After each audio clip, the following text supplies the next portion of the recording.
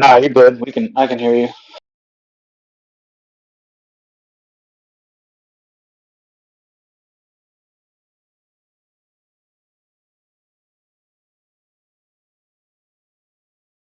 I appreciate that.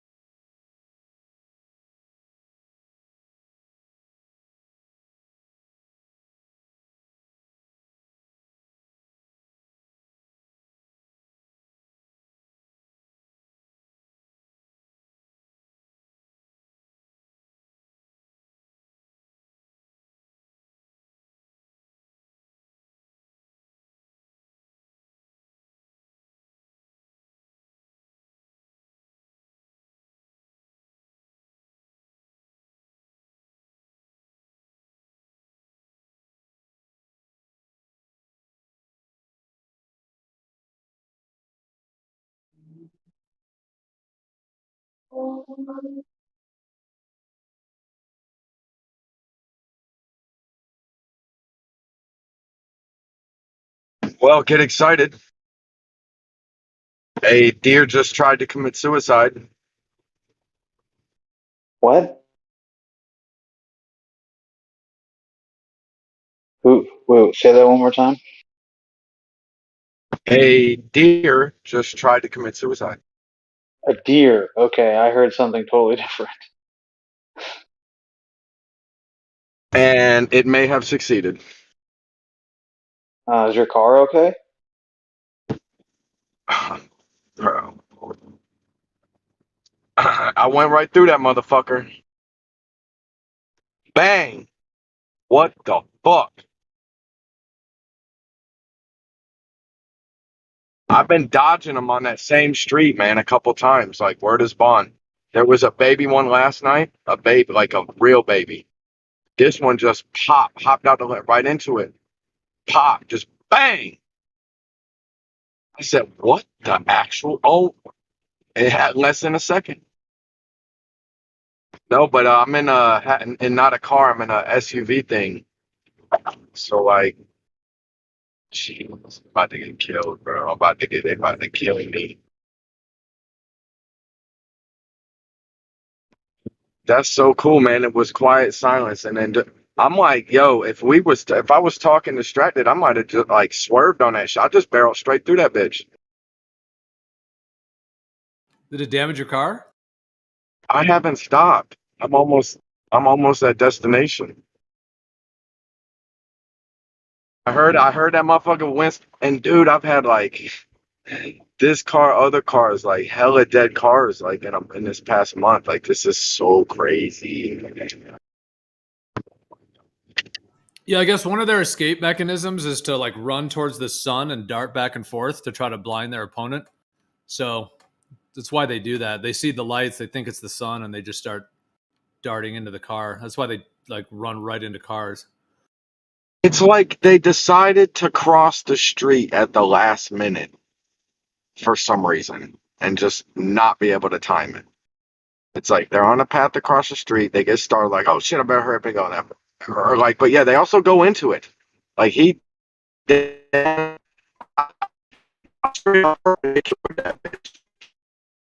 straight up, his whole body was square from head and square.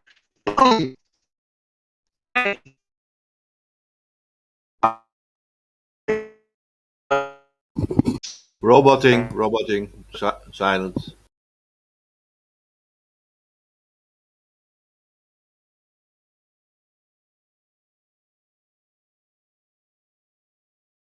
Who thinks I'm lying? I don't. I know deers are fucking suicidal as fuck, bro. After I say I'm about to take a picture of the hair and guts that's in the front of this car, y'all, who would change their mind? Who really believes me now?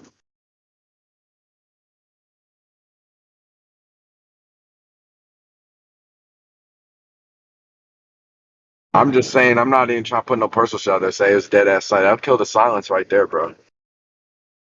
That shit was like, bang, the fucking deer in the headlight.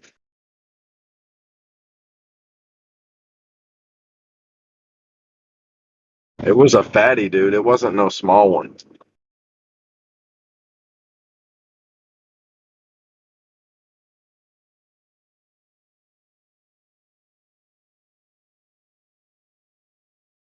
It's been a long time since this happened to me, but this is not the time.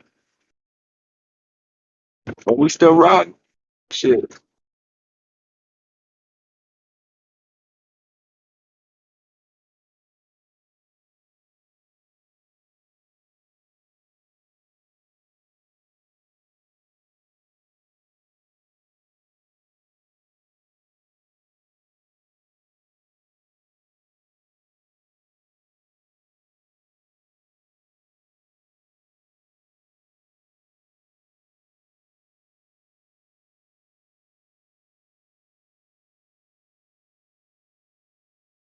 Hey, get excited.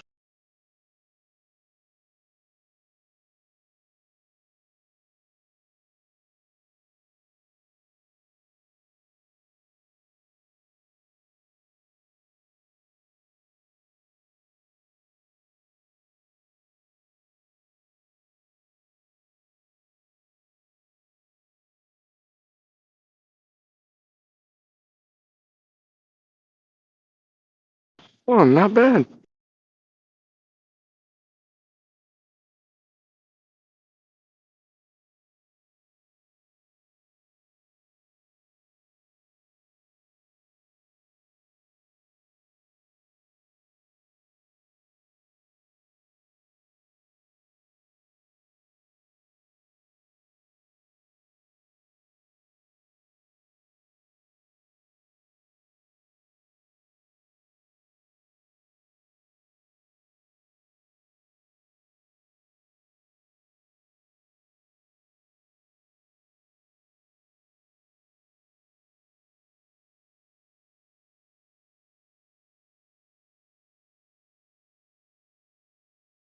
Oh, I think I lucked out, man.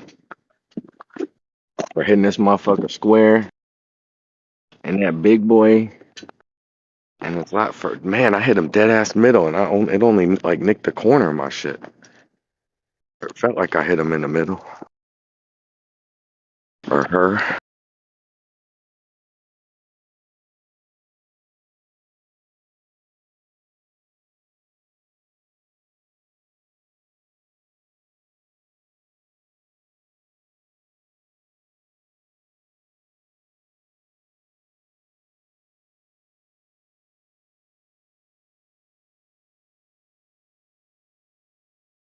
This is not a test, but I'm looking for evidence of it being fresh. God.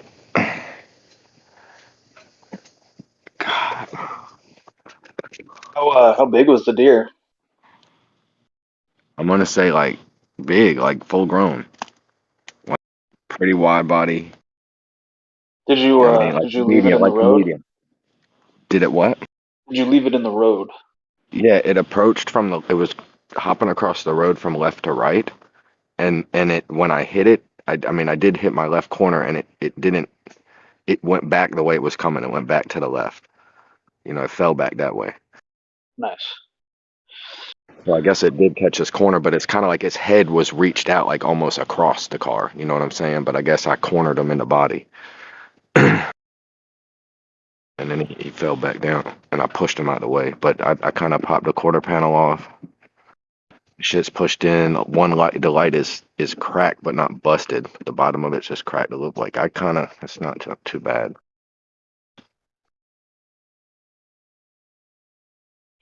Yeah, man, it could have been way worse. Sounds like you Cosmetically, got lucky. cosmetically, the female's gonna be crying.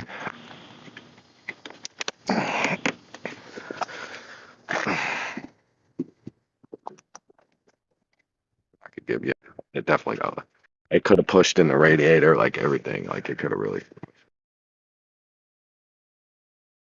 If I got hit dead in the middle, got into the engine.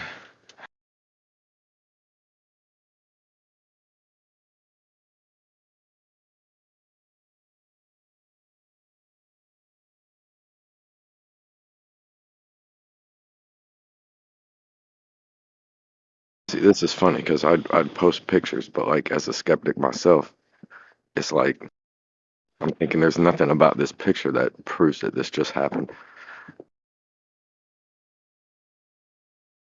Yeah, but people, they hit deers every day, all day long. They don't land on the moon every day, all day long. They don't shoot cars up into space, you know?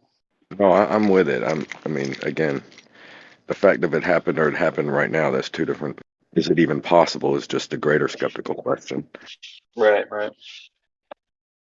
Oh man, they were arguing so hard earlier. I just like blacked out. Forgot that I had Discord on, and then I just came to. You were like, "Yo, is my mic?"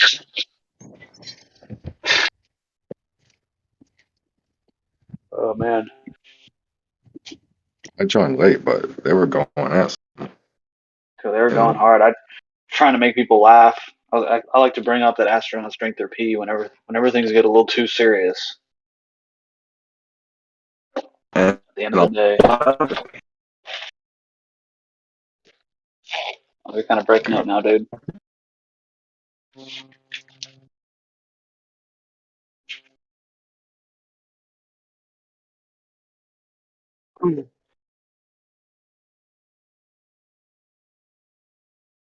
All right, check, check. Good, good.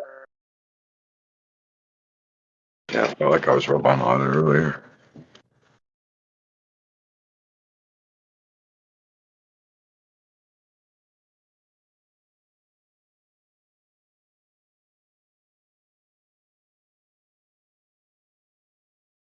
I have to AFK for 5 minutes.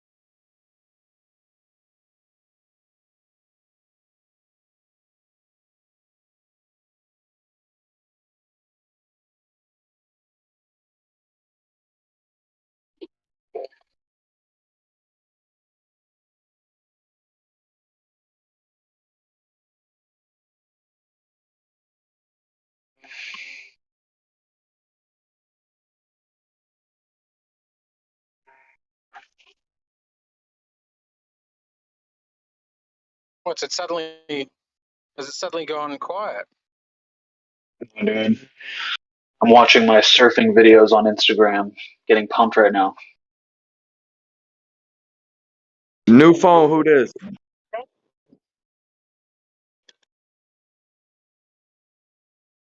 What kind of music are y'all listening to?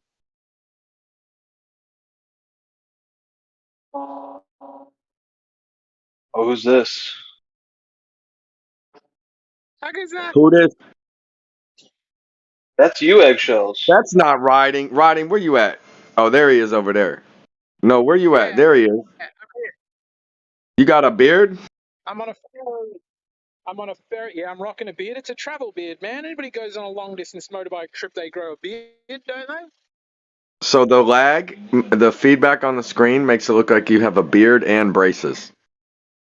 But I'm just kidding. Sorry, got shitty teeth. I haven't brushed my teeth in a while. Gentleman's trying to tell me something. But yeah, I'm 24-hour ferry trip. Gonna go from Flores to Sulawesi.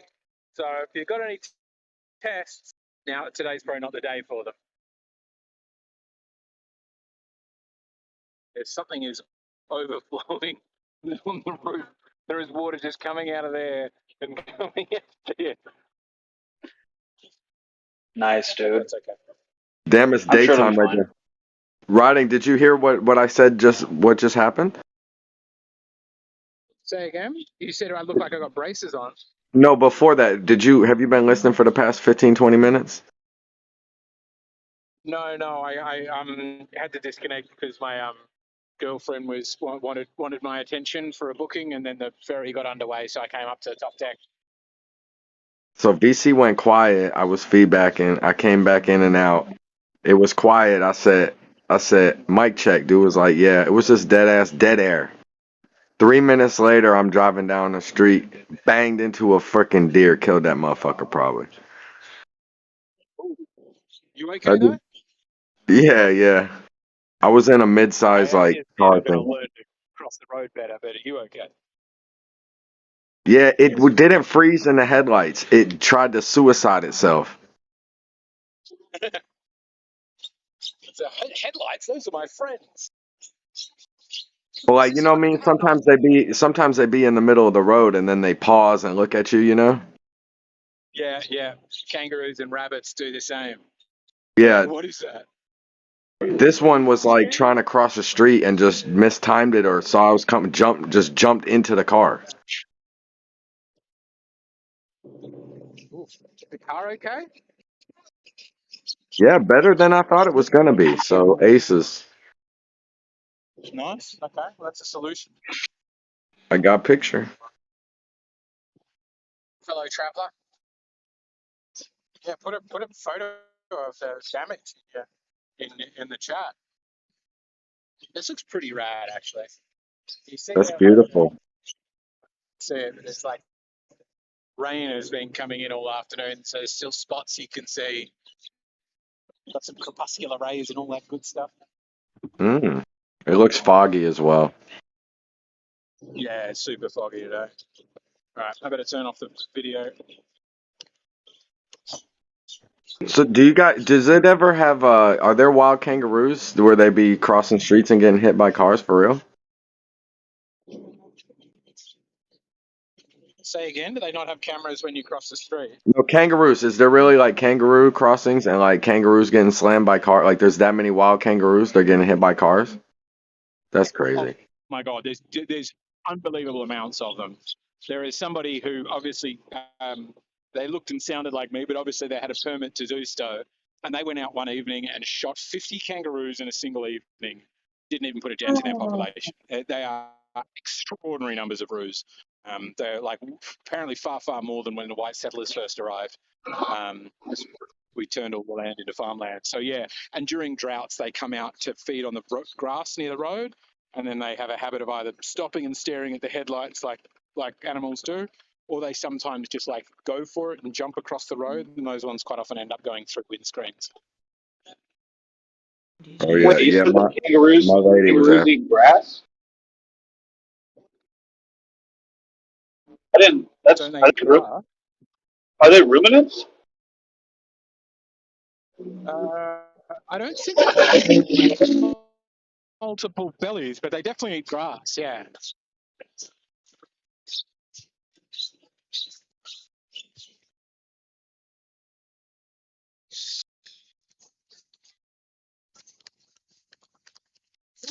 Just gonna sort my shit out here a bit. Yeah, I don't think they're like ruminants like cows that have multiple tummies, but Actually, they do have multiple pretty much stomachs. all they eat is grass. Yeah, they have multiple Do stomachs, they? but they're not. Yeah, but they're not ruminants. They're not ruminants. That's crazy. Yeah. That's fascinating.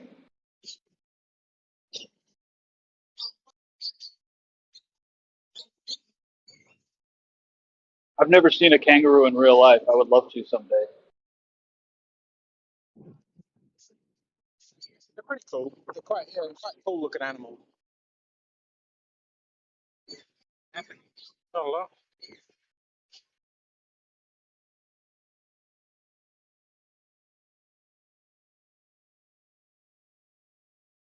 So, what kind of music are y'all listening to these days? Trying to find some new stuff.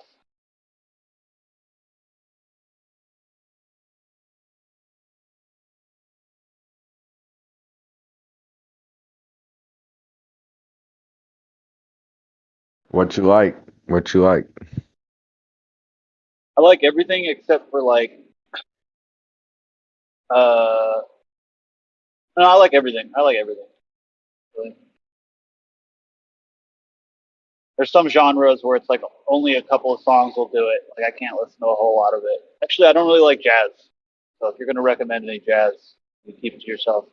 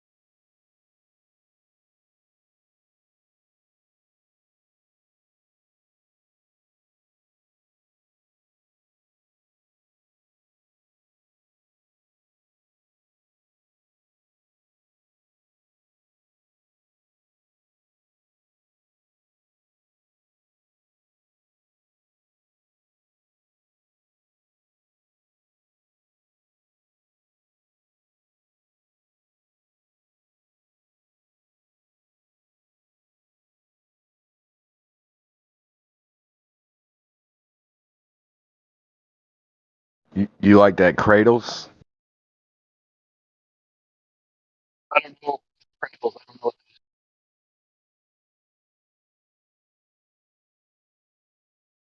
So I'm looking for some food.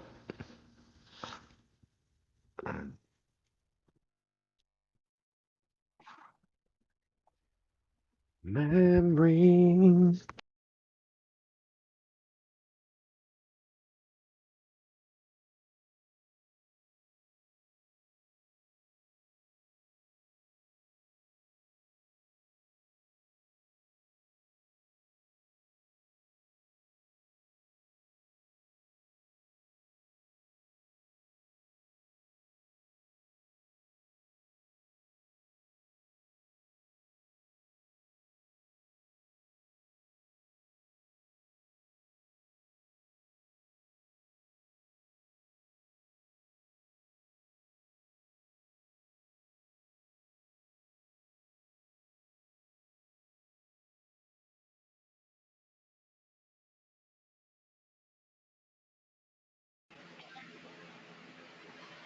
Goat, goat milk, spider web. Not today. Try the new gravity fishing string. You'll hook a whale or a planet.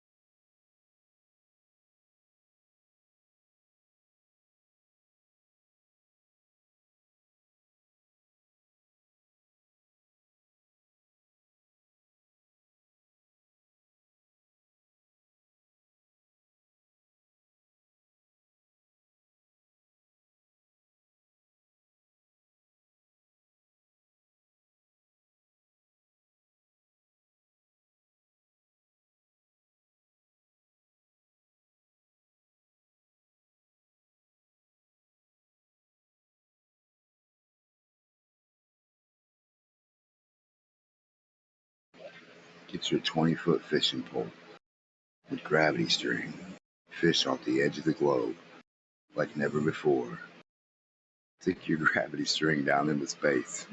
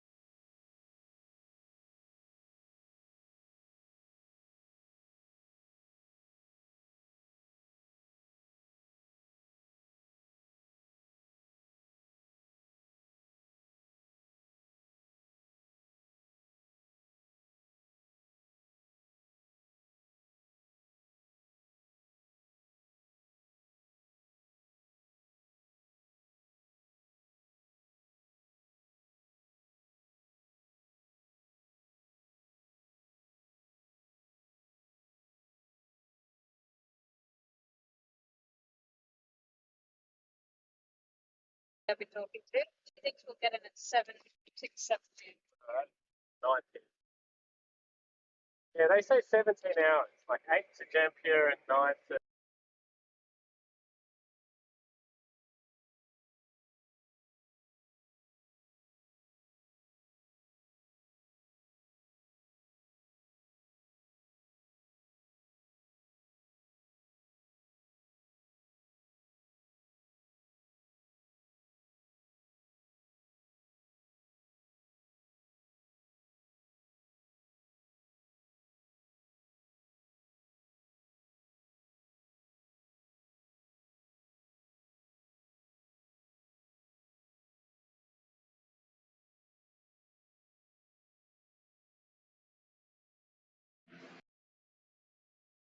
$39.59. 24,901. How do you have two?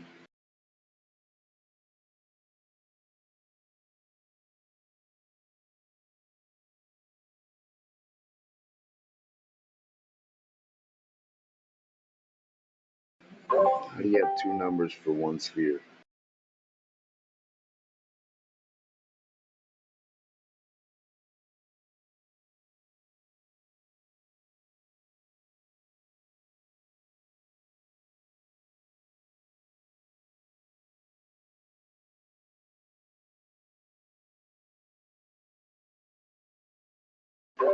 Hello?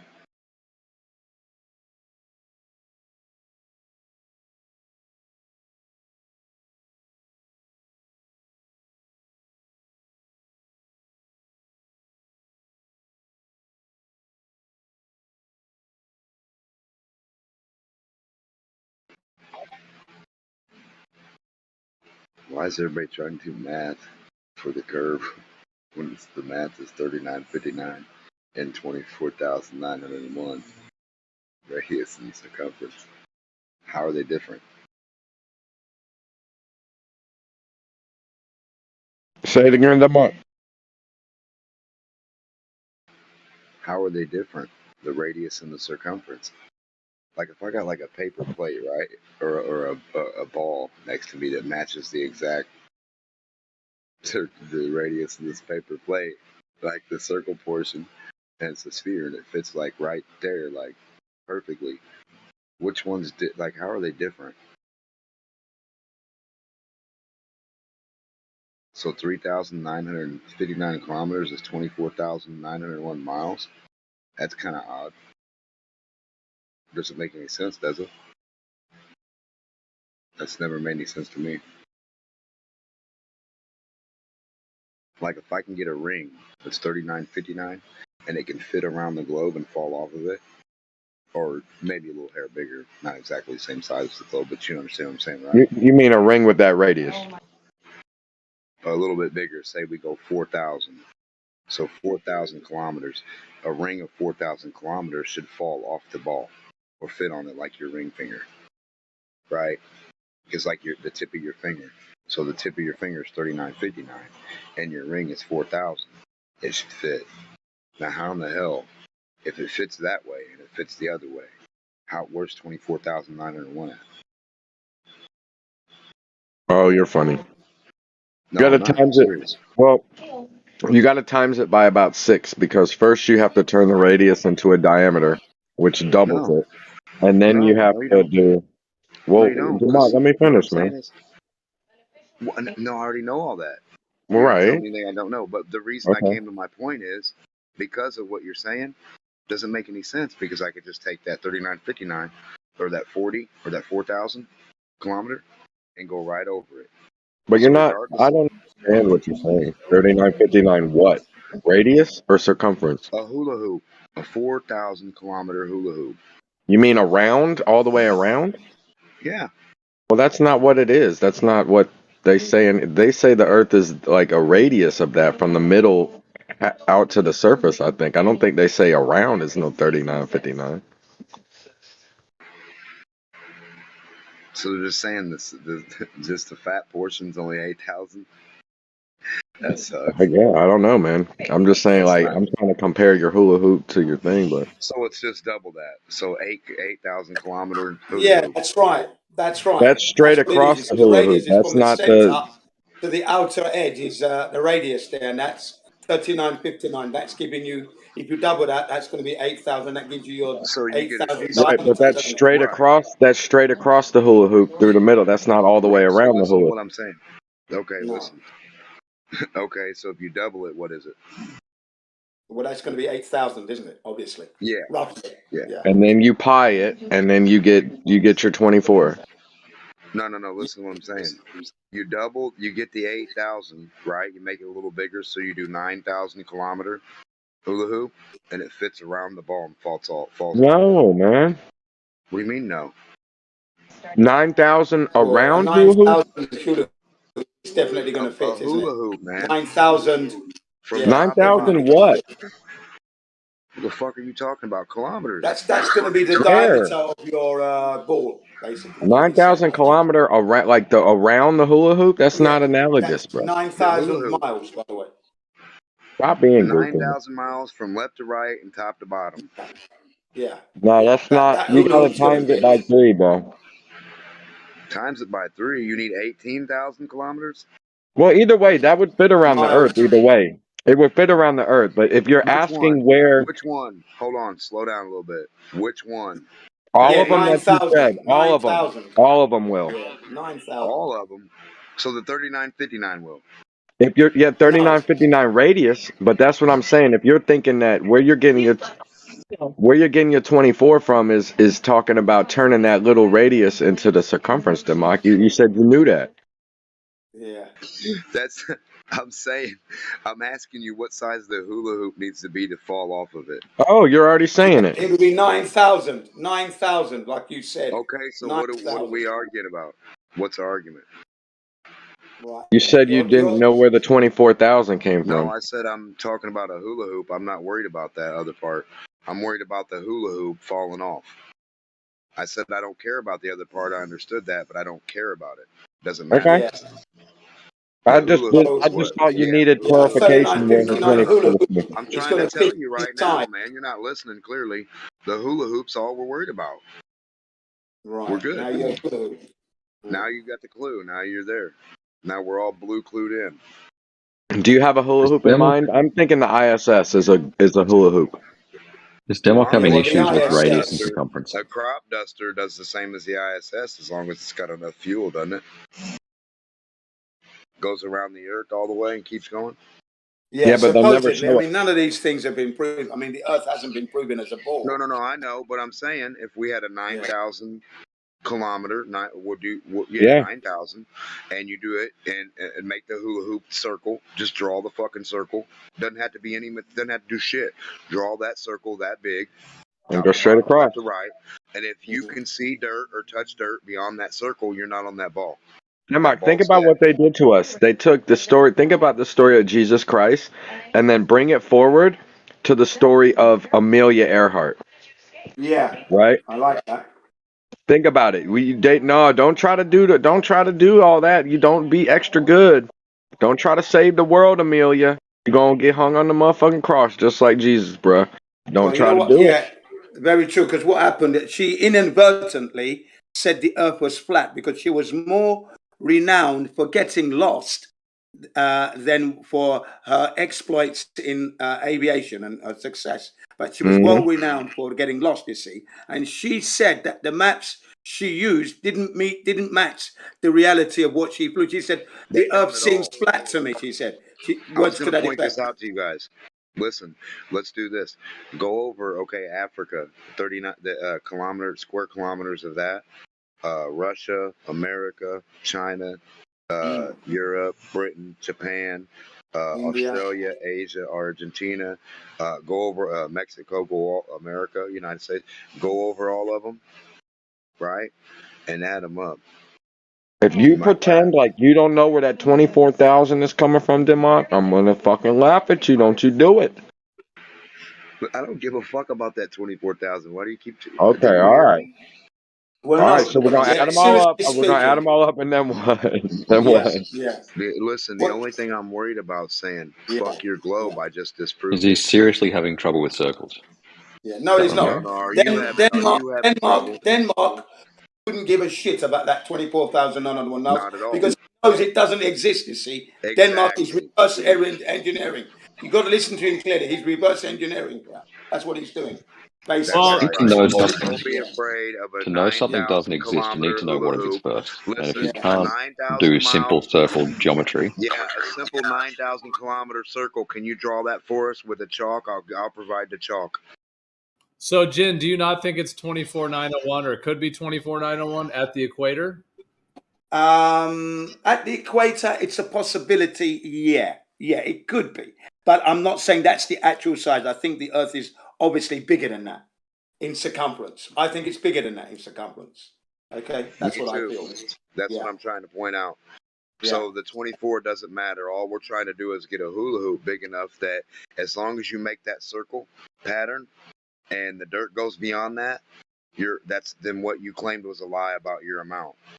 And yeah. that's really all. I mean, it's real clear. A simple child's play chalk circle. You could walk it, write it, paint it, put a string, sidewalk chalk, anything you wanted. Paint it. And if the dirt's bigger than that on any portion of on the outside of that circle, Yeah, then the globe's debunked. I mean, that's yeah. real simple. It's debunked. Forget all Look, the it's been math. debunked. We've debunked it with the latest cutting edge technology. We're not measuring any curvature. We're not detecting any spin. You can't have air pressure without any container. Well, we're So debunking the it till numbers. curvature, if you want, at the end of the day, you have no globe. You have nothing. So you have to be honest to yourselves. You're carrying a belief. Yeah, Okay? see, in my, Aussie boy, you're carrying a belief, and then you're being dishonest to yourself. You're a contradiction to actually living. You know what I mean? If you think, yeah, but it's a contradiction, isn't it? Because in reality, you haven't proven the globe to yourself. You haven't confirmed it.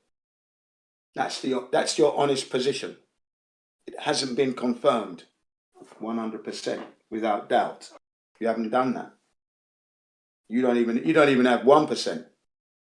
And I think that's shameful. yeah, and in this one, it's so simple. You don't have to worry about curve and all this other shit and drop and all this. You just make something, any object that you draw bigger than the object that it's claimed to be. There you have it. And if you still have, like, if that's not, if you go to the edge of the world doing that, then hey, more power to you. But if you can't, I mean, if the dirt keeps going, then so does the lie. People keep asking, well, if the Earth is flat, how does the sun and the moon stay above our heads? I said, I don't really know that. We can offer you a lot of speculation as to magnetism or whatever, but unless we know how this Earth was made, we can give you this answer. So whatever we give you is going to be speculation. I'm not going to lie and say I know how. How would I know? I didn't make this Earth. It wasn't here when it was created. I wouldn't know that. That's not something that I could really know. It doesn't bother them. It doesn't bother them that everything's floating around now willy-nilly with no explanation or demonstration, or explanations that don't even matter because there's no demonstration to back it, and it came from no demonstration. How do you have all these I knows, we knows, for sures and guarantees, no proofs? None of that even made any sense of something you can't demonstrate. Where did the first of anyone of any portion and of any of it come up with their claim that they can't demonstrate any of it together? Exactly. It's always separated. I've just come from the rhetoric server, which is there are a bunch of youngsters in there really, and I put it to them that their position is one of you're carrying beliefs, and then I offered them the principle. You know that documentary called The Principle, where all the theoretical scientists and astronomers and that are now saying that they're coming to the conclusion that the Earth is the center of the universe. But I said, be careful with the word universe because we don't even know if that exists. So, okay, but at least you have to watch that documentary to understand that the scientists that you follow are saying something's wrong, where there's a mismatch. And Michio Kaku's statement on that. So, and they were just like spiraling. Yeah. Oh, they will. That's why I say, where's the selfie stick? Where's the 20-foot, 50-foot Earth selfie stick that proves the Right. curve in the Earth is a globe by just sticking it off the edge somewhere and Yeah. having it face down and not see dirt or water underneath it horizontally? Mm. That's simple. And then Not a they, rocket, not a plane, not a turd, not a bucket in a mop. A stick that you stick past the dirt where you say the edge is or the curve of this planet, right? The material yeah, off of that, past it, and show no dirt, no yeah. water horizontally. And then they kept offering up gravity. So you obviously you go through the explaining to them the two proponents there, Einstein, Newtonian. And I said, but where, with the best telescopes in the world, where have you seen mass attracting mass? This should be visible. You don't see it anywhere. No one's seen that. You don't see it here on Earth. You don't see it in space. So you know you're carrying a belief. You've got no evidence. No Show me man the has curvature. eyes on that phenomena. Sorry, you They haven't. can't even show high altitude anything. In Just show me the space, not a curvature. meteor, not anything. But they'll play Well, I weird mean, you stuff that just, makes no sense. yeah. Show you your curvature. Rohit, what is biologically. that from? Is that like Oh, a?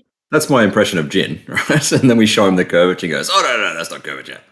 Didn't we have a conversation the other day, Jin, where I asked you, what would you have to see for you to be convinced that the Earth is a globe, right?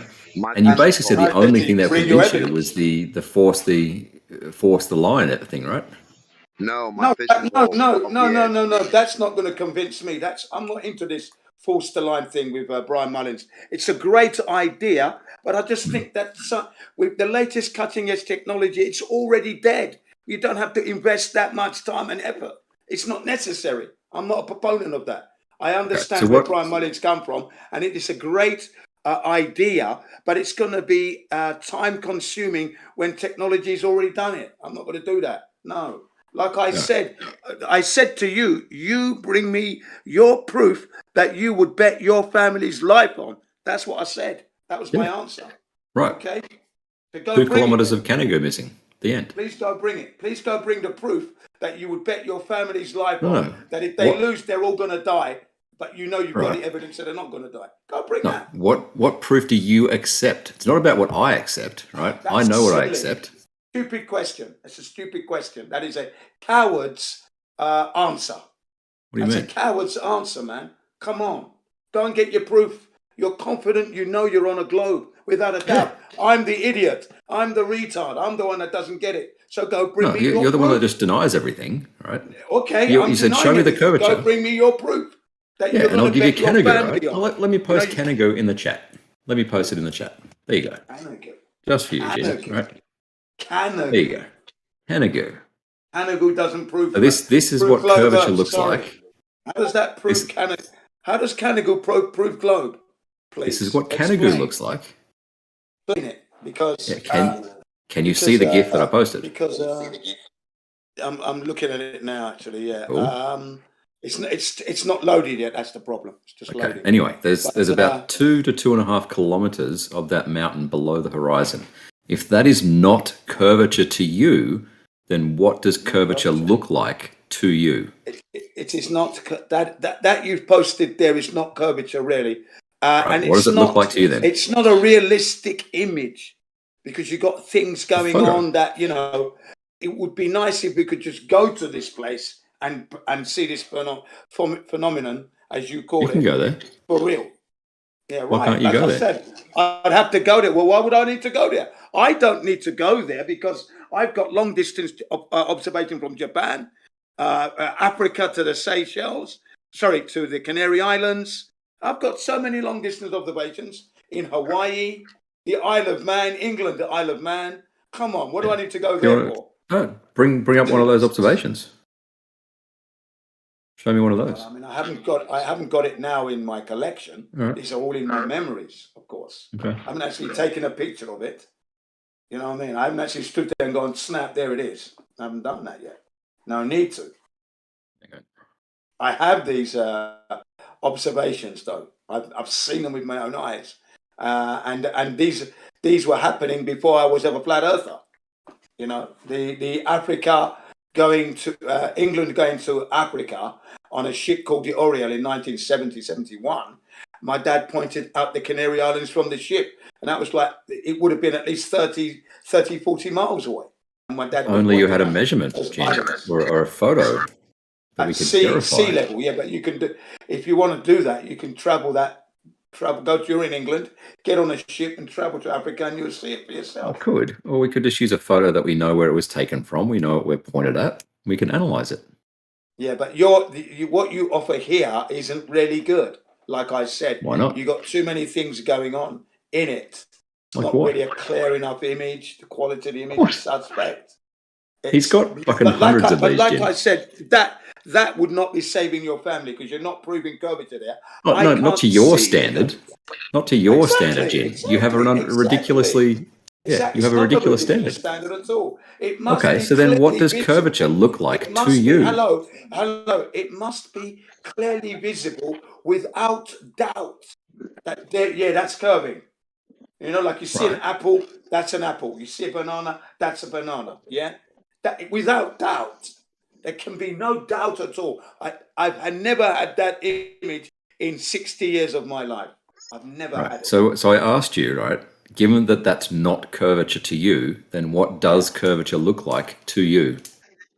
As far as I'm concerned, you would just have to bring your evidence, and so far, I just did, right? And that's curvature to me. Why is it not curvature to you? It's not curving at all. That's not curving. Why? Okay, then why?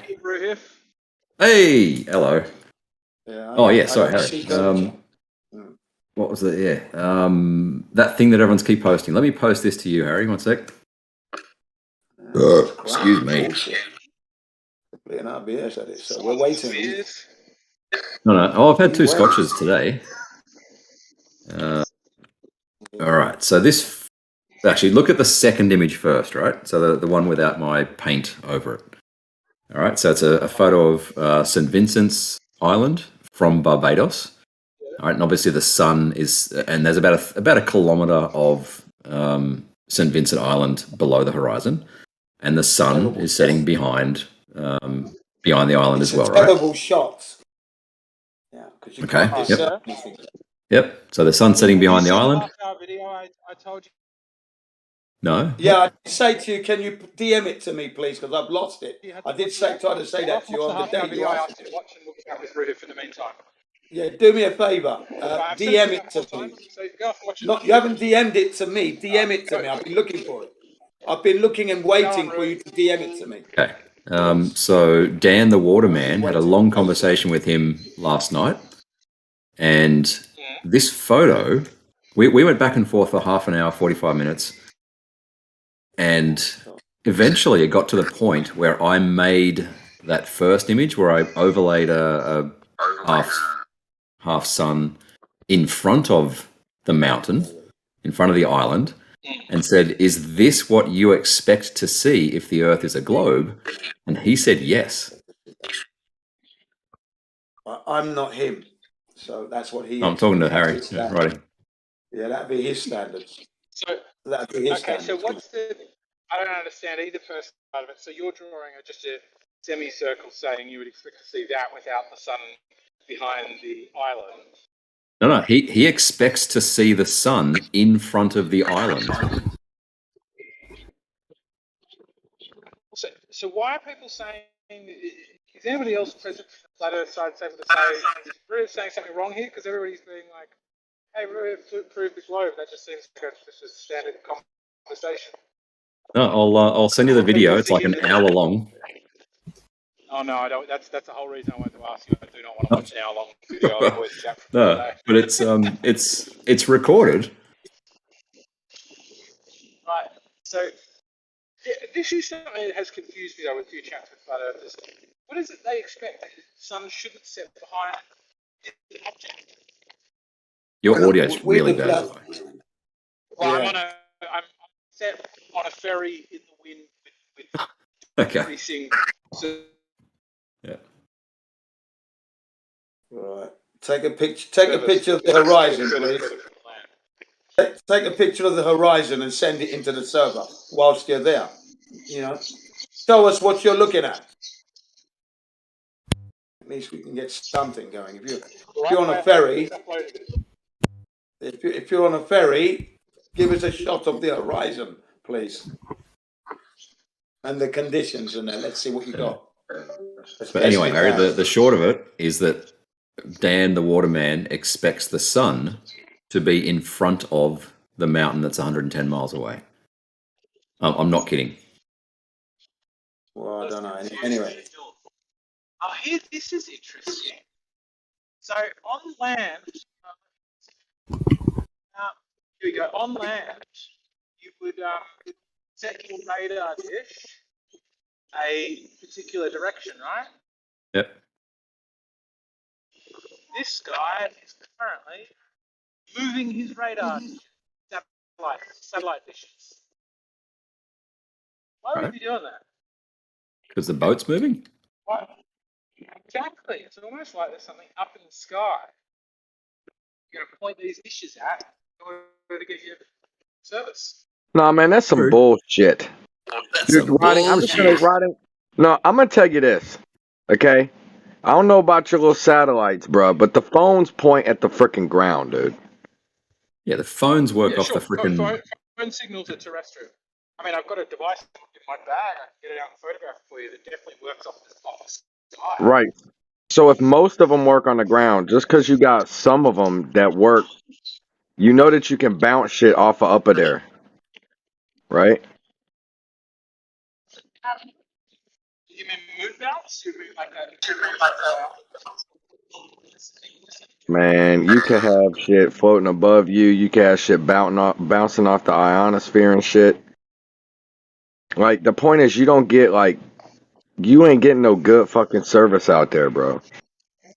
Where are you, by the way? in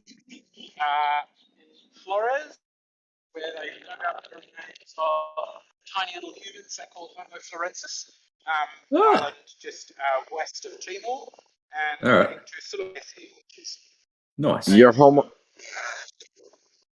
them Homo forensics better get some Starlink up in their ass that you want some service. yeah. You go away from them ground, you know you ain't getting diddly squat, man. Come on, man. Well, interestingly, I've got a satellite messaging system, so it uses Iridium and Inmarsat satellites, so it pings my location anywhere on Earth, regardless of cell signal. Ping your So it used location. it Okay. way out, so it uploads it to a website, and my parents, close friends, could follow my current location based on that. Super. Send emergency messages and stuff. Why you can't get 4G? How much? So exactly. Why can I not get 4G in some places? And I need to be able to get 4G. Doesn't matter from my head. It matters how far I can see horizontally. Whereas with this, it matters how much of the sky I can see. So if I went down a well, I would still be able to get signal from it. But if I went in just a tin shed, I quite often lose signal. Bro, you should be able to see a satellite like with a field of view. Like, you should be able to see that shit thousands of miles away. Yeah, you could. I mean, it's the angular resolution is going to be pretty small, right? It's an object the size of a car that's thousands of kilometers away. I'm saying, Not emitting any light. got a big old radio field, a big old radio, wave coming at you. You know what I mean? It don't matter. Like, you know what I mean? It don't matter how far away that is, as long as you got line of sight, which you got a big ass line of sight before that thing goes around a curve from out deep, up above you. It's weak, man. That shit is weak, dude. Oh, yeah, I don't think it's low. I think it's just a reasonably strong bit of another bit of evidence that there's stuff up in the sky. Sending signals. This is same as like roofs, isn't it? Isn't proof there's a globe, but it's evidence that the sun appears to be set behind this object.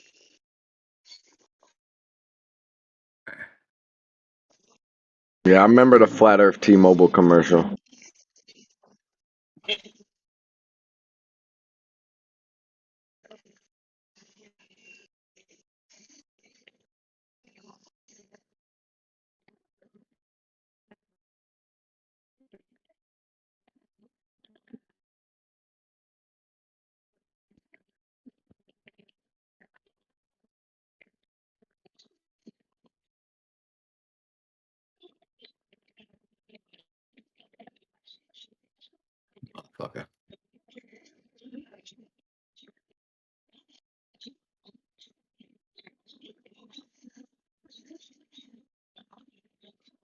What the fuck is Demlock talking about in the chat? I figured it out. Stuck I like what he's saying. straight line at any distance, direction goes out in space. Yeah, that's like you sort of caught up to Flat Earth 2016 when you were looking at the horizon. You're looking at the junction between space and Earth. Think about what he said before, though, man. We just need like a halo. Like, just put a whole ring around the Earth. Put a hula hoop around it. And then we can look at it from both sides, each hemisphere. We look up, we see the halo.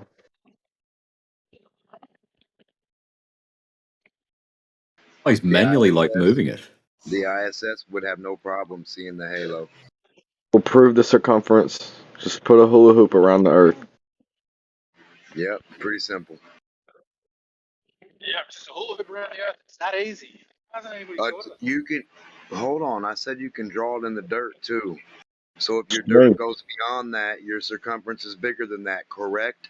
If I write on the sidewalk and you say my sidewalk circle is this circumference, Democ, and I say, okay, I'm going to write this much bigger than yours, and I write my circle bigger, then my circle should be bigger than yours.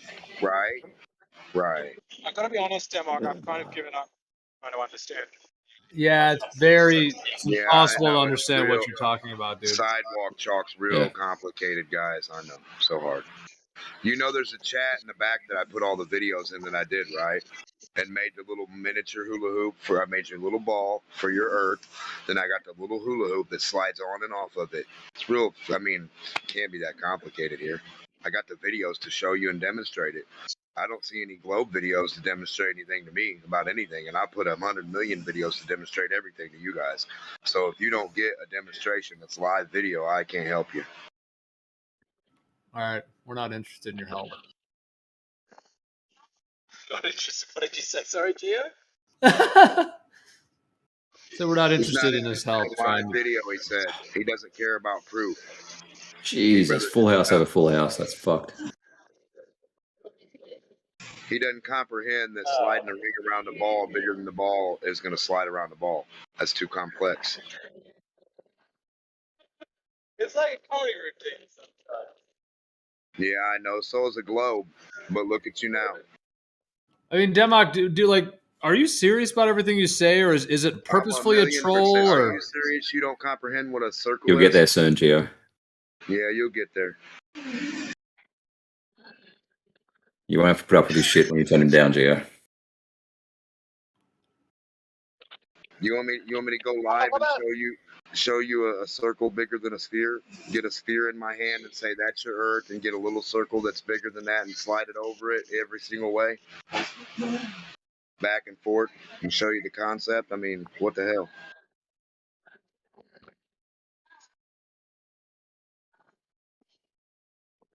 So that clearly means no matter what your ball is. So it means no matter what your ball is, you don't need material, you don't need anything else. If I got a paper plate that represents the radius of your globe, and it's on the sidewalk outside, and I draw a sidewalk circle bigger than that on the globe, and your globe is bigger, that means my sidewalk circle is only going to end up on your globe. It's going to match it. It's still going to be on that radius. It's going to be there, and the edge is going to be right on the side of that. So when I do it, the edge is going to match that. The circle I drew, the edge of your Earth. I feel like I can hear Gio's mind chugging, being like, now if I take a ring, I just like for us. Is he legit? 100 million%. What's going on here? Maybe he's making a profound and interesting point, but we're all missing it. Yeah, maybe you've never made a point and we haven't never missed it. So what I'm trying to say is, if you have a ball and you sit it out on the sidewalk, and you take a piece of chalk and you draw a circle around it that's bigger than the ball, it's going to slide. It's going to be bigger than the ball. It's going to be bigger than the radius. Okay, so what's your point with that? I followed that at least. You made some sense there. So congratulations on making a little bit of sense. So what does a circle? What does a circle around a sphere actually do? If you draw that outside on the ground, what does that mean to you? If you draw one bigger. Welcome to the globe, Gio. I know, dude. I'm about to go back to the globe listening to Democ. So if you draw a circle bigger than the radius of what you claim the Earth His to be, task is almost complete. He's almost got me back on the ball. I mean, is that the point, Demok, to just spew so much unintelligible nonsense that people are just going to think flat Earth is crazy? You Is don't that your understand goal? what drawing a circle is? I don't get it. You want me to show you how to draw a circle? I understand the Are you idea of a serious? circle larger than a Apparently you sphere. What don't. does that do? Clearly you don't. Clearly What you does don't. that do to Clearly decipher you don't. anything? So we have a Clearly circle you larger don't. than a sphere. Now, what does that do? That means it's not. That means it's not what you claim. That debunks your claim. What claim? If you have a claim that your fucking globe is 3959 or 24,901 and it makes a circle, and I make a circle that's 1,000 miles and kilometers bigger than that on the ground outside, if I can make a fucking circle bigger than the thing you claim your object is, you don't understand what that means? That means your object is debunked. Welcome to Flat Earth. There you go. I know Geo is becoming more and more certain by the syllable that he's like, this is obviously a plant sent by the globe to make flat Earth look silly. It's the simplest thing I've ever heard in my life. Take a fucking piece of sidewalk chalk and draw a 9,000 mile or 9,000 kilometer fucking circle. And if you can do that, well, and the dirt goes past that, then your Earth's bigger than that. That debunked everything that you thought the Earth was, right? Maybe not the globes being bigger, but it debunked every size that you claimed, every circumference core you got, every R radius value, everything was debunked with that. If you can still see dirt on every fucking side past that circle, that means the Earth's way bigger than that. That means the globe is debunked. Yeah, The whole that's right. That's a good the point. Cyan, the 800 mile fucking with Eratosthenes, that's debunked, all of it, just by a sidewalk chalk. So don't tell me I don't know what the fuck I'm talking about. That's right. You got to follow the curvature of the circle. Right. Interesting. That's a good point. Jen, do you understand what I'm saying? Yeah. Demok, I the thing is, understand dude, what like, you're saying, yeah. you'll Hold say on, something. Gio, You'll say something that makes Hold on, I sense, was right? You'll asking say Jen like, a question, if hold you on, don't let me. mind, please. Yeah, you Jen, can do answer you in a understand second, what I was saying? dude. The thing that just to let you Understand know, what you're Demok, saying, if yeah. you're Yes, trying you to, do? Okay, thank if you. you're At trying to least one person communicate, does. if you're trying to communicate a series of things that make sense, just some honest feedback. Well, I can't Sometimes help you'll it not say make something. All sense right, to now you, you're just man. gonna interrupt me, I I guess. can't make sense of it for you in your head. I'm done with this guy. What a disaster. What he's trying to say is that That was good if you fun, but I draw, gotta go, guys. Talk to you later. yeah. Later, What Roddy. he's trying to say is that you got to try and draw. You got to try and draw this circle. Imagine it of a certain size, okay, and see if it fits in, or is it bigger or smaller. Then you'll know whether the Earth is the size they say. But we already know that. I already know that the Earth is bigger than what they're telling us already. We know that. So what we should be doing is trying to draw a circle that is larger than. So let's say it's 25,000 miles in circumference. This circle, and make it physically. Make it. It's a bit like force the line, if you will. Okay, that's what we got to do. Literally, got to make this hula hoop. And if you can do that, physically make that, and we've got land beyond the hula hoop, then obviously the Earth is bigger than they've told us. Yeah. So if we make a hula hoop 25,500 miles, let's say, so it's going to be bigger than the Earth itself. And if we've got land beyond that, then it's bigger. You see what I mean? Can you see it? Yeah, I think I understand the general idea that he was saying. He was just talking over everybody. I guess if you question his ideas, he just gets aggressive and starts talking over you and just saying more things that don't make sense. But yeah, he gets defensive, yeah, and that is Denmark, because he's come from another place where he's had to verbally fight his way through for years. So he carries those psychologists, if you will. no, I understand some idea about putting a circle around a sphere and so on, but I don't know. It's like he'll say that and then he'll start talking about like a bunch of other things that don't link in with that idea. So it's just like this fractured thing that you can't really link the original thing he said to the fractured ideas he said later, and then you're supposed to try to put the fractured ideas with the thing that kind of made sense. It's all very bizarre. I thought it was funny when you said I'm going back to the globe. I thought that was good. I thought that was really good, Right, fuck this. I'm going back to the globe. Fuck this. That's it. There's curvature. It's spinning. I just think it's funny we can't find the edge. They can't not even shoot a rocket off of it horizontally. They can't even stick a fucking pole off of it or piss off of it, let alone shoot a fucking rocket.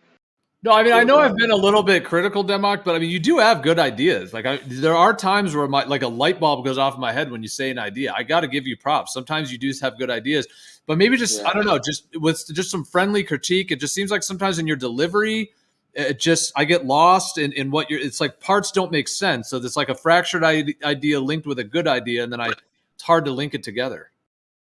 Yeah, that's fair. Because the first way I say it, the first way I'm saying it, like I'll say it, I'll be talking to somebody else, and then like you'll like probably pay attention during like maybe a little bit of it or something, not all the way. And then like when you say it, or somebody says that part don't make no sense, like the other guy, and then you said that part don't make no sense, then I don't know which part one of you want to hear, or what I need to say to each one of you to make you all get it at the same bunch at the same time. So sometimes I switch up a little bit. If I think you don't understand that part, I'm just trying to switch it to where you do understand. So I mean, if it doesn't make sense for the first part, that's why I change it. I'm trying to like figure out how to like make sense to everybody. I'm trying to say it the simplest way that I can. And if it makes it complicated, then shame on me. Then I'm fucking up really bad. Yeah, that's right. You got to take some of the blame there. But Gio, can you scroll back and look at the two images that Ruhev posted? Just go back and scroll back just a little bit, and you'll see these two images that he posted.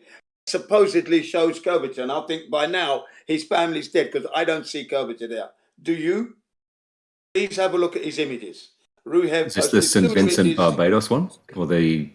Yeah, that's right. There's orange, there's black. The images is not very clear. Yeah, sorry. I mean, you offer this is Canigou? terrible.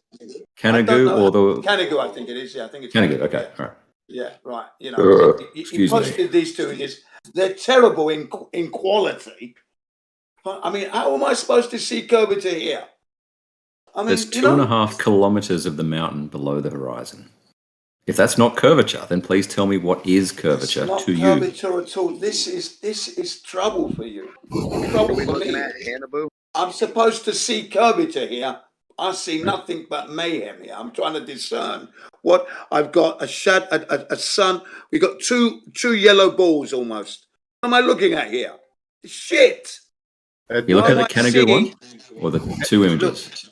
I'm talking about the two images you posted for me to look at. Two images. Yeah. Okay, so the Barbados St. Vincent ones, right? Right. I'm looking. What I'm looking at, you had one on top of the other. I'm looking at the top one. Yeah. I'm seeing a kind of yellowish ball, like an egg-looking thing, right? And then if I move to the left of that, it's like the sun disappearing in a hazy cloud, right? Yes. What the hell am I looking at? What is this you've given me here? What's this yellow this thing? Photo is the island of St. Vincent, taken from my parents' house in Barbados, 110 miles away. At what height did you take it? I don't know. It's not my photo. Can we get this is what Dan the Waterman gave to me. Photo, right? You didn't take it. Hold on a second. Why can't I zoom in on it or anything? Why can't I bring it and make it bigger? You have to click on it. I've done that. Click on it. No, I clicked on it, but it takes me to some YouTube video that's playing. Ruif, do you have any idea where a horizon appears depending on your view height? We have this number of 0.02 degrees, right? What? What is 0.02 degrees? What's that? That's the limit of any eye grid system or photo grid system. It can be. You're talking about the Rayleigh criterion, right? So you're talking about the resolution of the human eye. I don't have terms like that for it. There's a limit to displaying images in our eye or in a camera. In the camera, it's the pixel system. In our eye, it's the cone and rods projecting, by the way, on color cells. But you're talking about the Rayleigh criterion, not the horizon. I don't know the terms for it. It's okay. You're talking about the resolution limit. If you're using the word the number 0.02 for your eyes, you're talking about the resolution of your eyes. But my question is, do you understand that this creates the apparent horizon on a flat Earth? Or no, it doesn't. That's absolute horseshit. No, it's not horseshit. It is. Please show me the geometry. It's horseshit. That corners the horizon. Look here, Ruif, in a geographical orthographical side view, it makes you conclude that it is horseshit. But past that angle, at whatever value it precisely is, there is no more possibility to display any difference. The Rayleigh criterion depends on the aperture of the lens. All right. Regardless of whether you use a small camera or a big camera, the horizon doesn't change. The amount of hidden for an object behind the horizon doesn't change. All right. You've just been listening to Nathan Oakley, and it's just horseshit. No. I'm looking into it myself. Don't make your conclusions on me there. And what exactly did you look into? What did you find? Well, there is a limit of display in grid system, whatever that grid system is, in our eye or on a camera, that something can be displayed. Okay. You are talking about the resolution limit of the eye, which is Rayleigh's criterion, right? Okay. And 0.02 degrees. Hey? You can sound interesting by giving it a name, but it's just, this is my... Light water. Yeah. You do realize, though, that this limit, like this grid system limit of the grid system to display something, it depends only on the optics, like on what lens you're using, right? The diameter of the lens, yes. It does not depend on what height that lens is at. Well, yes, because the angle of 0.2 degrees or whatever number in that direction it is, that brings the horizon further the more higher your view is, and it brings it closer exponentially. Yeah, absolutely. Light water, but it also, like, if you have two cameras, one has like an angle of 0.22 arc minutes or something, and the other has like a much bigger resolution, it has a much bigger lens, and can resolve angles much smaller. Then the horizon for those two cameras that are right next to each other should be at different distances, right? No, when you say, but hold on a second. When you guys keep saying the arc minutes, the angles, and the degrees and stuff, and you look in the air and the sky, and you're just and you already just said it's optical. So when you said it's optical, that means that it has to do with the lenses you have and the amount of air between you and the thing, and absolutely, and the temperature and everything. Yeah, you're hijacking the conversation. I'm not going to respond to that. You interjected here. Turn Democ down. Conversation. So it's optical. Turn Democ down. Your mental health will thank you. As well as a front view. Democ, you were hijacking this conversation. I was talking with Lightwater, and I was asking you a simple question. Yes/no question. So you have two different cameras. One has a much higher angular resolution than the other. But has a bigger lens. So the limit of what it can see is smaller. The limitation, the grid, it sees more of the grid system. And you have them right next to each other. Then the horizon, if it's caused by this limitation of what can be displayed in those grid systems, as you call it, should be different for the two cameras, right? Slightly. Listen. Why slightly? Let me make a point. The betterment of 720p to 1040 was easy, but from 1040 you have to go to 2080. And from 2080, you have to go by doubling that number. So just a little bit bigger, or if it doesn't double, so that's why there's a limit in the growth of this grid system. What the hell was that? You cannot just say that, for instance, if you have a better, more detailed possibilities at the horizon is there where from one pixel to the other pixel in vertical, there's no more possibility for displaying the difference between the sky and the land. You understand what I'm saying? Yeah, that's still the same thing that you said before, right? Yeah. But the horizon is supposed to occur and if you don't resolution limit of the cameras. And if you don't double the grid system, it's just a slight difference. Okay, so if it's not double, then the difference is slight. Okay, but you can double the resolution limit.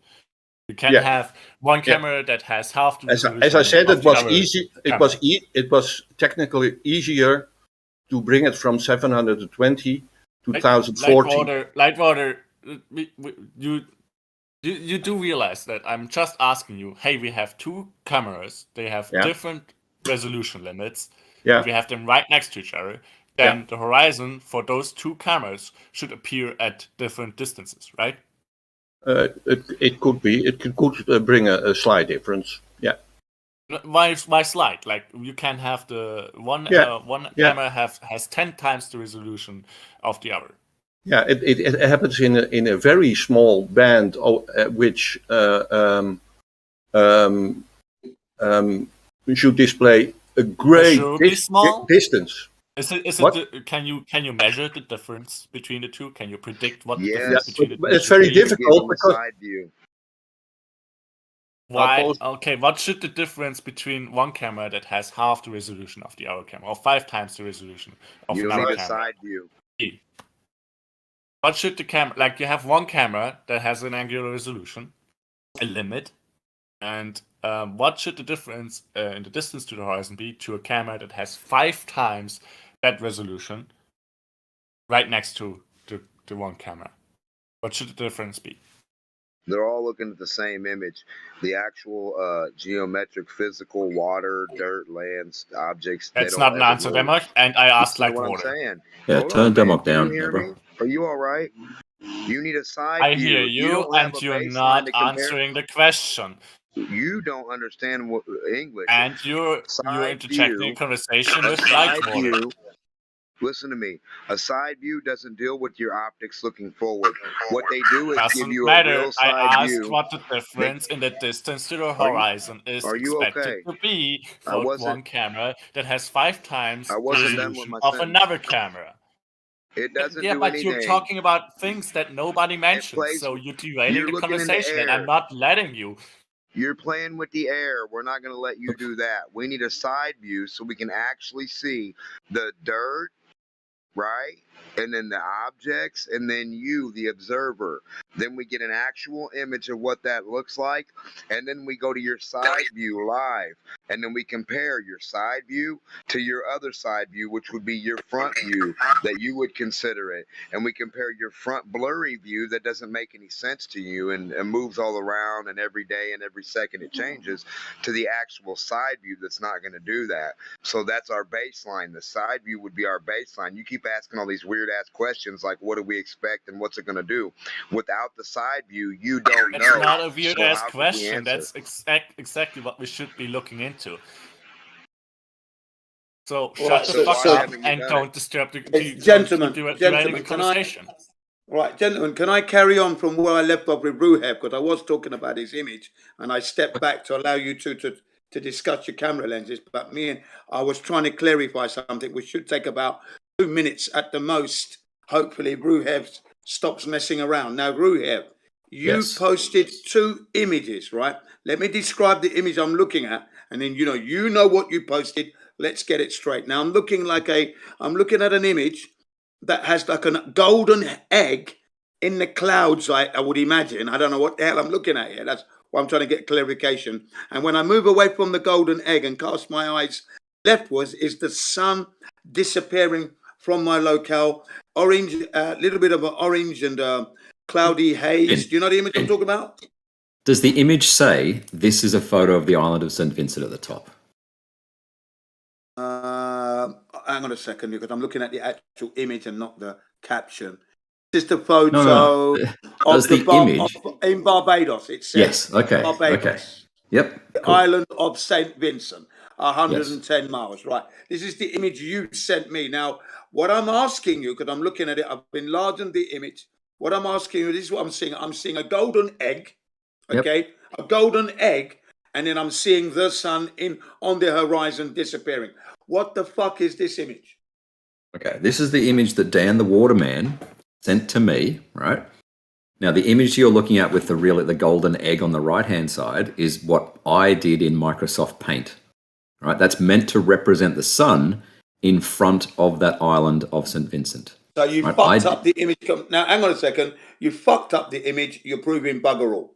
That's what you've gone and done now. Okay? The image below. By you doing that now, in a court of law, you've destroyed the evidence. We have a natural image. Hang on a second, please. We have a natural image taken from a lens, as best as that camera could do, and then you've come in and you've added your piece. So no longer can we rely on this for anything. We can't use this image anymore. Please don't be fucking retarded, Jin. Okay. The image below that one is the original that I haven't touched. Okay. Is that okay now? Okay. You happy with that now, Jin? Let's look at that one then. Okay. Right, thank you very much. I'm glad you explained it. That's what I was trying to do. It's Okay. not being retarded. It's how I get to a fuller understanding. You see what I mean? Yeah?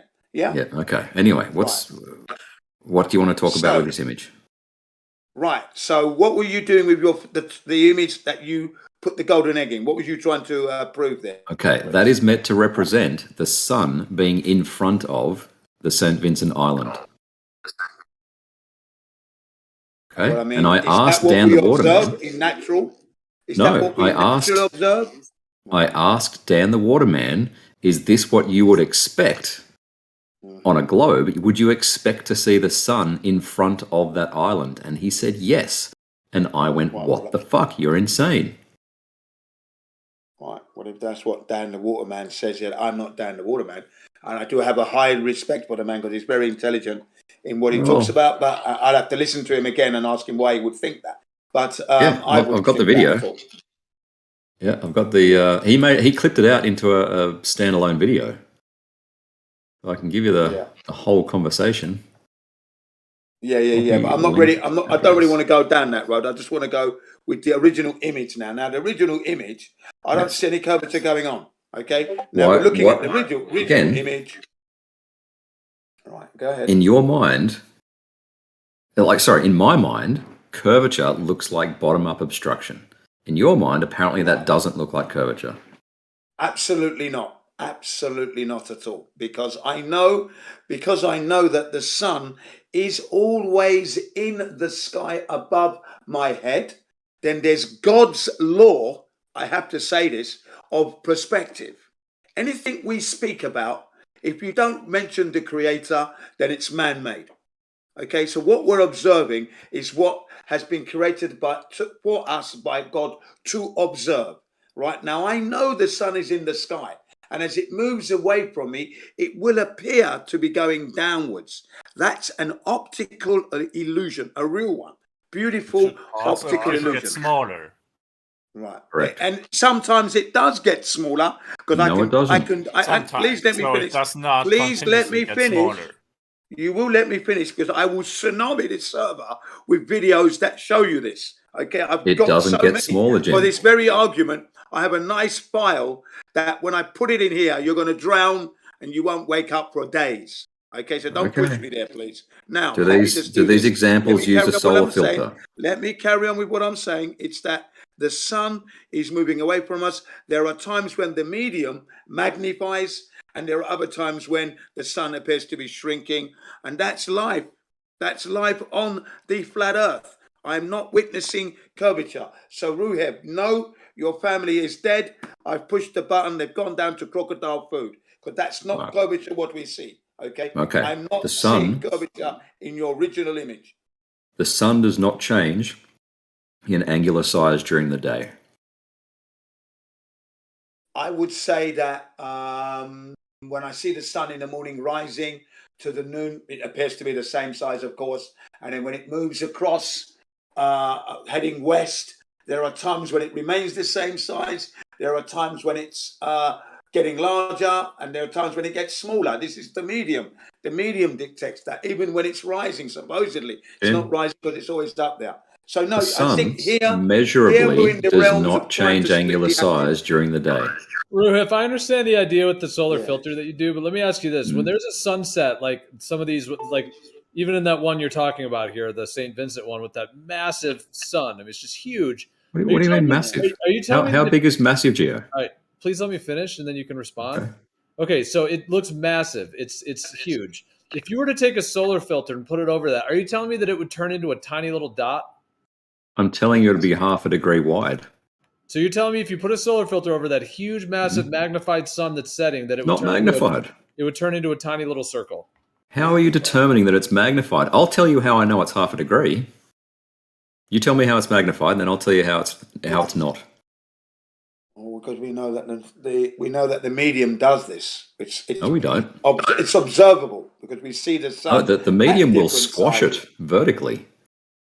That's what'll We'll happen. see it It'll get at squashed. The question I'm different asking, sizes. I just posted this, which someone you've probably seen this. I just reposted it. Yeah. So what I'm asking, I understand. Like, first of all, I don't know why you would assume that filter somehow is making it the correct size. It's just a filter that's made of plastic and chemicals and materials. Nonetheless, Blocks the what I'm glare. asking you is that when it's massive on the horizon like that, if you put that filter over it, does it turn into a tiny dot like that? That's my question. When you say it's massive on the horizon, how big is it? Have you measured it?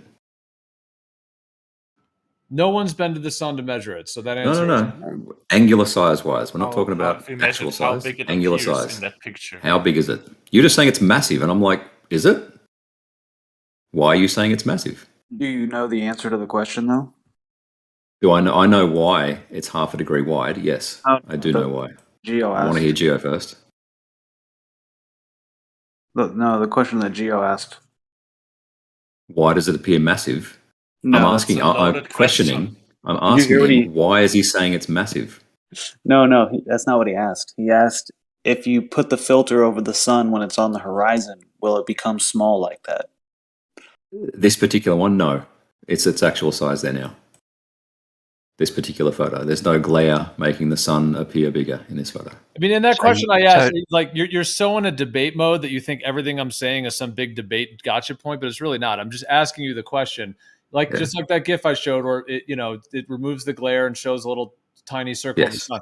I'm just asking when the sun is setting, and if you lined up 10 people and said this, they would all say the sun looks massive. It looks large. It's way bigger than it is when it's like directly above you, etc. I'm just asking, if you put that solar filter on it, does it reduce down to a tiny little circle like it does in this GIF or not? That's just my question because I've never tried that. Okay. myself. In this particular photo, no, it won't.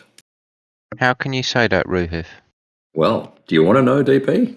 Yeah, I do want to know. How can Okay. you say that? Ruhif, when there's a Right. GIF there that is demonstrating exactly what Geo is saying, and you're making a claim that GIF, what is being demonstrated in that GIF, doesn't apply to the sun in your picture, well, that must be a different sun then. No. I know that It it's must half a be. degree wide. Well- no, well, I know if- that it's if- half a degree Ruhif- wide because 3DP, because I have the scaling factor of the mountain. Right? I know how big the mountain is. Yeah, but Rohith, the mountain is subject to refraction, lensing, la la la la la. So Not horizontally, you, it's not. You can't. Don't go there, Rohith. you say refraction doesn't happen horizontally. Correct. Don't No, go there, let's take a Rohith. photo of my screen. Hang on. Don't go there, Rohith. Oh, I'm going to line this up a little bit better. One sec. 55 maybe. I have photographic evidence of horizontal refraction, Ruhif. I don't think you do. I think I do, Ruhif. Excuse me. Hang on, let me post You this. posted? Yeah.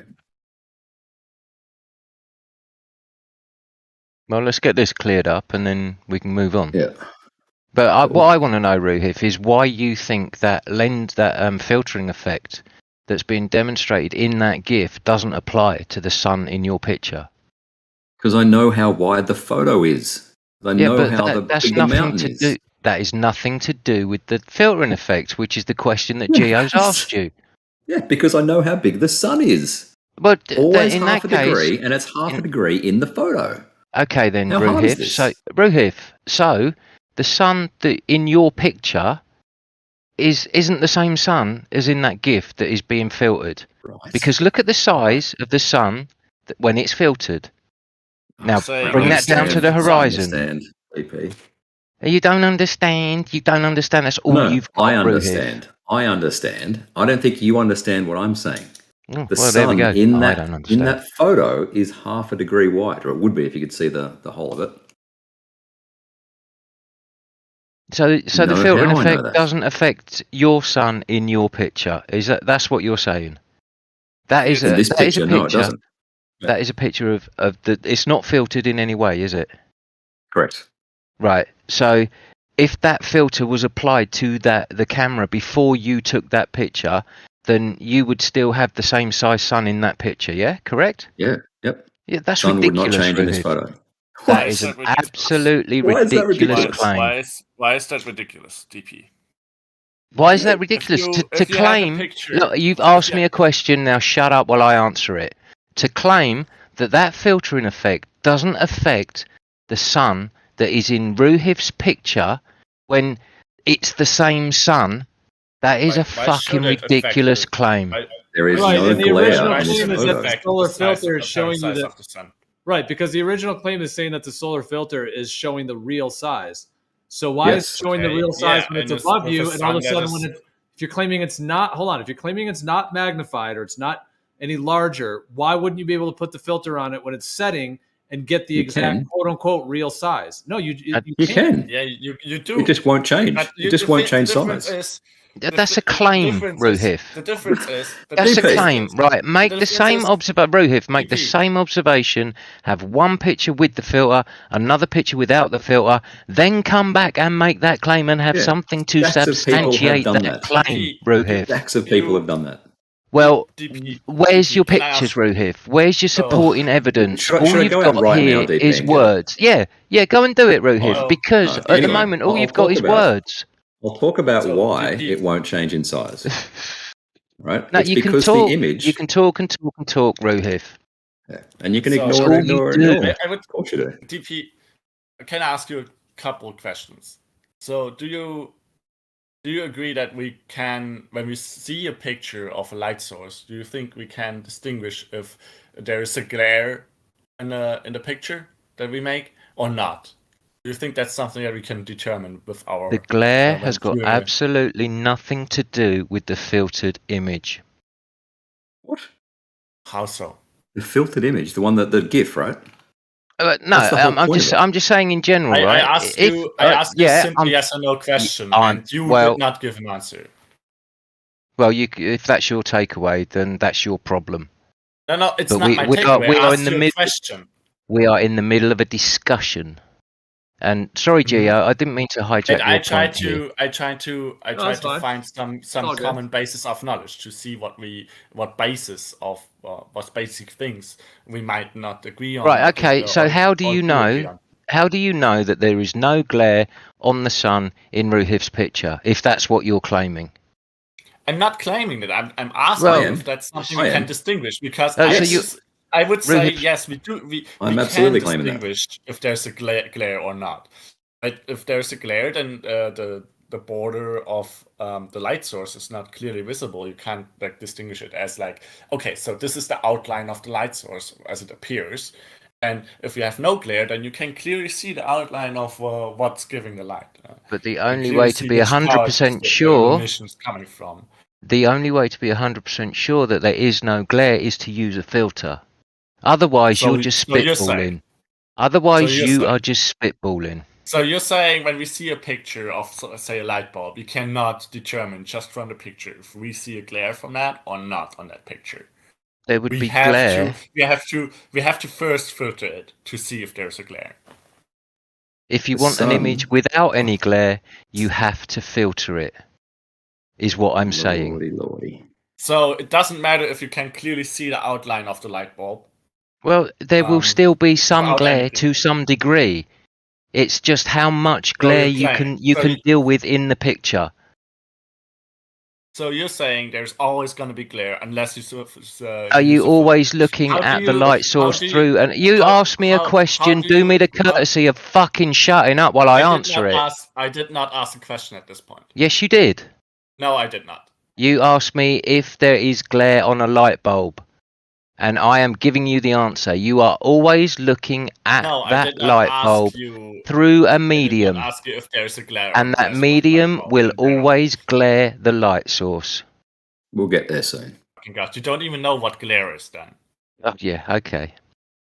No, because you're saying it's Yeah, coming from the because medium. what? It doesn't. It's not. It's from an overexposure of light. Like when the source of light is bleeding out in a picture, so that it's not just the point that the light comes from, but the surroundings as well. Yeah, that are stutter depicted some as more. illuminated. Yeah. It's Okay. That's clear. It's not. It has nothing to do with a medium or not. Okay. Like outside of a medium, if you have no So- medium, if you take a picture so- in a vacuum chamber of a light source, and you have the camera, the light source too bright for the exposure of the camera, then you're gonna have glare as well. Done? It's nothing to do with the medium. Yeah, okay. Okay. All right, DP, you want to know why there's no glare in this photo? Go on then. Okay. Because if you draw a circle, like if you extrapolate a circle for where that sun is, right, make a circle around it, Hang on, which that picture am I circle, looking at? the St. Vincent's Island one. If you make the That's sun the into one a circle, guess how wide it is in angular Make this- size? Make the sun into a circle. How about I do it? Hold on. Give me a minute. Give me a minute. So you're drawing a picture on the. Oh, sorry, you're drawing a circle on the picture of the sun, and relating that in what pixel Angular counts size. and angular size. Yes. Angular size. Well done. Let's draw a circle. Oops. All right. So at the end of the day, Ruhu, if you're just spitballing with this, right, the only way Yeah, you man. will be able to tell if there is a difference between the filtered and unfiltered image is to take two pictures, one with a filter, No. one without. No. Yes, if the angular Ruhu. size is half a degree, then there's no glare. And you are taking that angular size from what the sun in the sky as you see it without a filter. No, I'm taking the angular size of the photo based on the island. Do you understand? You're taking the angular size of the photo of the sun in the photo, I take it you mean. Yeah. Yes. Based on the island. Yes. I can work out the field of view of that photo, and therefore I can work out the angular size of the sun. And guess what? It's half a degree. Therefore, no glare.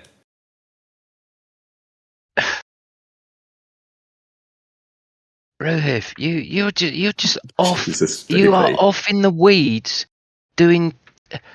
What the fuck are you doing, man? You're twisting your own head up. Jesus, DP. Where is it? Hold on. Oops. Fuck. Format, shape, size, and position. 10.31. So you're drawing a circle. You're projecting the rest of that circle under the horizon. I'm going to use the way you prefer it to be. So you're projecting the rest of the circle of the sun to under the horizon. Yep. And then There's a working out circle. the angular size of Yes. that circle. And then comparing that to the angular size of the island. I'm working out the field of view of the photo based Right, on the but island. Right? but you're assuming a distance in that, aren't you? It says the distance in the photo. No, to the sun, not the No, island. nothing to do with the distance of the sun. Nothing. How do you get your angular size then? Of the sun, it's always half a degree.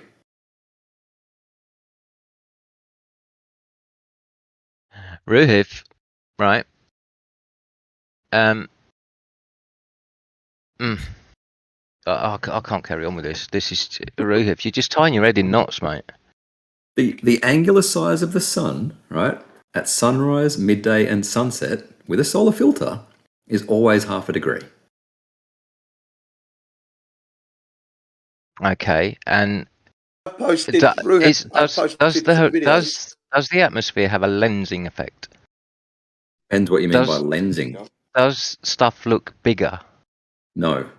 It squashes. Generally, it squashes things vertically. No, It makes things bigger as well. It makes things No, it bigger. doesn't.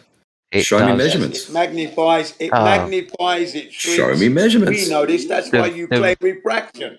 That's why Show you me always claim refraction measurements. because of the medium. It's been all Ruhiv. kinds of things.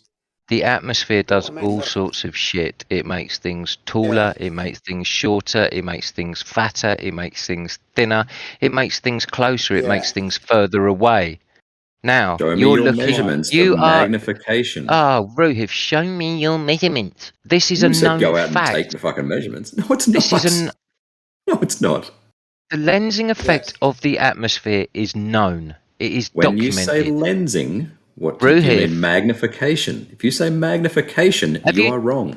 Have you seen the Skunk Bay footage? Yes. You got things Yeah. moving up and down, yes. Things moving up and down, side to side, backwards and Not forwards side in to the front. side.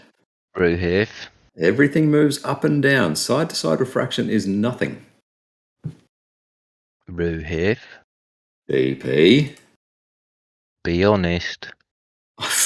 There's no side to side refraction. There is no there's no noticeable sideways density gradient for things to refract. The atmosphere acts as a lens, doesn't it, Ruhiv? It refracts things. You're listening to fucking Rob Skeeber's snippet from that fucking weather guy, right? It Ruhiv, acts I've as a seen lens. it for myself. I've refracts. seen it for myself. I have seen the moon close to the horizon. Full moon looks absolutely enormous. And did you measure it, DP? Moves up into the Did you sky. take a measurement? Doesn't look so big. Did you take a measurement? I can see it with my own eyes, I know. Ruhiv. Did you take a measurement? Yes or no? Well, I didn't have a ruler handy, No, and you know. exactly. You didn't I'm not take a one. measurement. I'm not one. I'm not one for taking pictures and then measuring them on a computer screen. Well, That's not my bag, That's the baby. accurate thing to do. How is that accurate, Ruhiv? Do you want to run through this photo? Well, Ruhiv, And I'll give you the you're answer. not making any It's sense. the sun The at half a degree. The sun, the atmosphere, acts as a lens. It refracts things, yes. It doesn't magnify things. But that's your It claim. does. It does. That's No, your. please no, show you're me lying the now. evidence of magnification. Right. Well, you're looking at it. Your very picture you posted is that situation where the sun How is it looks larger magnified? than It's half a degree. It's When you say that's large- bullshit. You're bullshitting me. You're bullshitting When you me. say But large, anyway, how Ruhev, big is it? Ruhev, Jen, how big is Ruhev, it? look, Ruhev, I posted 2 videos just a few moments ago with this shrinking sun. One is 1 minute and the other one's 2 minutes. Okay, when you're ready, not now. Watch it when you're ready. Have a cup of tea and a scone and have a good look. Right. Over and The over second and over one again. I know is And watch what absolutely the medium shit is house doing. quality. The second It's one not from going to be. Durf. This is top quality videos. Watch them, clean. You can see. it Jesus, you happening call the clearly. Canagoo photo I bad? don't offer you shit. I don't offer you shit pictures. I try not to. Jesus. Okay? That second one from You Durf watch those is videos for yourself disgracefully when you're bad. ready. Disgracefully low quality. When you're ready, watch the videos I posted. Yeah, I've and seen the you'll second enjoy one. It's rubbish the beautiful quality. phenomenon. Rubbish quality. Okay? And Anyway, the first DP. one's by the BBC, Sir David Attenborough. That is Yeah, a I'll watch that BBC one. production. Yeah. Yep, So I are will you watch that one. are you going to argue with the BBC and a world famous dude. I will from the watch it. BBC. That is a Yeah, that that's is a what I quality posted. video there, Jin. Yeah, I will yeah, watch it. thanks It very doesn't much. have I a solar posted it filter for either. him. There you go. He's Amazing. arguing. You just deny it when it's right in front of your face, Ruhif. And it Yeah. only takes one of those videos to debunk your sun going over the horizon, setting under the horizon, and Is that Effie one? Dogma's bullshit. Hang on, Just post this one other of one. those pictures, just one of those videos that Jin has posted debunks all your shit, Ruhif. Hang on, 1 sec. All right, so I've posted 2 images. Both of these videos are of great quality. Both of them. What he's going on about. All right, so I've posted 2 images in PowerPoint. All right, the Ruhif, first image. why can you not address what I've just stated? I'm going to show you that this sun Just says one it's a of half a those degree. videos debunks you. I haven't Ruhif. watched the second one. The first one is utter rubbish. No, the first one is that's the from BBC David Attenborough. Yeah, So you good. saying David Attenborough and the BBC is a load of rubbish? Don't be a fuckwit. I haven't watched the video, okay? Twice I'm not a today, fuckwit, you've been a Ruhif. fuckwit. You're telling me to I'm not like being agree with the Ruhif. BBC. I don't know what the BBC said. I haven't watched the fucking video. Ruhif, just watch the video. You can watch about 30 seconds of it. Just Could. click I've the watched fucking 2 video seconds, in the and it's in not the got a solar Discord. filter. Does it have a solar filter? I don't know. It's not my. Why would you watch 2 seconds and not not my watch post. the whole lot? He's talking out your ass. Talking out of his ass. Why would you just watch 2 seconds? Because I Why don't would you care just if it watch doesn't 2 have a seconds? solar filter. If you're talking about a shrinking sun and it an doesn't idiot. have a No, solar you're just filter, an idiot, man. Now and you're it's being pointless. silly. You're being silly. Watch the whole thing and watch the phase. Watch the whole thing. Get into the zone. Right? Does it have a solar filter, Jin? Does it have a solar Doesn't filter? need it. It's not Yes, necessary. it does. It's not Yes, necessary. it is. We It's keep not telling you necessary. it is because when you use Not one, you get a necessary. consistent size for the In sun. the case of this video, it's clearly observable just by the lens and your eyeball. That's why you don't need no solar. Anyway, I've said my You don't piece. need it. Right? You need a solar filter to get an accurate size of the sun. There are times when you do, and there are times when you don't. That's what the Well, media. this one you clearly the medium do. does. If it appears to No, you shrink, don't. Not in this then you video. need You one. don't. Not in the video that I Sure, posted. Jim. You don't. Anyway, let's continue. Where are we? Yeah, so I posted 2 sorry. images. I'm sorry, Ruyad. The fact that we can't find a single degree of curvature, you are Jesus, Jim. When you're ready. Let me know when you're ready. struggling. You are desperately hanging on to a spinning ball that you've never measured, seen, or experienced. But Jin, this is I'm all. ready now. Ruhif is just ignoring everything. That this is I'm ready. happening way beyond any field of view that he should have on his model. This is happening far beyond any field of view that he should have. So the fact that we're having this conjectural argument doesn't address the fact that all this shouldn't be seen anyway. Anyway, what I've posted in PowerPoint there. So you want to continue with the conjectural argument, Ruhif? No, I'm gonna demonstrate that the sun is half a degree wide. Right, so what I've drawn. In a position where you shouldn't be able to see it on your model. We're going to get there, DP. Right, and then I'll go feed the dogs. Fatten them up, hey, Ruhif. Yeah, what I posted. So I've drawn a circle the same size as the sun, and on the right-hand side, you can see that circle is 9.24 centimeters wide. Right, Okay? Ruhif, you've got edges of the sun poking outside of your circle there, right? I'd And like to you can't make it a tiny bit bigger. You can't see the bottom of the sun to confirm that circle is actually of the sun. Hang on, I'll make it a tiny bit bigger, just for you. It is a bullshit thing to do, Ruhif. This is an absolute horseshit way of doing things. Exactly, that's what I mean. You know, the integrity of it is not there. Yeah, There's no there integrity. is no integrity with what you're doing, Right, Ruhif. I've made it 9.42 centimeters wide. Would you like a Ruhif, screenshot there's of no that? integrity with what you're You doing. haven't even seen what I've done. DP, From you're the scared of the get-go. answer. You're From just the scared of the Man answer. only get-go, watched 2 seconds of a Ruhif. video. There you From go. the get-go. I deal with graphics all the time, Ruhif, and what you're doing here is a load of shit, my friend. It's asinine to the fucking word integrity, mate. What you're My doing. goodness. You're And killing it. the hoops you have to jump through to justify this bollocks in your own head, Ruhif, is unbelievable. I rest my The case. way you're fucking around with the graphics here is a joke, Ruhif. It's an It's embarrassing. absolute fucking joke. When you finish It's DP, let me embarrassing, know, huh? okay? Yeah, it's When you're embarrassing to finished, him, let me know Jin. as well. It is embarrassing to himself. We get some moderation, yeah, actually, it's Gio. embarrassing. I don't know how you can come Well, out every day. I'm stepping back now, Ruhif, because what you're doing here with the graphics is a joke. It's a fucking joke, and I'm really not interested in the we're argument you're posting top presenting quality from this videos moment that- forward. So, anybody else want to take over? I'm not interested in anything Ruhif has got to say now. Well, let me just take it. Let me take it. I'm going to slag him off till he leaves. I'm going to slag him off till he leaves. Look, you're the man who only Gio, watched you gonna 2 moderate? seconds of a video, and you want to start. He's you want literally to gonna start slag commenting me on a off video until I leave. that you only watched 2 seconds of. Yes, that's the whole Yeah, point, well, because you're not bringing anything to argue with. Come on. I'm here, but I've sort of been. Well, you know what I mean. I'm only making fun. Yeah, I'm only making fun at the end of the day. All I'm saying is that we give him videos. He watches 2 seconds and turns his nose up. He doesn't even watch the whole thing. Filter. It doesn't have a solar filter. I'm going to Doesn't dismiss need it. one. Doesn't need Yes, one. it The medium works in such a way that there are times when you do need a solar filter, and there are times when you don't need one. The videos that I posted you, it wasn't required. And remember, this is brought to you, BBC Sir Richard Attenborough. You know, you're slagging him off. You know, well, there I'm you not go. slagging him off. I try my best.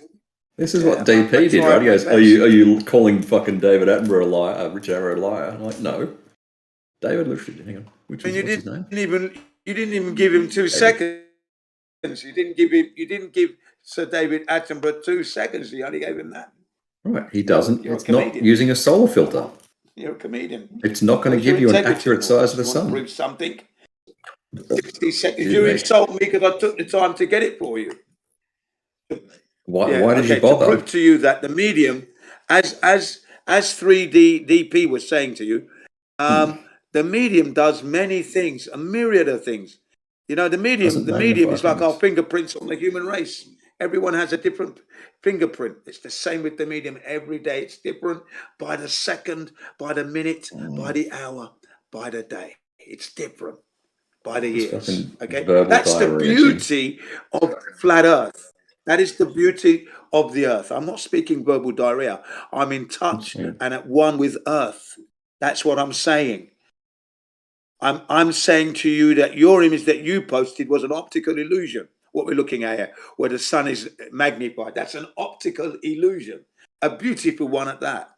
Okay, but it's a real image, a real phenomena, optical illusion. It's not proving curvature, which is where you and your family die there. I've pushed the button. They've been eaten by the crocodiles at this point because you haven't proven the curvature. You've proven nothing here. God's perspective, angular resolution is all you're arguing. We know this. That's what we flat earthers live on. That's our bread and butter. That's our foundation. Where's your curvature, please? I'm still asking. Curvature. Fantastic, Gene. There you go. Okay, with the highest respect, of course. Ruhif's lying in bed trying to fall asleep, and he just keeps hearing Jin's voice in his head. Where's the Where's the curvature? Where's the curvature? Show me the curvature. You're just sweating. Anyway. You can't fall asleep. You just keep hearing Jin's voice. Yes, please. Anyway, back to my images at 28 minutes past the hour. Oops. Right, I've got the circle at 9.24 centimeters. And then in the next image, I've got the width of the photo itself at 28.49 centimeters. Cool. I'll write those down. 9.24, Okay. 28.49. All right. And that that photo, if you scroll back up further, where I've overlaid it in Google Earth, the horizontal field of view was 1.63 degrees. If you scroll up to... I saw what you did, yeah. Yeah, 17 I've been past. following your images you posted. Yeah. 17 past, right? Guess what? If I go 9.24 centimeters divided by 28 point, what was it? 28.49 centimeters times 1.63 degrees field of view should give me the angular width of the sun, 0.53 degrees. Who would have fucking thunk it? Seriously. You're giving us numbers to what we're looking at, and what we're looking at isn't proving curvature. That's the Okay, that's angular what you size don't of seem the to sun. understand, right? And if you scroll down from your image, you will see Geo has posted two beautiful images. One you could say would require a little bit of filter just to tidy it up. A beautiful shot, and then there's one that's just beautiful, the same circle. I mean, I don't understand you, man. All right, so let's look at the wiki page for the angular size of the sun. And the sun is about 32 arc minutes. 32 divided by 60 gives you degrees, 0.53. Oh, that's really close to what I just fucking calculated. Isn't that amazing? Like I said, I don't see a single degree of curvature in any of the images you have posted. Right, Which is where you that are Barbados one, desperately. how much do you think is hidden by the horizon? The horizon is not hiding anything. The horizon is level. The sun is moving away because the sun's in the sky. It's not going behind the curvature of the Earth because the Earth isn't curving.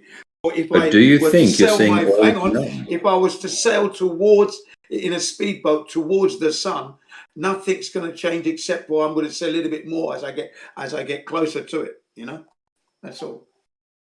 How much of that mountain do you think you're seeing? I can't give you that. Can't even begin. So you have no idea how much is obscured, but you're just calling it not curvature. It's optical illusion. That's what it is. That's why. Not really being horizon at all.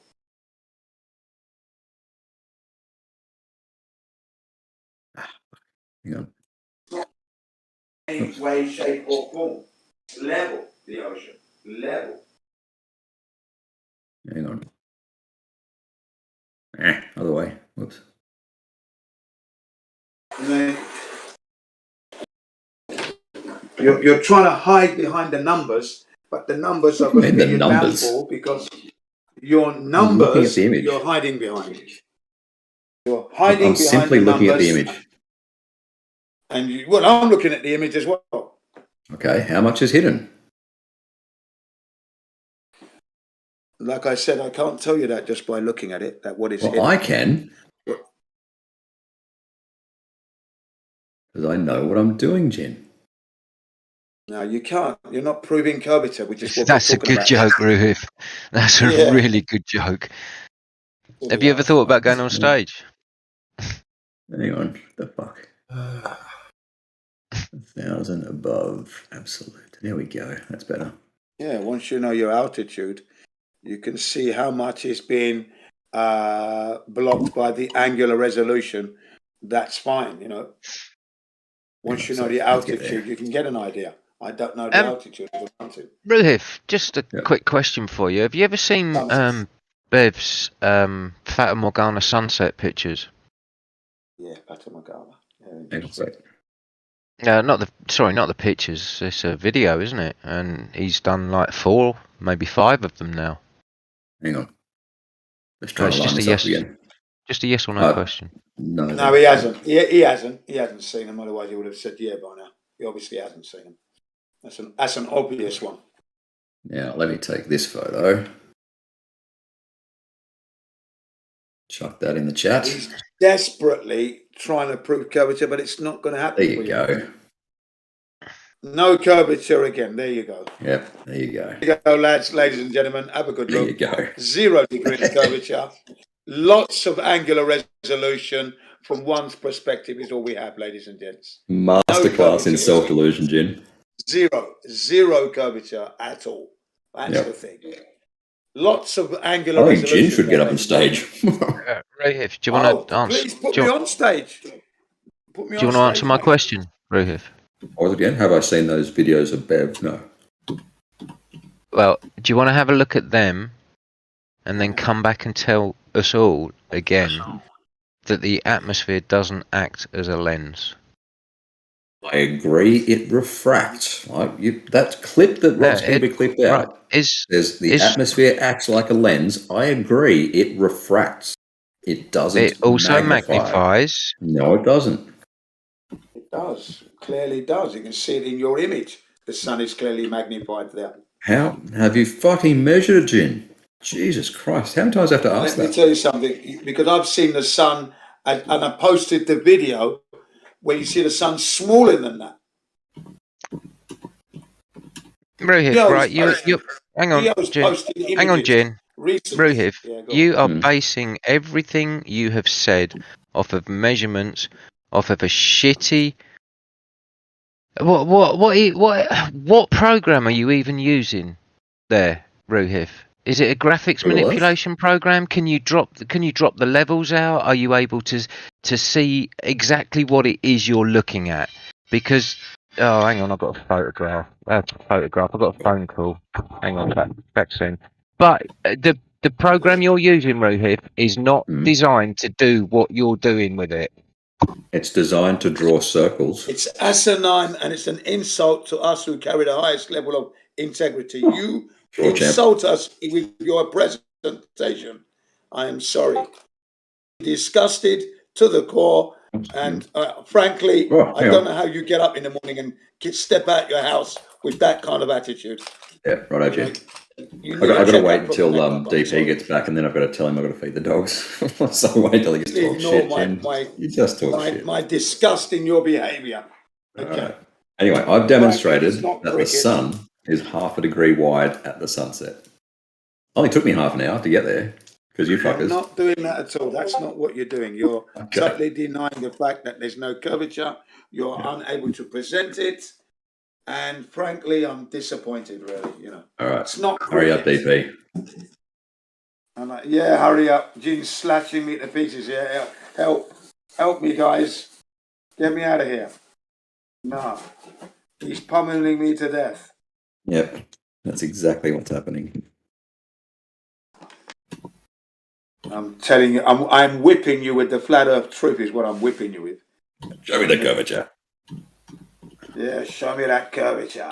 Yes. Where? Where is it? Hello. Look at little doggy. Beautiful. Yeah, give them some food because they're starving. All girls. Okay, give her the food then. Them the food, they're starving. A cat. Who wants to see the cat? Whatever. Where's the cat? Come here. That's bad. Come here. You get it, yeah? All right, come here. Oh, I want to say hi to Scarlett. Hello. Hi. Hello, beautiful. There you go. That's it. Come here. Scarlett, up here. Yeah, he's pissed off because you didn't give her the food. There you go. Say hi as well. They're beautiful. Here you go. Star. Come on, DP. You're beautiful. He's on the phone, remember? He's on the phone. I know, but I've got to tell him I've got to feed the dogs. That's just to piss him off. Just feed the dogs. I'll tell him. You feed the dogs. No. You can't feed them. I got to hear him. You got to play it out, dude. You got to get into a whole discussion, like an argument, and then you got to get right into it, and then you got to be like, I got to go feed the dog.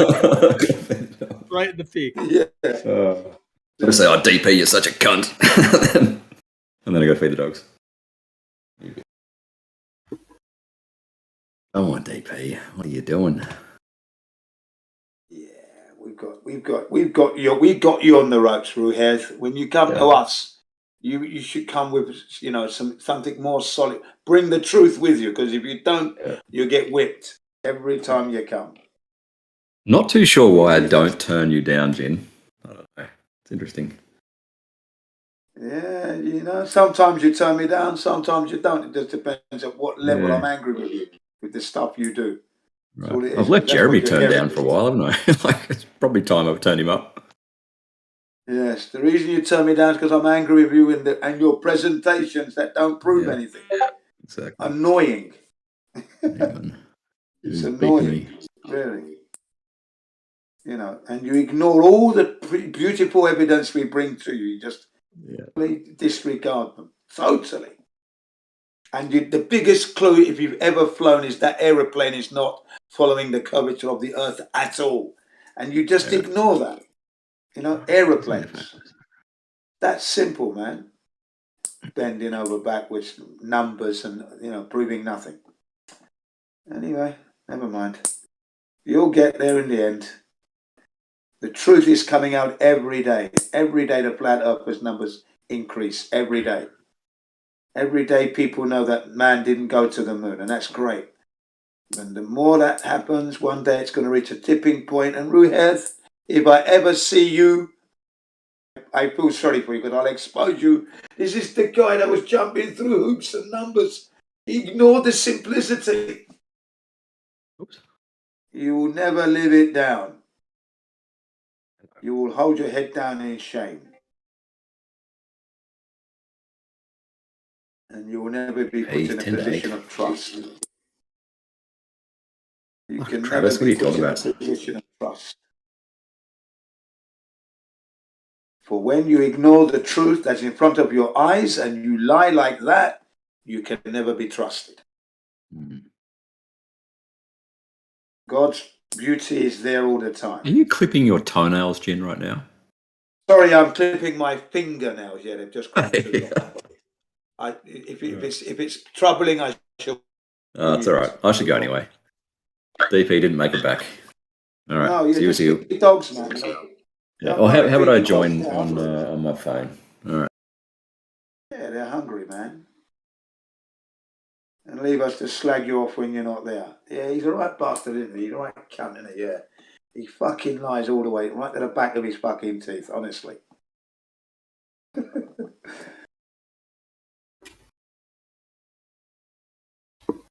All in the best possible taste, as Kenny Everett used to say. Let's go feed the dogs. You may as well. They're hungry. You know you've got to get it done. Yeah. Can't even honour his dogs. Keep them hungry whilst he's lying about the curvature, and we can't see. Wow. Despicable.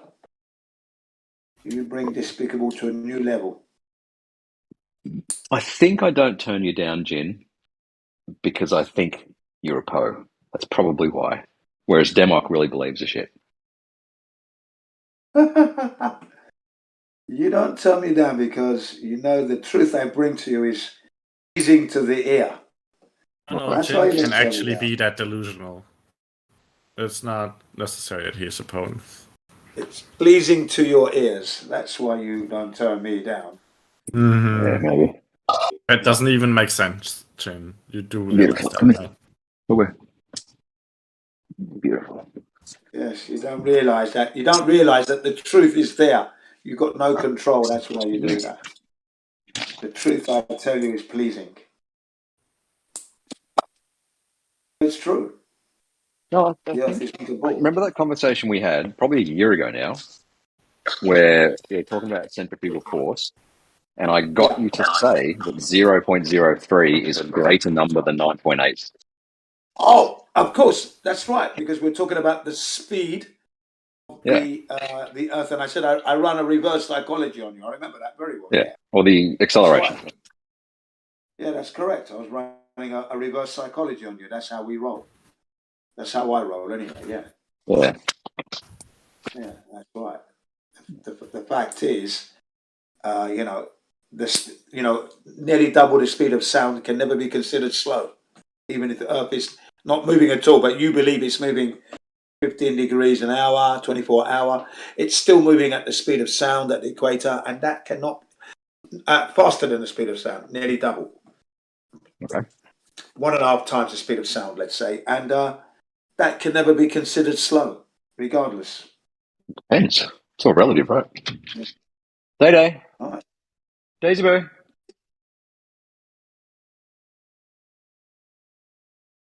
I'll show you. Hold on. Yeah. Get your hand under a chest.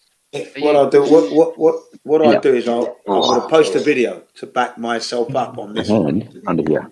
Right. Really good one. Can I Andrew jump Bond. back in again here, Ruhif? Yeah, With go ahead, with mate. the program you're using, right? It's not an image editing program, right? You haven't dropped out the hue, the saturation, you haven't adjusted the levels, you don't know what you're looking at in this picture. Right? And to do this honestly, you need to look at what it is in the picture. You need to manipulate that image to get it to a true image, Ruhif. And you haven't done that. You haven't even attempted to do that. And that, to me, is dishonest. All right. I know. Yeah, you're Ruhif, run away. Go and feed the dog. It's what you always do when you're backed into a corner, Ruhif. You are being dishonest by not manipulating this image in the proper way. Do you understand me? He's gone. I can't believe how disingenuous these people are. That to do this properly, he needs to manipulate that image. He needs to drop out the levels, the hue, the saturation, and get a raw image. And it's just being dishonest. And I can't believe that nobody else has picked up on that. Is it because I deal with graphics that I'm the only one that can see this? It's amazing. It's absolutely amazing. The level of dishonesty that these people have to drop to try and prove a point. It is far beyond the distance that he should be. I know he's bent. That's why I go at. That's why I go at him. I know he's bent. And that's why I go at him. So that's why I pull him up on him. You know, I came back into the conversation after my phone call, right? I said, Ruhif, can I pick up on this image editing stuff, right? I was 2-3 sentences in. I've got to feed the dogs. Off he goes. What's that? Yes. He was What waiting is for that? you all that time. I said to him, when you was on the phone, I said, why don't you feed the dogs? I'll tell him that you're feeding the dogs. Why don't you? He didn't. He waited for you to come back. I mean, that's silly, isn't it? So he's obviously trolling you there. And then I'm two sentences in, and he's off. Yeah. Because that feeding the dogs is his get out when he is in a corner. And it's pathetic. If you can't deal with the questions, don't bring your bullshit, Ruhif. I told him that when he comes here, he gets whipped. He gets whipped. He gets whipped wherever he goes, Jin. Yeah, I know. He got battered by bloody Quantum Eraser the other day. What you got him in prison? Oh, he paid into him. Are you allowing him to present in this server? Get yourself out. Really fucking threw him out verbally. Literally verbally threw him off the server. And he said, frankly, you moderators are disappointing. You're letting him in here presenting his shit. That's what he said. Slagged off the moderation as well. It's a dishonest presentation and representation, what he's doing there. That's why I'm angry. That's why he has to turn me down, because I know he's lying and he's being disingenuous. Yeah, but Jin, if you just sit there and say, you're lying, right, you have to break down his argument. You have to think about his argument and break it down. Yeah.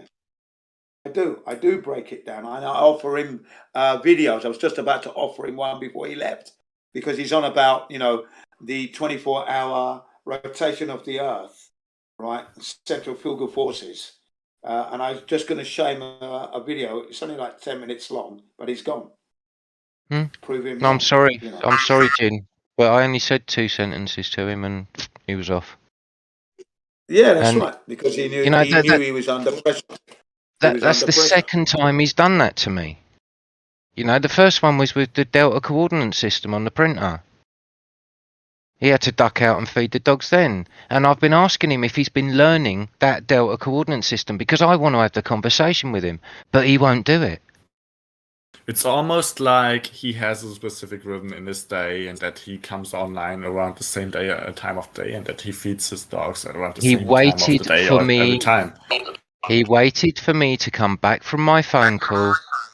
Yeah, exactly. He And waited I for was you. two The world sentences around in, you.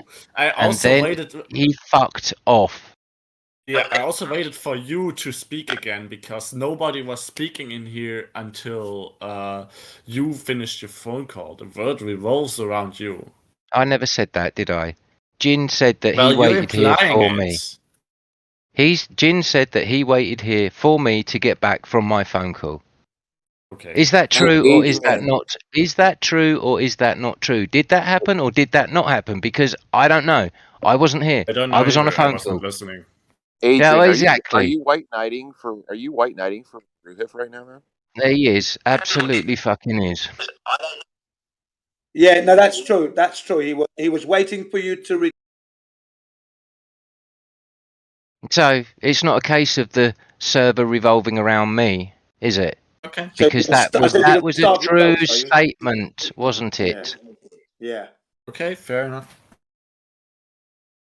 That's right. I was here.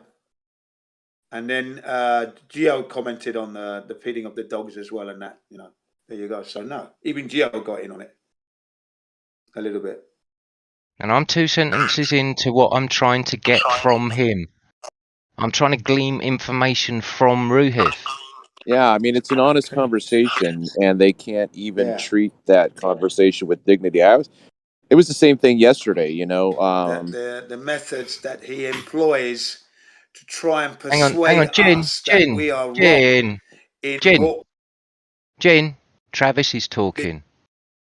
Yeah, I was just going to say real quick that yesterday a comment was made, and I was asking for a citation so I could look it up. And man, the dishonesty after they just did not want to produce Couldn't hear anything it. I to back up what they were saying, and apologize. it's honest conversation. It's all right, Jim. It's amazing. And then they're the only ones that show up here, so that they're the only ones that we can play with in our sandbox, right? It's like, fuck, man, who wants to play with these dickhead bullies that just come in and kick our sandcastles over when we're just trying to explore the world and have honest conversations? And these are the So trolls. this is the only place where you could possibly engage with people. Listen, I've been doing this for 4 years, and this is the most convenient and accessible platform. And when conversations do happen here that are good, they are really, really good. So yeah, this is the only place. Okay. Okay. Good for you. I mean, would you like to contribute something here to a conversation that we can have? Sure. Let's talk about how the horizon works, or why it occurs as it does. All right, go ahead. Because I'm not able to figure that one out. All right, what's the claim, or what's the situation? The situation is that we observe the horizon, right? The horizon is, obviously, we're talking under conditions where we can clearly distinguish the horizon from the surroundings. So we are having clear view, we are having unobstructed view to the ground, right? And the ground is ideally something like the ocean when it's not very stormy, not a whole lot of waves going on. So we're talking about the principle of how the horizon occurs, because obviously if you're in a room, then your view is limited by the walls of the room, right? It's not what we're talking about, right? Okay. That's the situation. And then I also would say that we, in general, people agree that, well, if you go higher, then the distance to where the horizon does appear gets bigger. Then there's also a common agreement that the horizon does appear to obstruct things from the bottom up. As that's only the case when refraction is low, so we don't have mirages, inferior mirages, or anything like that. Whereas the horizon, where the horizon appears in the first place, is obviously not the distance to where it would appear without the mirage.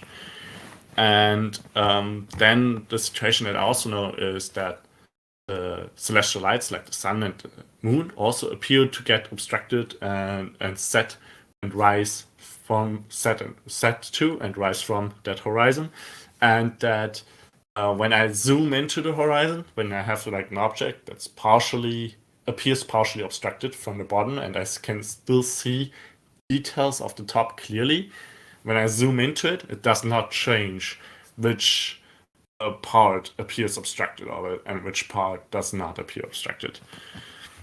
So that's the situation, and I am not able to figure out how that works or why it occurs the way it does. I need help with that. Well, I would say that the last point that you just brought up, you were talking about a target that's beyond the horizon. Is that what you were saying? You said something to be beyond, yeah. Okay, and then you said when you zoom in, nothing changes with the apparent obstruction, right? Yes, that's my observation when I take, like, for example, binoculars that have like a magnification of 10 or 20, then the objects appear 10 or 20 times bigger than they do with my naked eye, and the ratio of what appears hidden and what appears to be obstructed beyond the horizon and what appears above the horizon does not change. Okay, so I would say I've got an observation position that I set up on the Chesapeake Bay where I live, and I have 5 targets that I can film, and one of those targets is 5.87 miles away. Mm-hmm. And if I'm on the shoreline, then allegedly the curve should be 3 miles away because that's where the horizon is out on the ocean, right? If I'm if I'm standing on the beach on the ocean and I look out and I see an apparent end to the water, that's curvature. Would you agree with that? No, I've not determined that. No.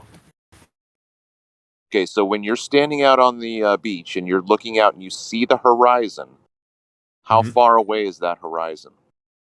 Depends. Most cases in my everyday life, and when you're not setting out to specifically investigate that distance, you're not even able to clearly determine that distance, right? You need to go through some effort. Okay, that's fine. But you said it depends. What does it depend upon? If I'm looking out and I see the horizon, okay, look, I go out Monday, Tuesday, Wednesday, Thursday, Friday, and I go out to the same beach, look out to the same horizon. Is it the same? Is it the same every single day? No, I don't expect that to be the case. Okay, so what's different about it every single day? The ambient conditions. Okay, is the distance to the horizon different every single day? It may as well be. I've not done those observations personally, but from what I can gather on information online and through like videos and pictures of observations of other people, it appears that it does vary quite a bit. Okay, and by distance, I'm not talking about its position up or down, but its position close and far away from. Yeah. Where things start to appear, like at which point things start to appear beyond the horizon, right? That distance is the distance you're talking about. And yet, if you live on a geometrically established ball or a sphere. Did you notice that I was asking a question and you did not go into that question at all?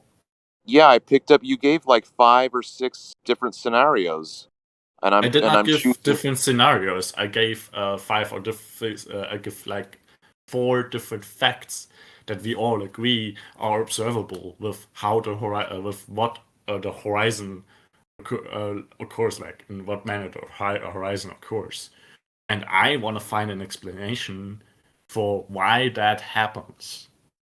Trying to have a conversation with you about one. I'm trying to have a conversation with you about one of those points that you brought up.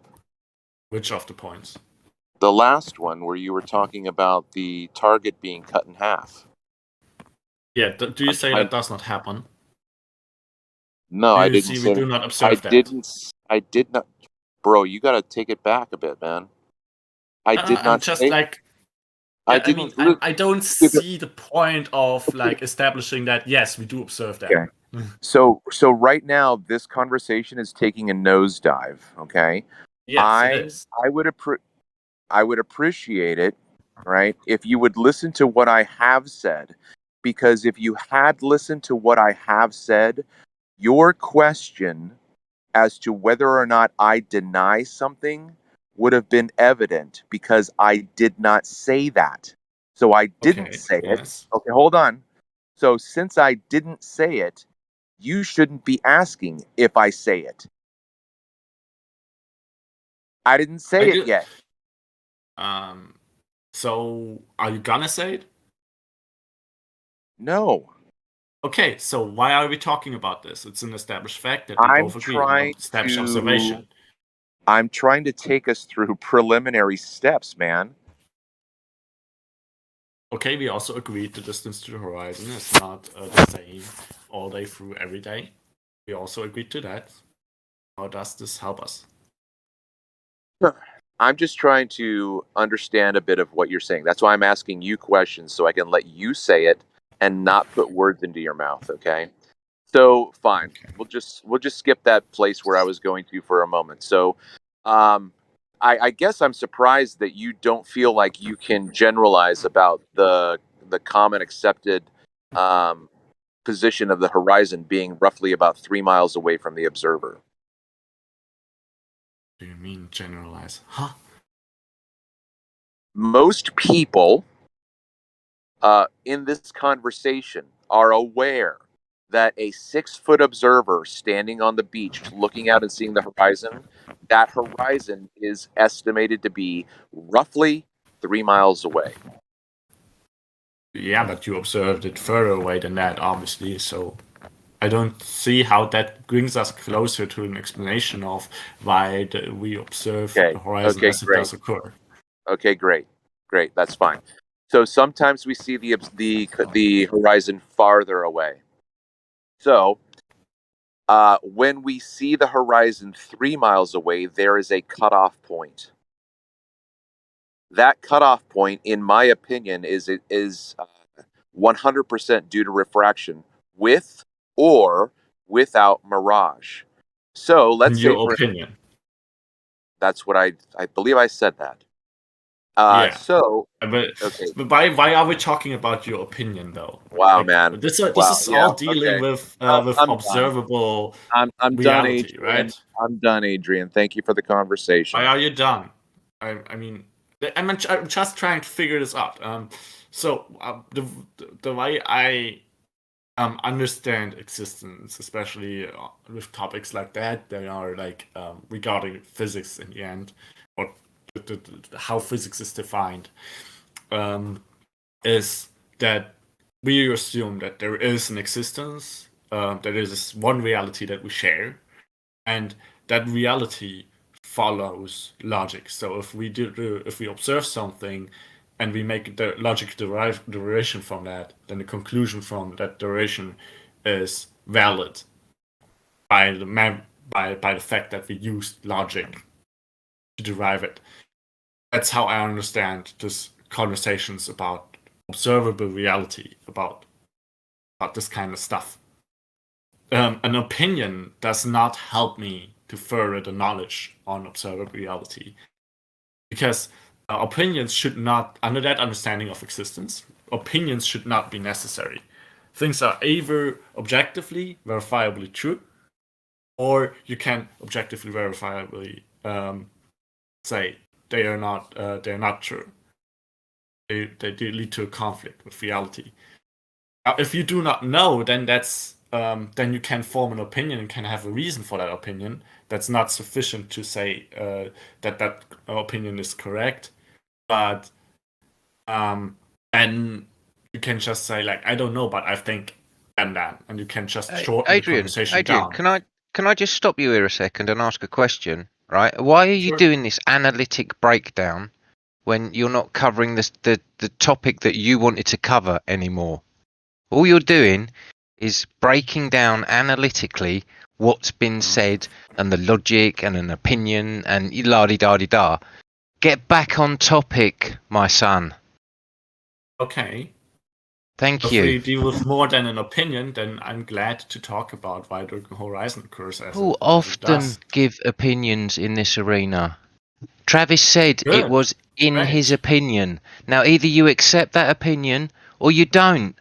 But don't fucking Yeah, but analytically I did break not it all ask down. about opinions. I asked about why it is, and we're talking about What something that's Travis offered his verifiable. We're opinion. talking about Accept something. it or don't. Move on. So Get on with the conversation. Stop this bullshit breakdown analytical you don't know how it crap works, Adrian.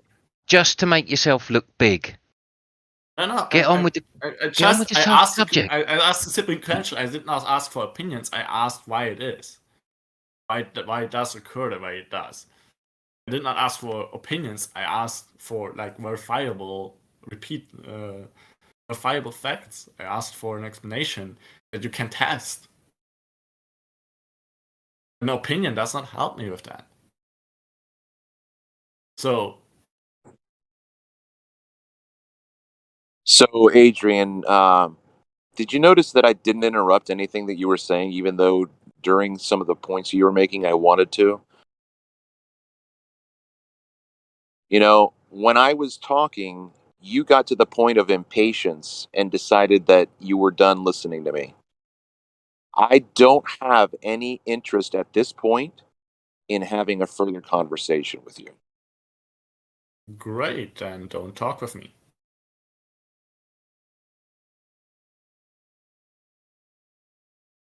Or do something you're not interested in and talk further with me.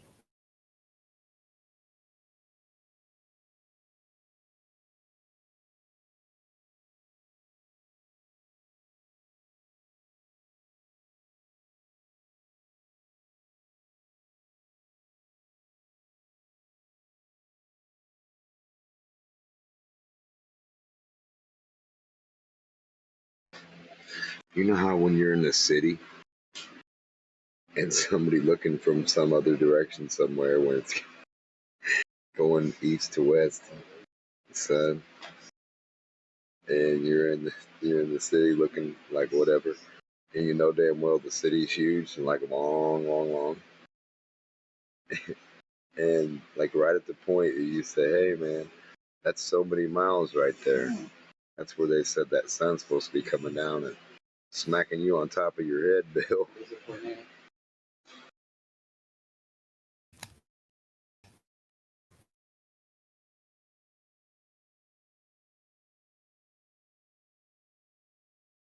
That's an amazing analogy right there. So if you were standing, right, at the new World Trade Center, One World Trade, right, and the horizon is at 3 miles distant, because that is near enough at sea level, it's probably, I don't know, 20 feet, then the sun would be setting just the other side of Central Park.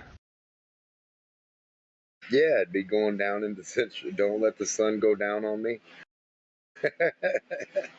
It's headbutting me. It's hitting me in the face. Oh my god. You see what I'm saying? That's why we need a definite amount. We need that side view. That way we can Yeah, tell, hey, where's the curve? How many miles absolutely. away from us?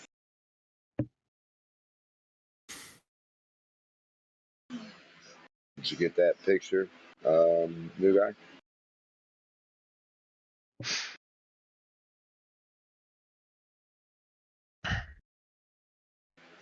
You're in the city. The sun's setting 3.5 miles away. And your friend's at 3.7. Shouldn't the sun hit him in the face?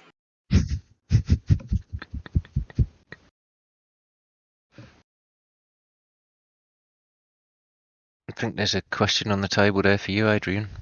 Adria, whatever. Adra. What is the question? Demok, do you want to do it again?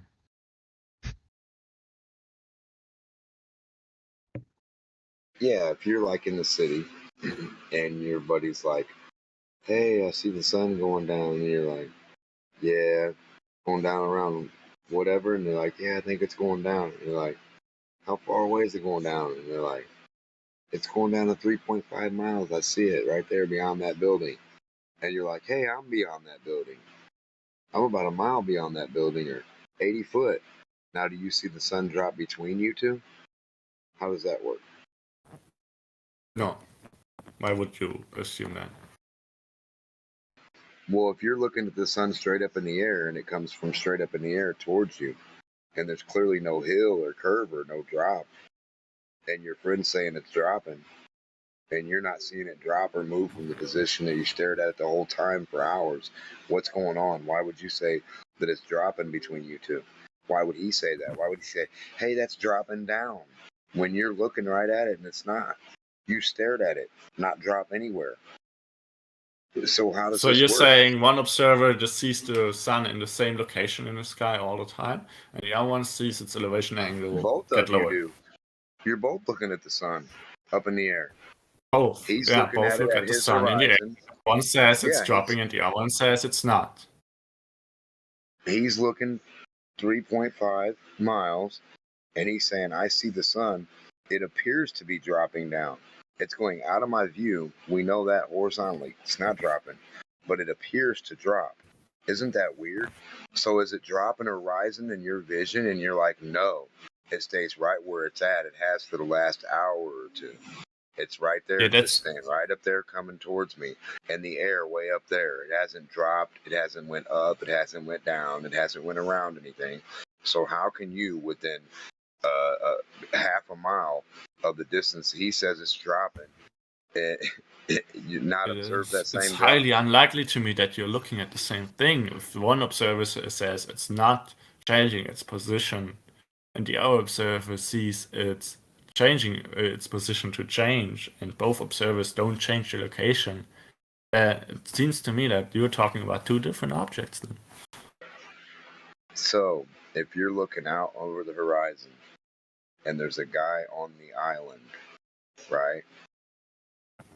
Right? And you say, hey, the sun's going down right behind that island you're on. And he's like, but wait, there's an island right behind me, almost a mile, and my buddy's on it. And you think the sun's going down behind my head, but my buddy sees it still up in the air, perfectly straight the whole time, from you to me to him. Now, if you can observe it going down behind me, the middleman, why doesn't my friend observe that the whole time too? And I also. We just see the sun come in the air past our head horizontally. Now, why wouldn't we see the downy down you see the sun supposedly doing? Where's this curving sun arc? We don't see it. Your It's not by me, question and it's does not not by make you. any sense to me. The observations, they No, do your not arc of the match sun with each doesn't other. Like make you described, you're saying like a one globe sees it doesn't make dropping, sense, I know. its elevation angle dropping, and the other one doesn't see its elevation angle A dropping. That globe, doesn't make any a sense to globe me. doesn't make. I know globes are impossible to demonstrate. I know this, but let's try to imagine. Okay? Not demo. Try. You should work on how you're describing things, because the description of what you So we have three the people. observations, what the real world observations that you're talking about, What about three they people? do not Don't you, seem to do match you have each other trouble? for me. Okay. Do you have trouble with three observers, or what? Is that hard for you? No, that's not what So I'm you having understand trouble with. three I'm having people in a trouble with the line. way what you describe what So they we are have three seeing. people in a line. Well, how else am I supposed to describe three people in a line, and two of them not seeing the sun go anywhere, and one appearing to see the sun do something crazy, but the other two stare Yeah, at it and it that's doesn't do anything actually but the crazy. sun Yeah, go. that's an observation that I So doubt what's going actually on then? happens. Demok, I doubt this actually happens. Again, You doubt three I observers doubt see the that sun? when you have three observers and one of them sees the elevation angle, like the position that he sees I the didn't sun say anything about an angle. change, and okay, I but didn't say I did. nothing about an I angle. did. I did. Well, I did. Well, why I would did. you say Okay, that? I did. didn't I say did anything say about something about an angle. Okay, I described what you described. What do with we an need angle. an angle Okay, for? I did say something about an angle. Okay, Emma. Good. An angle for You what? understand that? I said angle. Okay, not you. I did. Good. An angle You to got where? that? Show me. You got that, Demok. Show me what angle to where. What are we talking about? Elevation angle. How many degrees? Your description does not match reality. That's what I'm doing. I didn't So- say anything about an angle. Yeah, but And I can I described just what correct you, Adra? I You're fluffing, summarized what mate. you described with an angle. I'm not fluffing at all. Here you are. Oh, You're the one that's brought in I an am, angle, if and I am, Demok then I'm has very asked you sorry. why I you. have no intention whatsoever to give Demok a hard on. I'm so sorry. If Demok No, is taking pleasure you from are this, fluffing then your I'm genuinely lines. sorry. You are fluffing your lines. Why What do you is that always even have to go supposed to back to a mean? base level? You're What is fluffing that? your lines. What is that supposed to mean? The script you're reading, you're getting it wrong, mate. What script? Well, you brought an angle into this conversation. Demok asked you what angle, and you just Elevation angle. You The just went into position in the a sky the mental. sun appears in. You just went The into a position, mental meltdown. the position on in the sky that the sun in this case appears in. Like, you can But measure Demok the angle never between mentioned eye an level. angle. Yeah, but Why would you invoke something that okay, Demok? so Can when I you finish say- my sentence, so- Adra? Can I finish my sentence, please? Why would you invoke something that Demok never mentioned? Okay, so when you say something is dropping, like something gets Crazy lower. bullshit. So can you're with me here. So you observe something high up in the sky, right? It's going overhead, and then you're saying like, look, it's dropping. Could you describe that with an angle between eye level, and the object? Would dropping mean that angle gets smaller? Would that be a correct description, or is that in any way misleading? If so, in which way is it misleading?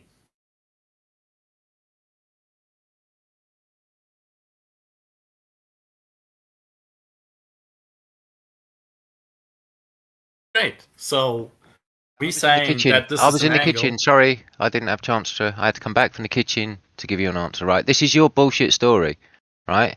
Now you take it anywhere you want to go. But you are not addressing the point that Demok has made.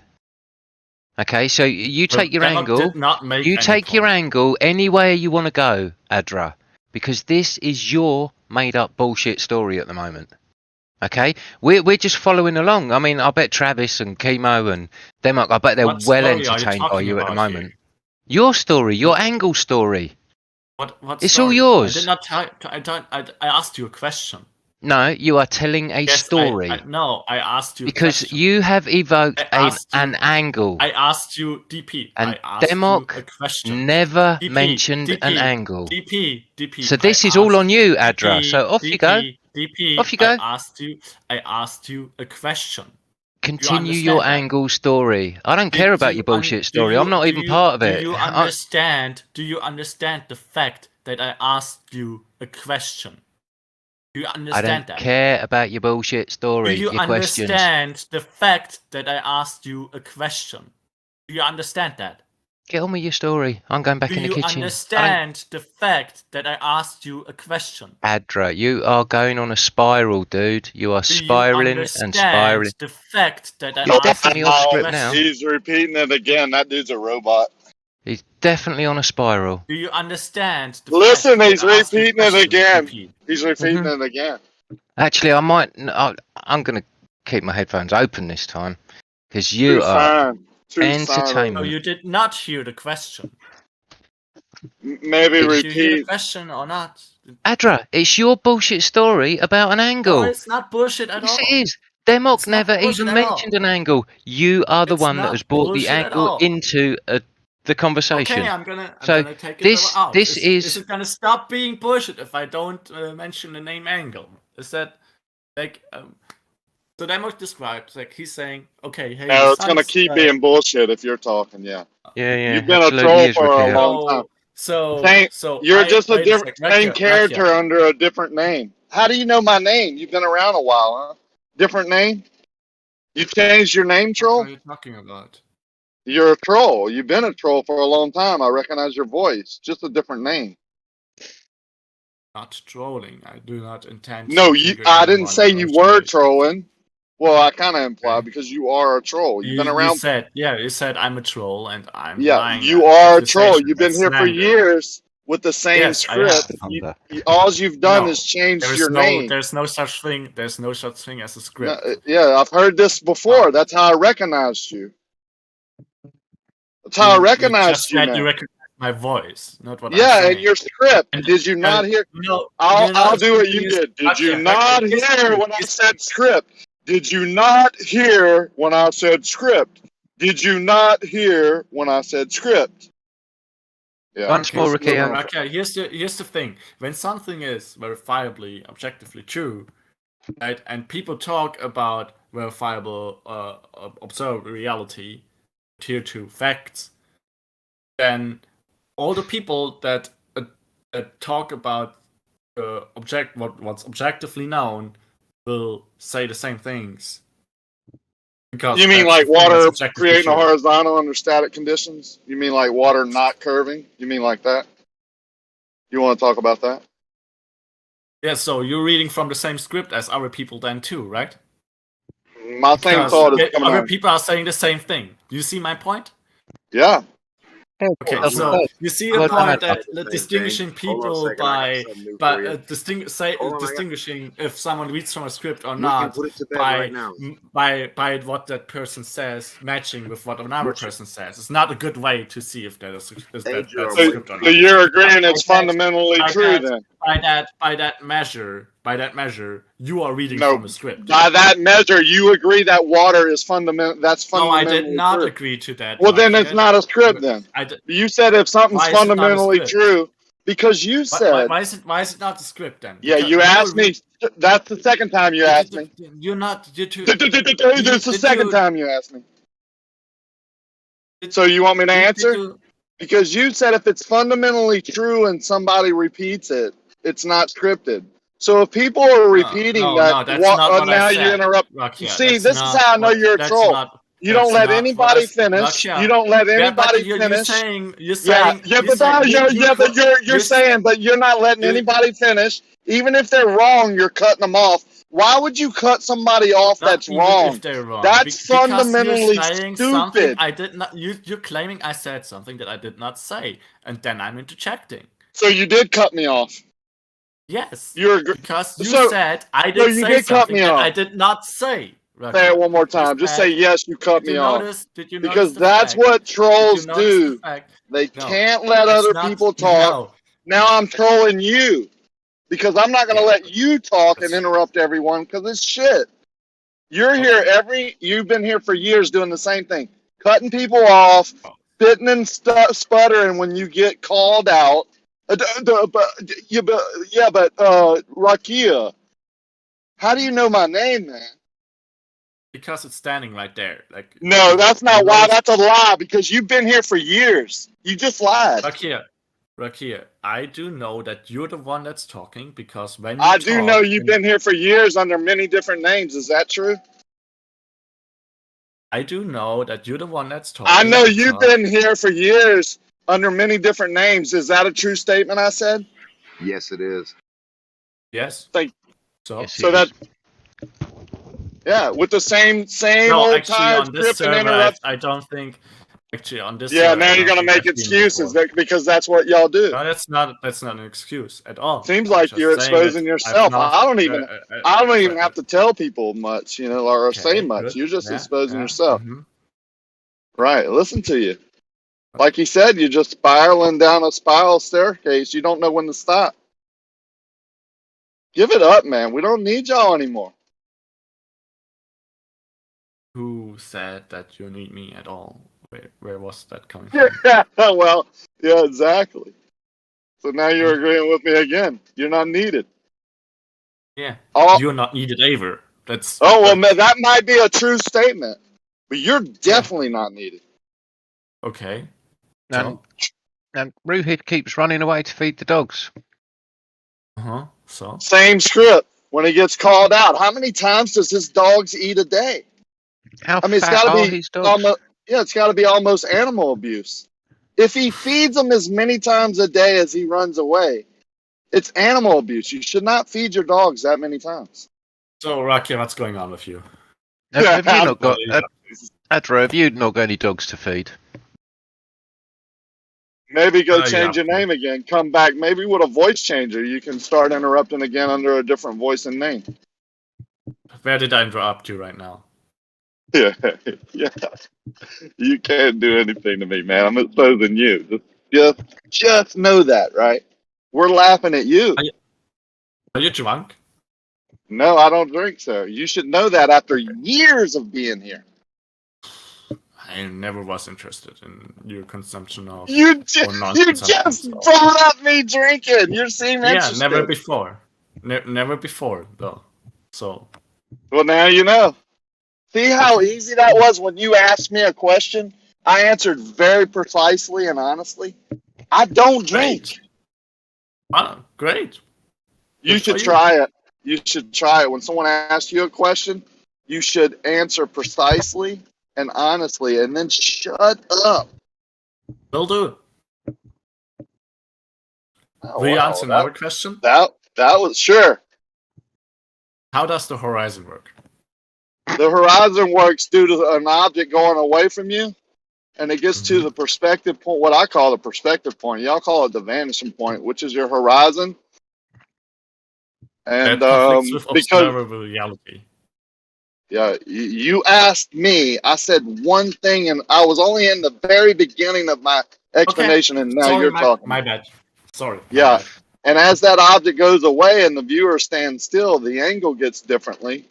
So when it reaches that vanishing point, which is an apparent position where the sky meets the ground, you call it the horizon, it goes beyond that point, so the angle keeps changing, and it appears to go below that, but it actually doesn't. Now, when you throw in at that low, small acute angle, you throw in that it's close to the surface, which brings in some other factors such as the density of the air that you're looking through, the medium you're looking through, then it's also going to obstruct the information at the bottom reflected light of that object or the direct sunlight as you're bringing in. That information of that light at the bottom normally will appear not to reach the viewer due to those reasons. Now, there are some other ways that the sun can appear or that light can reflect up and then like rise up apparently, or that the vanishing point changes due to the atmosphere and you get to see a fade out under certain conditions. It doesn't ever reach that point where it goes below the vanishing point. It fades out before it does that. But it's always because of an object going away from you, like the sun or any other object in the sky. Appears to get lower. I have several questions about this, but the first one I would have is like, how does a surface appear to obstruct that? Like, how does that work? Why does the light not reach you anymore? I just told you. Rukia? I just told you. I don't understand. Like the geometry of it doesn't. Rukia, can I just say here, thank you for your very clear, concise answer to Adra's question there. Thank you. He said, "Will you answer a question?" Yes. Yep. Ask the question. And it was very, answer. very concise, very on point, and it answered his question, I believe, to the best of your ability and the kind of apex of your knowledge, if you like. Now, Awesome. why Yeah, can't we I ever, Adra, why can't we ever get that from you? Well, you can get that from me. You ask me a question and I will answer it. No, I'm not interested in asking you anything, dude. Okay, that's why you can't get that from me, because you're not interested in Because asking. I've tried. Yeah, I've in tried. the past we've tried, and you've obfuscated and like overtalked and got spiraled. You can't just be normal, dude. Okay, so you accused me of not answering a question directly, but you're not willing to ask me any question.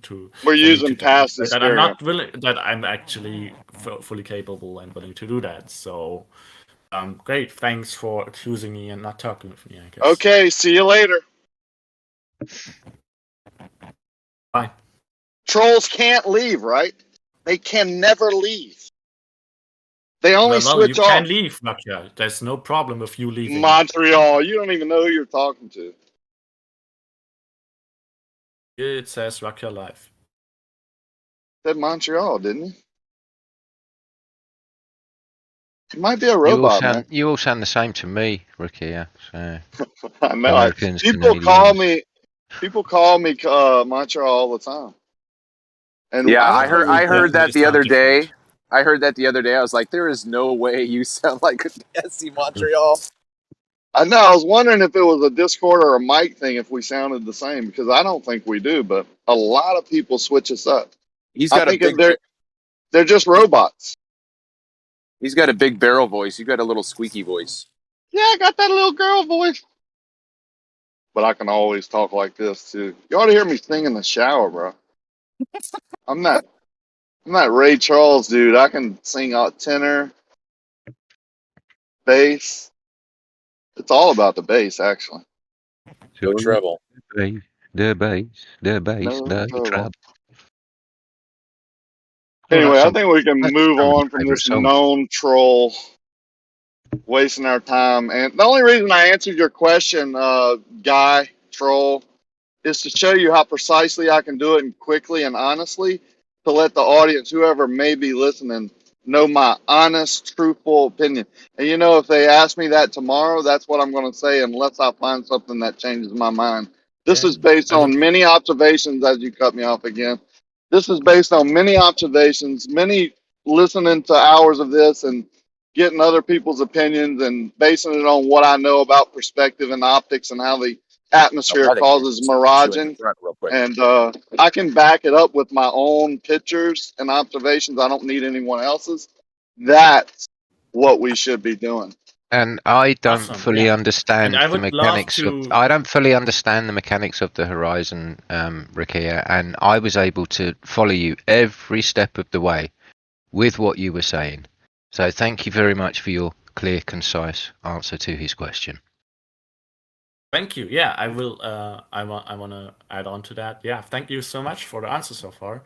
There is some questions that just froze up for me though, because I don't, as SDP, I don't fully understand the mechanics of this either, and you do seem to. So I would love to further extend my knowledge on this. That would be like to have some help with that, because on my own I'm not making good headway. Okay, but if I've already answered it in my very precise answer, which was very short, and you cut me off a couple of times, you have to give me No, money I did not so I cut can you give off. to charity.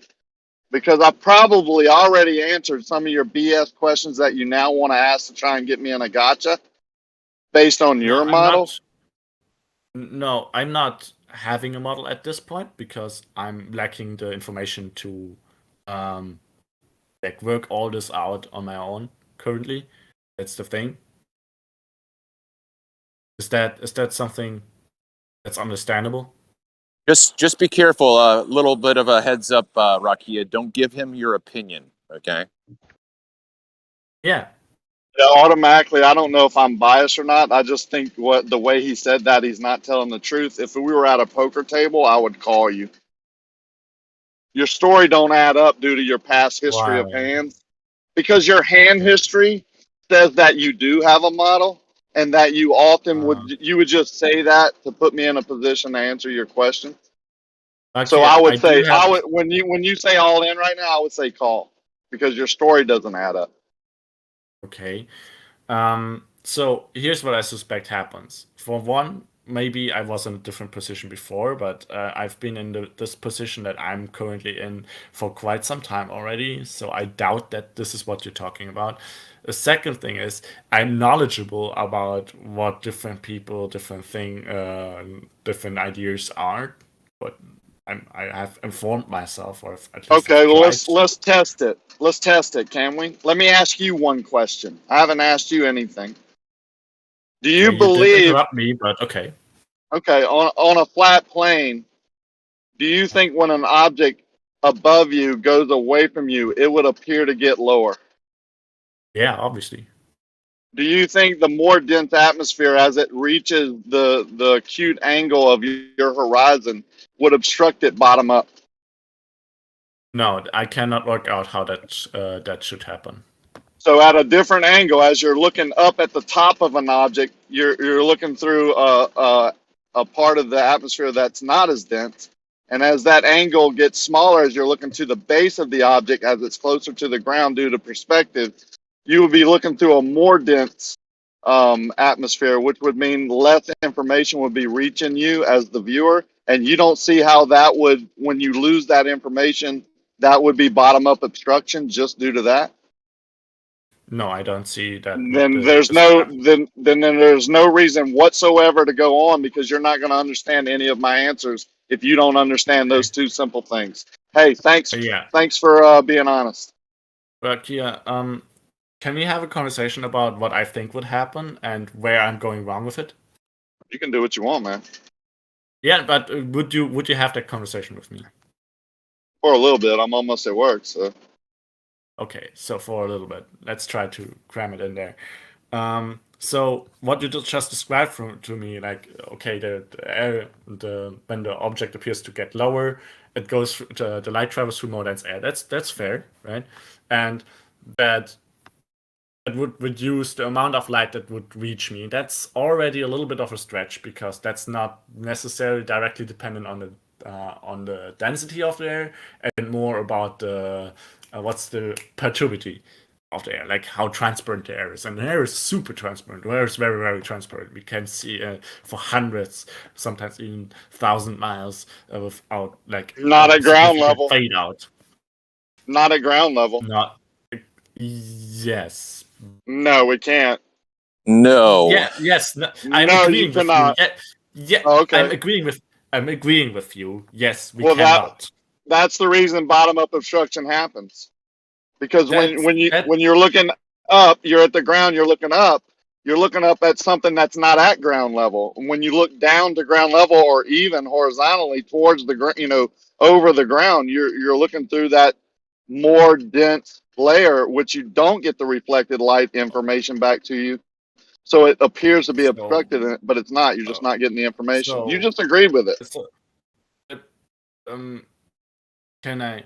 So what I think would happen in this case, if this was the cause of things not being seen anymore, is not that it should appear obstructed by a hard line. It should appear to fade out into the color of the surroundings. But that's not what we observe.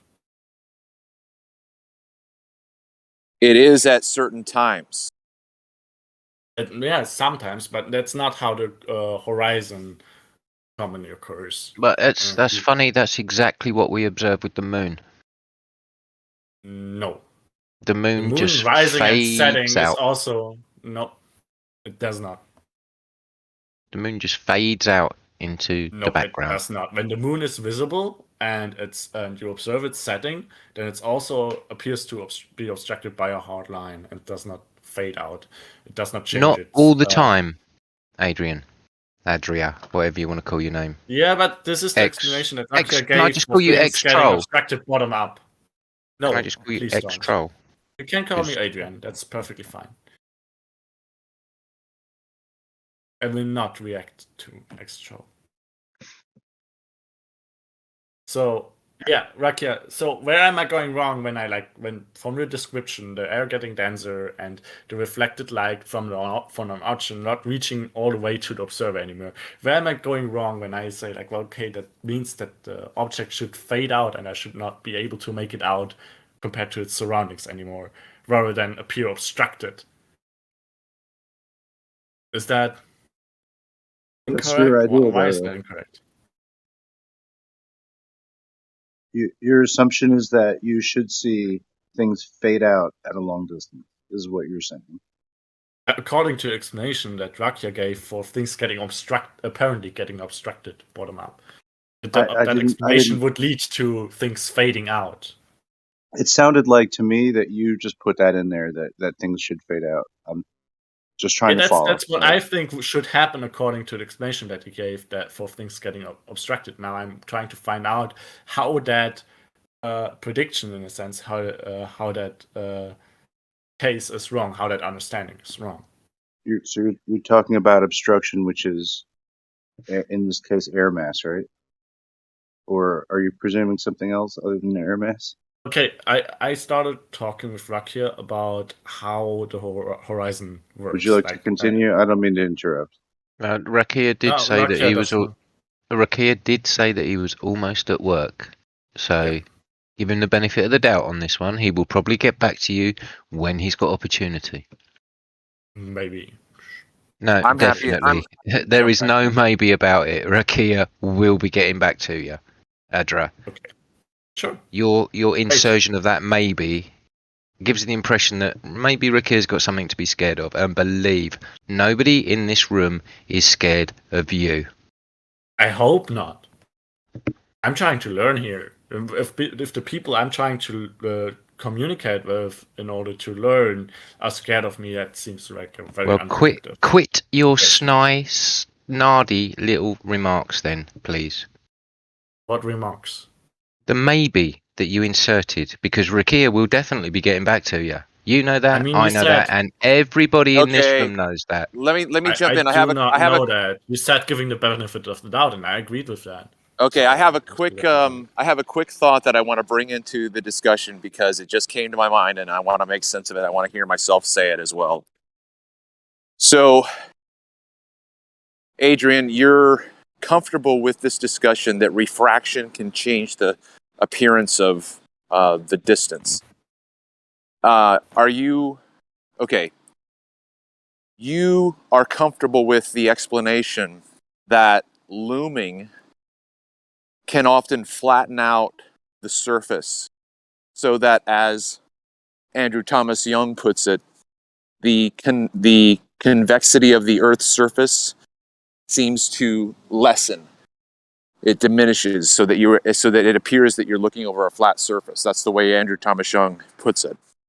Are you comfortable with that description of looming? What do you mean with being comfortable with it? Do you accept it? It's not an opinion. It's a scientific presentation of the facts. No. Okay, so when suppose that's necessarily true. Okay, so you want me to post the source? No. I'm agree. I'm sure you're telling me the truth about what Andrew Young is saying. That's not what I said no to. You asked me if I'm comfortable with it, if I'm comfortable with that, meaning if I agree with that.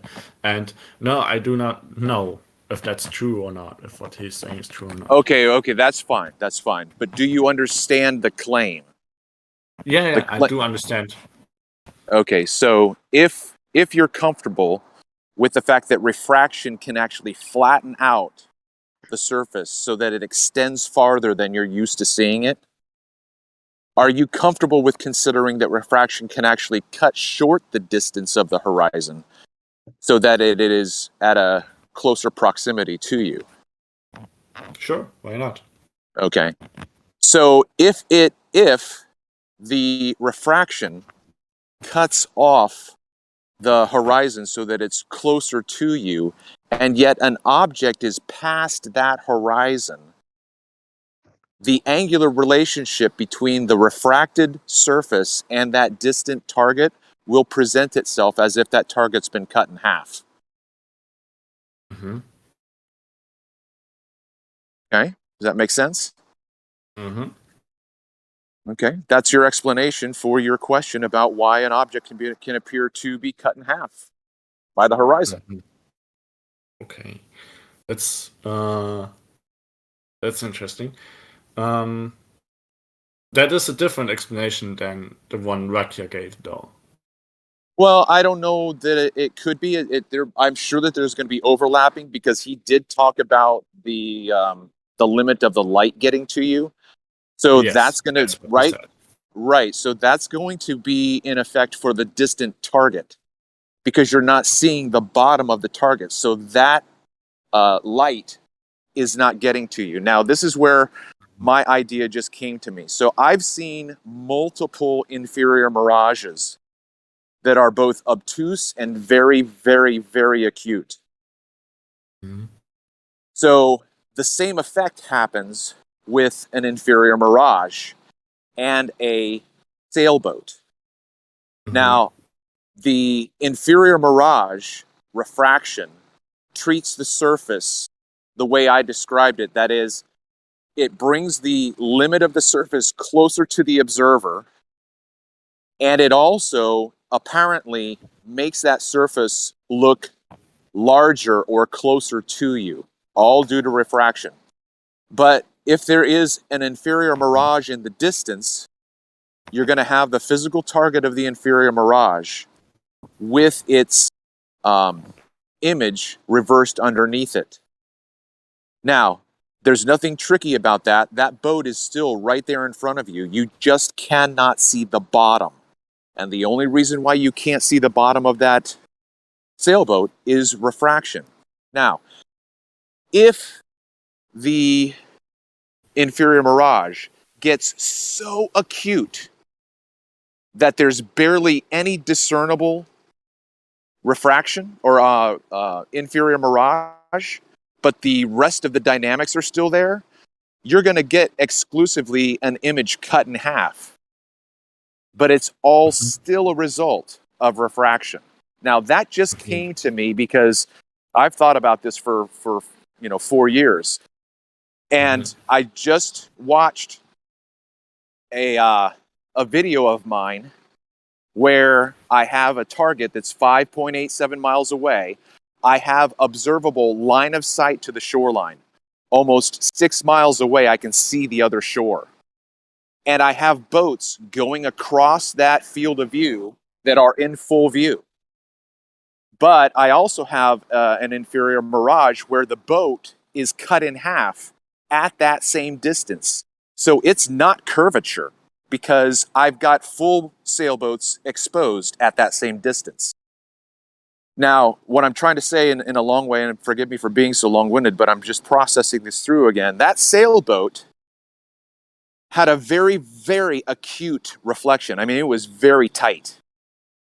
So if the refraction of the day could actually diminish that, increase the acuteness, then that inferior mirage would just basically disappear, and you would have the raised surface, magnified surface in front of the distant target, and you wouldn't be able to see the hull of the sailboat. The alternative explanation for the alleged observation that ships are cut off by a physical horizon is 100% due to the conditions of the medium, either with or without mirage. Mm-hmm.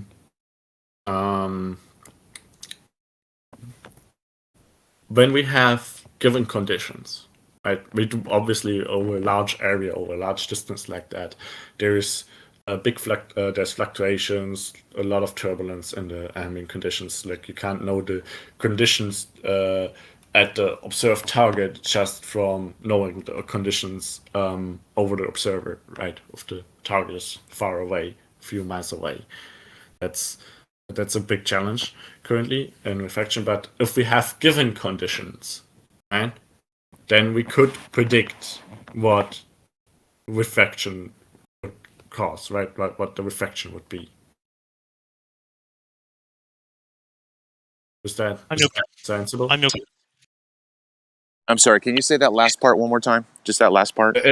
If we have the conditions given, if we have given conditions, then we could predict what refraction would happen, right? I agree with you, and I have yet to see any of your side do any predictions in this arena. I mean, but right? to what degree? It's only to some certain rough estimate of like even that this optical effect might happen based on certain climatic conditions, right? It doesn't just jump out and do it, right? If we know the conditions, we do not know what would happen. No, we want. I hear you guys saying if we know the conditions, we know what will happen. I'm saying, show us.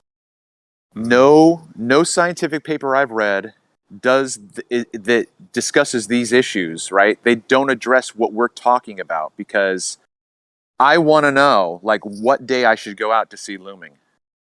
I want to know what day I should go out to see an inferior mirage. Not only that, But your science, not yours, okay, I'll just say it. The science should be so precise that they should be able to predict how intense that mirage is going to be. Right? Now, again, you represented your side, I think, fairly well, but you My described side, which your understanding of refraction. When you responded to me right now, you started talking about things that you understood about knowing the conditions and knowing this and that. So my challenge though is that I only see the rhetoric saying we know the conditions. I don't see anything where you guys demonstrate how you know those conditions. And by you all measure of them. right. I haven't seen any of those any of that information. Okay, interesting.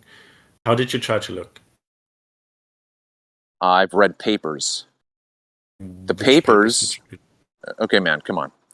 I'm not at my computer right now. I can't go into my file where I have all of the papers that I've looked up and saved, right? But I've looked up mirage statistics, and they all give me the numbers. They give me the squiggly lines, the deltas, the thetas, the parentheses, all that shit. I don't want any of that. I want to know who was out in the field, where their position was, how they got their information. Because in my opinion, you can't just make the measurement where you are and then figure everything's the same 20 miles throughout the corridor. So unless they're taking these measurements 20 miles throughout the corridor, I don't have any reason to trust that their data that they're giving me is. But to me, they're just trying to be as general and approximate as possible. We can do this. We can fudge on the numbers here. We can make it a squiggly delta, and They're then just asserting that it happens and that there are and because of reasons. ... Okay, Get back to you. Okay. Yeah, that is a challenge. As far as I know, that's still an unsolved problem that that you can't know the path of light through air over long distances just from knowing your local conditions, the conditions at the observer side, because there's a lot of turbulence and disturbances in air, a lot of changes that can happen on the way. So yeah, that's not claimed to be known. Although, would you also say from the fact that we know how refraction works, or how that we know how we can describe refraction, dependent on given ambient conditions, that we can, if you have an observation, right, and you're saying okay, for this observation to happen in this way due to refraction, we can work backwards and figure out what the ambient conditions, what the necessary ambient conditions are, or the parameters under which the whole group of ambient conditions could be, so that we can the light path can result in this, what we observe. Sort of a back engineering of the ambient conditions. Yeah, but how would you? Sure, but how would you verify your back engineering? Well, that's a little bit of an art, right? It depends what the result of the back engineering is. If the back engineered conditions are in a range that is doesn't really tell you anything, or that you can't really distinguish if that makes sense or not, then it doesn't tell you a whole lot. But depending on what the result of the back engineering is, I can imagine that, for example, the necessary gradients are obviously reversed to what they should be. For example, that the gradient should be getting colder towards the ground, but the air measured above the ground is warmer, is colder than the water above the ground, where it should get colder towards that water. It doesn't make sense if the water is warmer than the air. Can I jump in real quick? Mm-hmm. So the description that you just gave to me sounds too much like massaging numbers. Do you know what I mean by that? You're simply you're simply massaging your variables so that they will produce the result that you're looking for. So this is the way Andrew Thomas Young put. It's This is not the way what I described at all, actually. I said, okay, that's fine. Quite I the said, opposite. hold on, please, hold on. I said it sounds to me. Okay, I know that you tried to say what you said. That's fine. I'm saying it sounds to me like you're describing this. Now, real quick, I'm just going to read from Andrew Thomas Young when he describes looming and sinking.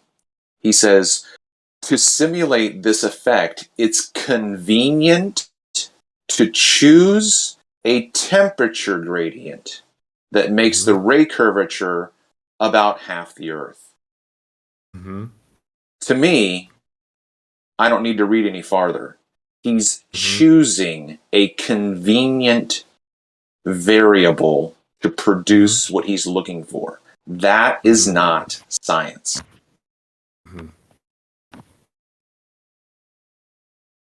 Okay. That's not what I was talking about, though. It's completely not really relevant to it. Well, okay, listen, you might very well have said, like, okay, so let's pretend that Andrew Thomas Young gave a lecture, and he said, to create this simulation, it's convenient to choose blah, blah, blah. And then afterwards I go up and I say, Dr. Young, it sounds like you're talking about massaging. And he's like, oh, no, that's not what I said. I said it's convenient to choose. And I'm like, okay, if you don't understand what you said implies what I'm saying, then I can't help you. So you very well might have said exactly what you meant to say. I'm telling you that you might want to consider looking back at what you said to reconsider whether or not it actually does imply that we're fudging the numbers to get the results. No, we're not. We're not. Okay. You asked what the back engineering of the reflector, like, we have an observation, right? We have a basis of a basis that we're using. For example, we're using horizontal plane of water, right? And we make an observation on it, right? And that observation is explained, or we propose that explanation is explained by the refraction that happens in air on that observation. For example, an object appearing to get cut in half. And then we could use the knowledge on how we describe refraction in air to back engineer what group, like it's a whole like infinitely many possible, like it's a whole set of parameters, a whole group of ambient conditions that the refraction would actually lead to that observation. We could back engineer the conditions for that. And then you asked, well, what does this tell us? Because it doesn't necessarily confirm to us if that ambient conditions were actually present or not. And then I tried to explain, like, well, yeah, in principle, we do not necessarily gain any knowledge from that, but we could, depending on what the resulting necessary conditions, back engineered conditions are. Because if, for example, something that's physically doesn't make sense is a necessary condition in the whole group of conditions where we could make that observation, and we know that there's a problem with that hypothesis that refraction explains this observation. Okay, just real quick. So, does anybody else want to jump in and say anything? I mean, that seemed like just sort of repeating the same few words over and over in a pattern, which I understand what I heard consistently was back engineering and refraction, right? And recreating it. Like, that's important to you? Yes. Right. That's what's important to you in this conversation. Like, I'm trying to figure out like what you're even.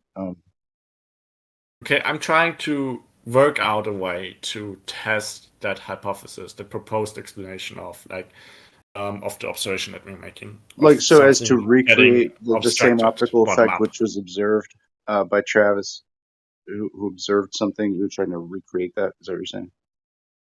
not recreate. I'm trying to understand it if it's possible, and I'm trying to understand. I'm trying to understand it well enough to make tests so that I can figure out if that proposed explanation is true or not. Then you would recreate it. That's exactly what you're saying. You need to recreate that or demonstrate it to the best of your ability. And if your demonstration doesn't match, then back to the drawing board. No, the observation is something we all agree on. We observe something that appears to get obstructed bottom agrees up, on what? appears to get cut, appears to get cut I in don't half. agree on what you observe. I need a demonstration. Okay, so you go out and you watch a horizon. Go out and what? Then that's the demonstration, because that's You what have we're to use a talking different way to talk to Dem. He's not going to take that language from you. But can we just agree this is an optical effect that's going on? Like nothing's actually physically changing, right? Yeah. We're looking at this is a distortion, right? We could call it Yeah, that. obviously this is optical. It's like we do not like we see the object appears to get cut in half or obstructed bottom up. We do not suppose that the object actually does disappear. Right, and so this is air. This is air temperature differential, which is causing these inconsistencies in the visual observation of the said target, right? So you would agree that this is air, right? And you would agree that you're also breathing air, right? So you would agree that this is basically you're looking through a waveguide from your point to the target. Waveguide. No? Does that make sense? You're looking through you're in a lens. You're inside of a lens. That's all. Okay, that's not a very useful statement, honestly. It makes sense to me. I mean, it makes sense, but it's not useful to. It's because colder air, right? That's going to tend to focus things down. Wider air or warmer air is going to tend to expand the visual image. So, like, you need one in front of the other to create basically two different like focals, and then that's going to produce your strange optical weirdness. You know? Yep. And then do that over miles and miles. No, let me just go back real quick and just again. I've been able to capture these images of boats cut in half. Okay, but I've been able to do it at short distances so that I can show the distance beyond that in other times, so that it's never curvature cutting these boats in half ever. It's impossible. It's always refraction. So, as I've said from the beginning of my channel, I did this early on. I'm looking over short distances. I can prove that it's not curvature and it's refraction. When we see this out at 20 miles, it's the same thing. It's refraction. It's never curvature. I think the mirroring hypothesis that you have, where the mirroring and magnification of the horizon, sort of rising it up in front of the object, can be easily tested by using a horizontal reference, such as an auto level or a theodolite, and looking at the top of the object, the fact that it has a commensurate reduction in height. You're going to be at miles and miles of distances in those instances, Moyak. It's not going to be surveying distances.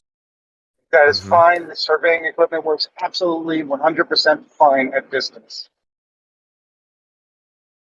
You know that.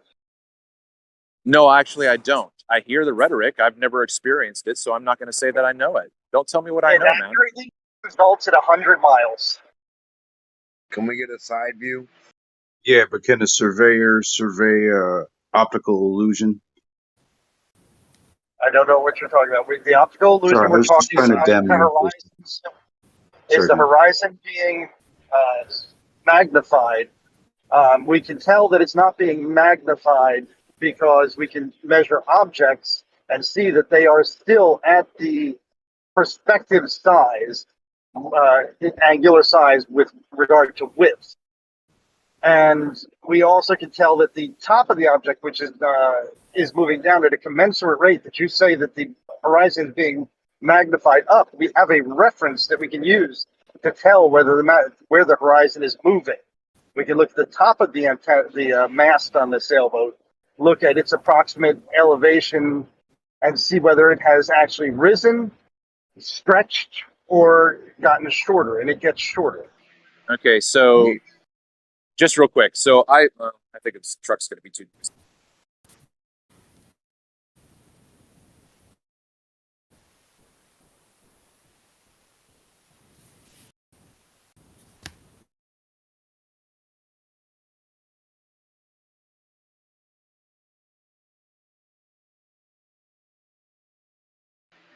You need the side view and the tilt. If you don't got the side view, we don't have no base of reference for anything that you're saying stretches or moves or shakes its rump, like a rump shaker. So when your horizon shakes its rump like a rump shaker, we need to see where it's really at. Like, you know what I mean? Because it moves. It's got moves. So just real quick. So Moyak, I don't know if you've seen the images or not. Okay, but I can show a target where the surface to that target has an appearance. And then I can show you that same target with the same camera and the same focal length where you will tell me, because others have, Travis, there's no way you have taken that from the same position because it looks like you're closer to the water and lower down. You've changed your viewing angle, and I haven't. So in that instance, magnification has happened, which brings the surface closer to me, which limits the amount of the field of view and positions the target in a different location. That's absolutely demonstrable, day in, day out, no question. So that's what a surveyor is going to see through his theodolite if he's able to see that kind of field of view, so to speak. Okay. Now, the thing that I've said too is that target, if I just look at that target with my naked eye, it's basically at eye level. I won't know the subtle differences of what's going on until I take that still shot and compare it with another one. But in both instances, on Monday when I went out and the distance looked farther away, it was at eye level. And then when I went out on Wednesday and there was an inferior mirage in that target, it was at eye level.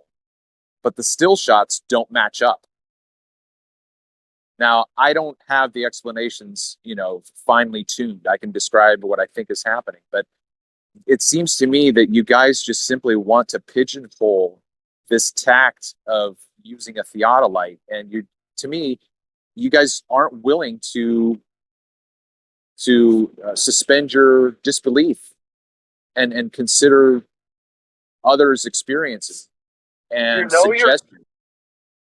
You know the reason why I do that is because I want a reference. I want some kind of evidence in that image, a standardized reference like the horizon that's developed inside of your theodolite, the crosshairs, the reticle, will actually give you a reference that you can decide now what's happening in that image and what objects are moving what direction with regard to a fixed point. I've done that. Is the reticle. Okay, right, but I don't have a theodolite, and my theodolite doesn't zoom in to 6 miles with this photograph. But in my photograph, I do have concrete markers that don't move that I used to orient the. Yeah, I understand what you're doing, and I agree that the surface moves around and stuff, and things in the image move around. But when you say that the horizon is rising up and obscuring something, we need some other kind of a reference to try and decide what's happening in that image. And you're saying that it is rising up in front of the hull, but that doesn't make sense because the top of that mast is moving down with regards not to the horizon, but with regard to horizontal.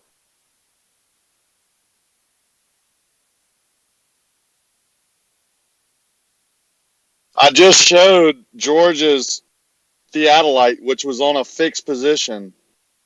If he's telling the truth, he put it on the same pole every day, and at different times of the same day, he can get the object in the background to appear in different positions of the crosshairs. At one point, in one afternoon, the horizon appeared to be above the crosshairs. Yep. So it rose to if it eye level. Yep. so if Saw that. so it, no, it rose above it, yeah, and so that would Yes, it rose mean that above it it. that would mean under other conditions it would appear to go below the crosshairs. If you can have conditions of the day make the horizon appear above the crosshairs, then surely you could have conditions of the day which were opposite to make that object appear below the crosshairs. If I'm not mistaken, he has the temperature data taken along the field of observation. Okay. That Did what I said describes what conditions caused that. Yeah, but did I logically, yes. my If statement you have the right logically makes conditions, sense? you can look lots of things. So what you're saying is when we look long distance through a theodolite, which horizontally getting the vertical elevation you're not supposed to do, they do have limits to that. The atmosphere could affect where that object appears due to the crosshair, right? Say that again. Because of what I've said and the picture that I posted of an object being above the crosshair would imply that in other conditions long distance that the object could appear below the crosshair, correct? Could appear. In other, known conditions, yes. I'm done with this guy. Not just other conditions. I'm done with this guy.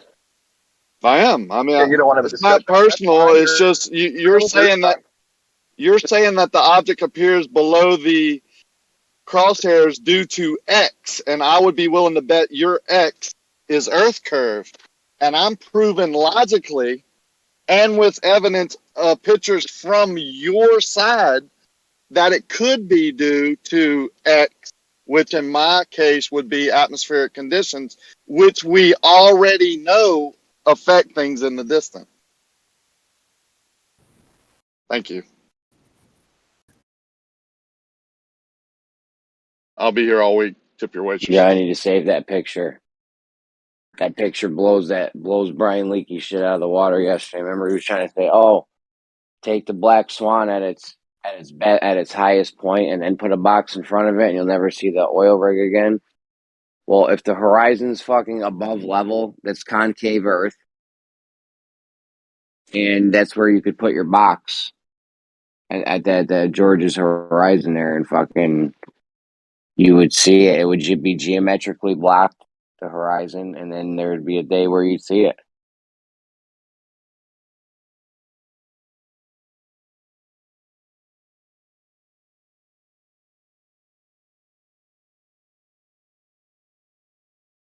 I mean, we can't seriously be making arguments using the things in the distance as their actual positions for our arguments. It's not going to work. This.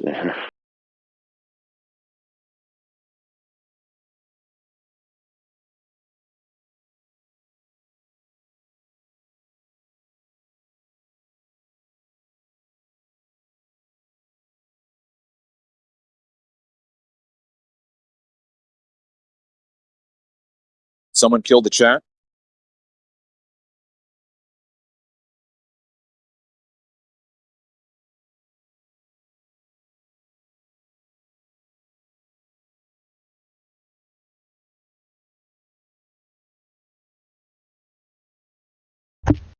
Yeah, logic killed the chat.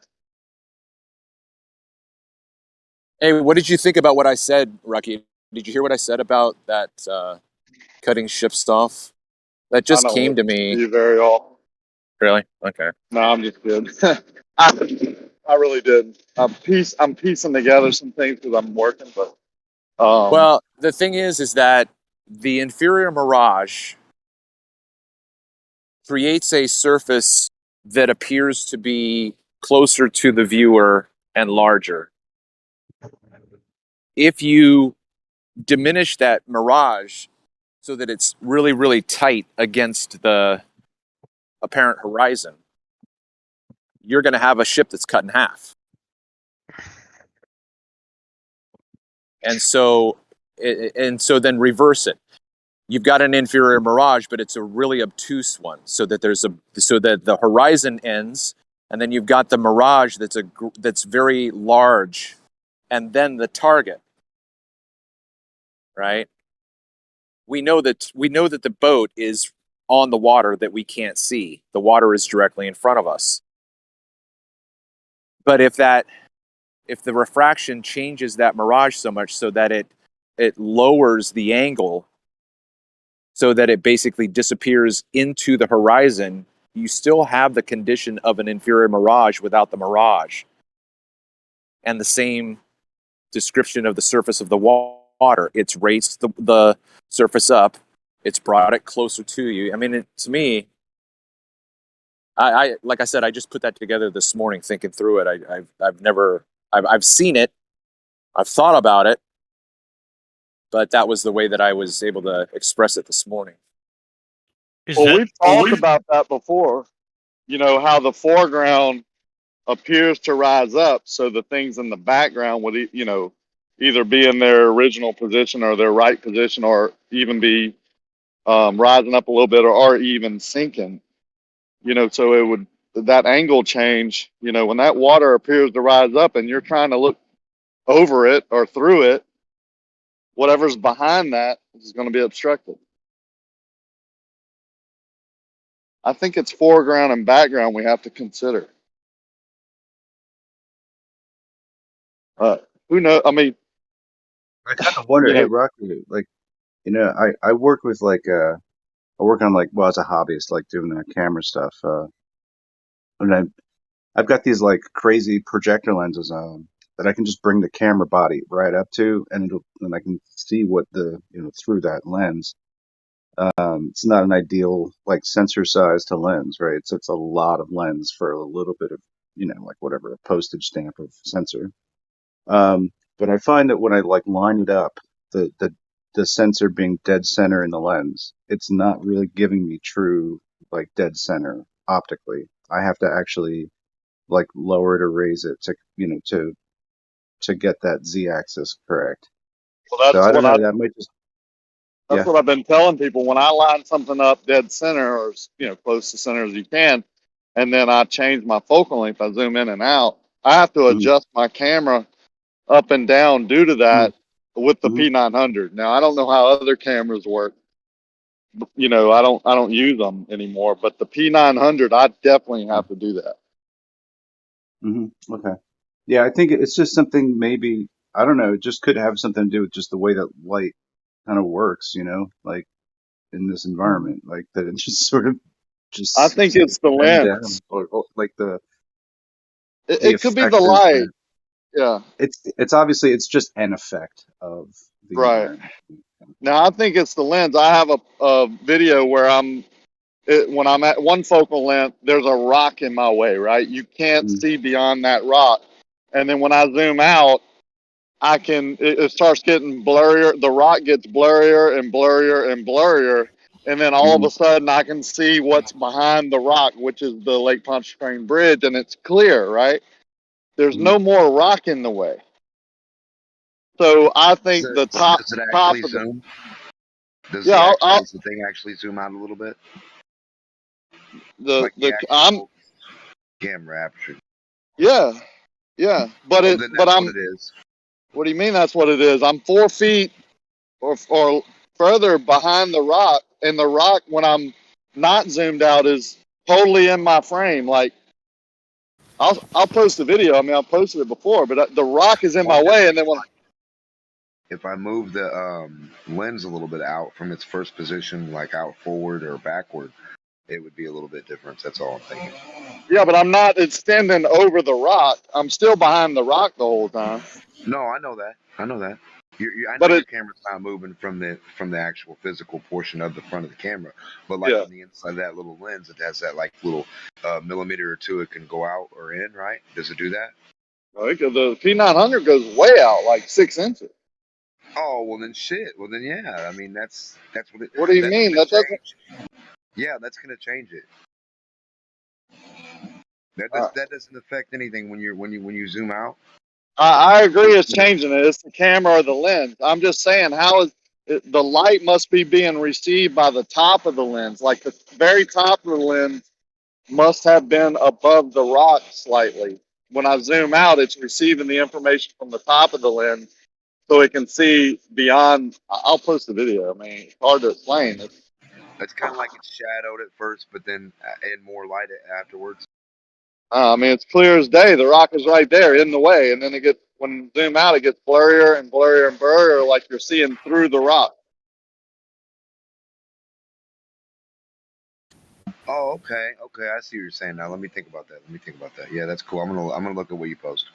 I was thinking about it different.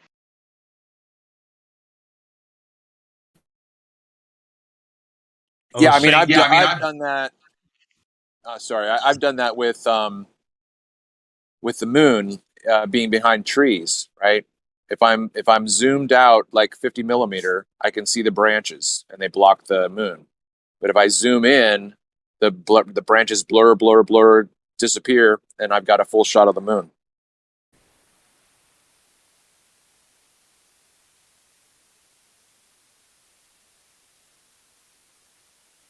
Okay, cool. Let me try now.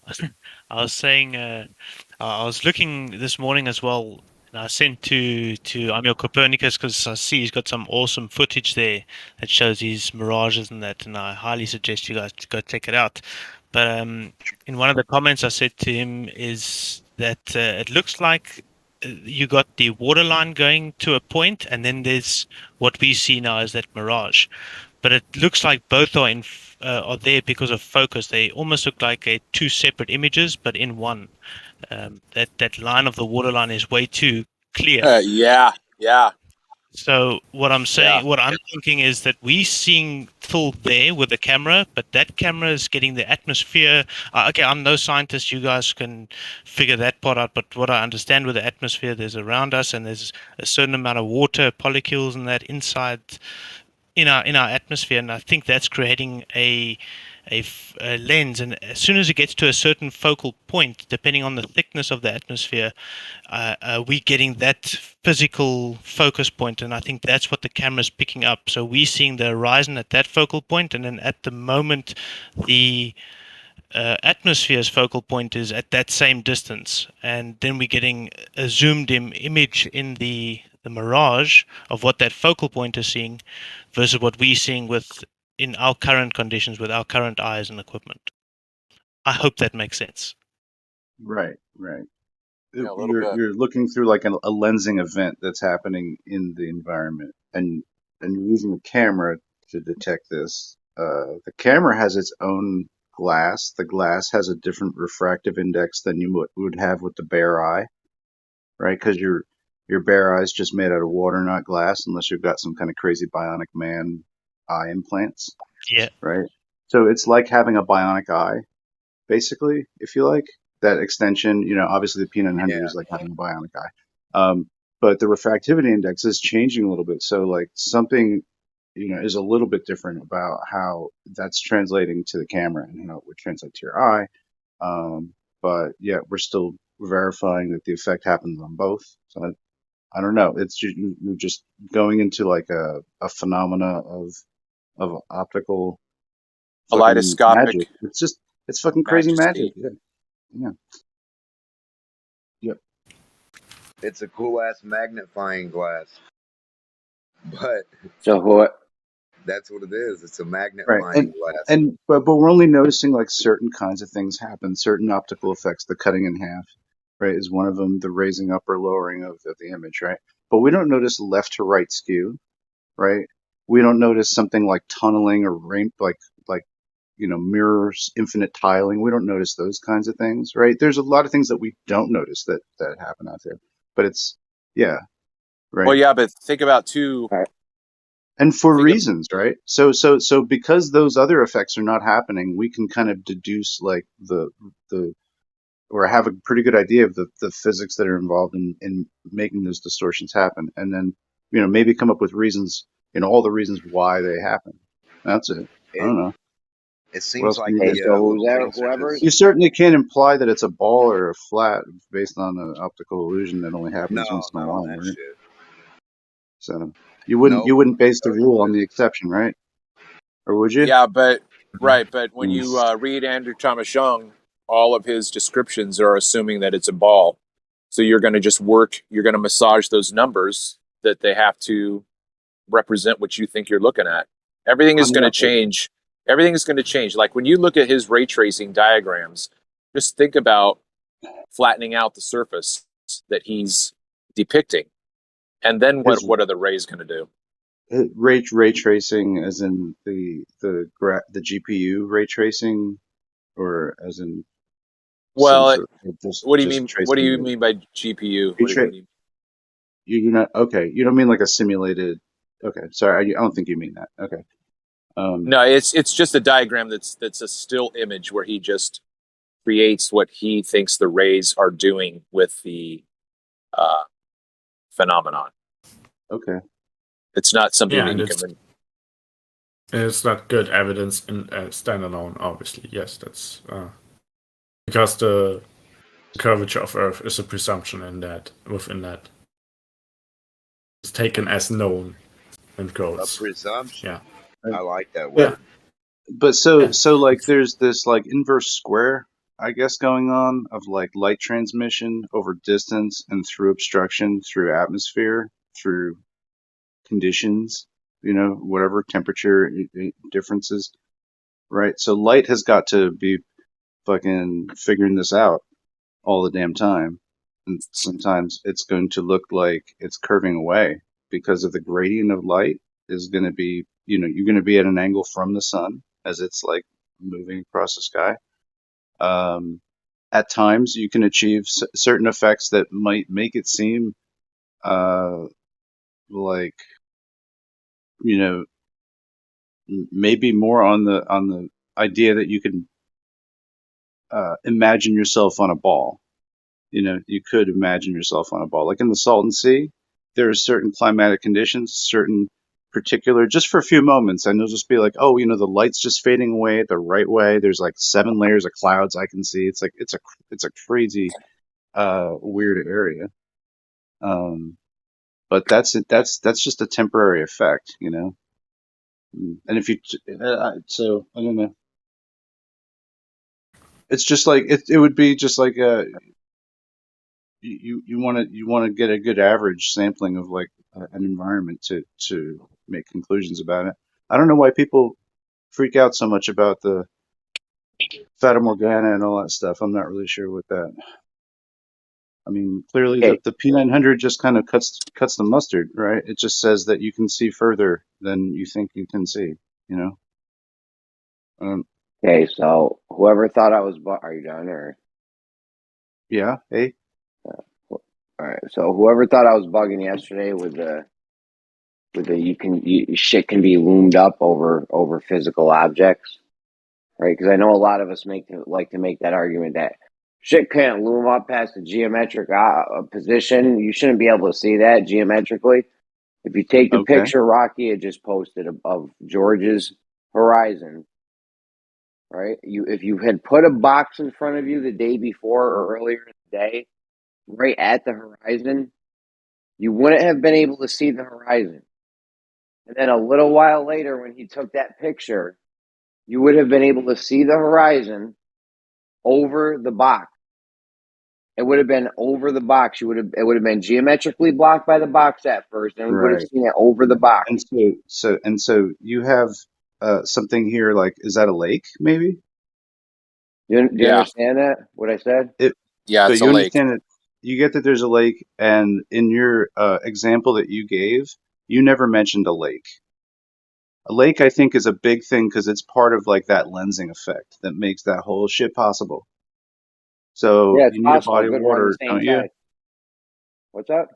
Don't you just need a body of water to make this effect happen? Or no? Am I wrong? No. Okay. Did everyone hear what I just said? Yes, Jeremy. All right, let's not make goofy shit today. No, Jeremy. Show us. Show us what? Do you see the picture? Do you really need me to put a box there before? There's no took the box, picture? Jeremy. There's no box. You really, bro. Travis? Really, dude? You really need a box? You really need someone to put a box there? But don't that you would know that at one point, Travis. You really need someone to put a box there. You can see the picture before and after. You can't just picture a box there in your mind.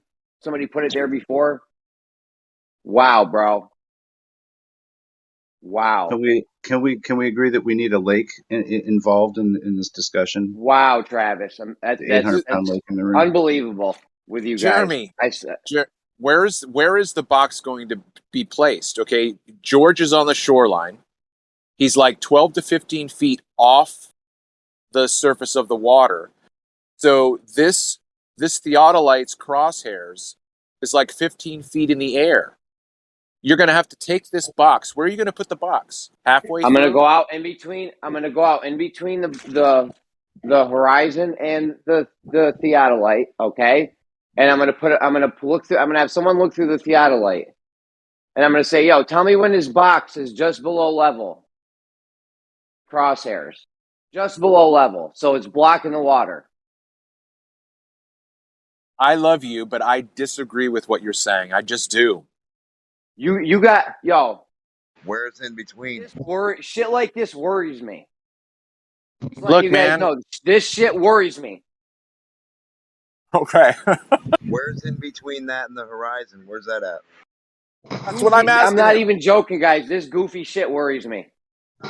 Yeah, we're wondering where Travis. in between you and the horizon is. What's that distance? What's Travis. the in between? Because if you know that number, we don't need to keep searching for the globe, right? You know the exact number in between the observer and the horizon, so you can give us the middle calculation, and we can just double that, and there we go. We're good to go, right, Jeremy? You got that number, right? Rambling nonsense, motherfucker. You and your good box talking over me. Thank you for your nonsense. You don't even know what you're talking about. Demonstrate. Thank you, silence. Do you know the distance between you and the horizon? You and your box. You and your little box. Can you write the number on there? I'm honestly not even addressing you. So I'm you not don't know even what you're addressing talking you. about. You don't know any math now? You don't know distances? So what are you explaining to us? What are you demonstrating if you can't even calculate what you're talking about? You have a lot of nonsense. You should get up at the table with the big boys. Get away from the little kid table. Oh, Demok, man, you're hilarious. I'm just pointing out the truth that the little boy doesn't know his distance to the box that he's trying to tell us we're wrong or right about. Go play with your box somewhere else. We're not falling for it.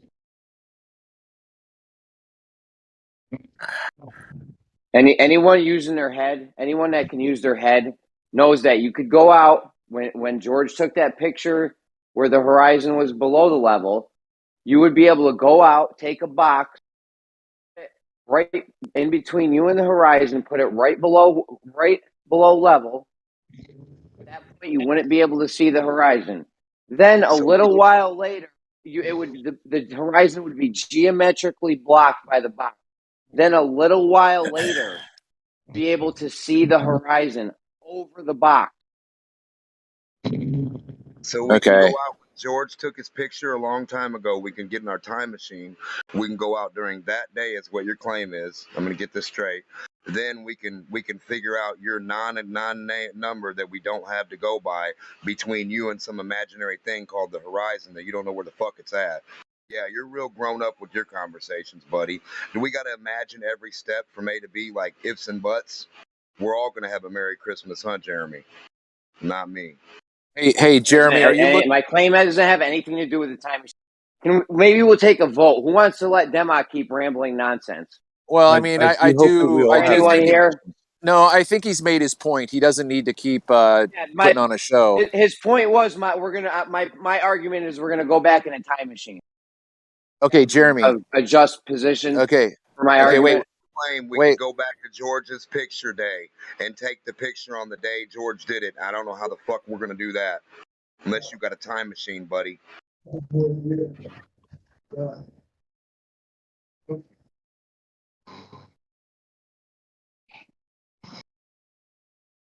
You telling me you built a time machine out of Demok?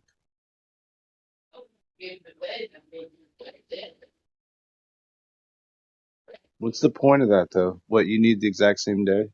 I mean, it's conditions. It's conditions, right? You want similar conditions to have a shot at capturing Yeah, the it was horizon. his. I don't know.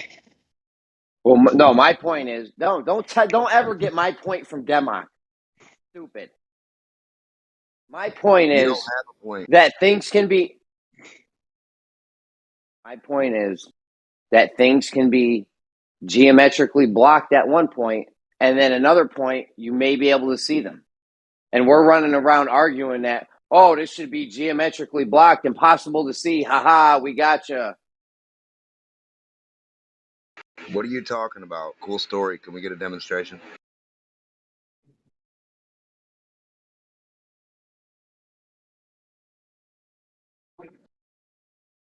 I mean, yeah, geometrically blocked, but like, couldn't you like just replicate the same thing with elevation changes and say like, this is what it would be like if we saw a little bit higher?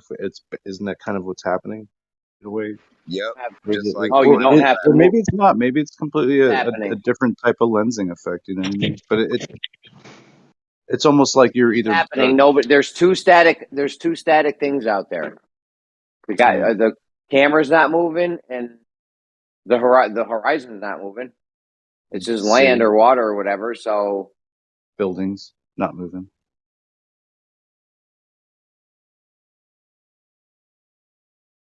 And there's at least like two variables here that need to be like a warm air mass and a cool air mass, and they need to be of sufficient density to have like difference created between them to make the lensing effect happen in that straight line between the camera and the target. And it's unlikely that would happen over like an environment that didn't have a lot of water to create that. You know, I guess that's my contribution. unless that lake, Rocky, you know where that lake, that body of water is? He was taking that photo on. Are people seeing superior and inferior mirages over other areas where there isn't like a temperature difference? I mean, like maybe like mountain air, you could say maybe it could be really cold or something like that versus like a warmer air mass, but like most of that temperature differential is only attainable with sufficient humidity to create the lensing effect. Isn't that only going to happen over water?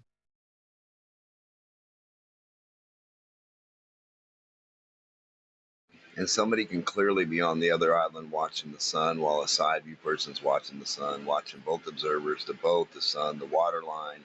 They can have their own line set up on a piece of plastic. It's just a horizontal line. They made it home with a fucking ruler at the middle point of this piece of plastic. You level that motherfucker out. You sit it there. You put the film up. You see that level lines on the horizon. It's like a fucking perfect line on the horizon or whatever, horizontal line that you made without reference of anything but the horizontal line that you made, perfectly horizontal. So you take that out and you put it on there, and you have the observer from the left, the observer from the right, the person filming forward at the sun, watching the sun, the person watching the sun from, the one that's the original observer on the shore, and everybody sees, and you have a third person, two behind, and when the third person sees the sun straight up, second person sees it straight up, first person sees it straight up, except for when it gets in the distance, supposedly. But the other two people in the side view guy all still see it fucking on the same line. They all got set. It's a horizontal fucking line where it's the same height of the sun and then the other line of the water. And you have a middle line too if you want, if it tickles your fancy. Right. So it would be really cool to have an observation of that Fata Morgana or whatever superior inferior mirage from like multiple cameras. That would be cool. Like from one, so you could see like different dimensionality about how that shit works. Mm-hmm. Right. And then you get a better perspective. Why is it always this one direction stuff? And Or people just a want to bunch of argue people with about like quadcopters would be cool. You know what I mean? Just drones, like fucking just take them out. Yeah. Provided that they had the right kind of lenses. I mean, that they're not And going the to fish eye drones, the fucking shit. Cheap actually lenses. hold their level at a certain height, right? Like a certain elevation, like they can all line up with each other like a certain amount of distance, and you can tell from a side view that they're all lined up also, right? And they would be above the observers, all a certain amount of way too. Yeah, That'd why be not just do a? I mean, what's like just do a forced line with drones? You know what I mean? well. Keep That's the observers in play too, though. because Yeah, drones just are keep cheap. a couple Because for the observers. price of like a surveyor, you could just buy a drone, and then you could have like an army of drones that just like go march across and scan. Well, the point is to see the side view where the side observers on the either north, south, east, west, whichever way you want to go with it. So if you have one observer being the main person, you can have somebody to his left and right filming, and somebody across the way, and then somebody way beyond too. So have three forward, one direction people, and then one on the left and one on the right, or two on the left, two on the right at a little bit of distance. Have them all filming. And then they see the sun, they see the boat, whatever objects, whatever they can use the sun as reference, the boats, people, everything, all on the same day. And when you have these certain 3 or 4 lines set up that you made at home on this piece of plastic, and they're horizontal straight lines across the plastic, they don't give a fuck about what anybody's opinion is. So you take them and set them up, and those would be like your mean lines. And when everything, like the sun follows it the whole way from the side views, and and the boat and the water line and everything matches up, then there's no way in hell you can be on the fucking globe. It's impossible. I don't know. I don't think a globe works anyway. But none of this shit like matters to me particularly. Like each individual little argument, I'm just trying to like figure it out for what it is. Like not try to apply. I don't need to because like I already kind of know what I know. Right. It's We just know it's it's a not. long time since I haven't revisited. These are some primary arguments. Like I haven't like had anybody challenge me on this in a long time. So it's what I don't know when I started, like 2014 or something. But these are some of the earlier arguments. It's funny, some of them are still around. Some of them faded away. Well, what about you heard about the 20-foot pole? To mock your storied 20-foot pole, everybody knows about it, and I'm happy to hear about it. I'm happy for you about your 20-foot pole. Well, if we got an edge to the globe somewhere and they claim it's real, we should be able to stick a pole off of it like a selfie stick and point 20 it down feet and though. not see and not don't care. Listen, if you say the edge of the ball is right here, the basketball, and I Where's can the send edge? some, don't know. 50 miles, 80 miles, something like I want that. to know. That's what I'd like. No. It's The edge of around the there, dirt. no? No. Listen to what I'm saying. Not 50 I miles. am The edge of the listening. dirt, wherever I'm at on the dirt, and they say this is the longitude and latitude right here where we put this flag. This is the edge, the dirt, the edge of the curve of the earth right here.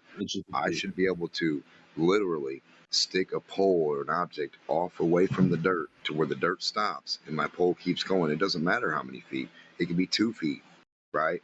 But I'm just saying 50 for an example. We can go as big as we can go. If we can go a mile, fine. Whatever, however long the bridge is. The longest bridge we can make, for one piece of material we can use, we can probably do pretty good with a selfie stick pointing down. The object is to not see any dirt or water underneath where that camera's facing. When you put it out horizontally and just hold it out. Real brain melt. If you don't see any dirt or water, there's no globe. You know what I mean? That's the edge of the globe. You can use a cliff, a plateau, or anything. I mean, it's a flat surface to where if you're standing on top of it, you stick something off. Nothing else is going to be in your Something way. here? Wouldn't that You edge use of a a said mountain globe be just the ground? Or am I missing horizontally, something? though. Horizontally. You got to do it horizontally. Yep. Got to do it Stick it horizontally. straight the fuck out. Yeah. And see where the ground ends. Where the sidewalk ends, baby. I want to find out where the sidewalk ends on the globe. Yeah, Silverstein, I hear you. Yep. There's a light in the attic. There's a light in your attic, buddy. I know. I know. Hey, Jeremy, are you still there?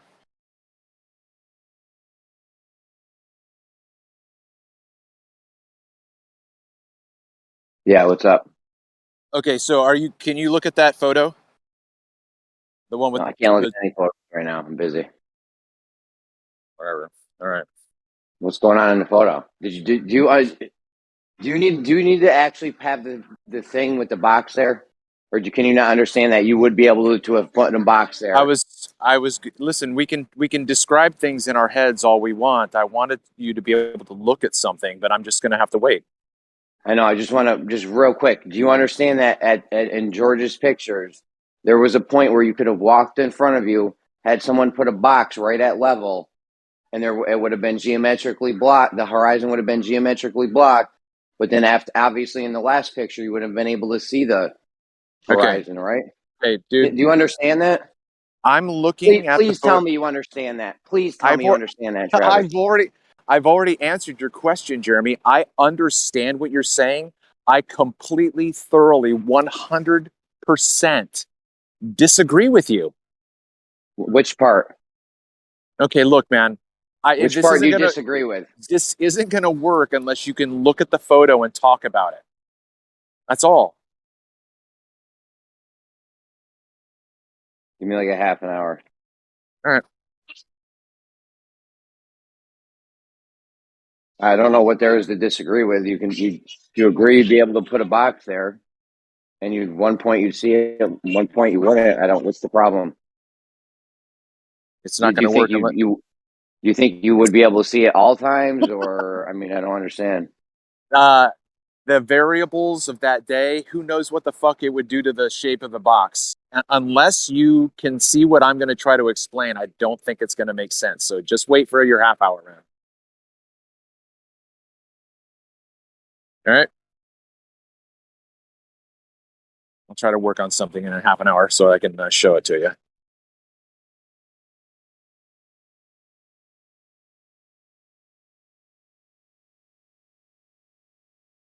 If and buts. We don't observe any kind of like optical effects like straight up. You know, if you're talking about like astrophotography, things like that don't occur, right? There's no strange optical effects. Well, I mean, I've only done star trails and stuff. I've not looked through telescopes and shit, but let's say like nobody has a star trail set that's like wobbly because of atmospheric magnification. Yeah, I don't know. Inversion layer like that. I don't know.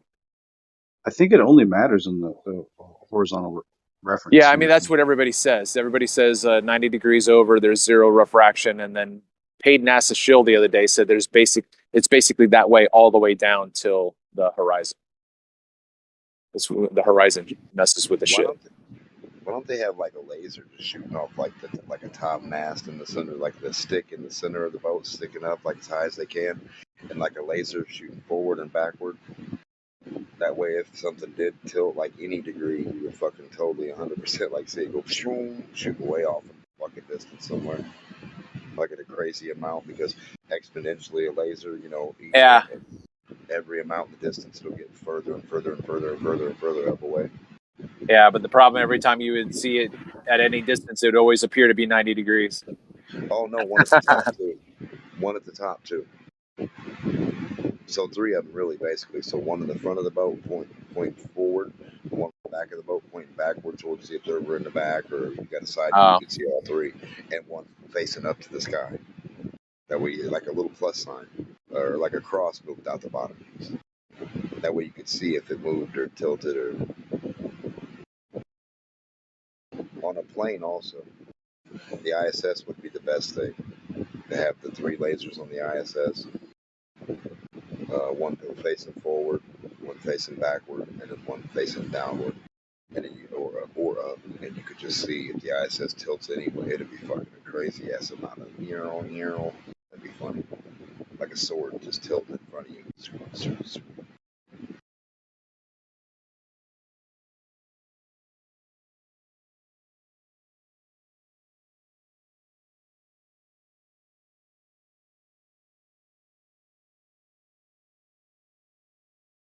What? Travis, are you about to make the argument that if you put a box out there, the box is going to move too? Is that going to be your thing? Because I can save you a lot of time, bro. Just wait your half hour. Let me work on it, and we'll talk about it in 20 minutes now. I can save you a lot of time. All right. Okay.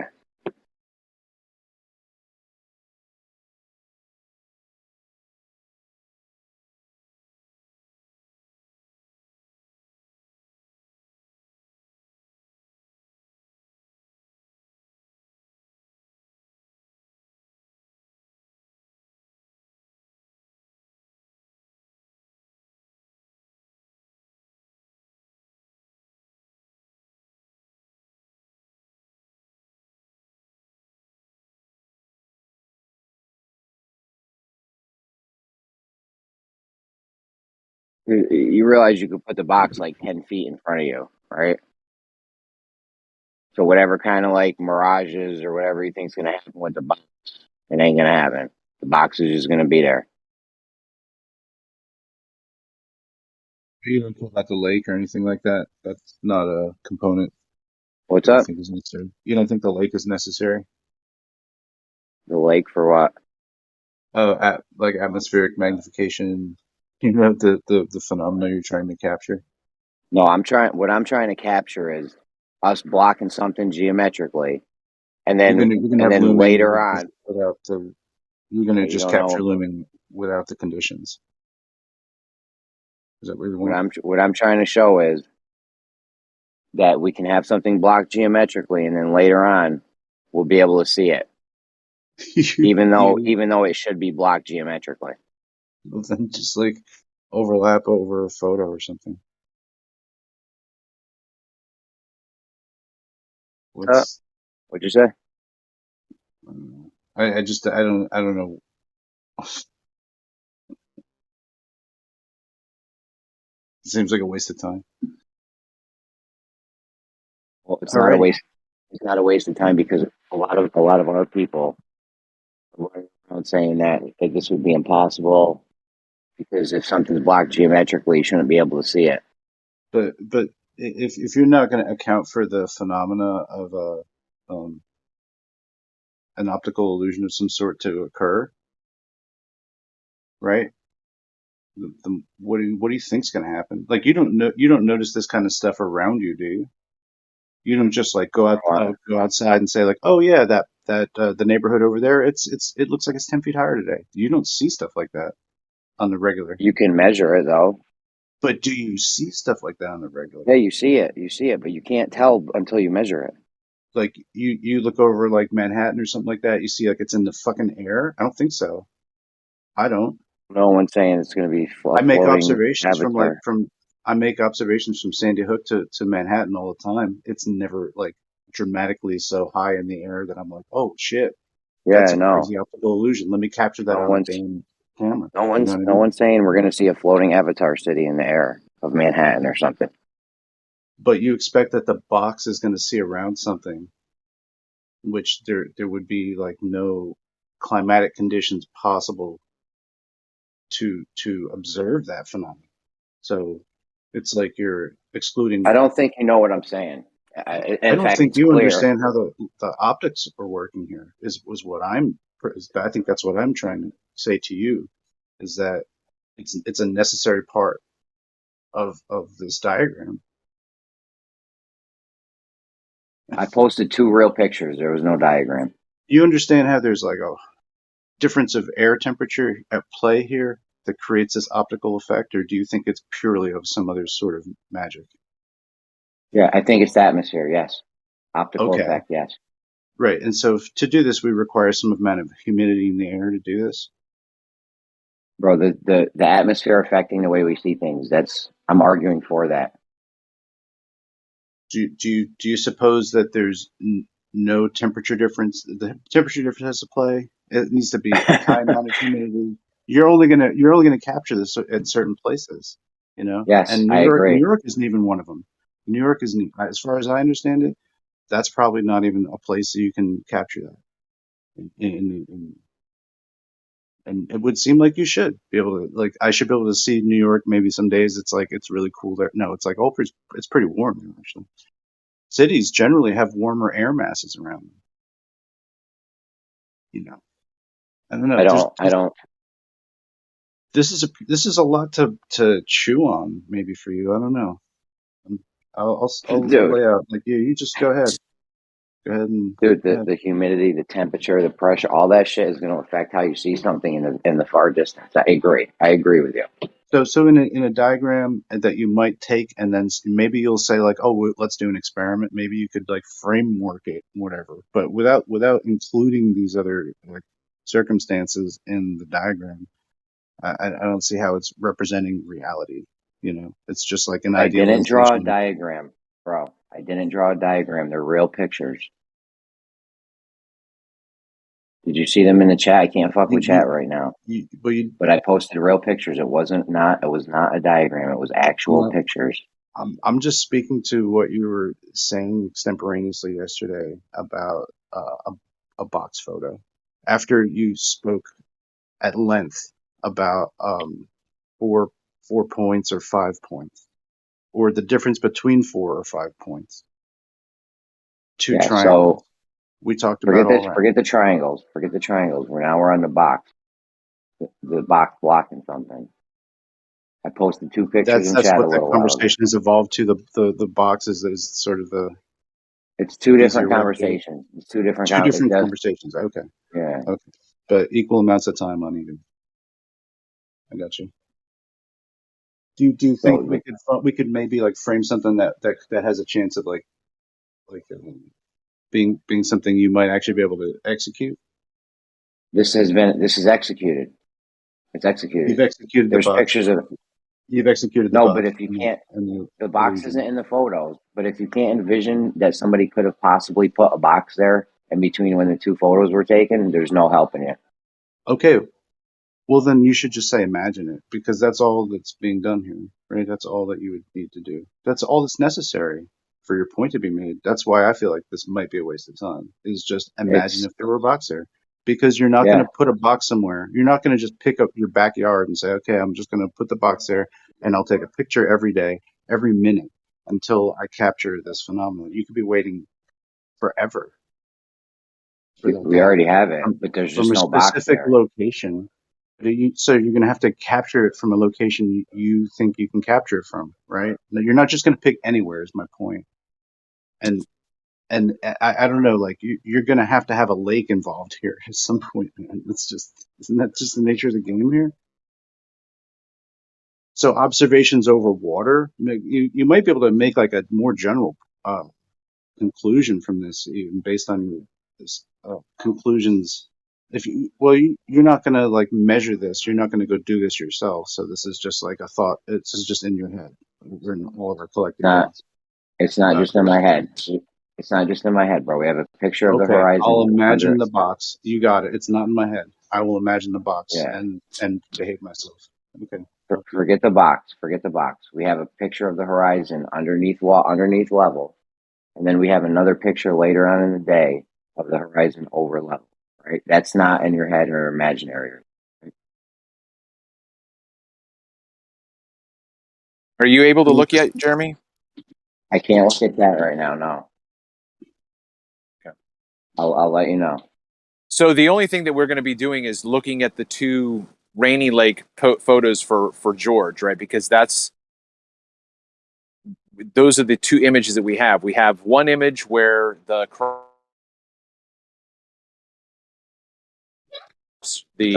horizon. I cut out. You're back. All right. Well, anyway, just let me know when you can see the screen. All right. I'll let you know.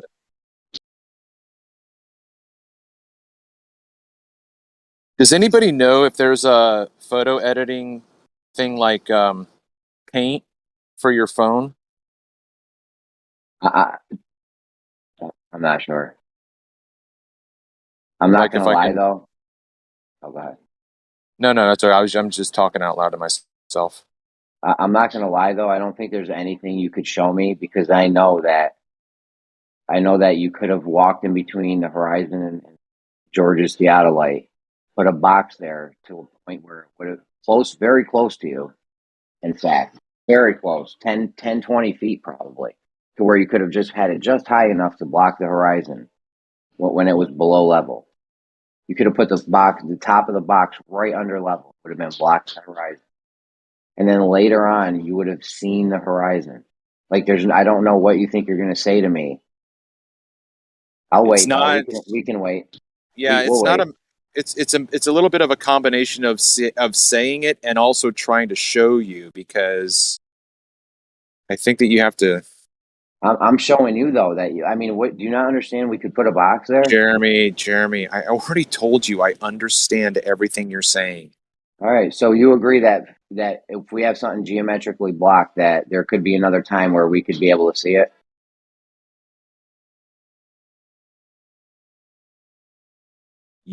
Look, you can describe shit all you want. You have to show it, dude. You have to show it. Bro, this is what is this called? Fundamentalism? No, something else maybe. Are you describing you right now? No, I'm describing the thing that a lot of flat earthers are doing when they say, "Oh, shit, if something's geometrically blocked, you'd never be able to see it." Even though I'm showing you right now that something could be geometrically blocked, and later on we'd be able to see it, even though it's geometrically blocked. Those crosshairs that aren't blocked by crosshairs. We need to see your box. Listen, doesn't anybody have a thing like paint? There's got to be a program called that's like paint. Why would you think that, Jeremy? Oh man, are you new to this party, Elijah? He's been going on for this for 2 days. I am. Why on God's crackhead earth would you think that?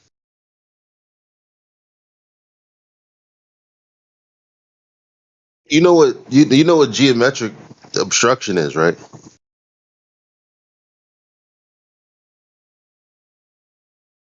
He's ignoring you.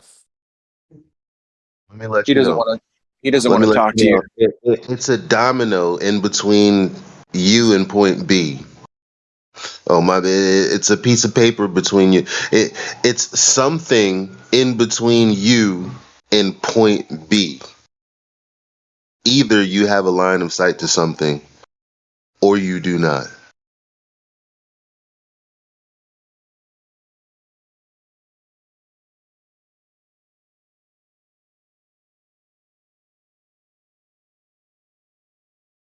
You know how my house is geographically where it's at? Like I'm never gonna see anything that it was blocking ever from any angle that I stood from it. Like from any angle that I've ever seen my house ever, nothing has ever changed about the background that it was obstructing.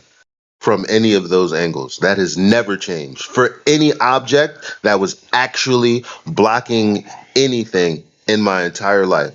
So I just don't understand the logic. Okay, listen. I posted a picture. I can look at chat now, by the way, Travis. But Wow. let me just deal with this, Elijah. Listen, I posted a picture in chat. Can you see it, Elijah? I'll post it again. Hold on. I'll post it again.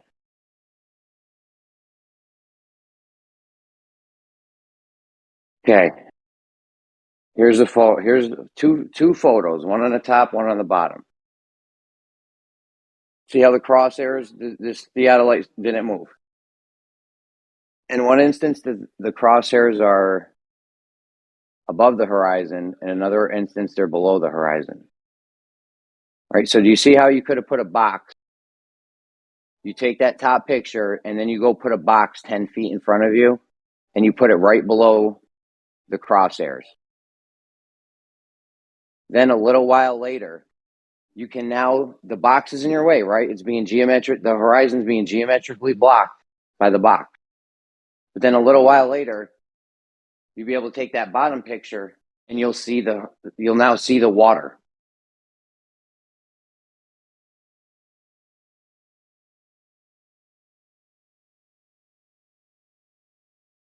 You follow? You with me?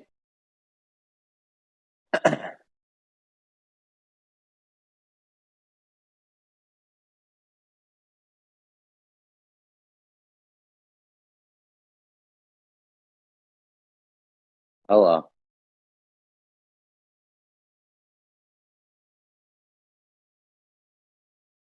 You had breakfast yet, you grumpy old fart? Oh,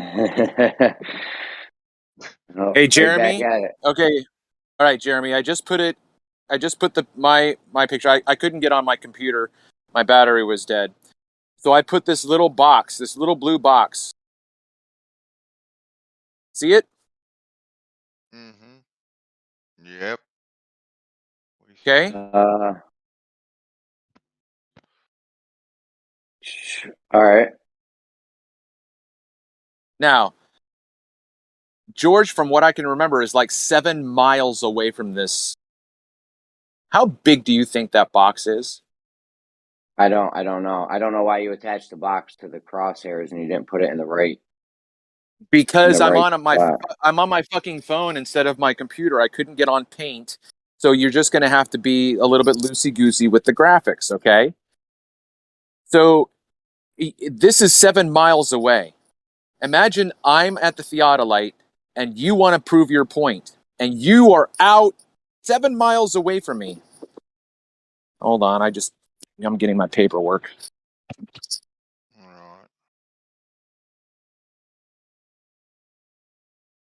You guys, the box isn't in the crosshairs or on the lens of the thing. The box is in front of the crosshairs, blocking the horizon in the first picture. So this image, these pictures through this theodolite means that fundamentally what I said was completely wrong. Is what you're saying? All I'm saying is you could have taken a box. I don't see. I'm sorry to interrupt. I don't see how your justification for what you're about to say is a justification. It still is gonna mean that fundamentally I'm wrong. Is that what you're saying? If you're saying that Well, I said what I geometrically we said. would.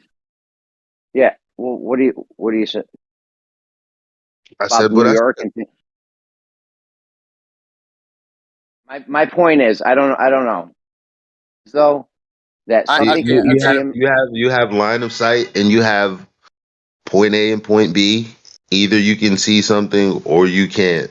Like it's not Okay, that hard. let me do this again, Jeremy. Okay, look. It don't work like that. Yes, Elijah, you're wrong. It doesn't work like that because in one instance of this picture, you would have been able In to what see the. example other than something like this theodolite? And what example is Take something it to the black physically? swan. No, what I'm saying is because through this theodolite, you only have the end result. What I'm asking you is, okay, do you have any other examples in real life in which you knew something because you've seen you've been to the right of the building or the hill or whatever it was, you've been to the left of it. So you've been at all angles of this thing.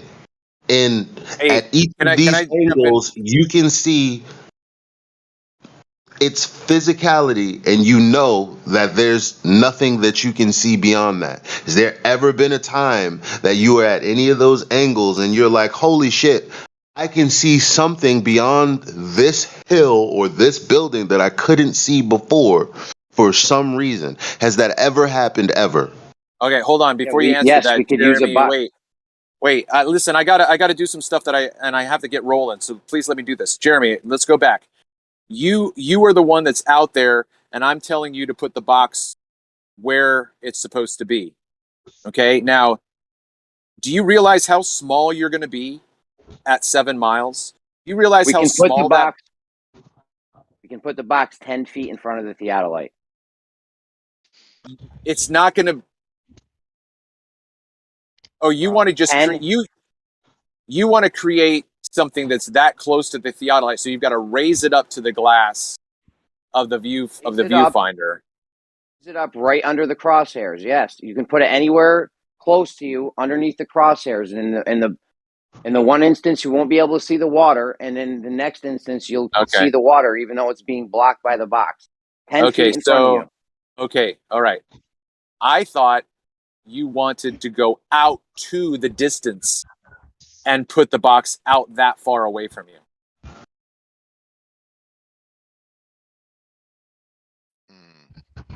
So based on the So fact you that you are understand now. So you understand okay, now. You're saying. I understand now exactly what you're saying, and so yes, I'm going to say that I think you're correct. Boom. For you, Travis. Good for you. Well, it was just a matter of No, Elijah. miscommunication. Hold on, it All right, was let just me. a matter of miscommunication. I thought That's fine. Fine. I'm glad you get it now. It's fine. That was about to get ugly. Pulling teeth, man. It's like pulling teeth with you guys. Now, Elijah, do you understand this whole box with these two pictures? We can also use the black swan. If you wanted to use the black swan, we could use that. I don't understand ultimately what you're trying to say this is showing me. Ultimately, I'm telling you that you could have something geometrically blocked one time, then you have line of sight on something, you block it. Now something's geometrically in your way, being able to view this thing, and then you can just wait. You can just wait, and then later on, you might be able to see this thing, even though it should be geometrically blocked by the box. Are you saying that's what this video is showing? Is there a video, or is this like, what is this that I'm looking at? All I have is two pictures of the horizon. Oh my God. I need to see it. You need to see what? I need to see what you're saying. Okay, do you see the two pictures? You ain't hear what I just said? This whole conversation has been about two pictures that I'm looking at right now.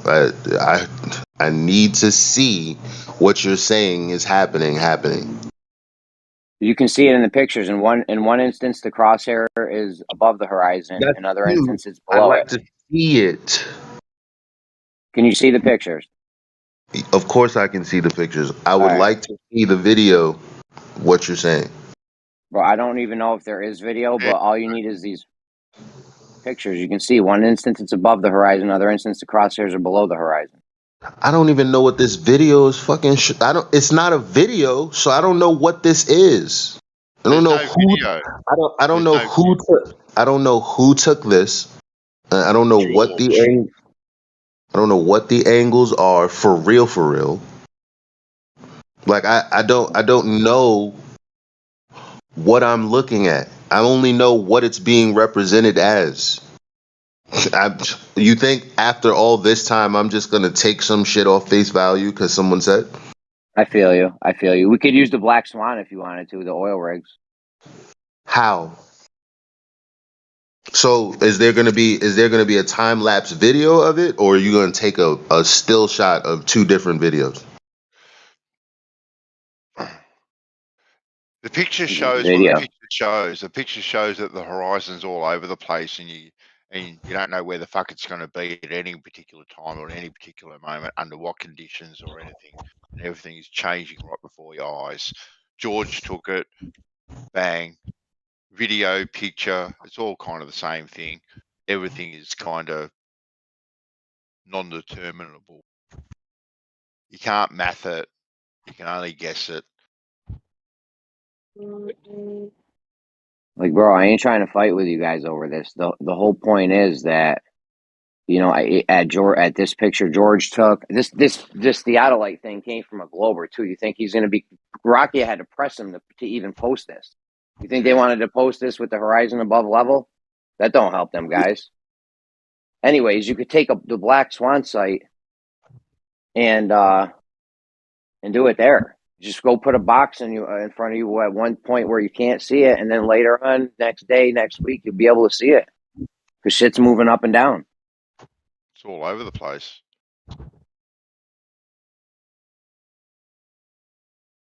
Sometimes it moves up and down worse in other places than it does in some other places. You know what I mean? Like B-Ball's in Hawaii, he's got a steady climate, steady temperatures and shit. So his shit ain't sliding all over the place like that. You get a place like the Black Swan site or this place where George took his shit's moving all over the place. I know one thing, photos ain't going to do it for us, boys and girls, or videos.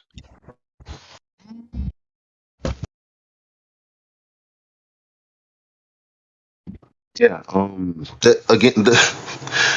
I guess I know what my problem is, Jeremy. You're not looking at physical obstruction. That's why, because the horizon is not a geometric blockage in the first place. So when I heard you say you can see things that are geometrically blocked, that's not true. Because there's no geometric blockage, bro. There could be a time. They would have to physically geometric obstruction. As detailed on the globe is literally the floor blocking the rest of your view from the floor. Like to say, yeah, sometimes it's blocked, sometimes it's not. It insinuates that there actually is a physical blockage. No, there's not. Okay, listen, I don't want to argue about it with you or like fight with you about it, but Why is what I'm saying calmly? Why are you replying with "I don't want to argue"? Like I think what I'm saying is reasonable. I mean, if you're not, I see what you're saying. Then don't gaslight me. Just do whatever you want. I agree with you. There's no actual Earth curve up there blocking shit. I agree with you. I think it's optical. But that's the opposite of what you said out of your mouth. But I'm telling you that it is possible, and you could actually show it. You just said that that's not what you're saying. Now you're saying I just showed you could show it. I'm just with the words that you're using, you're not going to be showing something that is geometrically obstructed and then not, because there is no geometric obstruction. That's not what you will be showing. Those aren't the right words to use. When I wake up in the morning and the first thing I hear is you can see geometric blockage and then you can't. That's not accurate. That's all I'm saying. Yes. And the picture I've shown with the crosshairs and the horizon above and below it, the actual physical water above and below the crosshairs, there would be an instance where you would be able to take a box, put it right in front of the theodolite, just under the crosshairs, and there would be a geometric. Hold on, Elijah, I let you finish. You could take a box, put it under the crosshairs. It would be a geometric blockage, so that geometrically you wouldn't be able to see the water. And then you wait a little while. You know what geometric means? And then you wait a little while.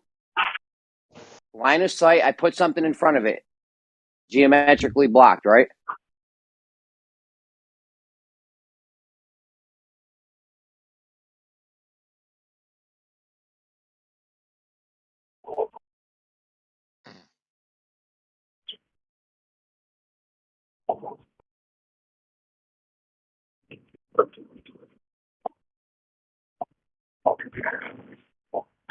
Mic check. There we go. I think my AirPod messed up. So geometric means you could see something, then you could take a box in between you and that object. So now it's geometrically blocked, right? Is that geometric? Geometric means you can see it. No. Either something is physically blocked or it's not. So we could take a physical box. Something. Just because you don't see something doesn't mean it's physically blocked. I'm looking out into the distance. I can't see the rest of the world, but I know it's not physically blocked. I'm gonna give you an instance. I'm gonna give you an instance. Hold on, just hold on, man. God. I don't want it. I don't want it. Just walk with me for a second. Walk with me, bro. I don't want it. It's all right. Just take a box. You just take a box, all right? Start with an ordinary plain box. You got your view. You know what I mean? You're going to put the box in the view. Where am I wrong here? Yeah, we're going to take a box, put it right underneath the crosshair. Now the water and the box has the water physically, geometrically blocked. No, you just can't see it. Yeah, you can't see it because of a physical obstruction. It's obviously not physical if it's moving. It's not real obstruction, Jeremy. Like what part of that don't it's because you see this photo and you have a need to use this to continue on with this rhetoric. It's like the truth is this photo or not this photo, you either have something physically blocked or you don't. Second of all, flat earthers know that things can appear occulted, but there not be anything physically in the way. We know that. You're saying something can physically be in the way, and we see it anyway. No. I'm That's telling not you, true. no. Not what I'm saying. That's not I what I'm don't saying. I'm see. saying something can physically be in the way, and then the atmospheric conditions will change, and later we'll be able to see it. That's what I'm saying. Well, say So that. Elijah, I don't see the problem. So say Bro, that. that's what I've been saying. That's not what you said. Right, Elijah, it's very easy. I've been You saying see, that all morning. That's not what you said. That's what you meant. That's not what you said. You said you can't say something is geometrically blocked and then not. That doesn't even make sense. Something can be geometrically blocked, You're and gonna then say it later, and anyway. then hold on, let me You're gonna finish. say it anyway. It's not geometrically blocked. If you can see it later, it's just not. Elijah, it's very simple. You can see something when when there's a path of light between you and what you're seeing, right? And when the path of light between what you and what you're seeing is obstructed, then you Hey. cannot see that. Hey, Master. Very easy. No thanks. So when the path of light changes, then when the path of light changes Hey, due to atmospheric Master. conditions, that's possible. Hey, And we Master. know that can happen. And it changes that's which not parts of something can be seen or not around an object. It's easy as that. Yeah, I got a video that all says of that. that I got a video geometrically, that or you can that calculate. says you can't see around objects specifically because light travels in straight paths. No, light does not always travel in straight paths. I For didn't say example, light always. can I didn't say reflect on. always, but typically that's how our view works. Is Typically, when yeah, things are blocked, you on can't a see. small scale, that is a good approximation. But on a larger scale, like on tens of miles of distance through air, that's also not valid. That's also not a correct assumption. Well, And we do see that by saying that because how there's supposed to objects be a that we geometric observe, actual obstruction in the way. we do see that light does not always travel in a straight path on those distances. If we look at objects throughout time, and we see that there is distortions at times, so we do know that light does not necessarily travel in straight lines. Oh, okay. Well, with further distances, yeah, it's obviously Earth curve because sometimes we can see how light bends. Yeah, I feel you. I get what you're saying. Sure. No, not because of Earth curve. That's just atmospheric conditions. I get what he's saying, Jeremy. Sure. I mean, he probably is saying Earth curve, but it's not. It's just because of the I know, atmospheric. but what he said was what he said. I get what he's saying. There's nothing to argue about because we've argued about it for years, at least two. With you, no, something can't be geometrically blocked and then not geometrically blocked. Like, what is the context? Not that geometric means Earth curve. No, not in my case. I'm not talking about Earth curve at all. Well, then how the fuck are you gonna redefine geometric? It's Earth measured. It's a metric. Something is metrically blocked physically by something, and then it's not. I'm not talking. I'm not talking about Earth curve. I heard what you said. I heard what you said you meant, and I was like, well, I agree with what you meant. I don't agree with you saying sometimes things are obstructed geometrically and some things are not. You're not going to get me to agree to that statement. Why do people fundamentally it's wrong? Why do people think that an object is like a movie projector? Right? I don't get why people think an object is like a movie projector. So that all of a sudden now the object is a movie projector and it is casting its image through the atmos right? Through whatever it is, looping and whooping and doing bloody whatever it's doing, projecting itself through. Why do people think this? Huh? Why do people think that a physical object is like a movie projector, projecting its image through the atmos, Well, that's through whatever it is, I right? mean, if you, I mean, like, just it's a Huh? it's just a strange way to put it. No, it's not. That's exactly how people perceive that they see things, that the object is a movie projector, projecting its image through the atmos, doing whatever it does before it gets to our eyes. So all we're looking at is movie projectors. The olive Right. tree is a movie projector. The boat is a movie projector. The house is a movie projector. Why do people think that everything is a It's movie kind of like projector? a law of perspective, maybe the way they diagram it or something. I don't know why Okay, so you have that opinion.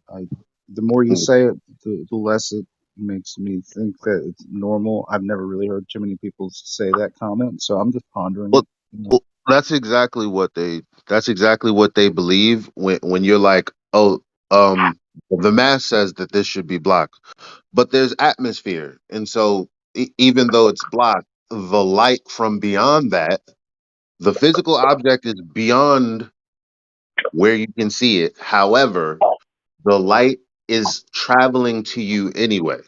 So it could be traveling over the moon for all anyone cares. That's what they would say if there was an instance that they could argue that. As a matter of fact, that's what gravitational lensing is.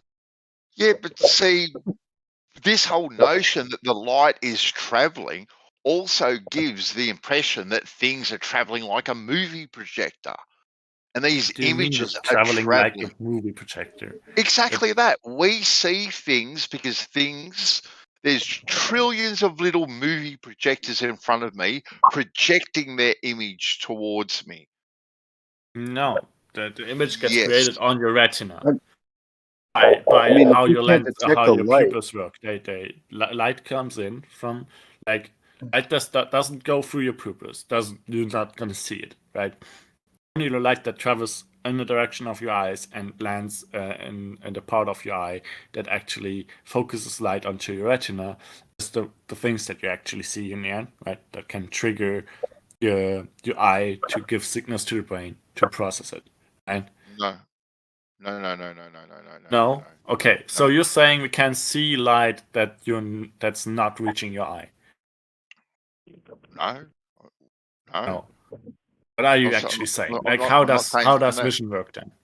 We see things because they are illuminated in a visible light. That's how we see. Right? The light isn't traveling to my eyeball so I can see that image. Okay, Right? what does it mean that an object is illuminated? What does that mean? That light is coming from a light source and hitting an object, right? And then? It is the object is in a light spectrum that makes it visible. Uh-huh. Yeah, but that means that what does that mean? I mean, Exactly what I said. Exactly what I said. Okay, so the object is in a light spectrum that is visible. when you're seeing something, you're seeing like the light reflected from the object. No, right? no, Yeah, no, not at all. because if you had something that You're absorbed, just seeing the visible believe me, light. if you had some effect. if you had something, if you coated something in black paint that absorbed like 99% of like reflective, it would just look like a shadow. You would not see anything, you know. So No, yes, I would. I would So- see a black shadow. you probably wouldn't even register it as anything. You would just be Really? like, "What is that?" Yeah, because all the other detail. Am I in a cave that absolutely has no visible light that I can't see anything? That's not what I'm saying. No, you're saying because you I'm paint an saying that object you with see black colors paint. because of you see colors of things because of reflections of the things that from light. in the visual spectrum, that's why things have color. I get that. But now you're saying that light that has hit that object. So I'm looking at that olive tree across my yard, and the light is hitting that, bouncing off that into my eyeball. That's how I see it. It's something like that is happening No, because, like, not at yeah, all. I don't see it like that. yeah, No. it is. Okay, how do you see it then? Prove it. How do you see it then? I'll prove it to How do you you see like it in this What way. evidence do you have Right, to because like show me? reflected light is less intense than direct light. No, Yes. no. Yes, Okay, then. it So is. then, why then, from an from a side-on view, why can't someone see that light, that image traveling through the atmos to my eye? How would they be able to see that? What What do you would mean? Why make them wouldn't they see be that? able to?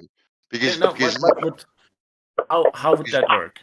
Because you're now saying that this coloured light, right? So now I see this thing that's red. So this red light is now traveling through the atmos towards my eye. So how come if you stand between me and the object and look side on to it, you can't see that light traveling towards my eye? Because it's traveling to your eye and not to the one that's on the side. No, of course you can see light everywhere. You see the light from between that you're seeing from what you're seeing of that object is traveling from you to your eye, and it's not traveling anywhere else, and therefore anyone else that's not exactly where your eyeballs are is not seeing the light that you are receiving from that object. Of course it What's is. so hard There's to understand scattering. about this? Light gets scattered everywhere. It's traveling in every possible direction. No, it's traveling in the direction. It's got like things have a point of reflection. Yeah, you'll notice that. That's why things like have like a reflective point where like there's a high amount of reflectivity. Like they're reflecting so much that you it's just you need to use your eyes. I don't know. I use my eyes every single day. I'm using my eyes right now. Too simplistic. How do you propose this works then? How do you propose you see something that is invisible light? How does that work? How do I see invisible light or light that my eyes can't resolve? How do you see something that is invisible light, not invisible light?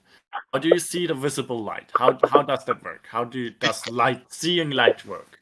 Because it is illuminated. It is in a spectrum, right, that I am visibly able to see it. Yeah, and what does that see? You just explained that visible something being visible means that it's in a spectrum that's visible.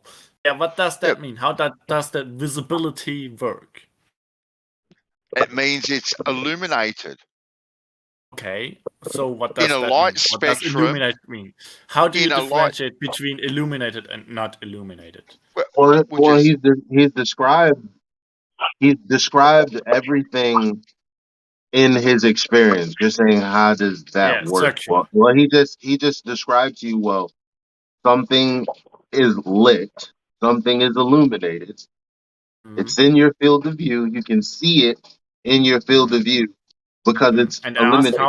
And you're asking how, as if he's going to say, well, the light is bouncing from that object and arriving to your eye like little laser beams to create an image. That we don't believe that, bro. It just is what it is.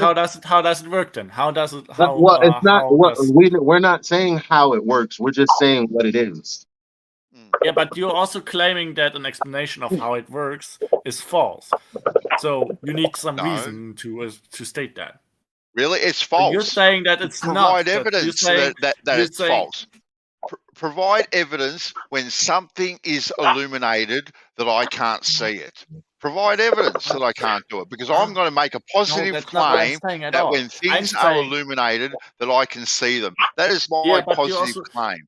You're also making the claim that that illumination doesn't work by light source shedding light onto an object, and that object then reflecting and scattering off that light into every direction, so that that light, when you see something, you're actually receiving light from that object that has traveled from the object Well, you into would your have eyes. to. You're saying You that's would not how it works. you would So have you to. need some reason You would on have why to. you're saying that. Yeah. No, You would have to. no. Yeah, right, man. So you're right. Yeah. Exactly. Yeah.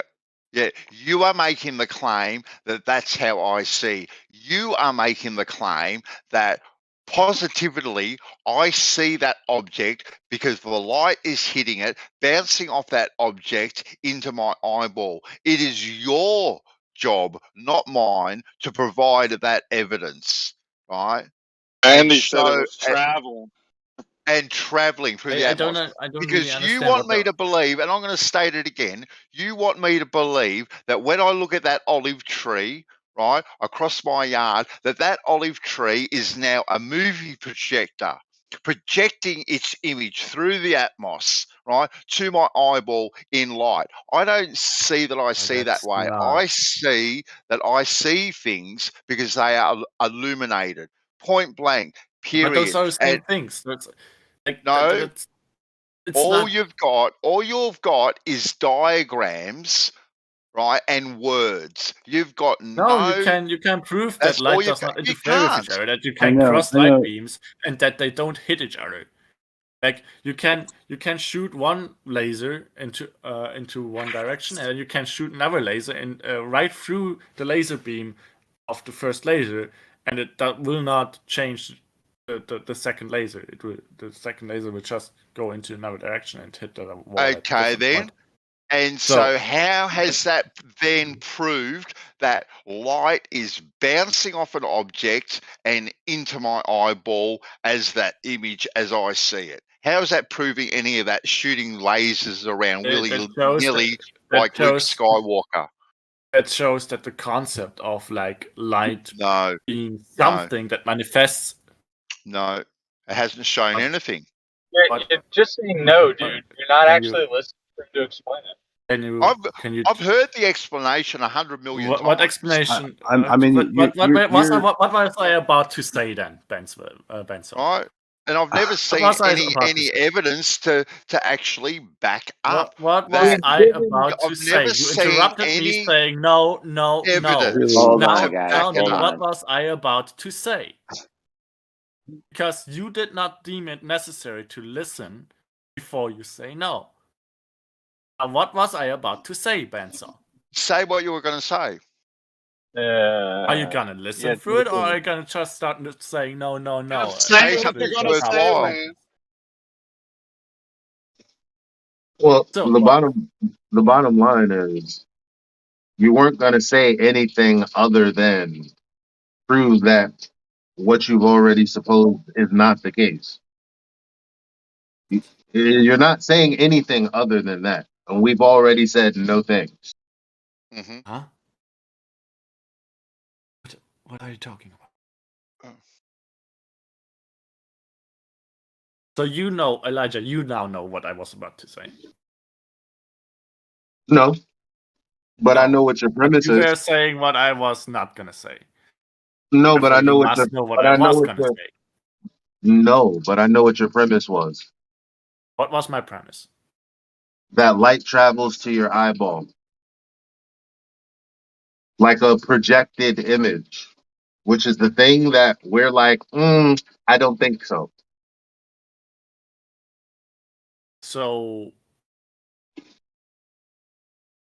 what is how does Who that knows? work then? Like light Who is knows? something that Who knows? manifests Who knows? inside. So Who knows is the answer to your question. So if the concept is not light can travel from one place to another, and then it can travel into your eyes, and that's what you're seeing. You say that means that the alternative to that is that light No, I'm saying that means directly. who knows. Light I'm saying that. manifests. No. The I'm only saying that alternative means knows, that's all. alternative to that is that light manifests No, directly there's no in your alternative. It just means who knows. That's all. it means the alternative to light No, I being don't have an some alternative. You have to light present being an alternative to have an alternative. It's not a it's not a dichotomy, first and can you foremost, because you have to have a so viable option in the Guys, so the first place. can you please stop hold talking on. over me? Yeah, hold Can you on. Let please this guy stop talking finish, over me? Elijah, and then you could go next. Go ahead. So the proposition is that light is something that has an effect on observed reality. It's something that exists. And there's sources of it. What we observe is that the different sources of light, they don't appear to interfere with each other. So the concept of when we want to understand what's gonna happen with, or when we want to predict vision and optics, concept of light traveling from one place to another in order to model what's gonna happen is a useful one, and it does not conflict with what we observe around us. It is because all the other light trajectories and all the other in different directions that we're not observing at that time can still happen at the same time, because different light trajectories, they don't interfere with each other. That's the proposition. And you're saying, well, nah. The only alternative to that proposition is that light, when we are observing something optically, the light manifests directly inside the optical instrument that gives the signals, and and it does that based on some magical connection between the far object and the eyes. There's there's not something traveling, some perturbation of reality traveling from one place to another. There is some instantaneous connection, far connection between those two physically separated places. He Really specifically interesting. went to lengths to Oh tell man, you hold that on. he's He wasn't not done yet. doing that. He wasn't. He Hold was. on a second, Fuzzy. Fuzzy, wasn't. Or are you done? Yeah. Elijah went to specifically long lengths to tell So you that he's not doing that. Fuzzy, you're next. You're next. Let Elijah respond, but- and then you're next. That was long. Thanks for sitting through that, Elijah. yeah, my response is absolutely not. Something is illuminated, we can see it. It does not conflict with the proposition that means that there's some aspect of reality. Remember, you said it exchanged doesn't by conflict, light. but you said that my position was an alternative. No, it's not. I don't have an Well, you're alternative. saying no to that, to the proposition that there's some light causes something, means that there's something traveling from wherever the Why light is can't coming you from, just and take then it's why can't you just take my proposition, since you said that we're saying the same thing? That's what you just said 20 seconds ago. Because you said there was no conflict, right? And you're So just still take my denying the proposition. concept of light being something that travels into your eyes. So what? The only alternative to that concept is that the light directly manifests inside your eyes, and there's other magical far causes. There's magical connections between far places that are. You could It is characterize. ludicrous. No, it's Ludicrous fine. It's because fine. It's fine. It's fine. Well, You I can mean, you can characterize it like that. There's this magical way that, okay, the light's not traveling, so magically somehow it's manifested in our vision. Yeah, you could characterize it like that. To me, that's better than saying, well, for the most part, for all of our observations on a ball, 99% of it is actually not the way we describe light traveling to your eyes straight, but another concept where light can bend to your eye and still give you a coherent image magically. I mean, I could also characterize it like that. I'm sure you wouldn't like that. But no, I don't agree with that. I don't agree that there are light rays traveling to my eye to give me an image, straight or bent. No, I don't believe that. All right. Well, you're ignorant. There you go. Okay. That's like saying you don't believe So- that sound waves are traveling to your ears to hear me talk. Yeah, I don't. All right. Okay. All I right. got So you. congratulations. Wallow in your ignorance. Because when you because my when my head is in the way of my left ear, my girlfriend is talking on my right. Those waves aren't blocked by my head, and it doesn't They bounce are. off the wall and then come to my ear. It, That's what's as a happening. That's as a what reverb coherent. is. Yo, Jeremy, where you at? Like you're Set just them saying, up. Guys, just saying. relax. Let Set them Elijah. up. Let Elijah finish. Hold on. Let Elijah finish, and then that other guy, I forgot his name, is next. Fuzzy. Ozzy. I think Fuzzy. it was Fuzzy. Elijah, then Fuzzy.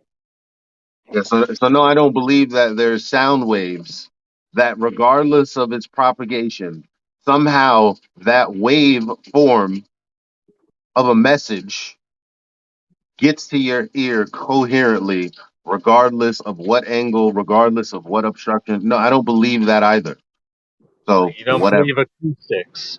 You Hold on, don't believe Fuzzy's the next. underpinning things. Yo, there's a cue. Funny is No, it's Nidhogg. fine. sound waves can All actually Nidhogg, you're I was next. to Hold saying, on, guys. I know measure. you can hear me.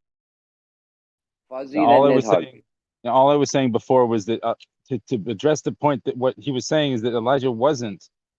There is no like he's not saying that there's a dichotomy, or no, what is he saying? There is like that's what he's saying. His whole point is you're saying you're strong man. You're saying like you're claiming what he says, and he went to specific lengths to say that he didn't. That's all I was trying to point out.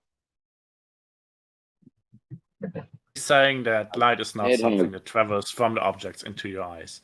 The only alternative to that is that the light manifests in your eyes. How do you know that's the only alternative? Hold on, guys. There's a cue. Nidhogg was Because next. I don't know otherwise, why this there's guy going to be jumped. something that travels from the This object to guy. the eyes in order for you to see. This guy jumped in. Or you can be after Nidhogg. I'm after Nidhogg. Elijah, what's your explanation for Nidhogg, bandsaw, then abracadabra. Go. There's like elementary experiments you can do in order to prove that sound waves exist and they travel through mediums. And you can also do experiments that show that light does in fact have a speed and you can measure it. Like these are just established. You're just saying on to them because you don't believe them. You haven't offered any reason other than it sounds fantastical to you. But that standard of evidence that you have isn't good for literally anyone else. So why do you hold that stance? Like you're literally denying that we can hear things.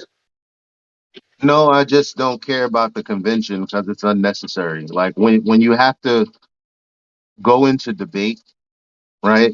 Debate to explain things through conventions. Conventionally, it's like you could do that. I don't have to accept that. All I have to do is explain what I observed. I don't have to go beyond that. I don't have to give an explanation as to why, and I don't have to believe any conventions if I don't want to. Yeah, but if you're saying I that an was explanation that next. you're I giving was is next, wrong, then you have to Aka. explain why that's wrong as opposed to Don't your worry about the queue. non-explanation. Don't worry about the queue, Aka. I was next, buddy. Thank you. I was the one that made the positive claim, right? That we see things because they are illuminated, right? I can back it up, right? I can give you all the evidence that you want, right? I'll make the claim, a positive claim. We can see things because they're illuminated. Now, I don't think, right, that we see things because they're like little movie projectors projecting their image through the atmos, as you would want me and others to believe. Now, if you want to make that positive claim, I don't care what you believe. I don't care what you believe either. But I've made the positive claim, and I can back up my positive claim. Well, You did can't really anybody make the nobody positive made the claim. claim that things project out like movie projectors. Nobody made that claim anyway. So Yeah, you yeah, you started are. on with that. You Yeah, you started on are. with that. You started on No, with it that. ain't a straw man, because that's exactly how you want us to think that we see that things are like No, little movie nobody's telling projectors you what Talking to about, bro. No, that's I how don't you want know. us I to don't know think. what you're talking And about. I don't Who do you mean? Who's really. us? I use Hey, light. hey, I can use I lenses. finish what I'm saying, or You can I not jumped finish in what with I'm this, saying? so Right? I'm No, it already was waiting my for turn you to through a talk. whole It queue. was my turn to talk, and I Before you was in the started the queue, and queue, I'm you had jumped right. in on my conversation anyway. Just to let you No, know. Okay, no, go ahead right? and have your cue. No, bugger you. Have it your way.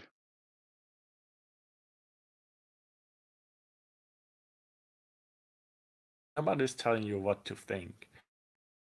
Just give an explanation for things in a way that is useful to like further understanding on reality and to like make predictions and build tools and so on.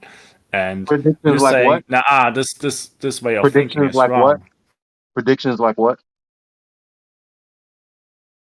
Like how something is gonna look, or how something is supposed to look, Wait, wait, would wait, look wait, in wait, reality. wait. What do you mean? Like, okay, let me get an example. I'm not cutting you off. I just want clarity. Well, I am cutting you off because I want clarity. I'm looking at a tree. I see it. Now, what you just said was, okay, we have things that will predict how we will see. Well, I already see the tree. I don't need a prediction. So how is what practically give me an example of what you're Okay. saying? Oh, let's say you wanna show others that same tree, but you can't like drag everyone around the world just to for you to show them the tree, right? What would you do? You would take a photo. You would take a photo. Okay. So how do you think the process of taking photos is established and improved over time? How do you think we gained the tool of taking photos? I've never been into photography. You let me know how.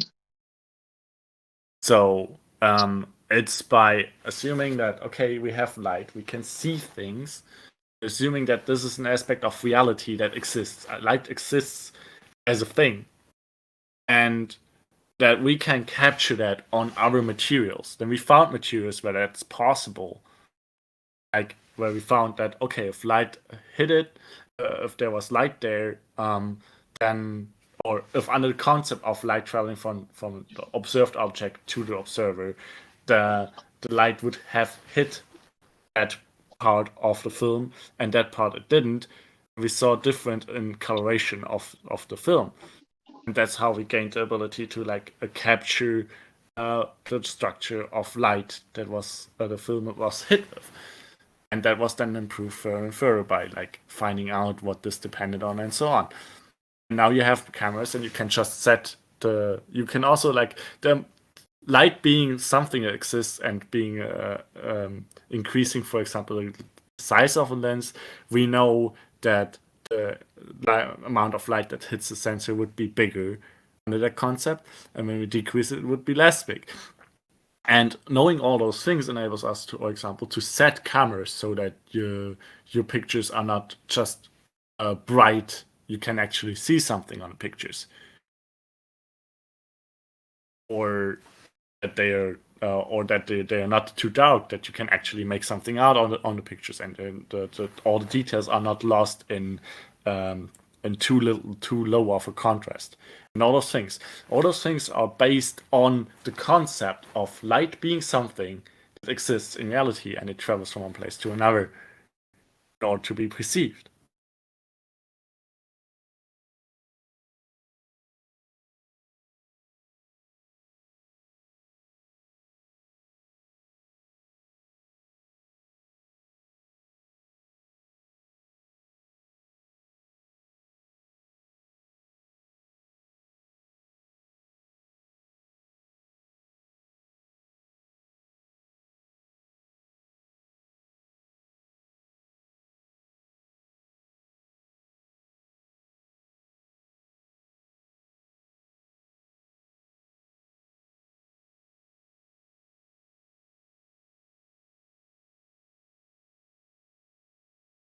What'd you have for breakfast, Ben? So Wow. So he gives you a really long-winded explanation, and you For just ignore it. dinner, for dinner, I had a nice T-bone steak with a mushroom and garlic chili creamy sauce. Nah, mate. You had piss and vinegar. With a handful of veggies and some beautifully roasted potato cubes, also done in a garlic butter. That sounds So delicious. I'm as full as a googie egg, I must say. Right, but how did you know where the food was? What sense did you use to find it?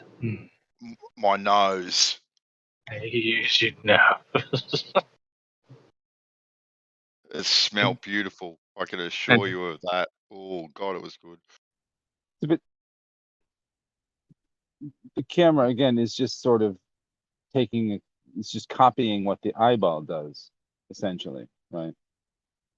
And we use the eyeball to see. Don't even bother, man. Elijah has shown his true colors as someone who is not here to learn or understand. He has his ways. He's setting it. Whatever. Well, guess what? You ain't our teacher, Nid. At the end of the day. Thank God, because you would get an F. Well, you wouldn't get an apple. Well, why not? I mean, why wouldn't you give me an apple, man? There you go. Work that one out. It's a conundrum for you. Lenses are really pretty interesting if you play around with them. Elements of lenses, like most of the time, if you have a camera lens, it's a grouping of elements. They've got like different shapes to them, and they resolve like different angular things that occur so that you can, capture a picture, like on a camera. People have been using cameras for a long time. And lenses are pretty interesting, like how they resolve angles, and how like certain higher quality lenses have great color, and how certain like older lenses have like not a great design. So like that red and blue are moving at different speeds across the lens. It creates like a purplish kind of look, and sometimes you can see this in old like photography, stuff like that. So there's definitely some measurable phenomena that occur in trying to use glass to see. But also It's hard to deny. It's just hard to deny on the face of it and say like, hey, none of it exists. You know what I mean? It's just whatever. It's a chemical process. The film. There are many processes. There are many processes involved in making a lens. Yeah, but the lens isn't giving you the picture. The film or the sensor is actually producing the picture. The lens is just changing how much light. No, the picture is the image that you have the lens pointed to. The sensor, whatever, all that. That's just like a substrate medium. It's just whatever is there is there. Yeah, like it will get translated through the lens, however the lens is constructed. Whether or not it's a good construction or a bad construction, it will work. A raindrop can be a lens. Go on. Right. You can make a paper towel tube into a lens, or you could buy a $10,000 Nikkor. Well, your eye is the lens in this case, in a paper towel thing. Right. Okay. So like don't make it sound silly. But your brain is the creating the picture, or your sensor, like the no, sensor. Your whole apparatus as a head is a camera, basically taking an image and translating it so that you can see it. A lens is just a lens. On a camera, I'm talking about a camera lens. Don't get into human physiology. That's totally off for me. Right, but I'm talking about on film, that's a chemical process. What about it? What about that is related to optics and lens design? What about that? When we're talking about images, we're talking about what, like, you could have what's capturing the image. That's not. That's you want to change what I was talking about and go to something different. Well, no, I mean, this is the whole. Because I to mentioned a produce an camera, you want to talk about film. That's good. I mean, it's an interesting topic and well, everything like that. you It's can't. just different than how we're seeing transmitting, like the physics of how all that is manufactured and repeatably done, so that we can have a bunch of different like lenses, designs that hold their Right. consistency over many years. You know, Right, rules but of how light works. yeah, That's all. Yeah, but you yeah. can't That's have got no. one That without has, the other. but You that doesn't can't have that have much. a lens without a film doesn't produce an image, and film without a lens doesn't produce an image. You need both Okay, so combined. like if we take the elements of lenses, we could have a telescope, and then we don't need any film or sensor. You just plug it right to your eye. It's an eyepiece. I Yeah, mean, but what? then your eye is the sensor. You're the one creating the image or whatever. Like it's just Okay, do you want to talk about telescopes then? Is that the case? Because you I was just attach talking a about lens camera to it, designs. but you got to attach a camera to it to produce an image. This is not important. I'm talking about like the translation of the natural world through a lens, how that works. That's all I was trying to talk about. You want to talk about like how it deposits onto a sensor, how they develop film, what kind of That's chemicals what's are capturing. photoreactive. You want to talk about photochemistry, all that kind. I don't care. You know what I mean? Yeah, There's but a lot of that's different what's types of film stock capturing. out there. That's There what's are many. capturing the world around us, not the lens. The lens is just, allowing a certain amount of light to hit this the capture element. You're persisting with this. I'm not interested in talking about sensors right now. I don't think anyone here was talking about So how now you don't want to talk about Well, I'm just reality. Oh, he's giving you a long-winded explanation for your benefit, and you want to reject reality. Okay. Sorry. I was having my. I was just trying to take a stab at talking about just how lens design is done. Yeah, I was just And, saying the same thing you said to me when you grossly jumped on the bandwagon. well, no. There's no bandwagon to jump on. I use lenses for things, so I investigate and That's fine. understand them. I understand that there are different compositions of glass, and I understand that there are different refractivity indexes with the human eye and glass. They are different, effectively. Yeah, that's Yeah. fine. But somebody told me that Does it not behoove you to like to have just a way to discuss what these differences are, or do you just like just you don't give a shit? I don't care. That's is that fine. not what I'm attempting to do You in the seem like you're middle of attempting to you? critique my intellectual like objectivity. That's what Were you you seem not? Were you attempting to not? do. I'm sorry. Maybe you weren't the So you one. still are going to persist in questioning my intellectual objectivity because I say that you need to have terminology to describe these things. Go on. Ex- Continue. Excuse me? Continue to question my. You just jumped in questioning my intellectual objectivity. No, all I said was perhaps you're not the guy that I was talking to. Are you like, where's NitHub? Oh, I don't hey, know. what's up? What do you want? Talk to that guy. Right. Then I wasn't talking to you. My bad. My apologies then for the misunderstanding. What's up, Elijah? What do you want? Nothing. I was just making sure I was wrong, and I was. I wasn't talking to him. I was talking to you.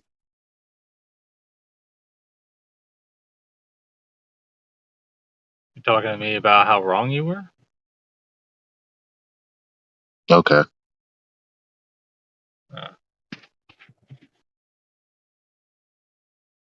Anyways, continue the discussion.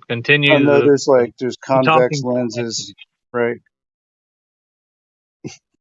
It's fascinating hearing a They guy. work in pairs. There's like flat one. You know what I mean? Like I just know simple rules. I'm not like I didn't go to university to learn this. I have a bunch of pieces, and I try to like figure out the rules of like how do I take these random pieces of glass and attach them to my camera and make it work. So I'm not basing it off of like any kind of general way that somebody might do it.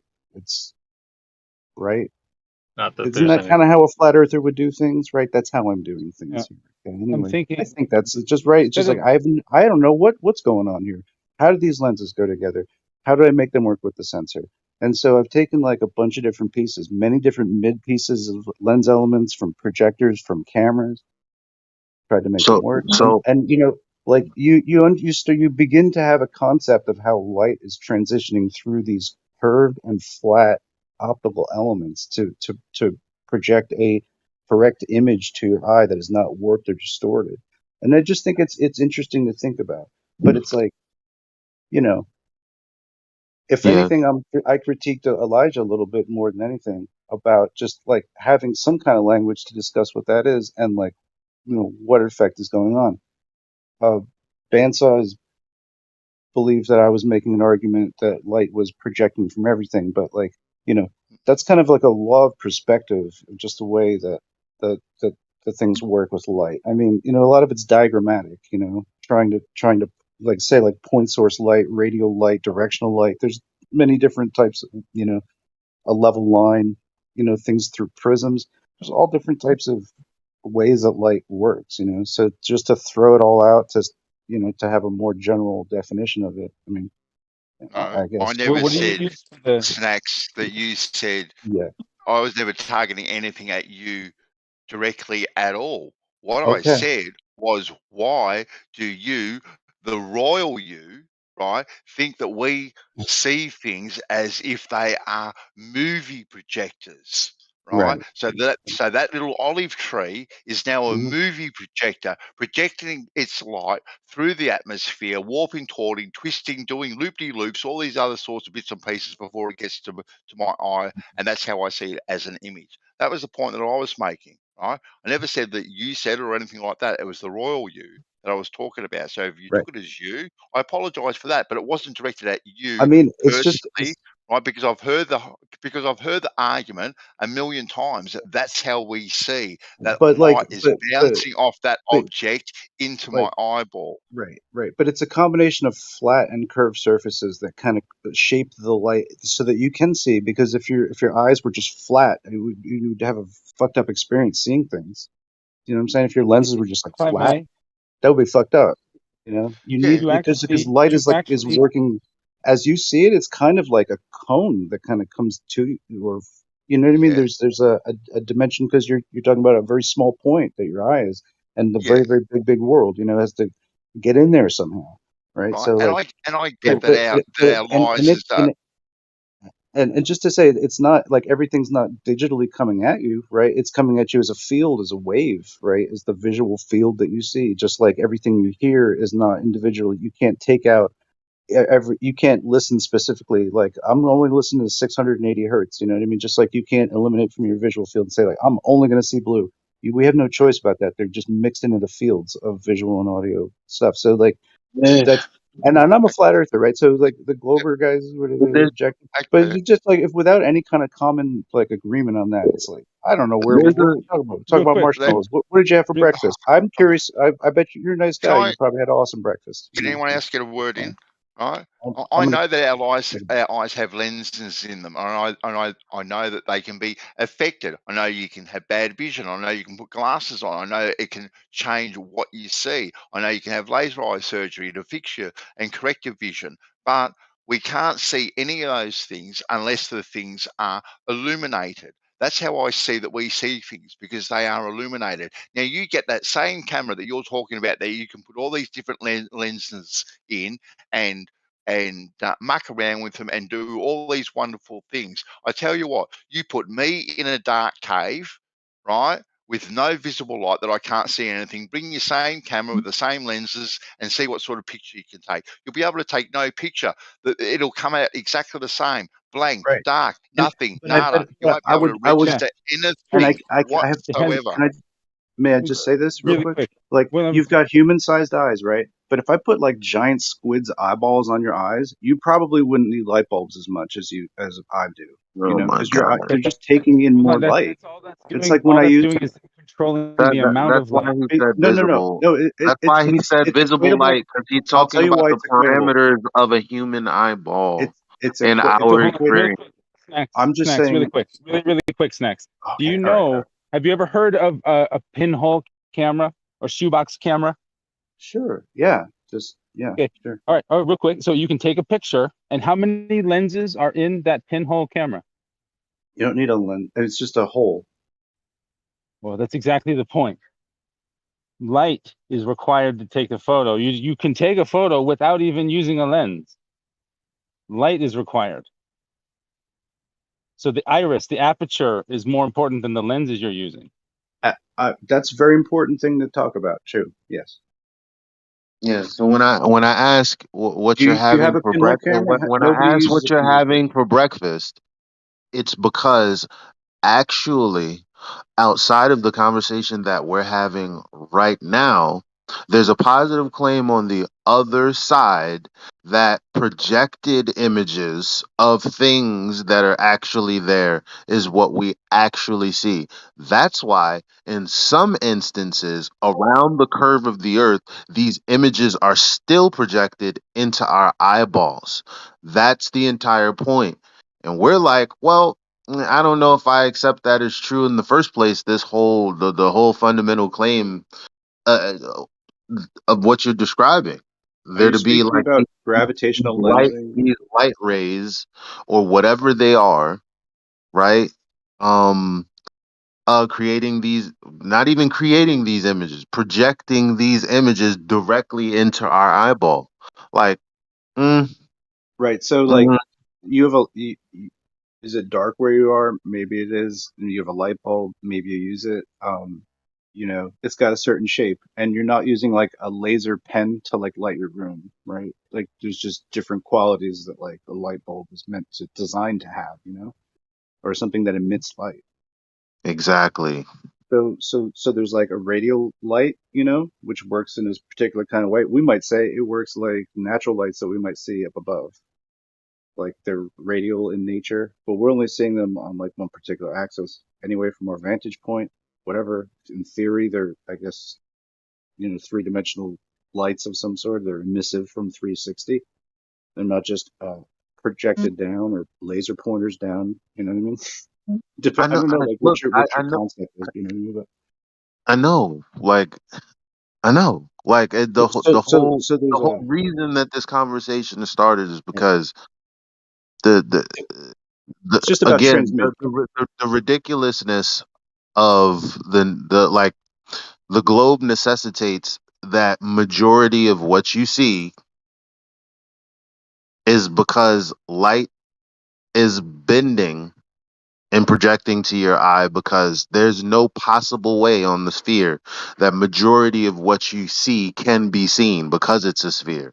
So then you say, well, atmosphere, and then you say, well, and light, and something to do with all of that and everything we know about light means that light can be bent around corners to your eyes to produce the image of the actual thing that you would see if it was in your line of sight.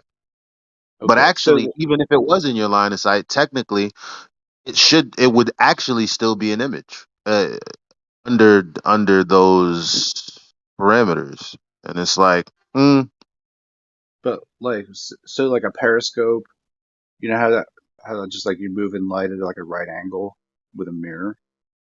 yeah. That generally that's a thing. You could do that. Does that happen in the natural world? Does like I don't know. I mean, to some degree, right? These illusions we're talking about, these visual focal effects that are going on with Yeah, what do you mean using like a mirror to? whatever. I'm saying it's possible to bend light around an object with mirrors. That's not You bending know, light. That is reflecting light. okay. So in order to, I'll give you that distinction. I mean, Yeah, you're it's not trying to basically say a that right angle. It's a I'm not straight. trying to support like Einsteinian bullshit either, you know what I mean? But I'm just trying to say like, Because we still see the image even though it's not line of sight, right? Well, now we're well, looking at the image cast on the thing that is reflective. What like it's not going. I don't know. I don't know. I just when I think of the way they try to describe light as an image, it's like how does it end up in our eye as a coherent image with all the air and all of the possible vectors that information can travel because it's when you really think about it, it's like no. On the surface level, it's like sure, light travels to your eye, but then when you deeply think about it, it's like in certain thought processes or in certain thought experiments, for some reason, it doesn't logically make sense, but it's good enough to describe our world. I guess it's a good enough convention, I guess, but I don't have to say it. Yeah.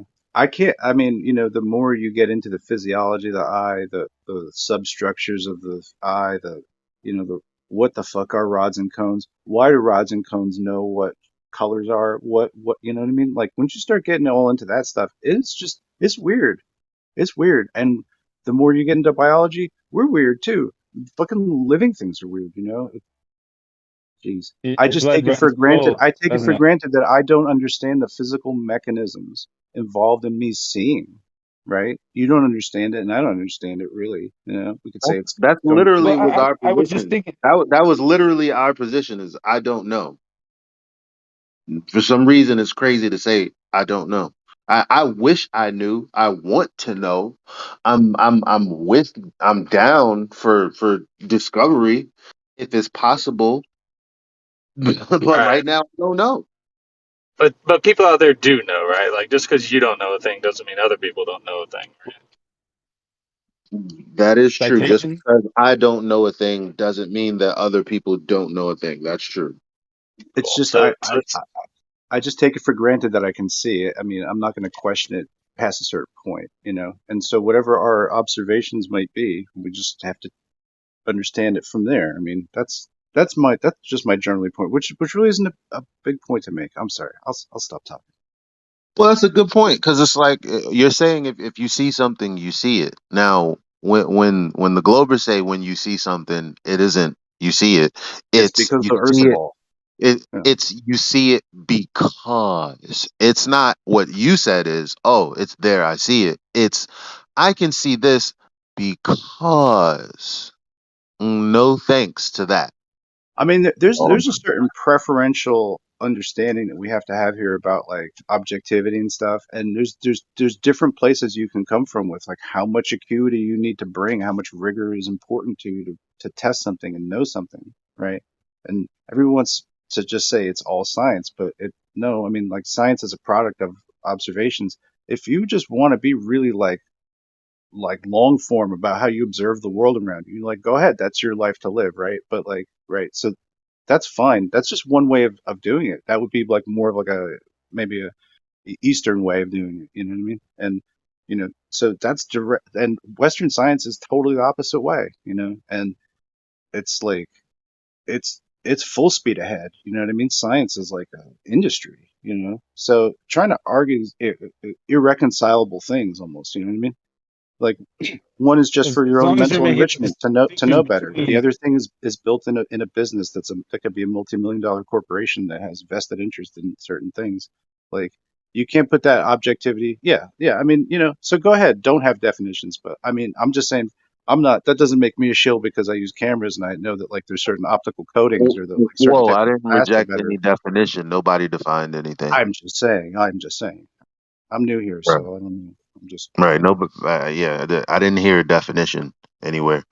Like about this is what. how this is defined. No, nobody said that, and then so there was nobody rejecting any definition that would be ridiculous. I was just Because trying. I if was there's gonna get something into that's like. defined, then that definition describes something in reality somewhere. So it's supposed to. That's what definitions are. Is Sure. words that we attach to experiences. Right. That's the justification for the definition. The Hmm. experience, because the experience coincides with the words you're trying to use to convey the message to someone else who may not have experienced it yet, but once upon experiencing it, can agree with your definition. Right. Right. Cool. You seem to So want to we'll walk. just work on the definitions as we go. I'm not trying to sign in.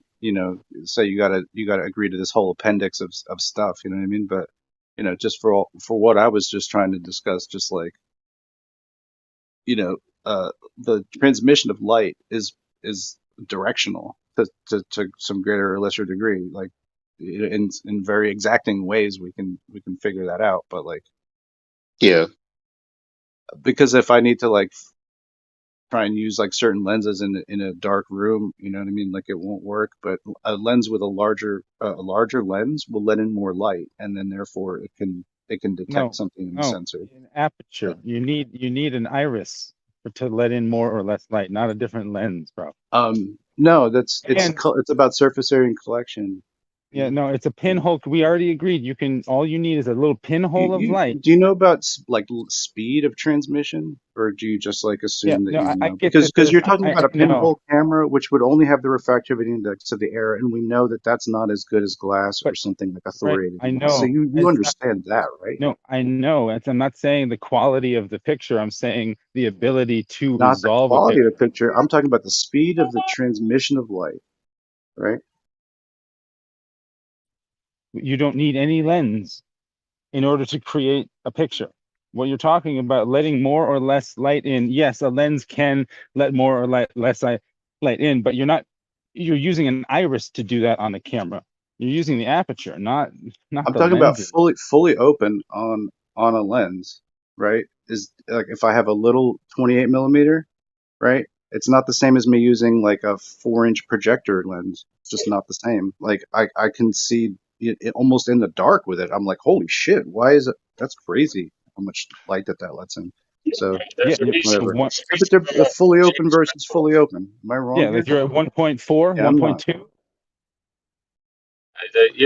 You're not incorrect. I don't know why he thinks he needs to correct you on that. The reason the James Webb Telescope can see so much more clear is because it allows so much more light in, which is due to its enormous size compared to. That's why whales have big eyes and shit, right? That's why like right, giant squids have big ass eyes. You need light. You don't necessarily need a lens. Yes, better lenses. I'm not saying he's wrong, but I'm honing. Haven't you ever heard of the bigger the better? It depends on what you're trying to take a picture of and where. I mean, is a 500 millimeter lens the best thing to take a picture of in an 8-foot room? Probably not. Is it 24 millimeter probably better? Yeah. But what are you trying to do? Now it comes down to creative choice or whatever. But my point is you don't use nowadays. Yes, the lens is you're not adjusting your lenses on your camera to let in more or less light. You're letting. You're talking about you're changing the f-stop, the aperture. Right. So, but even at fully open, like a lens I have is like I have like a lens that is lowest I have is like a 1.2. The highest is like maybe like a 4.5. Right? They let different light hit the sensor. Yeah, but fully open versus fully open. Yeah, it basically controls the pinhole in the cardboard box. Is it a tiny pinhole fully or open are you is fully open? Would you not agree to that? Right, you're letting more light in. Right. So fully open versus fully open, the one with the lower number will let more light in. That's fact. Yes, I know. I'm a photographer guy. I know. Okay. All right. So like if you take a small sensor and you have a much more oversized, you probably don't even fuck around with this kind of stuff. So why are you telling me? Like what kind of sensor size are you using? Probably micro 4/3. I mean, that's different than what I'm using. I don't know. Whatever. You might not even observe this. We have a bunch. We have mostly full frame Nikons and Sony. Okay, so like if you take like a crop sensor and you attach it to like something that's like a projector, like a movie projector, you're going to have larger surface area and therefore, like I imagine, more light collection at fully open. You're gonna and have it's a different type of lens design. It's also a different lens design than a camera lens too. So you take that into effect. But nobody's actually doing that outside of a lab, just messing around. Like, hey, let's see if we can attach. You attach this lens to that thing and let's see what it does. And but that's not. You're not doing that to take a photo per se. I mean, the photos that I can take are higher quality than any other lens that I have, or with like a fairly cheap projection lens. I'm able to just get incredible resolution. I mean, it's a really neat thing. I like hacking around with stuff. That's my pastime. But how did you even attach it to a? Did you have to get like an adapter? I had to build a mount. Yeah, it's not pretty. I'm still perfecting it. Don't worry about it. It sucks. No, but that's all. But it works. But you're the only person in the world doing that, right? Possibly. That's my point. Is that like I'm a handful of people fucking around with this kind of shit? Yeah. Right. Right. I mean, that's it's for, not for like the it's reasons that they're commonplace. just gonna be like, I'm just gonna buy a Canon and I'm gonna buy a Canon lens and I'm gonna spend like $3,000 on my rig and that's the thing. But I'm able to compete with like I don't know, like something under $300 in equipment. I think that's fun to do, but it Yeah. shows me that like, right, But it's do you not have about the autofocus price and all tag. that too? No, it sucks. It's all manual and I have to like build Yeah, like, yeah. dude, But don't if even you worry have about focus Can you peaking on guys your do me? camera, then you should be able to do that. That'd be kind of cool. Y'all do me a favor. Yo, Can y'all talk a little bit about chromatic aberration? Like what is it? Why does it happen? Because I got this pair of binoculars that's like I right. think it's 25 by 80, and when I look at stuff like buildings, things like that, like there's this blue. Even I think the moon Right. even like is like this bluish, yellowish A outline. fringe. You get a Yeah. fringe because the colors are moving because the lens is curved and light is traveling at different micro speeds. So like those aren't aligned perfectly to the curvature of the lens as it receives light or however you want to feel that the optical is transmitted. When it hits the lens, it's like the better designs have really efficient ways of managing all of those wavelengths so that they match up. And when they're not like you don't have like a coating to manage that, or if you don't have like some kind of clever lens design, it's gonna like Mm. the speeds won't match it up, and so you'll get a mashing up of like blue and red, and it'll result in Mm. sort of fringing. As far It's as I understand. like if you're lining up red, green, and yellow in like a to it's like old glasses or something. I don't know. Like if you're lining up the light, but on the fringes of it, it's not going to be the clear image. It's going to be whatever color the individual lens was. You're going to see the outline of that on cheaper lenses, type of deal. Does that make? Yeah, yeah, I see it. I see what you mean.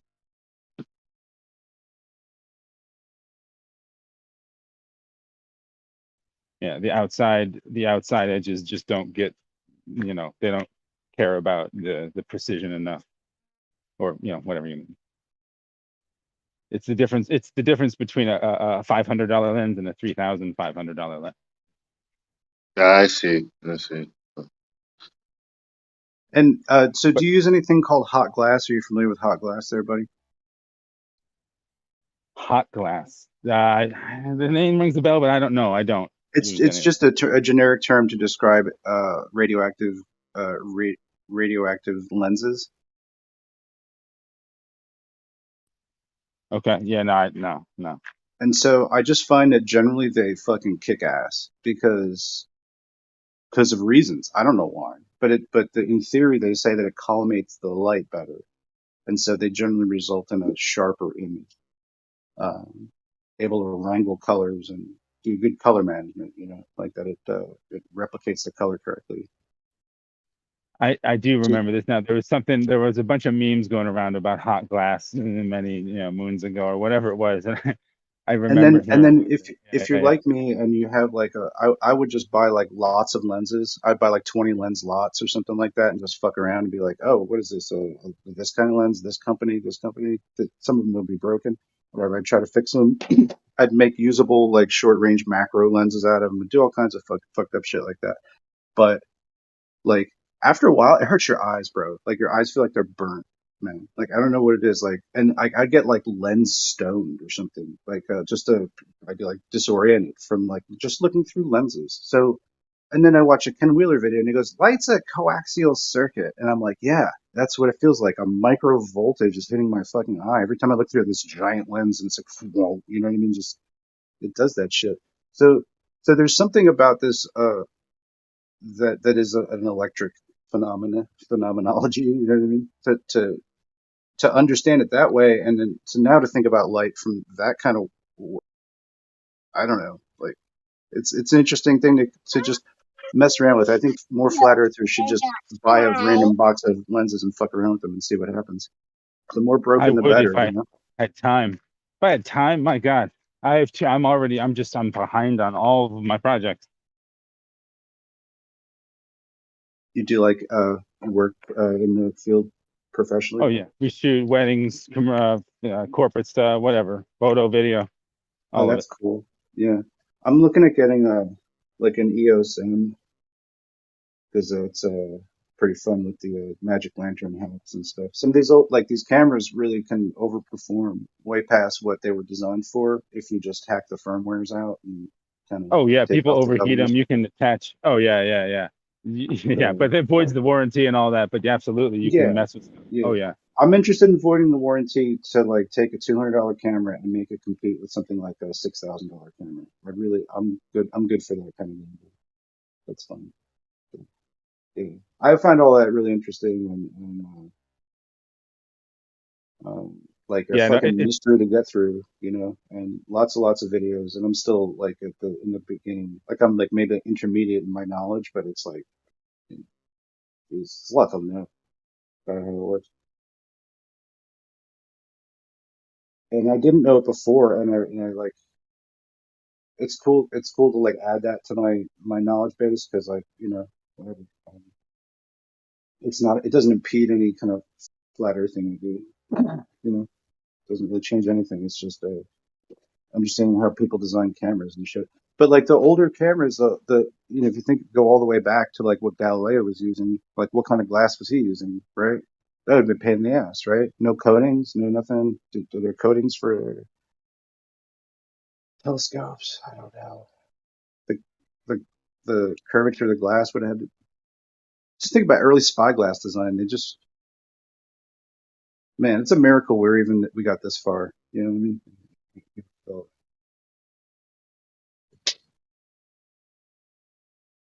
um, and even further back, they were using before they could make good glass. They were using like fluorite, just natural rock crystal clear fluorite, and making lenses out of that.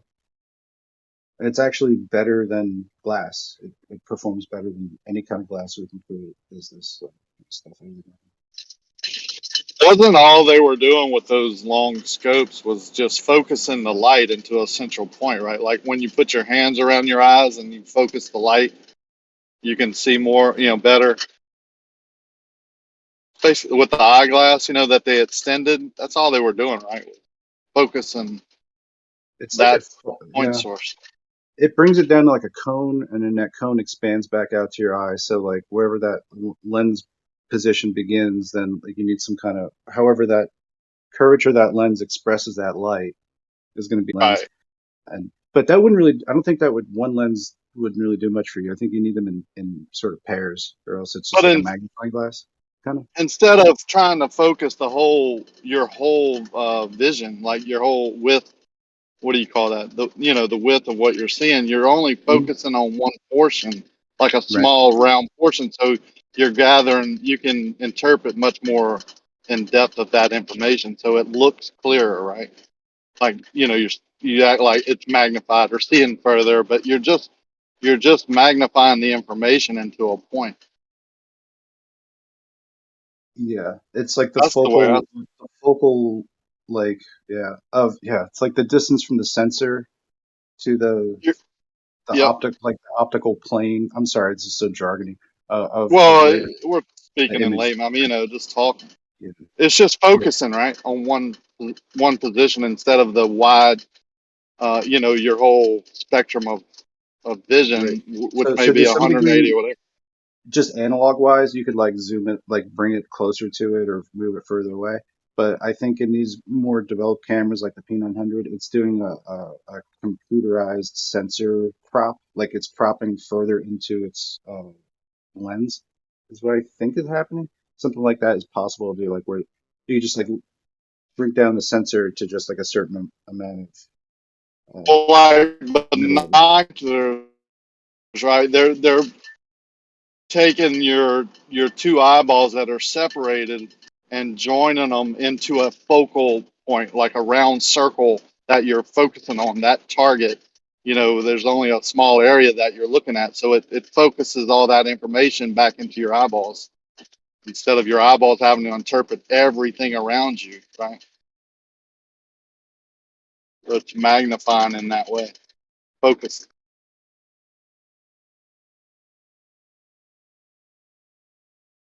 You get what I'm saying, right? Your eyes are separated, so if you put something on like the bridge of your nose, you really can't see it, can't focus in on it. But your eyes join together and overlap, and then gather all that information to a point. Well, if you focus on that point somehow by limiting other information from getting in from the sides and all that, you're gonna be able to interpret more information. That's how I see it anyway. See it. Yeah, it's hard for me to like think about like go from camera lenses and then think about the human eye, and it's all this stuff. But that's interesting. Like, yeah, I don't know. I just try to observe what happens and go from there. Well, if you watch American Idol, or just you have light sources all around you, information trying to get into your eyes from different angles. But if you cup your hands together over your eyes and only focus on what's ahead of you or at Oh, one point, yeah. you're going to be able to see it better. That's what I'm saying. That's all that those eyepieces and all that extend out to a point. They're focusing on that one area. Right, yeah. It's just like that's the telescoping effect, kind of the closest we can get to like a telescoping effect. But you can't actually, like, if you put your hands around, cup your hands around, like you can't zoom into that area. Because it would be cool if we, wouldn't it be cool if we could do that? That would be neat. But it does. We are just limiting your view. It's not doing anything telescopically. That's why I have a problem with light, saying light is traveling or light can travel forever, because if it could, it would, well, let me back up, maybe reflected light, but even light, direct point source light can't travel forever in the medium that we're in. Right. It gets diffracted, refracted, whatever light extinction is a thing. So we can't see forever due to what we're looking through. I don't believe it's due to the limitations of our optics. I think it's due to what the light is having to come through. Well, Right. I mean, well, I was saying before, like there's a micro voltage. It's moving like a coaxial circuit. It's like because of the photoelectric effect that you can collect electric from light, and that like light, if it is partial like electric would want to seek ground. So it's like, I don't know, not out of the realm of possibility that some of these observations with light are because light might have a tendency to like be attracted to ground because that's where electric wants to go too. So I don't really know.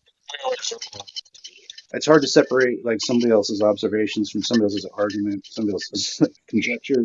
But Yeah. something in there, that's where I'm fiddling with thinking about like how that works. So if we're electrical, right, we have impulses and frequency and whatever. What if it's just that, right? What if light is like that pulse or that frequency that we interpret as shape and color and blah blah blah? Our brain is doing the interpretation. Our eyeballs are just receiving the information at certain angles, and then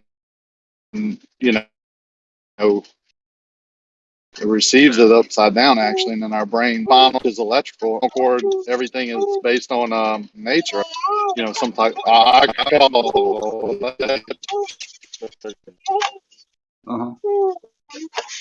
Yeah. Whatever it may be. The pulse of our heart is electric. If it Yeah. stops, what do? You don't hook up you don't shine light on it. You hook up an electrical charge to it. Right. Clear. Current. Oh. They're clearing so they don't get shocked.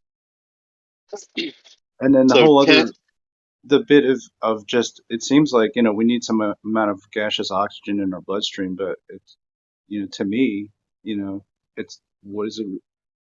Is it a chemical consumption that we need? Is that what we're doing? But it really seems like if the heart is working off of electric, the oxygen, we're just breathing it to scrub the charge off of it and put it into our blood. It's just a cycle, right?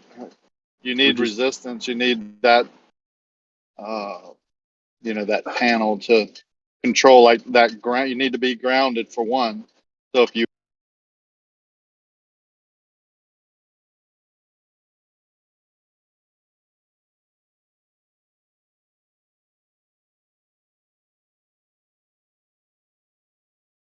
Yeah, fucking nature. Everybody, give a round of applause for nature. the most secretive patent scientist ever.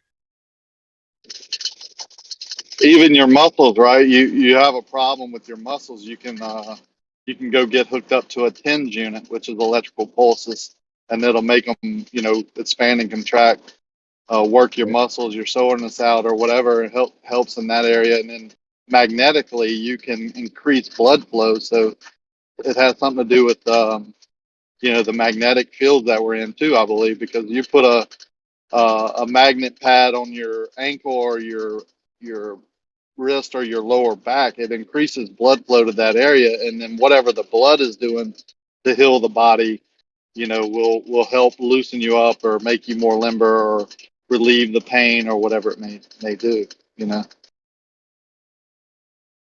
Yeah, I've actually been messing around with like red light therapy too. Yeah. It's extremely interesting, like setup I've got, and I mean it's real powerful amount of red light, and it's My like wife just bought a unit that has something to do with that. I'm gonna learn more about it. I mean, she just got it, but they make you them can for do. like all types of applications. This one's like I guess the most powerful projector of red light. It uses like a mixed spectrum of red lights. One of them is like supposed to be the That's just cytochronicity. frequency, right? Yeah, Pulse rate, frequency. Yeah, that's all it is. yeah, And that's yeah. what we were All talking it about. is. I think it all has to do with that, which goes back to electricity, basically frequency or that pulse rate. So you have all that put together. Even the thermal energy. Increase in heat or decrease in coolness or both. You have that mixture. You get movement. Movement of what? Right? I think it's movement of the electrical field that we live in, magnetic electric field, whatever you want to call it. It gives it current, right? Flow. So is Yeah. it flowing through us? Yeah, I think so. Does it cause biases, downward bias? Yeah, I think so. You know what I'm saying? Does it cause water to flow? Yeah, of course thermal inputs can cause that cycle can cause water to flow. So can electricity. But I think it's tied in together. It's the same thing. Yo, We guys. just Right. separate it. I just wanted to say super fast. If you check it's a 1-minute video I posted in Livestream. It explains really well, like how we read light. If you're interested, or if you knew already, then you don't gotta watch. But when I watched that, I was like, oh shit, that makes a lot of sense. Reify what? You cut out for me. I posted a video about how light hits our optic nerve or whatever. I was never able to picture it until I saw this video. Yeah, it's the back of your retina, but it comes in at crisscrosses at an angle. So you get the top of an object and the bottom of the object. When it gets to your eye, the top of the object is at the bottom of your retina, basically, and the bottom of the object is at the top of your retina. That's how it can get obstructed bottom up due to angle. Your And that back kind of of your guarantees retina. a full image. Because imagine if it was just a straight column going into your eye. Parts of an image could be distorted. But that actually makes it so you get the whole thing, kind of, right? Yeah, and when you have line of sight and no obstruction, but it caused that angle change as something goes away from you. The angle at the back of your retina also gets smaller and smaller and smaller. So it gets to a point. What do they call it? 0.02 or whatever it is, where it's so distorted. What you're looking at is just blended together. You can't resolve it. Pretty simple, actually. It's just people fight against it. Like for whatever reasons. Right on. They want that Earth curve, basically, or I want it to be a flat plane. It works both ways, right? Like I want it to be a flat plane, so I'm going to be biased for that. They want Earth curve, so they're going to be biased. Whatever makes more sense to you. I actually think a horizontal level surface makes more sense. Oh, by far I do as well. And if I just start all over, right, and just forget everything I've known and try and model what I've experienced, right? Just take a ball or a square piece of clay and start mashing it out, molding it to where I live, just my area, right? I can kind of do the elevation change. I can make a basin of water, which would be my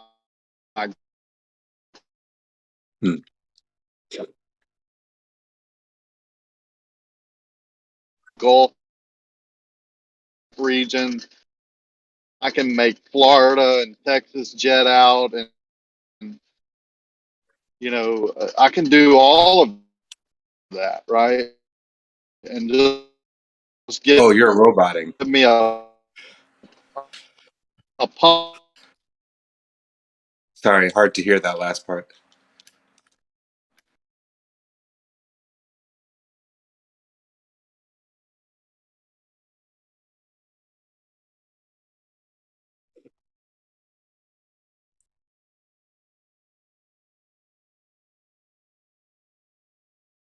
Definitely something I don't hear people consider is how light bends inside your eye as well. Like we act like we don't got to count for most things happening in our perspective because we're just seeing things as is, and I don't even think our eyes pick up things as is. So we'll never get a real image.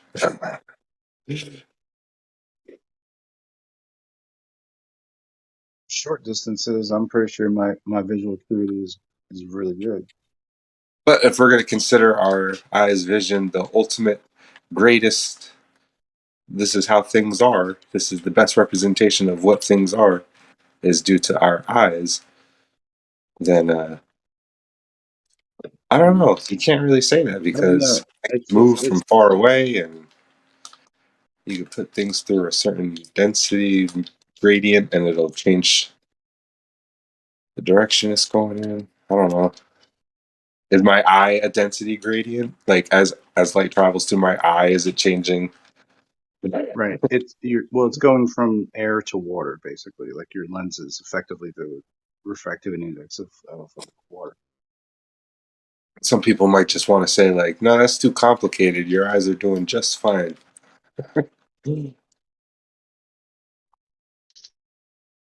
That's one of the reasons. I'll be quick. That's one of the reasons I say we don't see too far. Our eyes interpret our eyes All right, collect buddy. the information that we can gather, right? That's available to the eyeball, and then the brain actually seeing too far. We're seeing exactly the amount we're supposed to see due to the conditions. I wanted to hear the first part, but it was lagging. Okay, I'll start over. Am I better now? Yeah, all good. Yeah, do that. Yeah, I'm in a bad area. I'll go on mute after this, but I'm saying we don't. That's why I say we don't see too far. We see exactly how far the information is able to reflect back to our eyeball, and our brain is able to interpret the information. Right. Sometimes we see further than other times due to the conditions of the day, line of sight, where our light source is, how the reflection, what angle it's coming back to the viewer.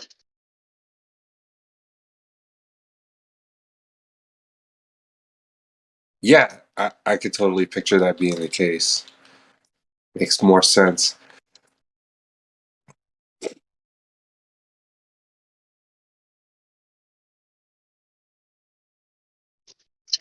Well, our opponents in this arena are actually saying the same thing. They just have to put a ball in between you and that object, and somehow, because you're seeing too far, make that object lift up due to all sorts of crazy refraction and all that. Well, refraction is distortion. So if it's refracted that much, you're probably not going to see it anyway. Definitely not going to be clear.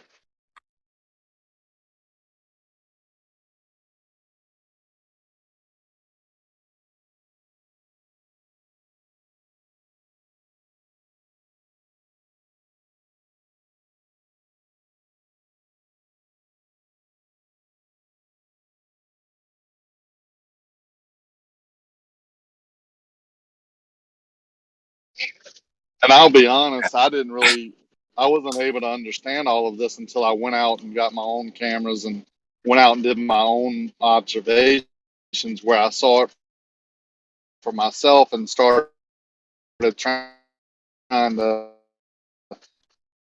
think of how that's possible. Yeah, that's I I can't know understand that now. that's not Earth curve, right? Because even at the given rate, it's not even.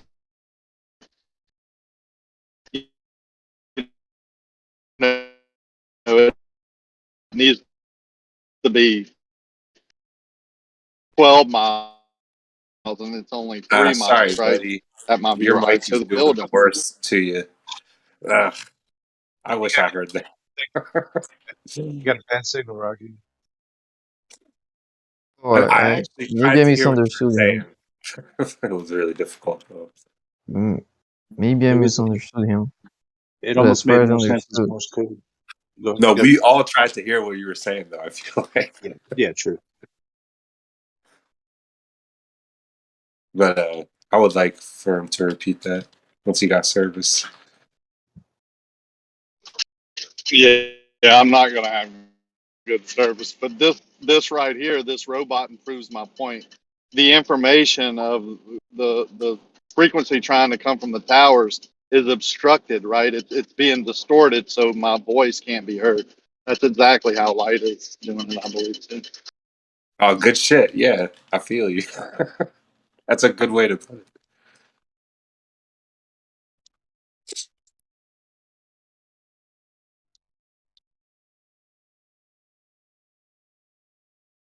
Right. So, are we aware of clearer conditions than like daylight and just no humidity, no precipitation?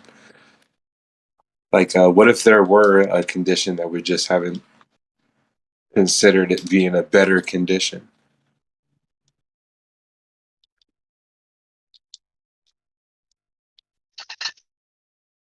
Well, you can never leave out distance and angle and light source angle, right? So even if the conditions are clear and there's no humidity, no dust particles, you're still going to have a distance factor, an angle of attack factor, and the angle of the light source factor. So you never get rid of those. Sweet. Yeah, I'm understanding this. I'm surprised I'm Even understanding in all this robot. a cut now, yeah. If you saw where I'm in God's country. Nice. Here. Yeah, it's not. I'm taking a long way. The northern route, but it's the cities. But less towns out here. So, but yeah, even if you were in a vacuum, I don't think you could see forever. That's why I don't think in space that they say it's a vacuum, so you see forever. I don't believe that. I think light still gets its stink, because of the angles and other reasons. Distance is always a factor.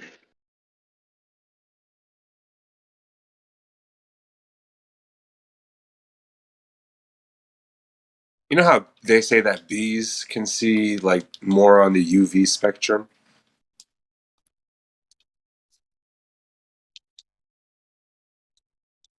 I always think about this. Like, how come bees pretty much act like they're blind? Like, they'll fly like 10 times in a circle around the entrance to their hive before they go in. But they can make a brood, like their broods are just these hexagonal just patterns the entire way. Like every single bee is contributing to the same hexagonal shapes, building the broods and checking in and cleaning it and making sure like the dead ones are removed and the ones that are born are, whatever. But like I've watched this happen and I don't get it. Like I don't know how bees know to do this stuff.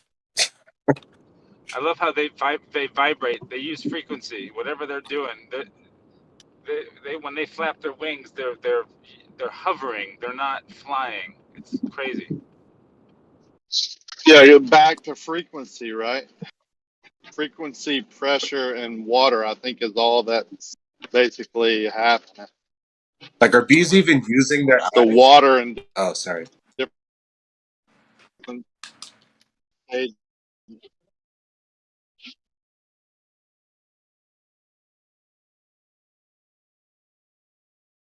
He's all telepathically controlled by the queen. I think that's what we all want to know. That's what we're all wondering. Telepathically controlled by the queen. I've heard that before. Yeah, Because I've had to just hold a like queen humans bee. are. I've had to hold a queen bee and show the bees that where the queen bee literally was for them to not attack. And I've actually held a queen bee like in a container in my hand to better remove bees and put them into this container I had because they were freaking out trying to attack. But if they know where the queen is, then they don't do that. Yep. But I don't know if that's telepathic because I literally had to.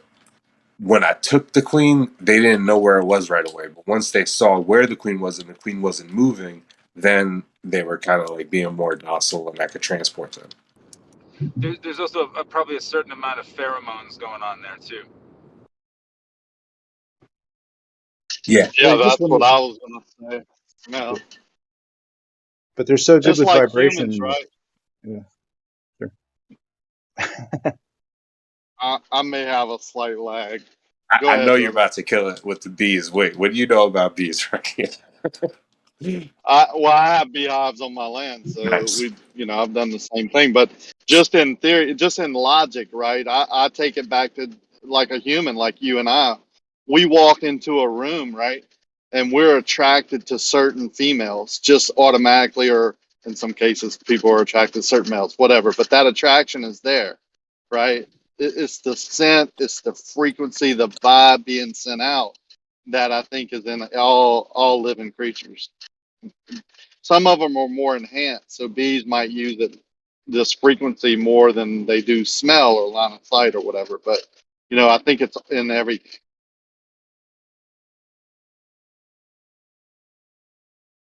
Wow. Rakia, love doctor. Yeah, I'll be here all That makes week. a lot of sense. Tip your waitress. I'm It's smarter not. than I look, man. And it's It's just not. logic. This isn't studied or learned skills in college. This is just common sense logic stuff. Just think, use your brain a little bit, and it has a baseline. I think of water. And then, everything on Earth, I think, is basically the same in a lot of ways. Move over, Delilah. It's Dear Rakia.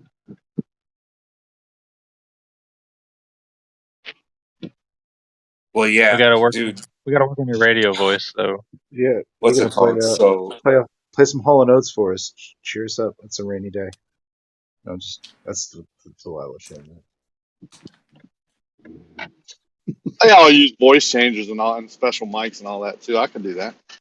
I could have that silky, sweet voice coming through your earphones right now, or however they do it. Nah, I'll just speak from the heart, right? Like this is me. If what you do we met me know in about? person, What do we know about pheromones? Is it literally just like a chemical that humans they act different in their brain when they smell it? Is that it? seems to be chemical reaction in the brain. Just So in something as simple as another human's chemical coming off of them is going to make me want to do what now? yeah. What was that Is it? movie Ocean's 11 where he put that scent on him and it turned the lady on so much she couldn't control himself? That was just a scent, right? Mm-hmm. Ocean's 11 or Ocean's 13 or whatever it was called. We're I here must have with not caught that movie. new caller calling in about pheromones. So, caller, the pheromones are the reason you want to do butt stuff with other people. Thanks for calling and listening to Dear Nice Rock. condescending way to come in to know that I was never going to take you serious. It's a joke, man. Lighten up.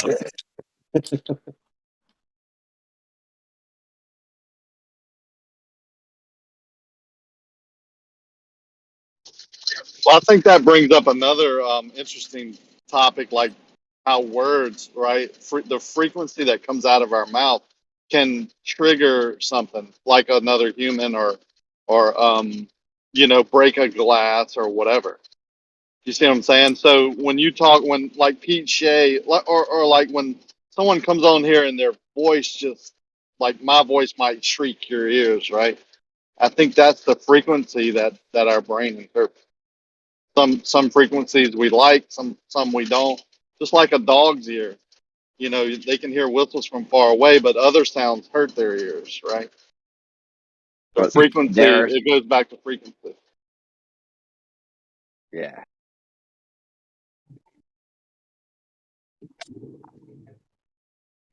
We can only see so far, right? And we're better at seeing at short distances. I think we're created that way to protect ourselves.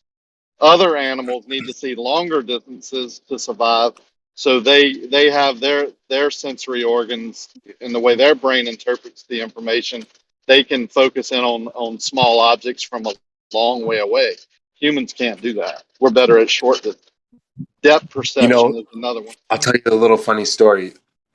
So I used to take care of bees, and I came home from California back to New Jersey, and I was in my car, and there was a candy wrapper on my floor, and it moves. But I remember I was dealing with bees so much at the time that when I saw the candy wrapper, I thought it was like a gigantic hornet, because I remember I was also dealing with like hornet nests sometimes, and in my brain I felt because I was learning about pheromones and chemical reactions in your brain and everything. I felt the chemical go into my brain of wanting to not attack the insect because it was in my car. Like I thought I saw an insect. Oh shit! It's in my car.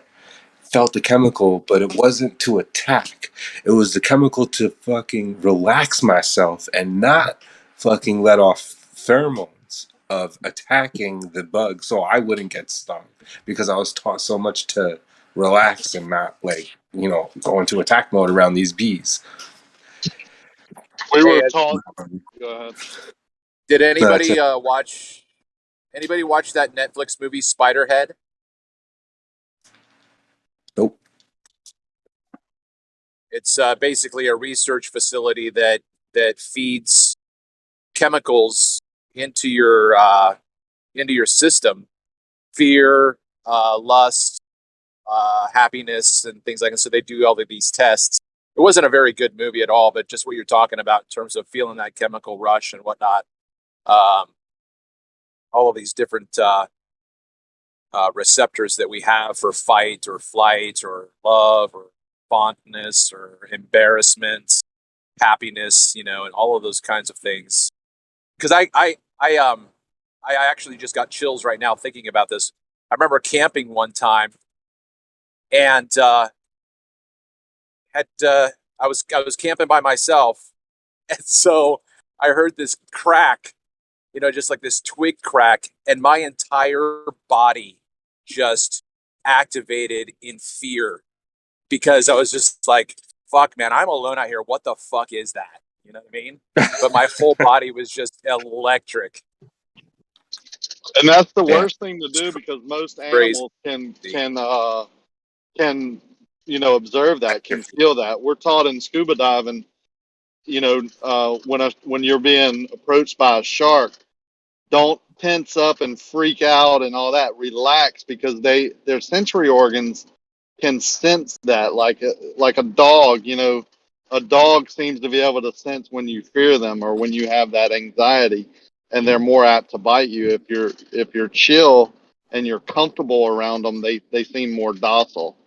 So it is something to it. Humans can even do this. They've done studies where like you're less apt to get attacked. Like attackers will look at how people carry themselves. You're hot, And Mike. they'll be like, people see how other people carry themselves, and if you walk with confidence and like what you're doing and shit, like you're just not. People are less likely to get attacked like that by other humans. Who would you attack, Jeremy? Would you attack an overly confident woman or a seemingly unconfident burly guy? It doesn't matter. You can use the same guy. If the same guy, just a regular average guy, and he's walking with confidence, you know, and you just project that. You project yourself as like you're not scared. You're walking with confidence. Like you're less likely to get attacked.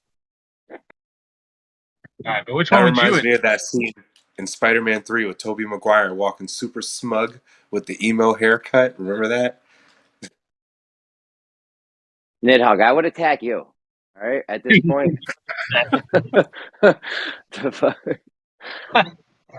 I can picture it now, man. A tatted up, one-eyed janitor flailing at me for no reason. I mean, I do live in Florida. That's not even outside the realm of possibility, Jeremy.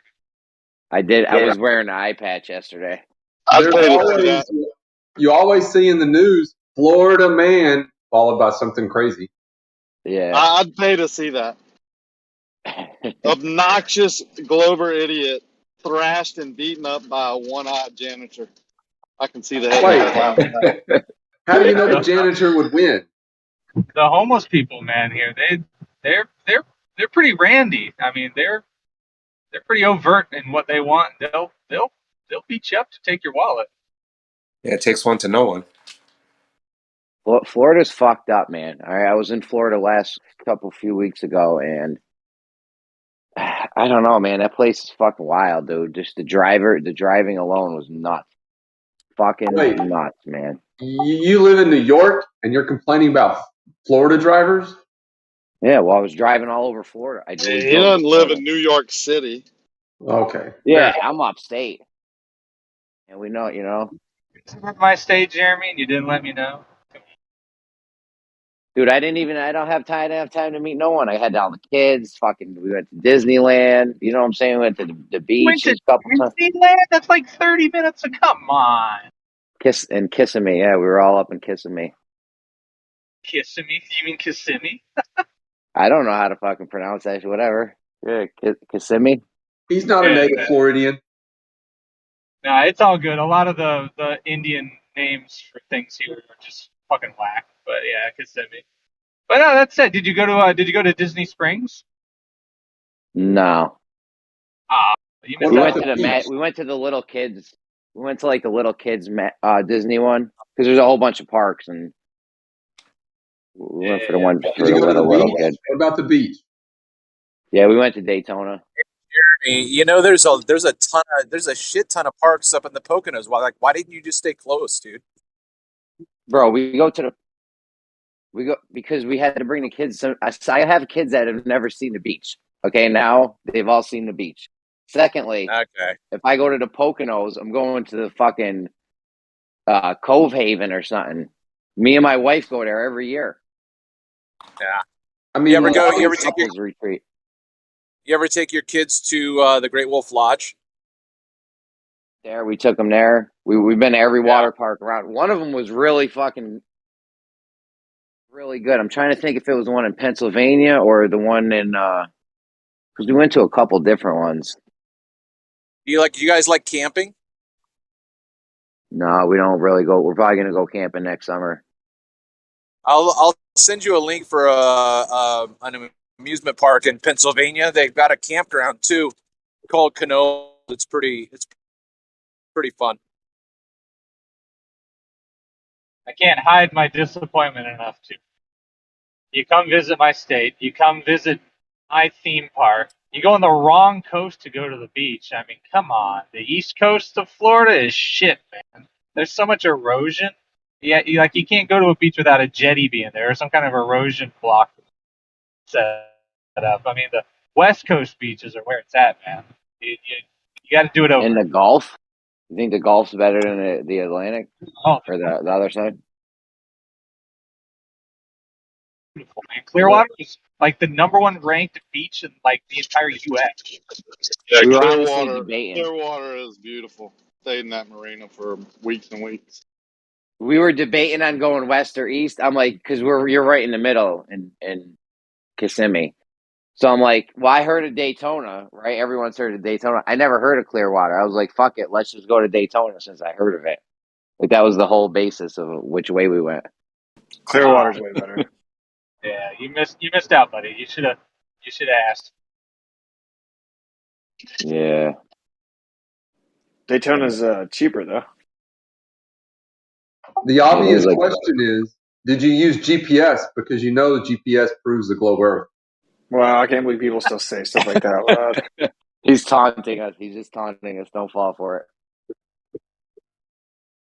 That's wildly impressive that people say that with such conviction. It's funny how we can know how things work and they work that way, and then we tell people they work that way. Well, when you say it proves the globe, it's borderline like you shouldn't be let out of the house type thing. Are you going to take the bait? No, I think I'd rather play tag in traffic, but that was bait. All right, you guys had to come hijack a perfectly nice conversation with Jim about him putting his vacation. Oh no, that was kind of awkward. Started like obsessing about Jeremy.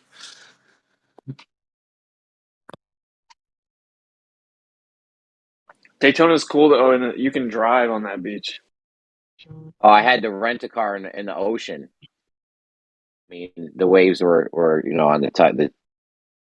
I was technically in the ocean with the car. Yeah, you can drive on some beaches. It's I don't know. I feel like tide was coming. Productive to want the sand and code. I mean, just it's to each other.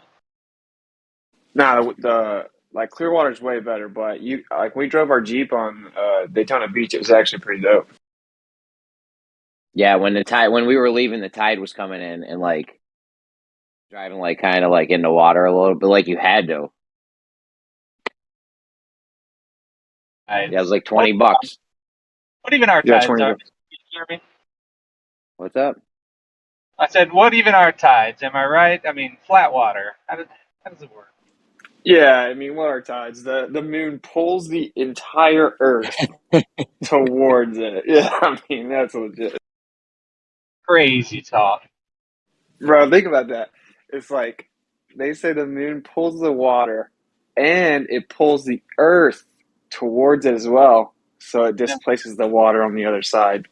Fucking crazy. It makes way more sense that flat and stationary water is higher in one place and lower in another. I mean, come on, flat and stationary, right?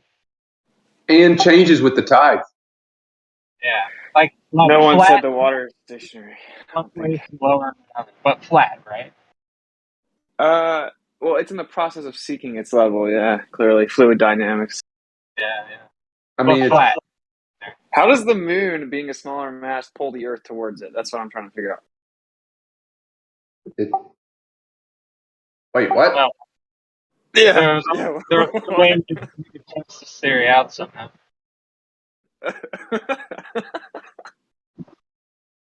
Wait, did you say the moon is pulling the Earth toward it? Yeah, that's what they say, bro. I think the two are getting further apart. No. The sun or the moon pulls the Earth towards it in your model, my guy. But they're getting further apart. How can it be pulling How is it getting further apart if the moon's pulling the Earth towards it, Ben? That's why I'm asking the question, because I don't know how that can happen. If they're getting Ladies further and apart. gentlemen, this is why people remain globe earthers. They don't actually understand their own model. Listen, in your model, the moon has to be pulling. In your model, the moon has to be pulling the Earth closer to it, right? Mass attracts mass. Yes, I just looked it up. Yeah. The moon and Earth are getting further apart by 4 centimeters a year, give or take. That's a non sequitur. That's a non sequitur. That's exactly what you just said. No, we're not talking about the annual. It's an inch and a half away a year. We're not talking about that, dude. We're talking about tides. Oh, I thought you meant distance. No, in the tide model, which by the way Harvard admits we don't have like an actual bulletproof model for tides yet. But anyway, like it's that. Okay, so that the moon is pulling the water towards it in layman terms. but simultaneously it's pulling the Earth towards it as well, which displaces water on the other side, which is why we have tides of the same magnitude on both sides, even away from the moon. That's the official story as of now. The crazy part is you got spots called tidal nodes. They also have another name that begins with A, andromorphic nodes or something. And they're like in the middle of the ocean. They're like just random places, and you just get like no tide there. Yeah, and the tidal nodes are like consistent, which doesn't make sense. Do you know why that is? Why some places get tides and others don't? Look up the word Well, anode. Nuts. Is this guy going to tell us after he just didn't know what your explanation was? I don't know. I don't know. No. I mean, I'm asking the question. This might be familiar. This might help or something. I don't know. But anode tufts, like cathode and anode.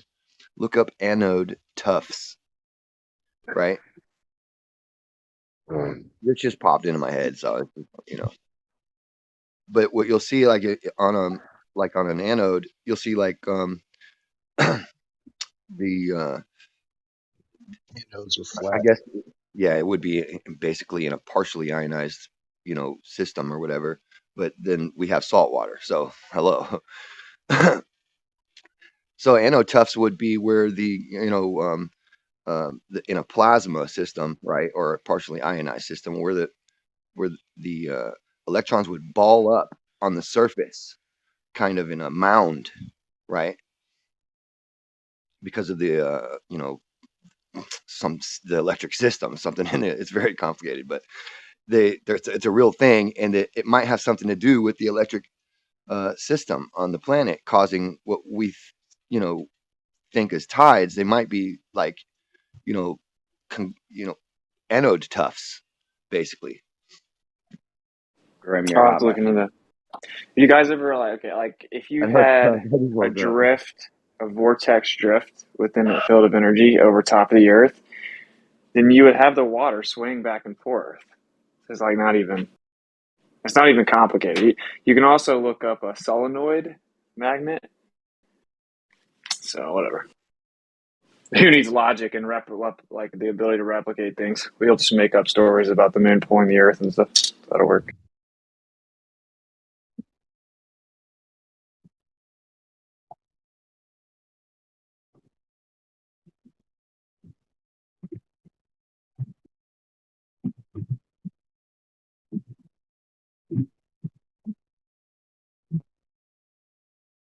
By the way, stay tuned. We're debating an MA, BA physicist Thursday night. Thursday night, no doubt. Yeah. What's it in? Leading field expert of pulse electromagnetic field theory. Pulse electromagnetic field theory? They're debating them? Yeah, about the Earth, yeah. I feel like that guy would be on your side. Well, not when it comes to the shape of the Earth, but just some of the effects and shit. Yeah, it's going to be an interesting conversation, though. I mean, it's not going to be like a real... See, like when you debate actual people with credentials, they don't talk to you like the people in here or like the people in modern day debate. Yeah, so it's going to be like a cordial conversation. No doubt. Should be interesting.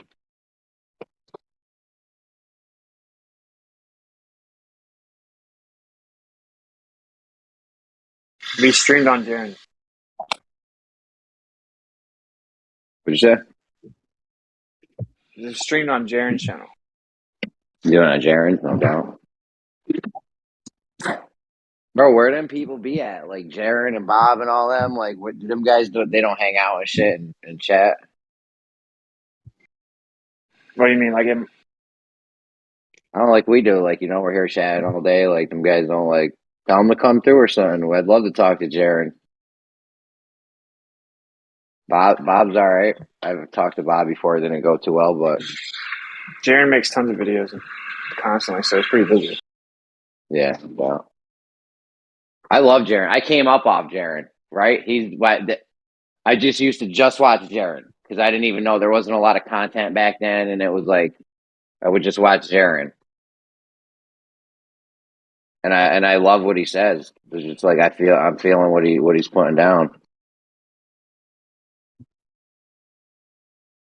Yeah, that's my homie. And we don't agree on everything. Yeah, well, no doubt.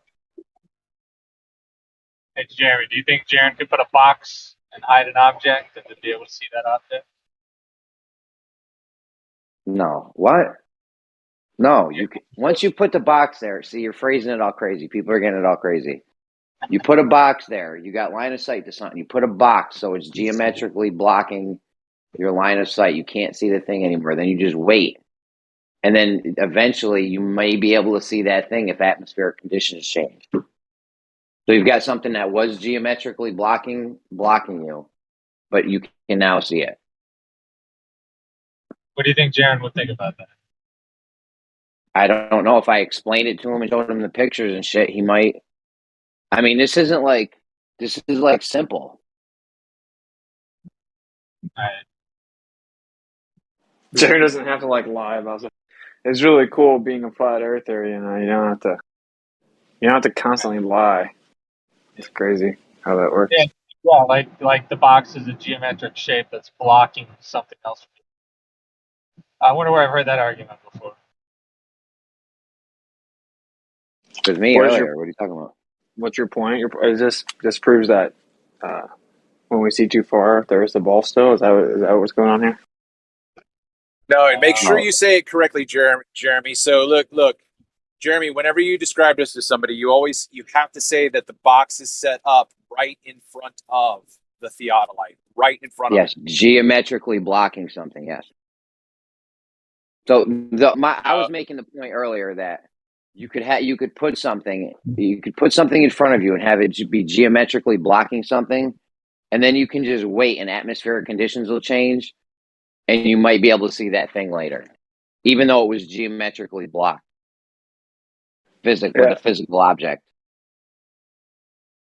Yeah. Like, dude, things are moving up and down in the distance. We know this. That's not. I don't even think that's in contention.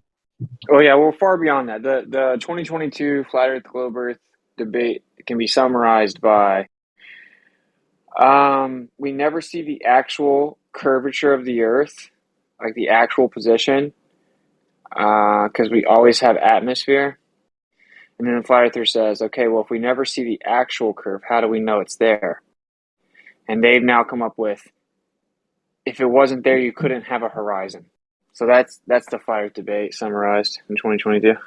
That's fucking goofy. I know I had that whole horizon thing, or the sky wouldn't meet the land. What do you think it would? What would you call that terminating line from the box that you placed in an object in the sky behind? What would you call that? Box. You're saying where the box meets the sky? Yeah, where the box. You think that we don't know that if the Earth was a ball, it would create a horizon? Hey, we know that it would. You know. Question, but just chill out. What would you call that? I'm chill. I'm just confused. That point. What would you call that point? I think they call it like There's some special word for it, but it's like if you're looking at the horizon and there's like a tree line in front of you. The graphic or the local horizon. I can't remember the name of it. Local. Well, there's like 7 fucking horizons. Are there? It would be you'd be making a local horizon. Isn't that right? All right.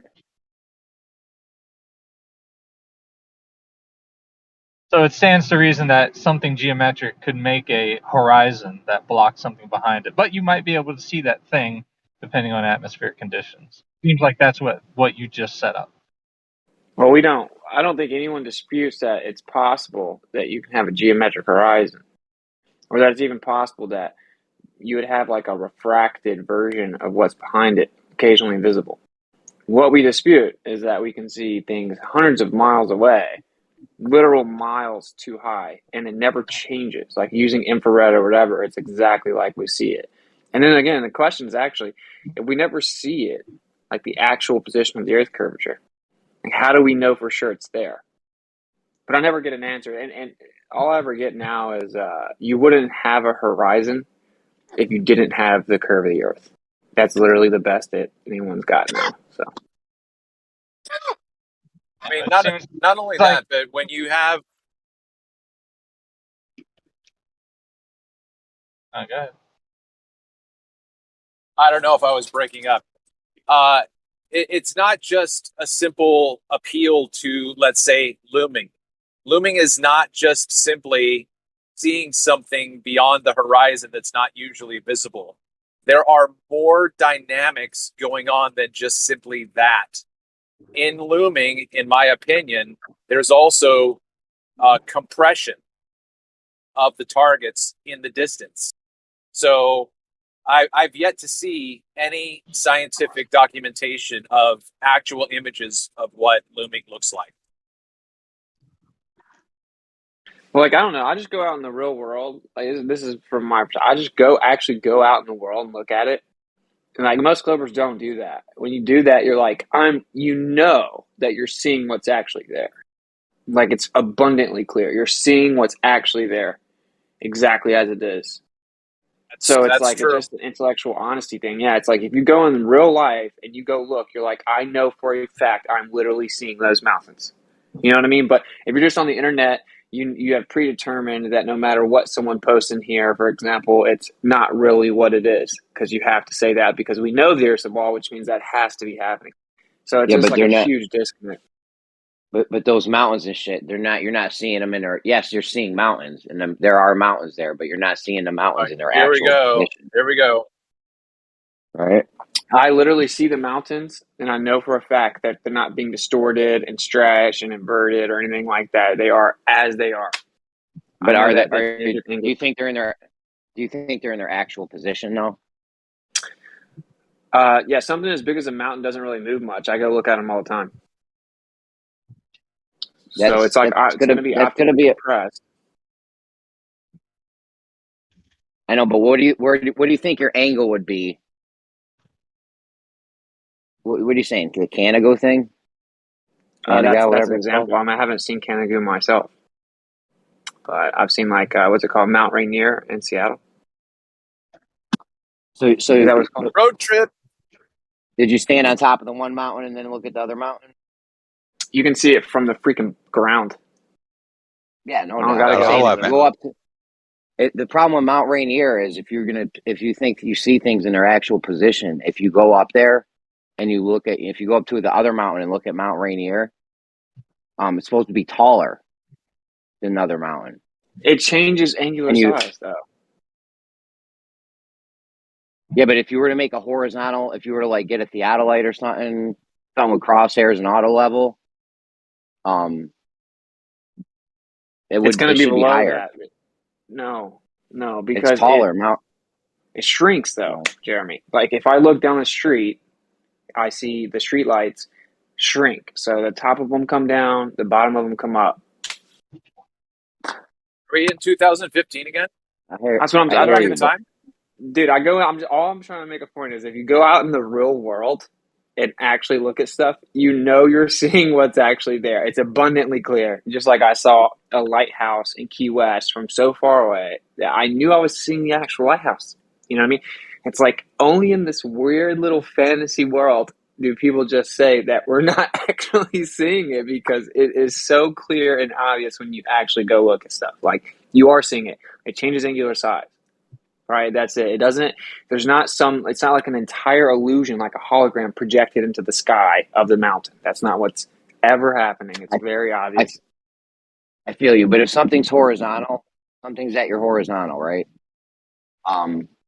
Even if something shrinks in angular size, it's not gonna move the thing that was on your horizontal line should always be on your horizontal line due to perspective. Right, like shit shrinking wouldn't move it off your level line. You're putting a level line. Like, first of all, how do you establish your level line? You get a theodolite or something, and you make or auto level, and you make a horizontal. And now you got a level line. And then you look out optically, and you determine your level out in the distance. How? Yeah, well, I'm trying to show you with that level line. I'm trying to show you that we're not seeing things in their actual position. Sometimes they're higher, sometimes they're lower. That's right, but I'm saying you can time lapse a mountain throughout the whole day, and it barely moves. Like that's what I'm trying to say. So, and when it does, it just like shrinks more or less. You don't see the mountain get like lift up 2 miles. That never happens. Never you're not seeing a mountain, but the mountain's not actually there. That doesn't happen when you actually go out in the real world and look at stuff. You go out and you see a mountain mountain shrink, then it stands to reason that at some point in time the mountain grew. Otherwise, it wouldn't have a way to shrink. I don't know what you're saying, but if I see a mountain, the globe Earth claims, I'm not seeing the mountain, but we're obviously seeing the actual mountain. That's the point. It's not even more complicated than that. When I go out, I see mountains shrink. And all I'm saying is that if you can see a mountain shrink, then it stands to reason that at some point in time, the mountain has to do the opposite of shrinking so that you can then later on see it shrink again. So just saying mountains only ever shrink is silly.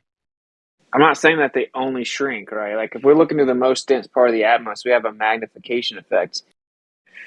And then it just changes throughout the day. But the something as big as a mountain doesn't change much. That's the point. But the globe Earth has to claim we're not seeing the mountain at all. Every single part of that mountain that we're seeing is just it's a mirage. Okay, and that's bullshit. And you can go in real life and look, and you know it's not. You know it's not just a mirage. It's not inverted. It's not stretched. It's just the mountain.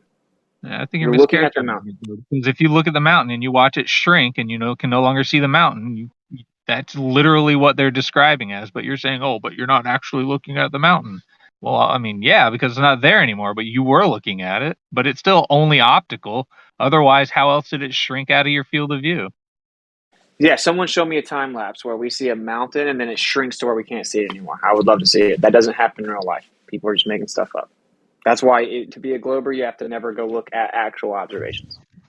Literally any object in the distance over a horizon can be there, rise up and down. That's literally Jeremy's whole point with sometimes you'll be able to see the thing when you block it with a box. If you can show that something can rise and lower itself optically near the horizon, then you don't need to go out and specifically prove that mountains can do it too. You've already established that it's possible. No, you do need to, actually. Mountains are huge, and they don't do that. I've taken time lapse of mountains. They don't do that at all, ever. But on the globe Earth, they have to do that. And they don't do that. Sure. Well, I'm just saying, they don't do it, bro. I mean, come on. The lighthouse doesn't do it. The mountains don't do it. You're literally denying reality right now. We okay, show me one time lapse of a mountain disappearing throughout the day. Clearly and easily see these things happen. You can look at the black swan and know for a fact that this effect happened. Hey, does anyone want to just drop a time lapse? There's got to be a million of them, right? I mean, it happens all the time. It's just definitive fact. So can I get one time lapse of a mountain? Mount Black Swan. I can show you the Anacapa Arch doing that. The Anacapa Arch is 40 feet high, and I was out with conditions to where the arch wasn't visible at all, and then it grew to 3 times its size, and possibly even got inverted on itself, and then went back down again. But I don't have that accessible right now. But I put it up. Well, that's what. Okay, yeah. If you see some type of inversion or something, you're seeing a mirage. That's my whole point, right? Like that's the whole point. In the real world, the only time you see a mirage, it's obviously a mirage. The globe Earth claims it's not. No. I'm saying the mirage came at another point. Early on, you couldn't see the arch at all. Like it was just flat water. And then all of a sudden, during the time lapse, the arch grows out of the water. And then later on, the mirage develops. But before that, the compression, right? The compression wasn't mirage. It was refraction. But I'm just saying I had like all 3 things going on during a day's shoot. I mean, yeah, I would like to see it. I don't know exactly what you're saying, but like if the air starts to clear up throughout the day, and then you can see something that you couldn't see before, that isn't synonymous to the mountains that I see 100 miles away is actually a mirage. Yeah, I wasn't just describing that either, but I'll try to find it. It's pretty good. I've got some great stuff off of the Anacapa. Interestingly enough, if you're the Anacapa Islands, the Indian Chumash word Anacapa is associated with their idea of a mirage. So they were watching the islands do all this shit 20 miles away, and they named them Mirage.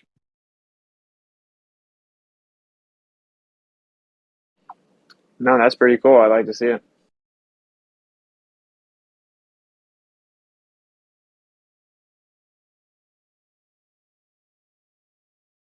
Just a If you word of go to advice to the Glovers: you gotta retire the talking point that if the Earth was flat, you wouldn't have a horizon. It's really, really, really, really, really dumb. Insanely stupid. Like, mind-blowingly dumb. Yeah, like it's insane. Like if you say that, I'm not having a conversation with you. No point in even talking. I don't think you should be allowed to leave the house without supervision. Seriously, it's that bad. It shows that you will lie about literally anything. I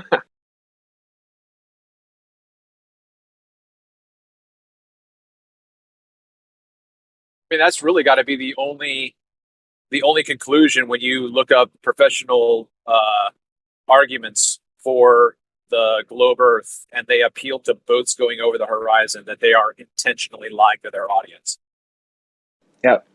Just like National Geographic doing, like, pretending that they showed that the curvature of the Earth was blocking the boat, and you could see the horizon behind it. Yeah. If you have to intentionally lie, then something's going on, probably. That was pretty bad. Even the Globers over there admitted that they just fucking lied. You know it's bad when you got the Globers even saying, yeah, that's bullshit. Because there's no way around it. It's just so blatantly dumb because you can see the horizon.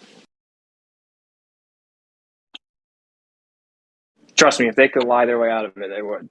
Trust me. Listen, I know that you've done a lot of traveling in the last year or so, like myself. Maybe not overseas like me and me seeing the Isle of Wight and shit, but I've seen my things that suppose I shouldn't be able to see, you know what I mean? To the globe model.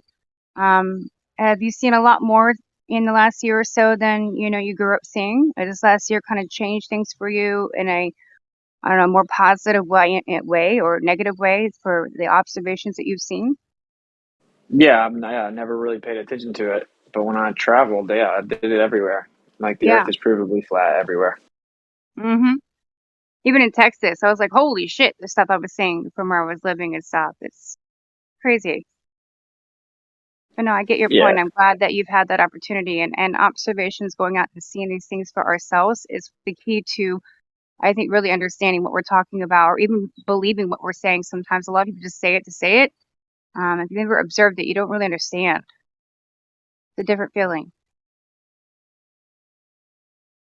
Yeah, it's like abundantly clear. Like, on a very deep level that you're seeing what's actually there. So it's like, to believe the Earth's a globe, you have to just sit in here and never go actually look. Well, like most of the people when I was in Bournemouth that were seeing the Isle of Wight that day, clear as fucking. Actually, it was kind of not like, wasn't perfectly clear, but clear enough where you could see the water literally going up to the banks. And I was like, wow, you just see everything. I shouldn't be seeing that. And nobody questions if that's real. They know what they're seeing. They know the Isle of Wight's there, and they're just like, there it is that day. But if they're gonna know about if it's a mirage that they're seeing at that point, they don't know. They don't understand that. They leave that up to authority. But they know if they don't question it and they're just out there on the beach that day, what they're seeing. They're not questioning that. They're just like, oh, there's the Isle of Wight, Yeah, like it's when normal. I went to Chicago, or I went to Lake Michigan, where you can see the Chicago skyline out there. Yes. But when I was there, there had just been like the wildfires on the West Coast, so you couldn't see like a couple miles. It was just smoke everywhere. But I went around and I talked to all the locals on the beach, and I'm like, you guys ever see Chicago? Like, yeah, I see it all the time. You see it. You can see it 3 or 4 times a week, and they're like, like especially at sunset. Sometimes you won't see it, but then at sunset you'll see it. You'll see the silhouette. Yeah, and I'm like, okay, cool. I'm like, did you know that? According to the math of the globe Earth, we shouldn't see those mountains. We shouldn't see those buildings. They're like, what? I'm like, yeah. So, do you think normally I'd ask them before I said that. I'd ask them like, does it look like the actual buildings, or is it like a mirage? And every single one of them, like, oh no, you can definitely see Chicago. You can see the lights. You can see everything. Yep. Every single local that I ask, literally every single one of them. And we have a lot of people from Michigan. I've seen it a couple of times in my life. I was really young. I haven't had the opportunity to see it now that I'm aware of the things that I know now. But I love that opportunity. But you don't have to. I mean, like you just said earlier, you just travel and you're awake and you're really paying attention. You start seeing it everywhere. It's not just in Michigan or Alawite or all these, certain places that are becoming, iconic for us to look at. It's literally everywhere if you pay attention. I'm glad you got to travel, hon. It's probably the best thing that happened for me last year and a half or two for my soul and the research that we've done. Yeah, that's cool. Glovers need to get out of the house. That's what I think. Oh yeah, it helps, man. Your stability too, mentally. It's like I did it everywhere, man, because we love to get to the water. So we just went to the coast like everywhere. And the earth is just flat everywhere, bro. Like it's literally like I'm in New York City right now. And so there's like Connecticut right over here, right? So I went to chill with Dave when I was up here last time. And you can see like this church like many, many miles away. Once the sun sets, and we're not supposed to see it at all by a long shot. It's like when you go and you see stuff like that, you know that the math they told us isn't right. Like there's something more to this earth than we've been told. You know it, but if you have this like bias where honestly most people they can't even entertain the idea of being in like the ostracized group of flat earthers. Right? Like that's all there is to it. So therefore they know it's a foregone conclusion the earth has to be a ball because like I would never be in that group of people. So that's, I mean, what can you do? They don't go look. If any Glober goes and looks at something, they're literally just going trying to find a confirmation of what they believe. I originally went and did observations like, okay, well, I may just be able to debunk flat earth. Right. And like that's not what they do. They don't do that with the globe. So They don't want to. They would try to always justify it, if anything. That's pathetic. Like if you think about it, like if you're wanting to know what the truth is, right, or you even give a fuck a little bit about the truth, to like just go on your preconceived bias and whatever's comfortable for your community, and you don't want to be part of like the weirdos, so you just like ignore the truth.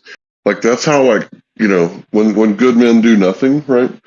Then evil men get away with like a bunch of evil shit. Like that's like the worst thing you can do for your society is to not tell the truth with the way you see it. Yeah, like even for your own soul. Like if you lie to yourself, like lying is so bad for your spirit, bro. Yeah. So I said it was a good thing for my soul doing the traveling more than anything. It's not about validation for me anymore. I don't need to be validated. And the globe for me doesn't know or flat earth needs to be validated. I have my own understanding now, not just from a research, not from QE or someone's perspective. It's my own. And I think that's what people need to start doing, really understanding it themselves within. Like I don't need to go around debating it. We can talk about it. We can debate it if we want to, really, but I just don't need to anymore because I already have that validation within. And that's what it Well, did the for people me. that are on here, they've already dug their hole, right? I mean, Yeah. they'll never ever, like they'll never say it on here for sure. But they could never. Oh no. Even if they got the confirmation that they've been lied to, those come up with some of their fucking, excuse for it. We're never going to get what we want.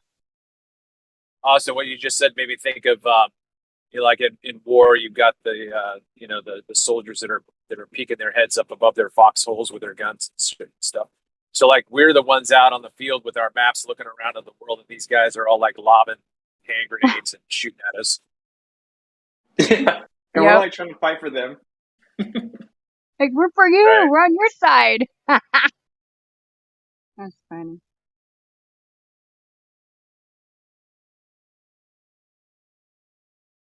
Yeah, don't debate for anybody else. If you're gonna do it for you.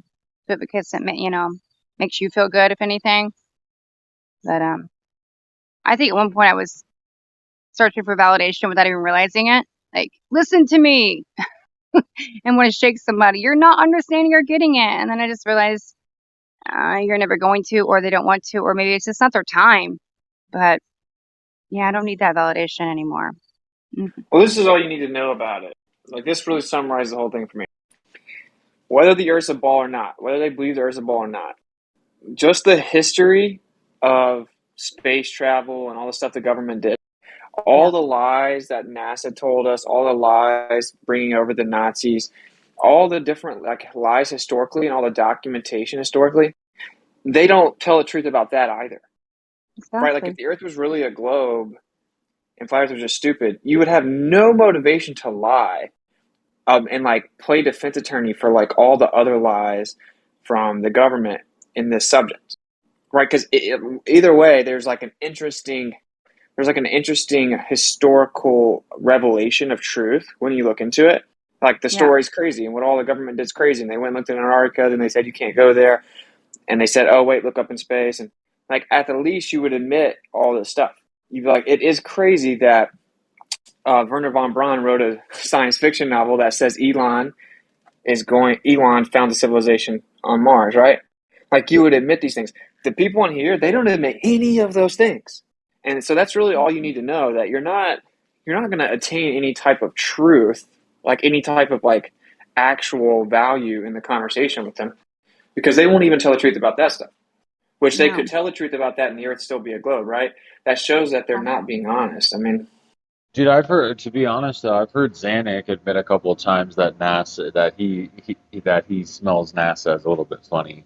I've heard him admit that. It was a long time ago. I don't know if he admits that now, but I've heard him say that. A couple of them too. Show, he kind of admits that NASA's up to, funny business. They'll admit it. They know something's going on. That's why they hang around here, dude, so much, dude.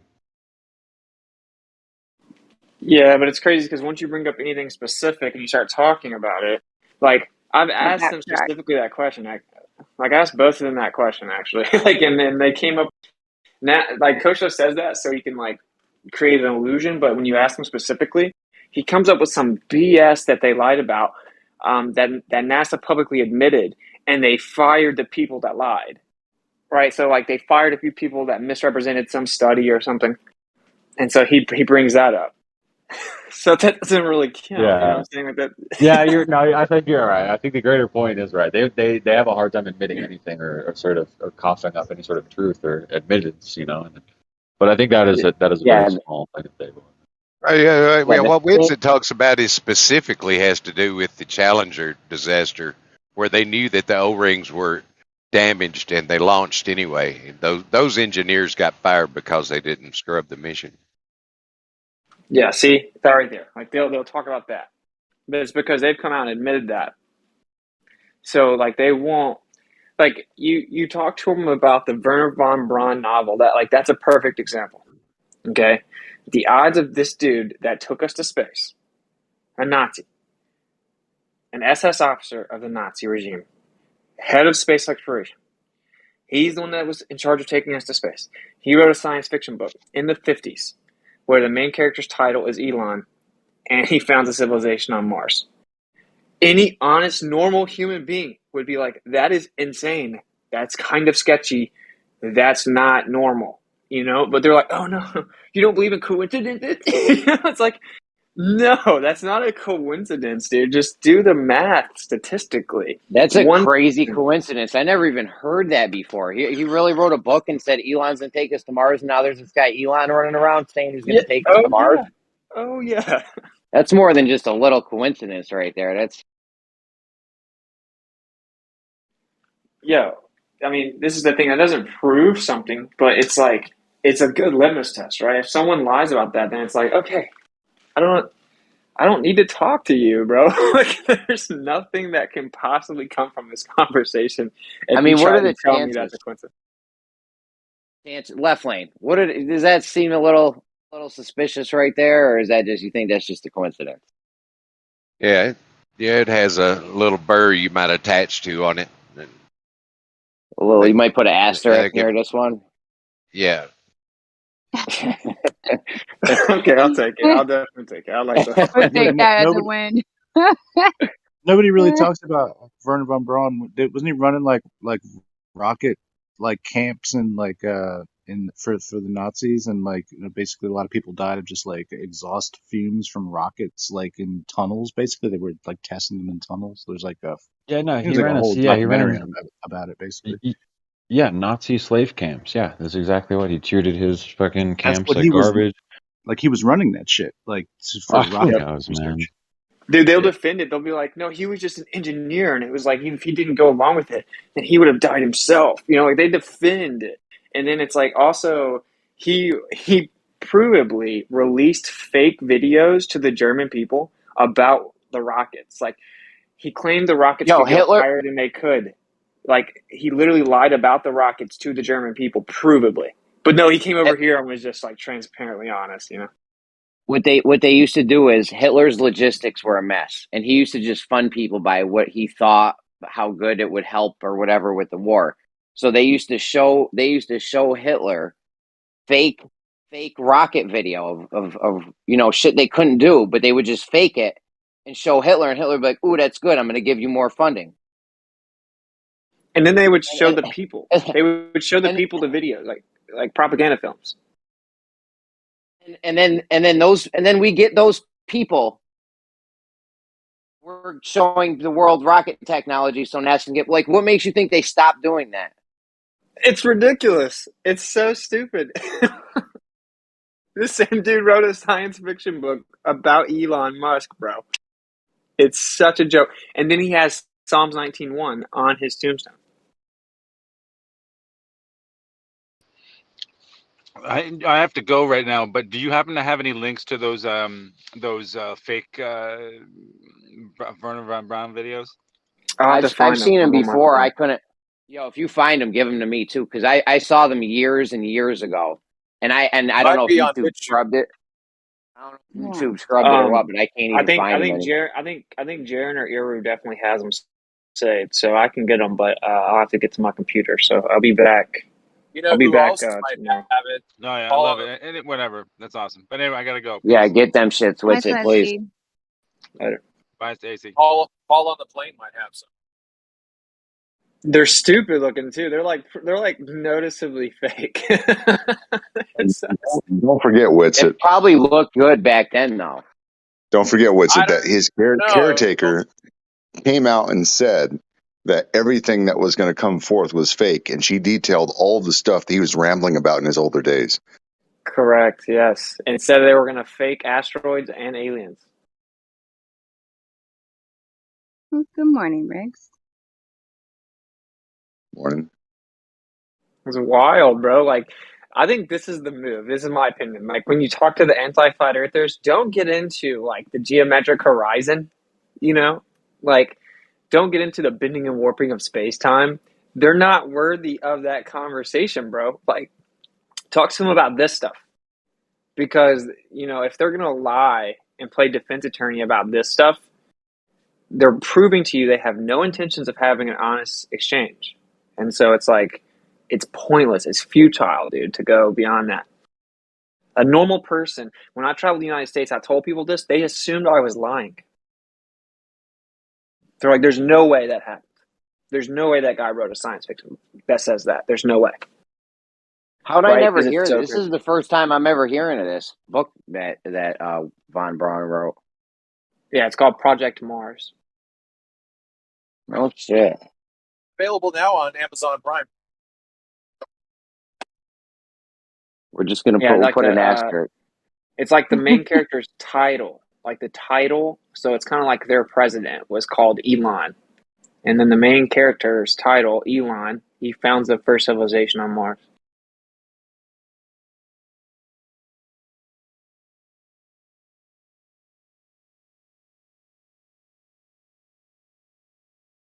And then wait, was it like Neil Armstrong's, this could be a coincidence, I guess, but Neil Armstrong's like mother's maiden name is Moon?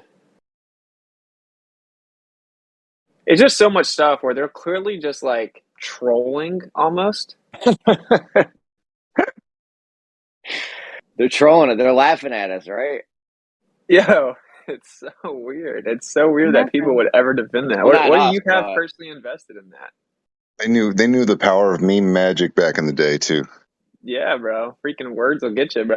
It's like, what I don't get is, why are you personally invested in the lie? You know what I mean? Like, as a normal person, like, what do you gain?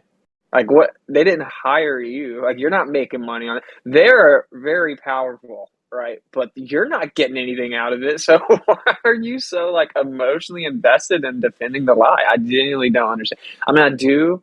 It's because it's just uncomfortable to think that there would be any lie that big, but that's lame and weak. So, Well, why would they lie? they know why they would lie, though.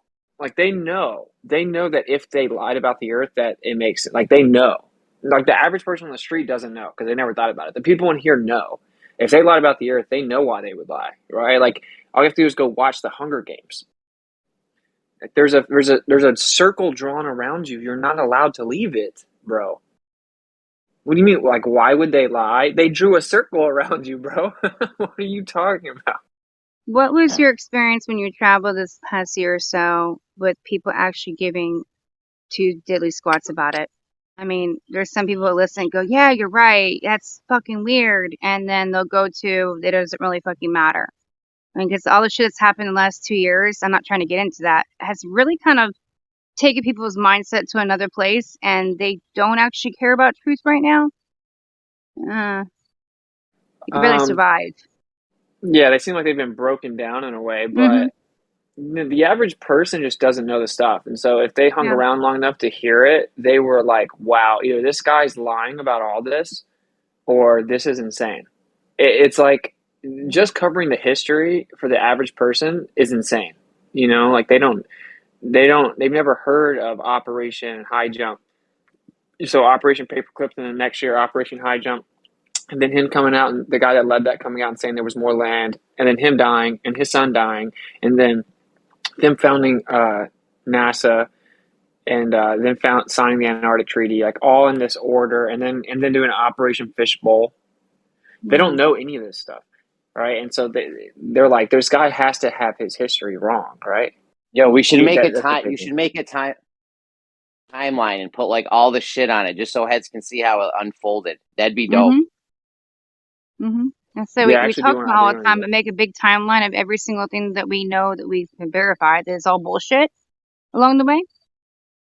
If you just read the timeline, you'd be like, "Whoa, Mm-hmm. I can't believe it went down like this," you know. But heads don't know how it unfolded. Yeah. But you That's know why what I I always said in my speeches. Good. what I think is another interesting connection is, we get laughed at when we talk about rockets dumping out in the Bermuda Triangle. Yep. But if you look at when the Bermuda Triangle first became a thing, have you done that? Like when did this? So this is my question, right? My question is, which came first? Like, was the Bermuda Triangle always a weird place? Right. No, it started right around 58. Mm-hmm. Okay, because I was always thinking, don't they have the story of, isn't that where the female pilot went down? Earhart. No, that was different. There was a bunch of male pilots, like 5 of them, who went down and were lost in the Bermuda Triangle. Yeah, around 58, 60. Yeah, I think after World War II. Yeah. Yeah, but nothing. There's nothing Bro, that's before going in that. the time. That's going in the Right. timeline if that's true, dude. Very interesting. You know what the else? hell? Put in a timeline. Photoshop gets released the same year the Hubble. We start getting these pictures from the Hubble. Neat thing to put on What? a timeline. Yeah, you didn't know Yeah, that? this is I heard crazy. that.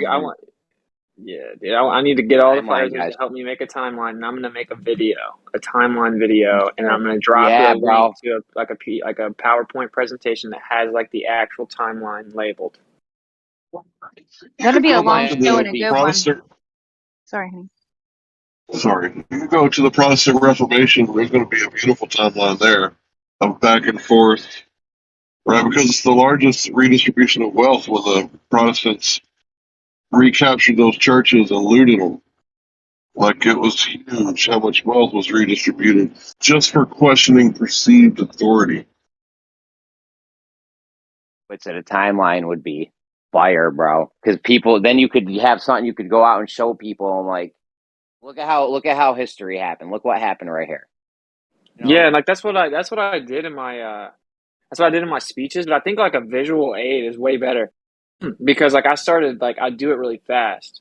But I do it in sequential order because Chris and I were talking. We're like, dude, if this doesn't wake someone up, then they aren't ready. You know, like 1945 Operation Paperclip, 1946 Operation High Jump, 1954 came out after the Operation High Jump, and he said there's more land. Then 1957 he died. 1958 they founded NASA. 1959 they signed the NRA Treaty. 1961 they did Operation Fishbowl. Or 1961.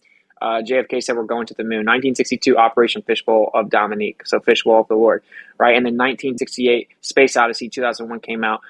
Film of the year, predicted the moon landing. You know, like was a movie about the moon landing.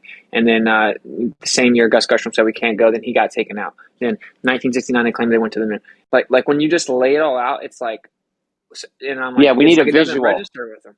Yeah, they need a visual. We need a visual. Yeah, put it out on a computer screen or something, and you know that way heads could see and put like when you write something like Operation Paperclip, like in parentheses underneath it, like just give a really quick brief description on what it actually entails. Yeah, like for sure. Shit like that. I agree. Know what you would put on 2022, the year 2022? You know what you'd put on that timeline? Artemis blows up on the launching pad. Close. The year the Big Bang died officially. You guys want to see proof? Yeah, I would love to. Sean G, you're there? Yep, I'm here. Can you hear me? Too bad. Well, Sean G, what up? What up, Jeremy?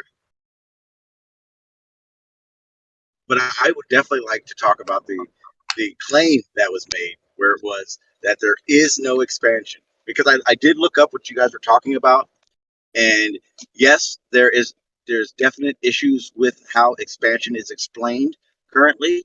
But yes, they didn't say no expansion. They just said that it's not expansion in every direction. I just posted it, bro.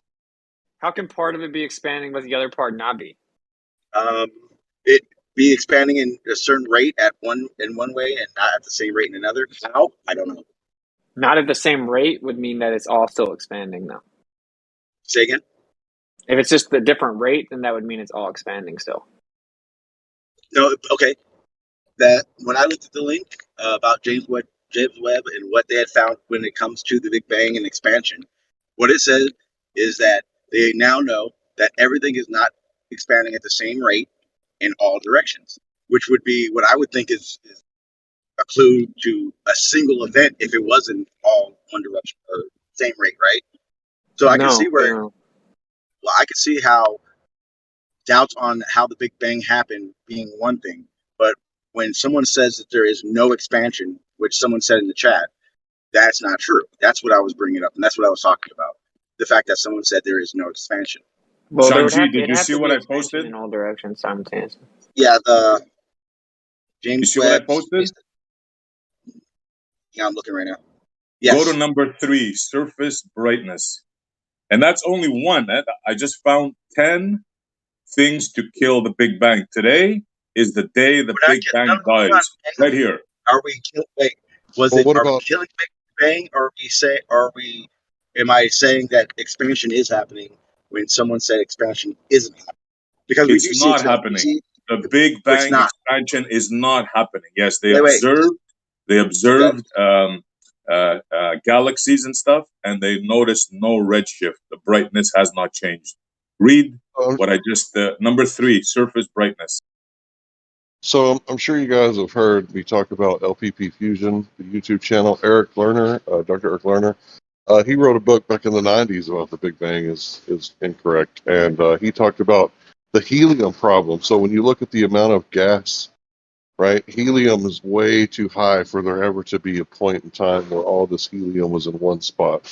So there is one gas that predicts the Big Bang cosmology, but all the other gases are incorrect. And if anybody were to be interested in that LPP fusion. Yeah, just about every prediction they made, including the helium, including the lithium that should be in stars, everything that they predicted, it's coming out wrong. Everything. So what are they getting the information from? From the James Webb Telescope. Yeah. Dude, I don't think they claim there was any. I don't think they claim there was any gases at the Big Bang, though. Oh, when the Big Bang Oh, happened. yes, they do. Oh, yeah. Yeah, they do. not Yeah, they do. initially. They say there's cosmic dust and all that stuff from it. Okay, so when was this leak published? Don't they say I that the posted it to Big you. Bang Listen was to what it mostly says here. hydrogen? Prediction. No, Any that's super what I'm hot asking. explosion throughout the universe, like the Big Bang, would have generated certain small amount of light element lithium and large amount of helium. Observation. Yes, yet as astronomers have observed older and older stars, the amount of lithium observed has gotten less and less. You Say tracking? expansion isn't happening. Yeah. Expansion's not happening. They also found in the beginning, they thought they would find galaxies that are not formed. They found galaxies that are indeed Wait. In the formed. beginning of what? Not the beginning, but the beginning of galaxy formations. Okay, so what we galaxy observe when we right? see a But galaxy form. in the beginning, what he means by that is where at that point of time that the telescope is peering into, they expected to see this, but they didn't. That's what they're saying. So it's not the in That's the just one of beginning. the things. So The other so they're thing not is, saying Sean, that it didn't happen. They're just saying what they when Oh, they they don't observe want to what say they that. expected to see well, how can isn't they there. say Sean, that? Of course they Sean, don't want to listen, say What? Hold that. on, Sean, guys. listen. Let Sean One finish, at a time. guys. One at a time. Guys. Yeah, No, one at a I time. want to Let hear. Sean finish. No, I want to hear what Grim was saying because he was talking. Yeah. I Before. just wanted to tell Sean. I'm sorry, I didn't mean to interrupt you though. I thought you were like pausing or something. No, I wasn't. I was pausing. You're right, Okay. but I They was didn't trying want to to. hear. I'm sorry. They don't want to say that. They like not yet because that turns a lot of uh people away from trusting the establishment because all of the sudden everything they've ever told us and all the money they've ever scammed out of us really has amounted to basically shit as far as astronomy goes, cosmology goes.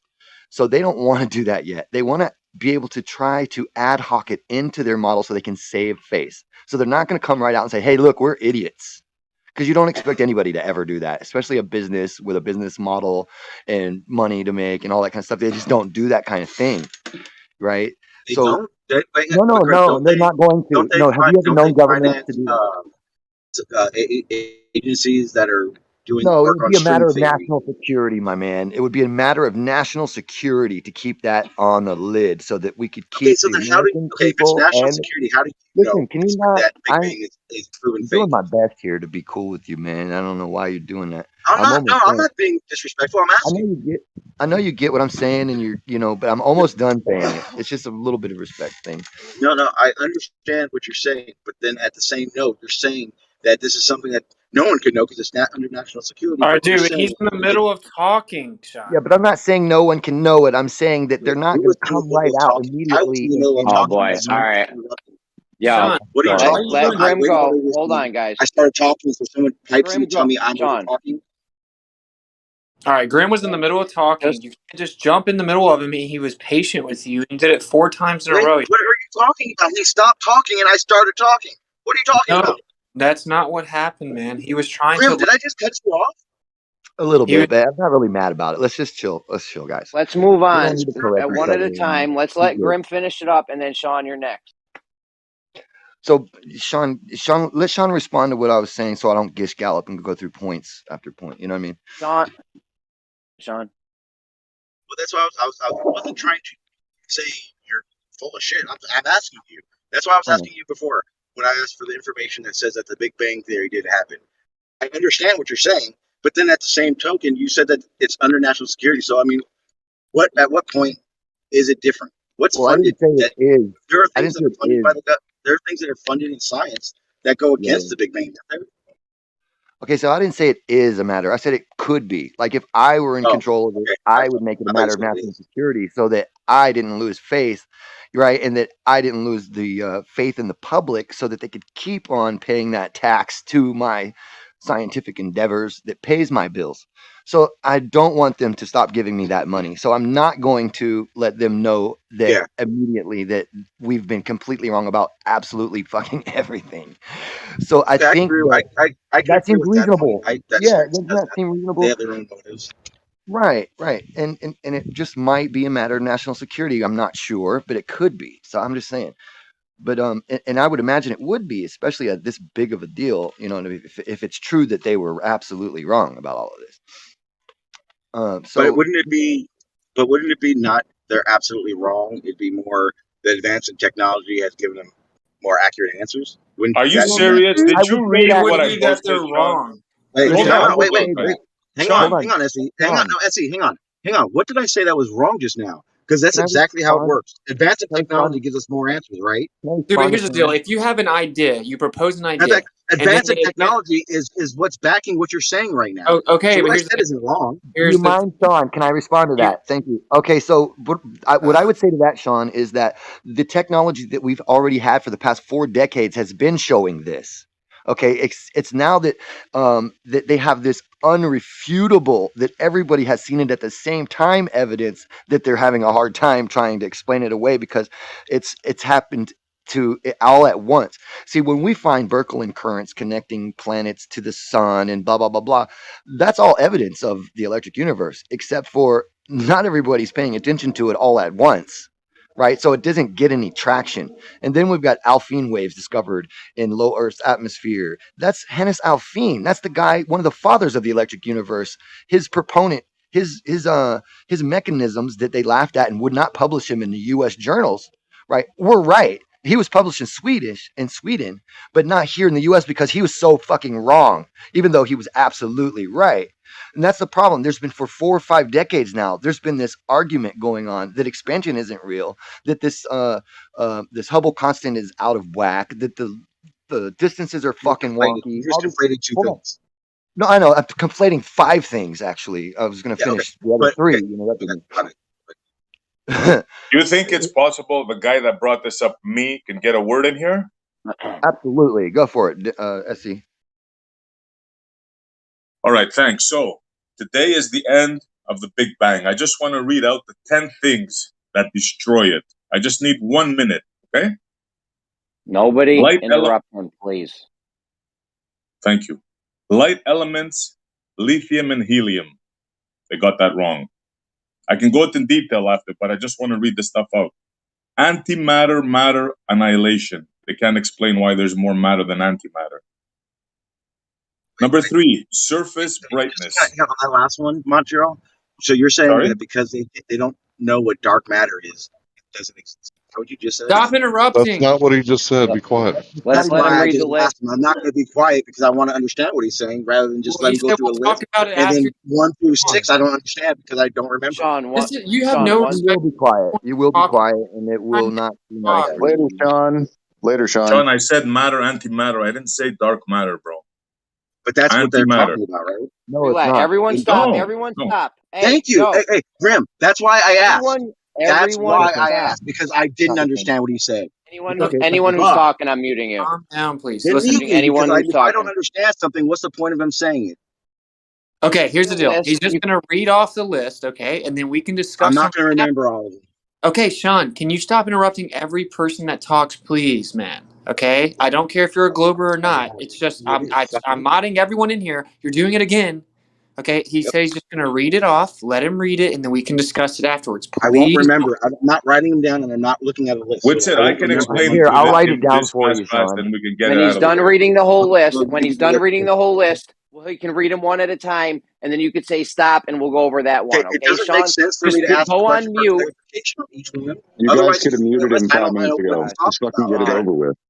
Yeah, he just has no respect I'm at all. just asking for explanation. I'm not trying to argue. Okay, but there's mods. There's mods. Did we forget there's mods? Just saying. I am a very mod. nicely. I'm about to mute you if you don't stop. He dropped the article. If you want to follow along, it literally has. I just said I can't. That's why I'm asking questions. He's Sean, having the if you conversation interrupt with me again while I'm modding, I'm and gonna ban me. I don't really care because I'm trying to say I can't. Nobody's getting banned. Just you're like acting like a give me 30 seconds to explain it to him. We'll solve the So if you want to problem. ban me, ban me. I don't care. Sean, just be quiet for a second. We're all good here, guys. It's not fair to be like, I get to scream over everyone that talks, or then you just have to ban me and then I can pretend that you censor. That's so immature. Can you just let him read the list off and then we can talk about it afterwards? Thank you. Sean, I promise you, bro, I'll come back to antimatter as soon as I finish. We won't forget, okay? I promise you. Okay? Right, let me start again. Light elements, lithium and helium. That's number one problem. Second is antimatter, matter annihilation. Number three is surface brightness. They eliminated the redshift. Two large structures that they predicted. Cosmic microwave background radiation. Well, this is a big one. Number 6, dark matter. That's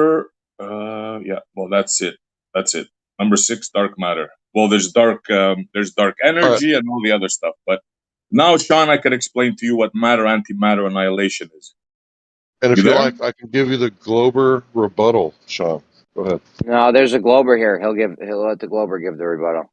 So this is simple: matter, antimatter annihilation. They say that there should be an even amount of matter and antimatter when the universe started. But as it is, there's more matter than antimatter, and there's no explanation for that. It's just that simple. Okay, let Sean respond, guys. No one interrupt him, please. What is antimatter? What is antimatter? Yeah.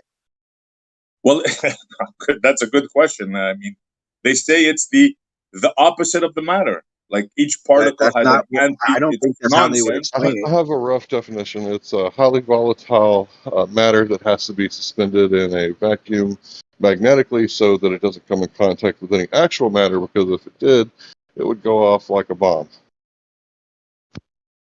In other words, they say when matter and antimatter meet, it annihilates. It becomes like a big explosion. Pure energy. It's the physical inversion or reciprocation of matter. It's just a concept. It's like a negative. Yeah, it's a fantasy, really. We can make antimatter in the lab. You know that, right? So, allegedly. And so, right. So tell me about the guy when he invented antimatter. Did he blow himself up, or did he just like automatically know the properties of antimatter? Like, if I lay this down on the glass slide, it's over, man, because the guy who invented nitroglycerin, right, with the dynamite, he died. And so tell us, how did that go? Yeah, but I want to make sure everybody understands the implications of these findings, right? It's game over for the Big Bang. They did it with math. I mean, it's mathematical. It's over. Because based on the observations on the quantum scale, there has to be an inverse reciprocation of like even electrons. That's why you have positrons, you have anti-electrons, right? It's a mathematical construct to show basically superposition and the reciprocation of all these different particles. And so then you get into matter, because electrons technically material. That's another example. So that's all that it is. It's literally math to balance out the equations. Yeah, I literally just read a small thing about an example of antimatter, and all antimatter is the decay rate of matter. Look, if you want to get technical, they predict matter density. Sean, yeah. If you want to get technical, they predict matter density 10 to the minus 17 protons, but what they observe is 10 to the 7. Okay. If you want to get technical. How does that say Big Bang didn't happen? It's all wrong, bro. All the predictions are off, bro. Now, the reason I asked that is for this, because when they talked about Big Bang back when Einstein was around, and Einstein gave his theory on it, and Einstein said, eventually, everything is going to go stagnant, right? But then, we started getting telescopes, we started figuring out things, and so we said, okay, everything's expanding out, and we're seeing this through redshift and all this other stuff, and then only redshift, not all this other stuff. Yeah, but they had to invent dark energy. No actual expansion has ever been seen. Like, they've never seen galaxies moving away from each other at a No, wait.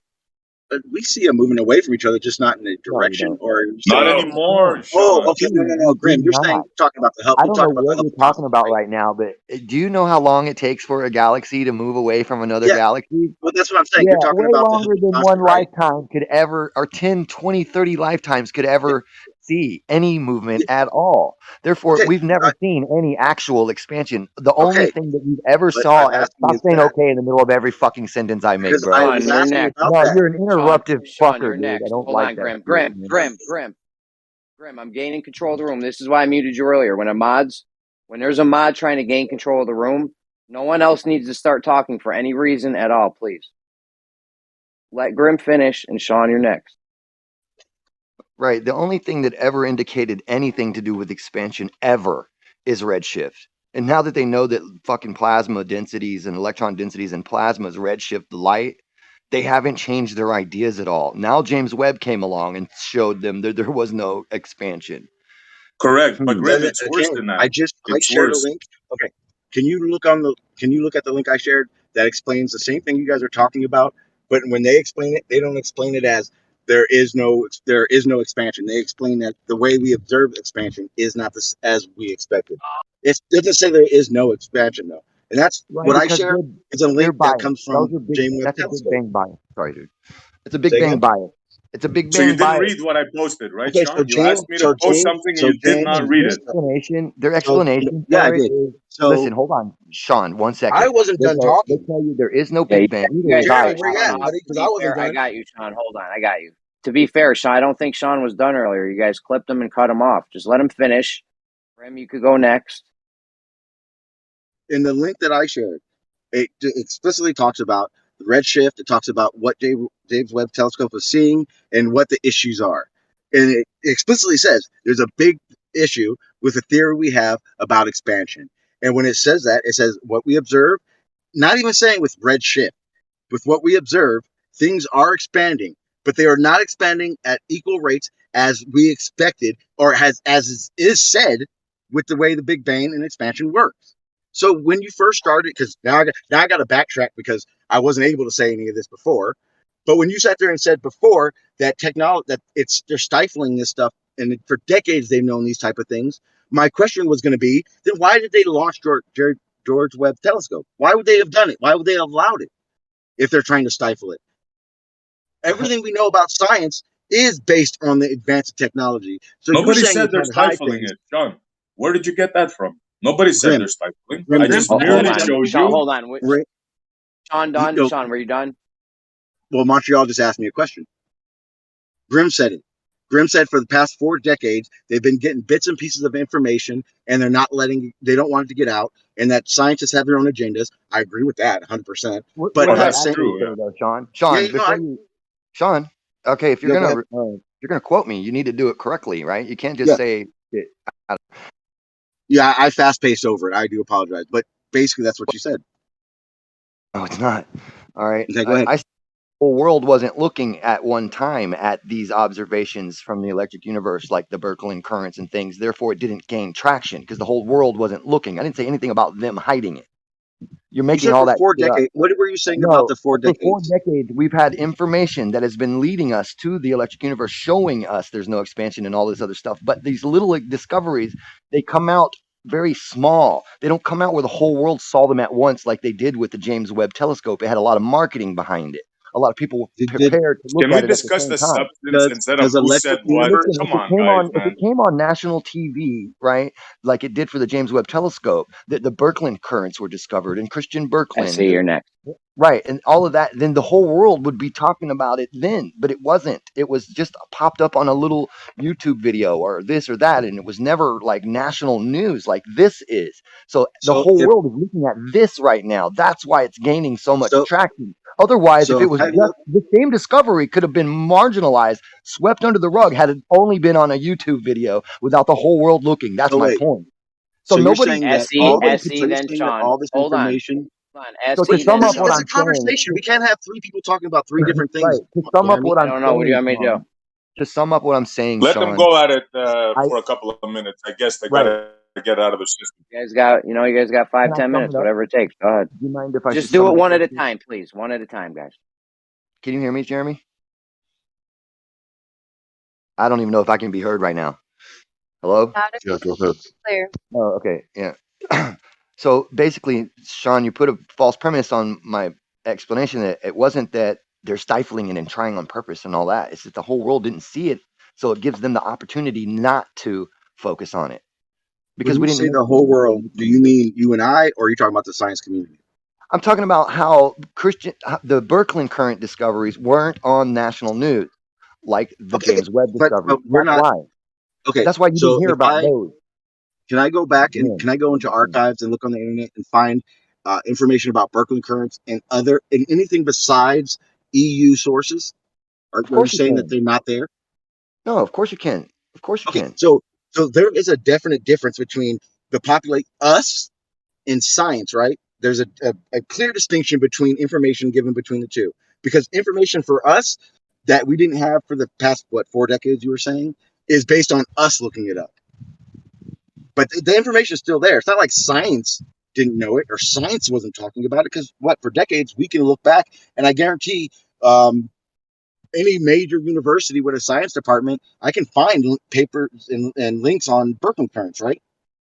Yeah, under the mounds of information, the mounds and mounds, you can find them, but they weren't on national television, which is my point. Like this But is. that's okay. Listen, hold on, bro. This matters. You need to stop skipping over the fact that marketing matters. You're right. It does to us. But when I'm asking, and that's why I'm asking, I'm making the clear distinction between us and science itself.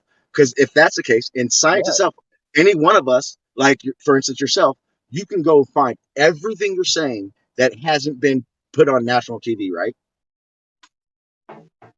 Dude, you're using sophistry to walk past his point. He's saying, no, I'm not using sophistry. I'm asking him a question.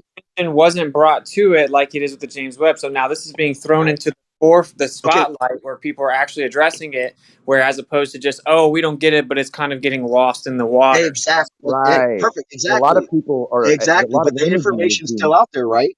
God damn it, dude. He never said it wasn't out there, so you're straw manning his position. I just clarified it. Everyone. That's why I'm not straw manning, because I made the clear distinction between the science community and then us here and what we can find. And I asked him, false dichotomy. I'm not even talking all that information, and you can go and look and find all that information if you wanted, if you knew what to look for. He said yes, under piles and piles and piles of information. So at what point? Other countries. You got to go to other countries too for their peer review. Hey, hello. I understand. I know America isn't the only source. I don't read in Sweden, right? I don't read Sweden. You can translate it. I can't. Okay, yeah, I can have it translated, but I mean, then you're lost in translation. Wow, that's really fucking fun. Go and translate a goddamn scientific. So then is only your information American based, and you? John, and so what is your only fucking deal, dude? What are we talking about now? Well, Sean, just so energetic for this, man. It's weird. Yeah. What are you trying to hold back, bro? I mean, what are you hiding? I'm not trying to hold back anything. I'm trying to get answers. I'm trying to understand. I'm trying to understand where this gap was, and that you want to make it seem as if it's not happening. And I'm trying to figure out. And all I'm trying to do, I'm not even arguing a point. I'm trying to figure out where this connection is from. All this information's here, but no one knows about it. But it's always been here. Dude, I just now clarified it, and you keep repeating it because you're just trying to be a contrarian. I just explained he didn't say there was no information. He said that it wasn't. No, I didn't. I never said that there wasn't any information. Oh my God! Between the two, between science and us, he says that we as civilians aren't able to do it. Yeah, and mute Sean. I haven't understood shit since he started saying he can't understand shit. Guys, relax, man. One at a time. Sean, cool. Yeah, I made it very clear. I'm talking about the science community and the information being there or not. Then he said, well, some of the stuff is international, and I can't read Swedish. So that's when it changed to, okay, so then are you only getting information? I got to answer, Sean. I want to answer your question. You ready? All right, so it's real simple, bro. It's real simple. So LPP fusion, right? I just got through talking about it earlier. Like, if you would have been really trying to understand what's going on, you probably would have like wrote that down and went and checked it out. But because you didn't, I'll go ahead and let you know, bro. He says it's kind of like this. When it comes to the journals and get published, what they'll do is they'll publish, like, I can see the emperor's knees, and another guy will say, I can see the emperor's butt. And another guy will say, I can see the emperor's nipples. But if someone outright says, I can see the emperor has no clothes, that doesn't get published. So if you go back to all the journals, you can find the bits and pieces, right? Reading, not necessarily reading between the lines, but, you know, making connections, right? Like you do. And then you'll be able to see this, right? It's very obvious that there's been problems for a long time, but what they do is they keep doing ad hoc explanations, like for the reason why the the antimatter is gone is because it annihilates faster than matter does. Well, that's a good conclusion. How do you prove that? Well, we can't prove it, but it makes sense, so we're going to go with it. That's what they're doing. Just ad hoc explanations. Right. You're 100% right, and I understand that. So what happens is some genius in some agency or some group comes up with a fucking thing called the James Webb Telescope. Why did they build it? What did they do that for? Right? It's to literally get more accurate answers to what we observe. So when you act as if, and again, this whole argument isn't based on if the Big Bang is 100% right or not, because again, I'm someone who doesn't even 100% stay on board with the Big Bang. It to me, it just seems like a small event. And I don't think it created it. right? I'm still talking. Not So 100, it but didn't create 98. everything. So Yeah, the but same Sean, you in the think same take token, over the whole room, in the so it's same always a yeah, and globe. I get muted, so then everyone Guys, jumps on me about it. let him So then when finish. I do it, Let him I'm going to do finish, the and you same guys thing How you can is go guys this next. fucking modding? do, Let him and I'm finish, going to but he say doesn't let something about anyone it. else say anything.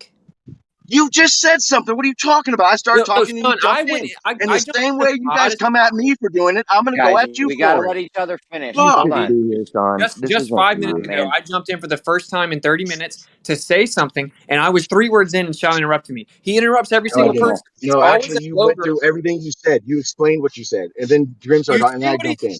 see what he's doing right now, right? So it's like he has this ego where it's the Glober Well, thinks that maybe frantic. it's my There ego it is that does it, again. or maybe There it's it just is the fact that you again. think that what I'm saying Damn. isn't good enough for you. Guys. But I know damn well I'm doing the same With thing you guys are doing, SE and you just and the complaining Big about it too. Bang, how I the don't know fuck why did we get I don't here? know why Hey, I don't Sean. know why Hey, I don't know why we didn't let would I him be able finish to just now. interrupt this much? Grim, hold on a second. Yeah, sure. Grim, I I said don't know sure. why we didn't let Sean finish just now. He had to have been near the end. He was talking for a while. Let him finish, and then we can go next. Come on, But it's guys, okay one when at a he doesn't time. let He's anyone never else. going to finish. It's not okay. It's not okay Well, when just he interrupts. He's It's never never going to okay when finish. anyone interrupts. Yeah, he'll finish. When You he just got to interrupts. let him. I don't ever finish. I Left sat here Lane, and what do you think quietly about him listened all interrupting the time. everyone else, Left Lane? What do you think about that? The same way everyone Yeah, interrupts me. yeah, it is. It's chaos. We need to calm down. About arguing. Dang. Yeah, it's not just Everyone me. relax. Sean, finish it up, and then whatever. Someone can go next. It literally wasn't about whether or not the Big Bang happened, because again, I don't fully believe the Big Bang is as they explained it either. But the whole point of this whole conversation was that they're stifling information and they're putting this and that. There's a huge difference between the civilian population, us, and the science community. It's not like all of a sudden they were hiding stuff and they didn't want people to know things, and then an electric universe built fucking James Webb Telescope, and now they found all these things out. It's everything that's happening still goes along exactly with how science works. Them changing something or something not being how it was is expected. That's what we expect to happen when we spend billions of dollars on a telescope. The difference is Except all of those what started predictions this. were The difference unexpected. is, and what started this conversation was Observation. someone in the chat said no expansion. So I went and looked up James Webb Telescope information about that, and it didn't say there was no expansion. It said that there was the expansion rate in all directions as previously thought in the theory was incorrect. But there is expansion. That's where the conversation was. It doesn't say there is How it expansion. went No, to no, no, whether no, or no, not no, the no, Big no, Bang no. even happened, in my opinion, makes zero difference. It's not going to stop. Yeah, So- Sean, it doesn't say, but there is expansion. That's a bullshit Yes, lie okay. you just Let me. added to Now the it's Sean's conversation. turn to talk again. I'll read it out loud. Oh, it's Sean's turn to talk and read now. I'm not going to be able to respond or say anything, or it's just No, the because it's Sean just a hour. Sean show. It's just that he thinks that everyone gets to say 4 words and he gets to talk for 2 minutes straight, and then you say 4 words and then he talks for 2 minutes straight again. The prevailing theory, known as isotope hypothesis, argues that the universe is not only expanding, but is doing it at the same rate in all directions. But new studies suggest that may not be the case at all. In studies published Wednesday in the Journal of Astronomy and Astrophysics, astronomers challenged this cornerstone theory in cosmology. The results suggest that the universe is expanding. It is not expanding at the same rate in all directions. This study reveals that observations of the same cosmos' largest structures, galaxy clusters by 3 X-ray observations, European Space Agency. Right. So what it is saying is that there's one person proposing a theory to still keep expansion, but they're having to integrate the fact that they were wrong about thinking expands in all directions. And that's the first person to come up with a theory to explain how you could possibly have that, which doesn't work, by the way, because you don't even know why they came up with expansion. But the whole point is that you're using sophistry to drown out his point, which is that there's actually been tons of information that has been contradictory to the idea of this expansion claim for many, many years, okay? And they've been kind of ignoring it. They haven't been really propping it up. They have a Big Bang bias because there's no other postulation as to how this universe, as is claimed, could have been here without something like the Big Bang. So they are having ad hoc explanations and hand-wave dismissing all the information contrary to it. They've been doing it for decades, and only now is it really getting the attention it deserves because James Webb is very, very famous. That's what he's saying. Okay. Right. And James And Webb that is and the that James and Webb that telescope expansion says that there's they're no saying that expansion, they right? see, Sean, it's not your time to I talk, didn't. by the way. Grant, no, That Graham, I didn't hear expansion you that start. you I'm sorry. that they in that paper they say they still see expansion. What they mean to say is they still see a red shift, which is explained and can be explained by the plasma itself and dust But between us mm, and the light. Sorry, dude, but that's the facts. it, And we know there's can you dust show me? between Can us you show and me the You're the light. saying papers that where that Sean shown We the pointed know the that there's red that dust shift work? between down? us and the light Because we went through that. that would We don't cause have that time. redshift. And we know that plasma is redshift on their own in the laboratory here on Earth. We've Yes. proven that. But do we? Right. But do we So observe we that? know, yeah, Is of that course we observed, or observe is it. that just what they figured It's out with plasma when absolutely they altered or it's they observed. That's what laboratory experiments mean. That doesn't mean that doesn't mean like Okay. theoretical physics where we guessing with math. No, we did it with physics. We did it. Okay. And We when they did did the it with thing with a physics in physical the lab, mechanism and was showed it. okay. When they did it in physics in the lab, like you're saying, did they go under the same parameters as observed, or Absolutely. did they force the or what in quotations did they force the line to see what happens when? Force the line.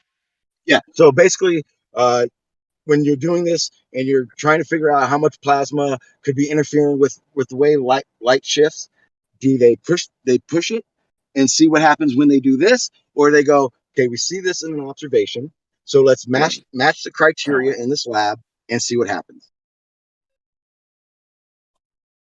I truly can't I follow don't this stuff. understand what you mean. Like it's a They forced the line with redshift or not. right. We know that the Jesus. stars have a denser plasma density than anything that we can actually even make here on the planet, right? At least we propose that. So I don't know where forcing the line would even come into play because we can't even get to the line from Earth. Yeah. We can only get So close to it. So we if think. So therefore, you're not forcing any line. You're just looking at the light coming off of a plasmoid that you create in a laboratory in a vacuum. and based off that light you've created with a plasmoid in a vacuum, what is the indicator that shows that plasma affects redshift the way you're saying? The Or so guess electron what? There's density and the ion movement underneath the electron density. Depending on the and direction of the ions and the density of the electrons is depending okay, on the redshift of the light. so I understand what you're saying when they can't obviously scale modeling, obviously. So is it a situation where they go, we put this amount into it in here, and if we scaled that, it would be way more plasma, or if we scaled that, it'd be way less. Is that what's happening? No, it's they're getting the correct redshifts off of adding or subtracting electrons to the ion population in a plasma So and changing the direction of the current, and they can actually change the shift of the light. So depending on which I'm sorry, which side of the current we're looking at would give us different redshift and values. But all of them would be redshifting at a particular value, being that plasma redshifts light on okay, its own. and in So that value, therefore, all of the light that we're looking at is coming from plasma. That we don't see the reflected planets and shit and blah blah blah blah, right? So much as we do see not in our own solar system we see them, but out there we don't. But we see the plasma from the stars. We say those are plasma, and we say that the stars have heliopauses, which are plasma, and that the stars have solar wind, which are plasma, and that the galaxy clusters are full of stars, i.e., plasma. okay. Now when Right. So where that are you rate of not shift, looking through plasma to get a redshift? That's why okay, you're seeing a redshift value on everything you look at out there. It's not that it's expanding, it's because that's a natural consequence of the way light reacts with the plasma. okay, now okay. So that I think I've asked you this question. I don't remember if you answered it, so I'm not saying you didn't. When we observe, say, You a didn't star digest that any we of know that, is a did you? certain distance, and we don't see it shifting, or we see it shifting and it's too close, is that observed? No, they always see it shifting. Even our sun redshifts. Redshifts the same way a star that's in the far out galaxies does. It's a K-shift, unexplained mechanism, and they don't understand it. But it's But clear to us in the is it electric the universe same? that it's a But is natural it the same redshift? consequence. Well, it's closer. So it can't be the same because we're not even looking through the heliopause of the sun. We're inside the heliopause. So it can't be the How do they? same as when we look at other stars from outside their heliopauses. And Remember when the that happens, Voyager, how do what they the explain that Voyager part? 1 and the IBEX mission and the Voyager 2 found as they left the heliopause. Remember, How do they they? found And how do dense. they explain that Hold on, when they buddy. observe that up close? Hold on, buddy. Hold on. They found He's dense explaining. bubbles Go of keep the plasma around the conversation. Keep edges our of his. premise. Why is he still talking? He's not even Hold going to on, we can't hear anything, yo. No, We I can't am hear He's not listening. going to anything, digest guys. any of this. I shouldn't even be talking anymore. It's Yeah, right. ridiculous. Because And don't no, talk to me anymore. Grim, because you're explaining it. He's not digesting what you're saying. He's just I on to the absolutely next. am On to the next. digesting it. Ask me to repeat what he said Yo, because why are I you am talking digesting it. on? That's Why are why you I'm talking asking the over this questions. guy? How is it that Why are you're you so talking? quick? I can Because I'm barely sick keep of when up with people tell Grim. me what I'm doing and why I'm doing it. I know why I'm doing it. If you Every want to time know, ask me. he talks, you I'm interrupt. asking. I had I temporarily muted you, Sean. Just everyone relax. Stop interrupting people, guys. Come on, let everyone finish their sentences and then count to 1 or 2 or something and then start talking. That way we can be sure that they're done.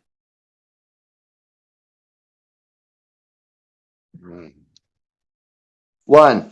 If I let him keep going on and on and on, then I don't remember what I wanted to ask him about. So yeah, when I hear something and I don't understand it, my bad if I want understanding of it. I'm not arguing with him. All I'm right, so just what asking was him a his question. premise? What was his I don't premise? believe in none of this stuff you guys been talking about.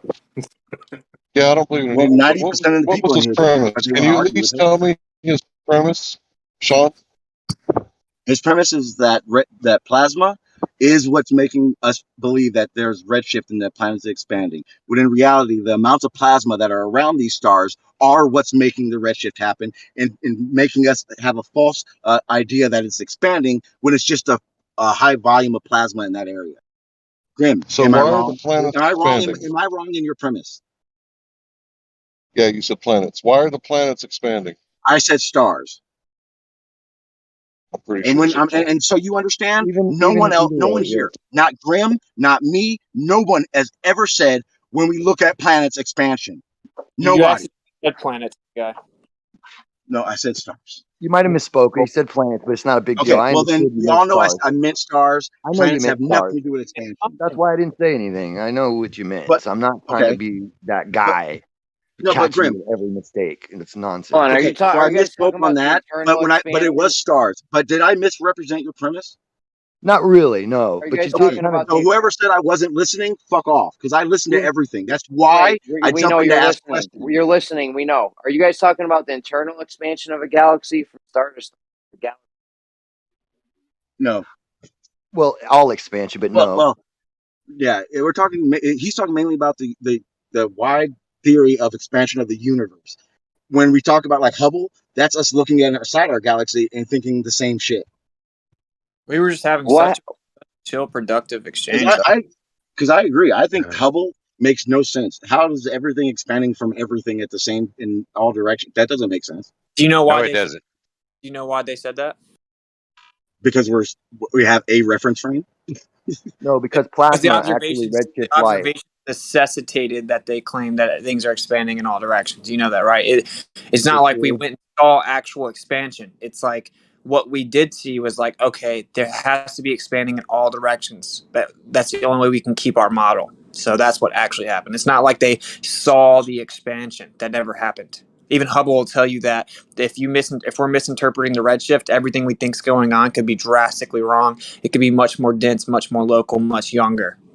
Yeah, absolutely. I agree. I Here, mean, isn't that like to go into the same realms of when we discovered this weird thing we term as dark matter and Sean, how it should other be things. like, I agree yeah, with it that should be 100%. like a light switch going off in your head, right? When they're like, oh, everything's expanding because of this redshift. And then we saw, oh, plasma actually redshifts light all on its own.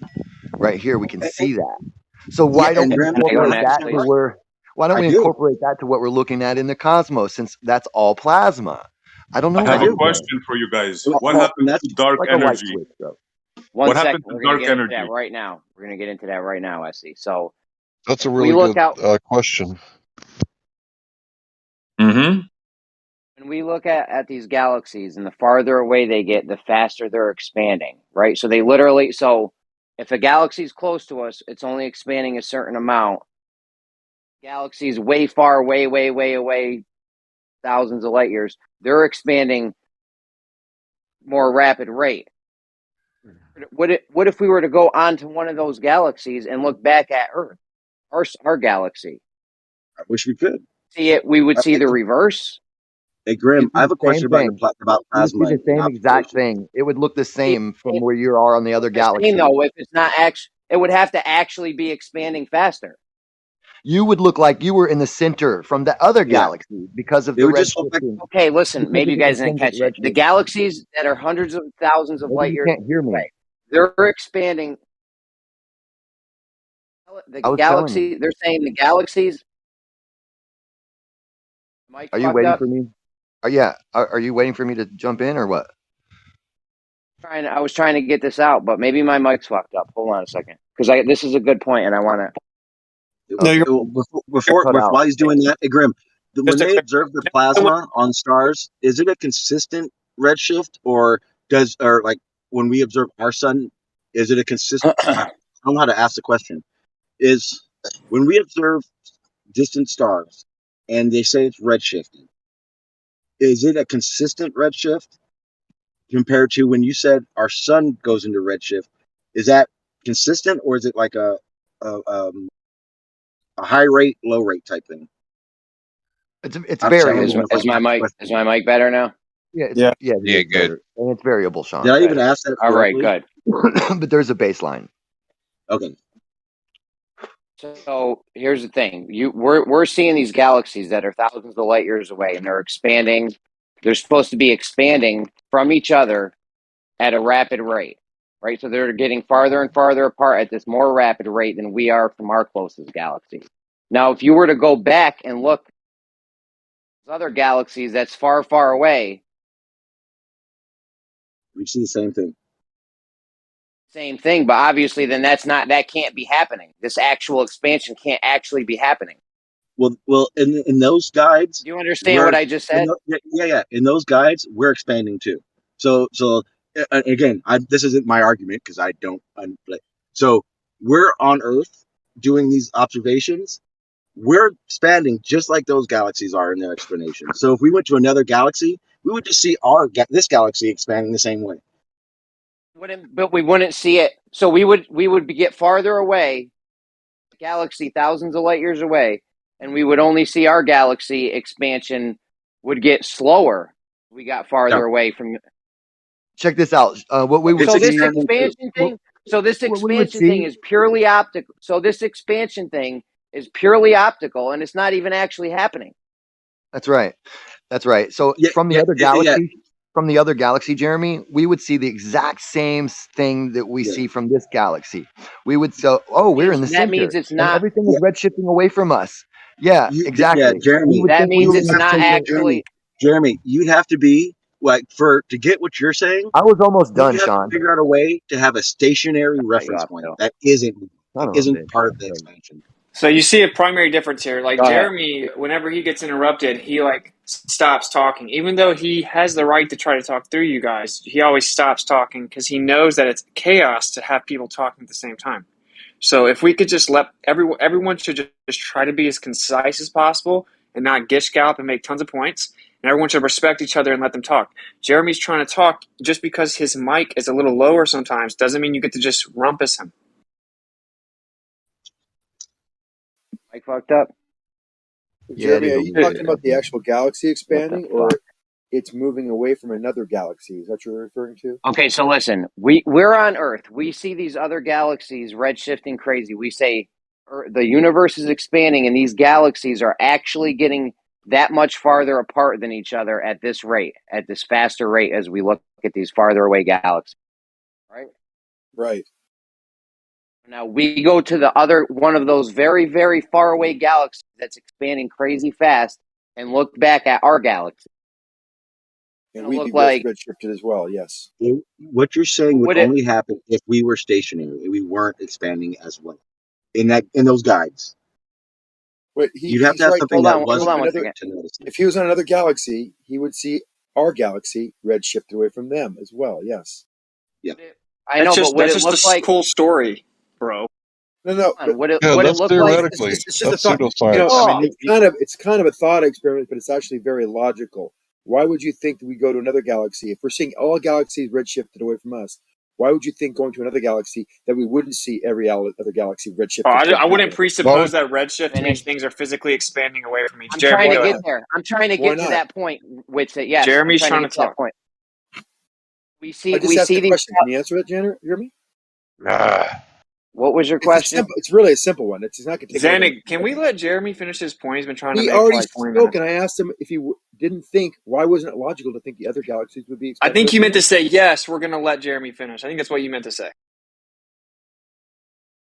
All right, this is a rough start, Zanik. So listen, we're looking at these galaxies that are hundreds of light years away, thousands of light years away, whatever. The farther out we get, the faster they're actually expanding, and the faster they're getting apart from us as the distance goes. So if we were to go to one of those galaxies, look back at Earth, you couldn't see the same thing. That the farther you got away from that galaxy, the faster the shit is expanding, because we know that's not true. So this whole redshift thing is just optical. Oh, you're saying that these further away galaxies are actually more redshifted than the closer galaxies. Is that what you're saying? And you would expect to see. I thought I laid it out pretty simple. Well, no, that's another simple question. Is it yes or no? I just get into the point where you're saying that this faster rate of expansion is something that you're having a problem with, or trying to relate it to what we would see if we went to those faster expanding galaxies and look back at our galaxy. Is that what you're saying? Go to one of those. If you go to one of these galaxies that's expanding crazy fast, and you look back at Earth, at our galaxy, see that you would see the opposite. Why would you see the opposite? I'm going to tell you why. Because see, if the galaxies are actually expanding at this rate, the Earth, we know that our solar system and the solar system near us expanding that fast. Is not expanding that fast, right? But we're going to look. But we're going to look out from this other galaxy and see that it's expanding crazy fast. Yeah, it's not true though, because we're here and we see it not happening. This whole expansion thing is all optical. No, it's relative, like someone already mentioned, relative to that farther away galaxy, that rate of expansion between those two, the further one and ours, is at a faster rate than ours in Alpha in another galaxy closer to us. Andromeda, for example, us versus Andromeda is not expanding as a faster rate as one that is hundreds of thousands of light years away. I don't know whether that's a problem. That's because it's all optical, and if we were to go to the other galaxy and look back, that wouldn't be the case. It would be going faster, because it would be going faster the farther away you get. It would be expanding faster. But relative to us, it's still going at a faster rate than actually. The two galaxies, is this expansion actually happening? What? Yes. Is it me or is he breaking up? Yes, it's expanding faster. Oh, yeah, you're breaking up. You might as well just sit it out. Am I breaking up really? Yes. We have to reboot. But yes, we are expanding. That rate is actual. Go reboot. Your mic's fucked up. Just for the record, that's just one thing that you guys are discussing. The death of the Big Bang. That's just one inconsistency. Yeah, well, objectively, everyone knows it's just a theory. And Edwin Hubble himself will tell you that if you're wrong about what you think redshift is, your entire model's wrong. So, yeah, it kills the whole thing. True. That's true. The theory. It's a good one, though. A lot of. It was formed out of necessity, right? Like it had to be. He actually said we have evidence to believe that it's wrong. That's what Hubble said. No, they have evidence is that it's right, but that's what the dark matter and dark energy comes into, right? How do we explain that? We don't have any. It goes against all of our theories now that how could it be expanding at a faster rate when the expansion happened and it should be slowing? Instead, it's the opposite. So they fill it in with dark matter. Well, it's not even all expanding at the same rate now. So yeah, Jeremy, go ahead. Correct. You guys hear my point though? Like this whole. Bad Zanik. What? We talked at the My same time. shit's Don't just be gonna so get fucking breezed vain. over like. They forgot my point as well. That's what the Globers do. If They the, derail the if the whole conversation. expansion, if the expansion is actually happening at the rate they say it is, when you go to that other galaxy that's far, far away, and you look back, you have to see the galaxies that are near us. You would have to see them expanding at a slower rate. If that's the actual expansion happening in time and space being created in between the galaxies, But like if you're they talking say about is a happening. but a Big It wouldn't be Bang would slower. have You a would be looking back the same thing, but the way they explain that is in question. That doesn't even make sense. But at the same time, at no point would it be going slower. You would be looking back, and you'd be seeing the same thing we are looking at now. You would see galaxies expanding away from us in both Okay, situations. what we see now is the galaxies expanding that are near us. They're expanding at a slower rate. What? Galaxies near us, they're expanding at a slower rate than the ones that are way far away. As far as when, because now I'm confused about when you're talking. If we're talking about currently, Galaxies near us, okay, near Andromeda. us, Yeah, they're Andromeda expanding versus at a us. slower rate. That expansion is different. That rate, the distance, the distance that is between us is getting greater at a lesser rate than the galaxies hundreds of thousands of light years from us are going away from us. Yes. yeah, Actual, that is Jeremy, actual position in yeah, space. yeah, Jeremy. This is actually one issue that I see an issue. That's why that's one of the main reasons they added dark matter. So when they say like dark matter, when you think of it kind of being like Big Bang happened and everything's expanding from that one location, they're saying that like dark matter, the way dark matter works is it's kind of like pushing from everywhere. So I see what you're There's saying. nothing. And There's nothing that can. I don't think you do see what I'm saying, because dark matter can't help you with this.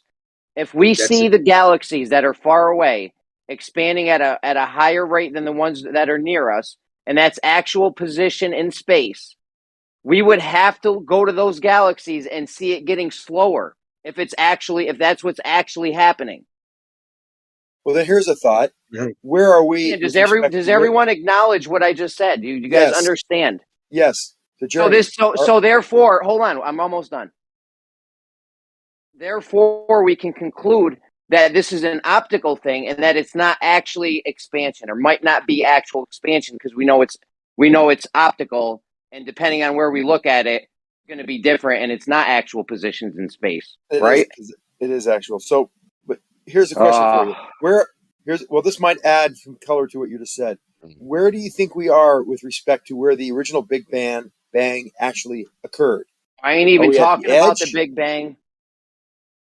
Do with Can the you Big answer that Bang. I question? ain't talking about the Big Bang. I don't Do you know where we are with respect to where the Big Bang originally occurred? Because everything from the Big Bang. How is this linked? Can I How is finish? this linked to anything I just said? Because it might give clarity what your confusion is. It's not an optical effect. It's a relativistic effect.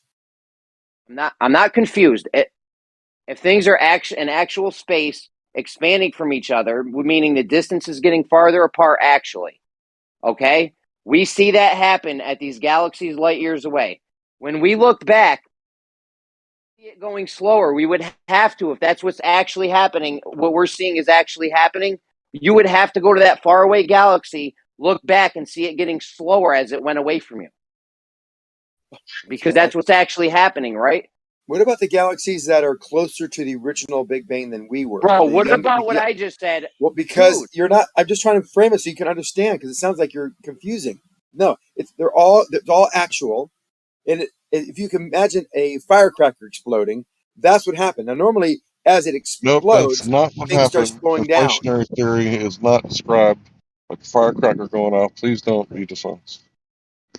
Thanks for that color. Anything that started at the beginning that is a younger galaxy than ours, or a younger or closer to the Big Bang, would be going slower than the ones that are further away from the center where this all originated. Would you agree that there's an origination point where this all happened? and ones that are near us, like Andromeda, the Most High. wouldn't be expanding at the Absolutely same not rate an as origination something. point. I don't know. You asked me a question. Do you want me to answer it or no? Yeah, answer it. Yes. You're going to have to stop talking if you want me to answer it. Can you do that? That's I don't fine. know. Stop. Let's see. I've stopped talking. Do it. I don't know. You keep If on you talking. stop talking, Answer the question. Man, you guys are just why do I looking hear for a your fight. voice and Just your mic's stop lit it. up?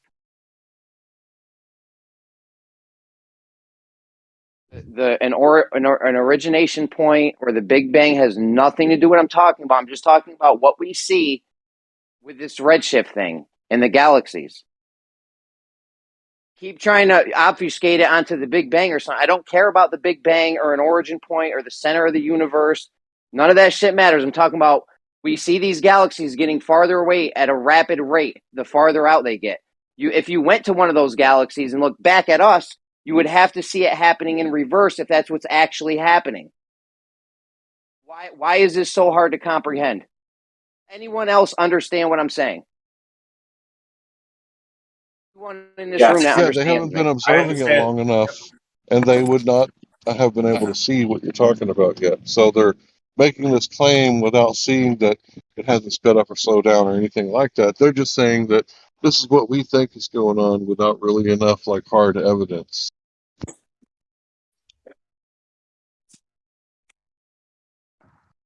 Is that right or wrong? We get it right. I struggle to follow this redshift Big Bang stuff. I get really turned off. Okay, well, here's mine if nobody's got any. So if it is expanding in all directions, mostly red, like almost all of it, right? And there's barely any blue shift to be observed because the red shift is the predominant one. It's like a 50-50 chance, one or the other, right? It's either heading towards us or away from us.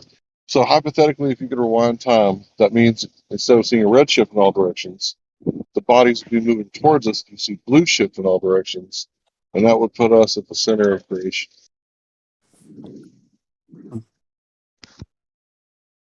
Huh? Yeah, just like the axis of evil, right? Even your own theories would put us at the center of creation. Even from your own Big Bang cosmology. Because remember, it was created by a priest. You guys are all following, the Good Shepherd, right? I think I don't really when know. Did anyone is any? talking about this stuff, I don't think it really matters to people. I think if it came out right now in the public, even on the news, whatever, saying that we were wrong, Big Bang's wrong, everything's wrong on this and that, and they come up with some other thing because technology's gotten better for us to verify it, people would just fall for it, no matter what fucking is presented to them. That's the point already. They don't need to. They can sit in line, go back and forth and double speak and everything, and it will be okay because they've made these people have such authority that they go, I can't understand that. Leave it to them. You're not a scientist. I mean, it doesn't matter what gets put out right now. That's the problem. I don't think anybody has understood the significance of this yet. It's going to take some time to sink in. But the model is dead, killed by themselves, by their own technology. See, that's kind of what hurts your argument on that, SE, is that you're so absolute. All the models are dead. It's over. But there's so many aspects of these things that you're talking about that most people don't understand. Yeah, well, look, Left Lane. See, this is just one aspect, the redshift. Then we have galaxy formation. Then we have the isotropic spread of all this stuff. Then there's dark matter. There's dark energy. There's so many things, bro. I can go on for half an hour. It sounds like there's many. It sounds like maybe there's many aspects of our cosmology that James Webb is going to alter, and it doesn't necessarily mean that it's all over. It just means that we're going to gain more knowledge about it. That's what I was going to say. From what I just detailed, it's obviously wrong because you can't look back and have it be expanding faster. That's just one problem. I don't understand. Yeah. I like the people that don't understand this. Optical. I like the way that obviously the astrophysicists are all wrong, but Jeremy's right. Is that what you're saying, Jeremy? because you don't understand. I mean, I'm not saying The I physicist understand was it. saying Hey, that they're hold on. Can I Leonardo da just finish the Vinci was a statement? I mean, bastard come on, child, Jeremy, and don't he be so wasn't flippant allowed in that the you think you know. colleges. Larry, Yeah, don't be Larry, so flippant. You think you know what you're Hank, I was talking about talking to either. Jeremy. You know I was. You heard me. I know I heard Guys, you. Yeah. I heard it. So Jeremy, I know I have a problem with it also, and I don't have the knowledge that an astrophysicist has. But why would you suddenly say with such confidence that this can't work because all these problems, so they don't know what they're talking about? And I'm not Because an you don't need to astrophysicist; have they are. because I you just don't don't need to have understand. the knowledge. Well, I'm going to explain it to you if you let me. You don't have to have the knowledge of an astrophysicist or an astronomer or a gypsy palm reader to understand what I'm telling you. If things in space that are getting farther away from us are expanding at a faster rate, you go to one of those far out places, it should look like that in reverse if that's what's actually Yes, happening. and that's what would happen. There's no question Telling about that. me if That's we go to logical. you're telling me we go to one of those faraway galaxies, we're going to see things that are farther away from us expanding more slowly. Yes. No. Everything is expanding at the same accelerated rate due to dark energy. This is Einstein. They've known this since the 90s. Could everything be expanding at the same rate, and yet only the outer edge is detectable as expanding because of redshift? So you're saying that the outer edge is accelerating faster than any part of it? That's the way it's going, Everything right? further away from you is expanding at a faster rate than things that are closer than you. I don't think you guys understood what this found. It found Oh, no no, I get it. redshifting. Yeah, now it's time for Equal SE to jump brightness. in. Yes. Yeah, no, the Equal cosmological brightness. model's been broken for fucking years. It's broken through just the fact that there's constellations breaks the fucking homogeneity. Yeah, but did you guys understand what I just said? There is no redshift. The James Webb telescope found that all galaxies are bright equally. No redshift. Hello? No redshift. Wow, that's an update. Zero. Yeah. Huge. Totally changes things from 7 years ago. And the beauty of this is that it's not us saying it. It's them saying it. Yeah, Their that's the own hard part. That's scientists. why Zanuck is struggling. Yeah, that's why they're freaking out. I'm not struggling. Are you Well, just yeah, you're debating just your like, own yeah, what you scientists? do is you you try to just pretend that we're claiming we're smarter than all the physicists when it's the physicists saying. You just look goofy. So what he's saying, I'm saying that the physicists don't know what they're talking about, or you don't know what they're talking about. I'm going to have to draw this on a piece of fucking paper for you guys. I don't know. No, No one's getting it. Jeremy, I all right. clearly Let understand me what you're just saying. I don't think you clearly do. understand what you're saying, Jeremy. let me say this. Why do you not see the problem? Hold on, Hank. You're next. Why do you not see the problem then? If you understand what I'm saying, This expansion is considered to be constant. Would you agree? they say It's a the constant. expansion's happening faster. They say galaxies that are farther away are getting farther away at a faster rate. Right. Have you guys seen this video I just Exactly. posted? Have you guys seen the video I just posted? Is this the one you guys are talking about?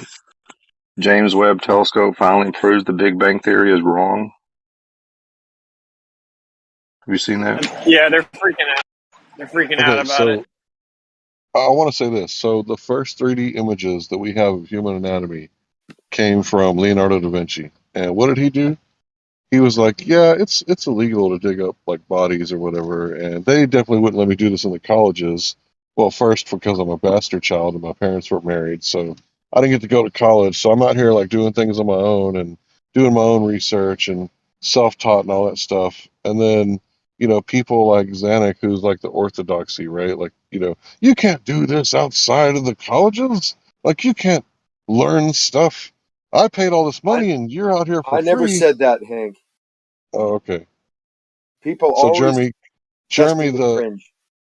Jeremy, the normal guy, could be wrong and could be like pursuing science like way better than people who are getting the funding and the fat cats. These hungry MFers out here like doing it on their Hey, own. they have They amazing might be at the technology cutting that's edge, measuring this. right? They're basing these theories on what they're seeing. So they didn't know why the rate of expansion was accelerating at the edges from where we are, from our perspective. So they filled in Yeah, the blanks with some. I'm going to be very flippant here with dark. They threw dark energy in there. And Einstein also agreed. And since the 90s, they've all agreed that the that our universe is expanding at a greater rate as things are further away from us. But now they found that it is In fact, they not. think Zanuck. they're actually Now they found that it is not hold on, Esty, I was expanding. talking to Hank. Hank, hold on. So what they're actually saying now is that it's gotten to the point where it's expanding at such a great rate that it's expanding faster than the speed of light. Are you And ignoring what I just told you guys? Because There I'm is not no listening to freaking you. See, I'm talking to expansion. Jeremy. Hello? I No will answer you when I'm expansion. done. I was No responding to somebody freaking else, not redshift. you. I was responding to somebody else, not you. Don't yell at me. That's the asshole We part just of this have an honest interaction. conversation, y'all. Like, Just yield the mic for a second, and I'll finish. Don't be a jerk. Yeah, but Zanuck, you're going on, and I I'm said not it going on and 100 on. times. I'm not going on and on. It's one more sentence. It would have been done a half hour ago. Just stop. So what they're saying is that this rate of expansion is now beyond the speed of light, which obviously breaks all these other laws and theories that we have it to our foundation. So why is that? So they fill it in with bending of space-time and dark energy. yeah, That's all I was filled in the Yeah, blank. you ignored what I said again. I said I now didn't the hear new it because I result. was talking, Yessie. Okay, How do you know What's something's wrong with you? Can I How talk do you know now? something's faster than the speed of light, and we don't know the speed of light? I guess I cannot We do talk know the now. speed of light. Yes, you can. SC, guys, come on, man. You hear SC trying to get in. Why? Just go, SC. No one interrupt him, please. For the 100th time, the new James Webb Telescope information found that the galaxies are not redshifting. They all have the same brightness. That means no expansion. Like, how many more times do I have to say this? That's not what that means, That's Yessie. So thanks. that's Say it a million just more not times. what it means. Yeah. They act like they know what it means, but I know we all know they know. It's You guys have amazing. no idea what you're talking about. But that was the only thing that they would point to and say that's an evidence is redshift. That's the only thing. But now they can't do that. So that's interesting. That's all they have. Exactly, Yeah. and they just say that's not what that means, but they don't know in any way what they're talking And about. it, It's and so it was funny. just a It's theory so anyway, weird. right? Yeah. Okay, gotcha. The fact that they Yeah. discovered that the same brightness, SC, doesn't mean that it discounts all of the theories that have been. There's no redshift, Zanuck. I'd like What to. part of I'd that like do to you Oh, point now out. not there's not a understand? redshift. So you're saying there's no redshift? I'm not saying that. They are saying that. They said, show me. I just posted it. I posted it before. Okay. Scroll up. Yeah, Sanic. Yeah, it shows the idea of the expansion rate in all directions is wrong. So you can Right. take it or leave it. No one cares if you want to play defense attorney, but not even offer specificity. You look goofy. Right. I just want to point out that we all learned about this. If Just that's the real new fast. theory, then that's the new theory. I haven't seen that. Just real If fast. everything was expanding the same rate, then I you would have let something Larry more get in. like He's been trying to equal get in for a distribution minute. of material. Guys, yo, come on, man. Yeah. I think Hank, Larry was trying. and then who? Sorry, I think Larry was trying to get in for a minute now. Yeah. Yeah, Hank and then all right. So, yeah, just real fast. I wanted to say that we all learned about this at the same time. So don't let them try that little argument where you don't understand. I understand, right? Because if we all learned about it at the same time, why do they automatically get like superior, like understanding capabilities, like Superman or some shit? Hank, So they I had just no wanted to clue say, until I brought it you in guys are arguing from like ignorance. an hour ago. They had no clue about this. Yeah. Sorry, Hank. Zanuck just admitted he still. What are you laughing about? What's it? What's it? You're roboting. How you're? I wanted to hear what Snack had to say. Am I still roboting? Yeah, just go ahead, throw the dig in there. Oh, you're good. You're good We're now. just talking, Witsy. You don't be an asshole. Be an asshole about it. It's just So like You don't you have have to a big preach Hank it brought bang, up like right? just an Hank, asshole. Right. Esty brought up an article that seems to Can Snack contradict go? the common theory. Oh my God, really, guys? Come on, Really, be Zantac? cool. Be cool. Just be cool. So Can, Esty brought an article that says now suddenly all this redshifting is bullshit because all the galaxies have the same brightness. So what? I'm not the guy that's right here. I don't have all the knowledge. I'm not an astrophysicist. Neither are right, you. right. But you are expert on firecrackers, which you tried to compare the Big Bang to earlier, It's an right? analogy. Are you not an expert on firecrackers? I'm pretty knowledgeable about firecrackers. Okay, I got you, right. So if you would consider that you yourself made the comparison, like An analogy. right. So we're Which is talking a type of about like comparison. isotropic distribution versus homogeneity, right? Right. So these are Not the differences, same in and that your respect. model does not square the differences, okay? Because you would have equal distribution of material throughout all of everything that you could observe. Is If there it equal was Well distribution in said. our That's another universe? problem. Yes. Is there an equal distribution in our universe, smart guy? You guys can talk about it. I'm just bringing it up. No. You're making a point. You're smarter than us. Obviously, you're making that point that you are. I'm just smarter than you because you don't not smarter recognize than me. You have not even gone to school. Guys, come on, man. Really? I mean, come on, Xanax? dude. No, I was going to ask that question earlier whether it was like, is it expanding from the center, or is like every new Danik, bit of address space the issue or also shut up. expanding? Isotropic spread. Do you I know you anything can hear about that it, guy yes or no? talking. I know both you guys could hear that Yes, guy you've talking, posted man. something Come on. regarding Xanax, that. I know you can hear me talking. Fuck, Xanac, you're on mute. You're going on mute. I'm sorry, No, bro. he responded to me I immediately. gotta. I just think that the Big Bang cosmology cannot answer why there are constellations, because there shouldn't be groupings of stars, because you should have an equal distribution of materials throughout everything from a single point of explosion. But that's just common sense, isn't it? So, like, we Right. suspend Yes, common very well sense said. we suspend common sense for their model constantly. You know, he'll come back in here with some more suspension of common sense in favor of some kind of coherent model. You know what I mean? And you know, he wants it. So I don't know. He's gonna fight for it. That's why I was asking. What, like, the question? What is their claim? Is it like expansion from a center point, or like every new part of space is also expanding, so it's like a chain reaction? Well, first they said it was a central expansion, but now with this new findings, they found that's not the case. Now they're saying, listen to this, they're saying it banged everywhere equally. Like they just keep moving the goalposts. So nothing Right. expanded and banged. Well, I've made jokes about having a gangbang instead of a big bang, but That's what it is. neither Yeah, here nor that's there. the new But theory. One of them. that's what science is actually suggesting, that the jokes that I make are actually more substantial than the theories that they had proclaimed. It was strange. Yeah, it's comical. Now that we're And they'll come in here next week and say, Yeah, you broke up there. Now that we're I'm on bad service. Yeah, Well, wait a minute. Wasn't that the new discoveries, instead of saying banged everywhere, that said the Big Bang is wrong no matter what? So is there an exception to this or something? Or am I missing something? I just came in. Different people have different things to say about the new information that's coming along. I'm sure there's going to be like a traumatic event, and then they'll get the new information down after everybody's been traumatized, and that'll be like the new norm. Yeah, they're severely traumatized because every aspect of the Big Bang cosmology is wrong. From the early start, where they say now they can see 12.9 billion years back, right?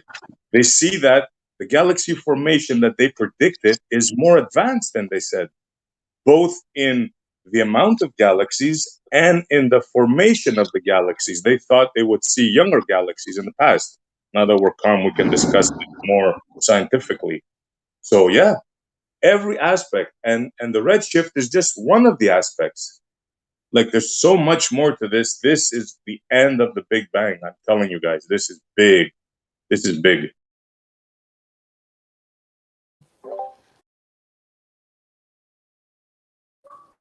So are there globers in here that know what the official claim is, or do some globers in here differ? Well, they're fighting back now. They're saying if you look at all the headlines now, and you research Big Bang, it's all going to start off. No, this did not kill the Big Bang model. Just do a Google search. They're going frantic. They're going crazy.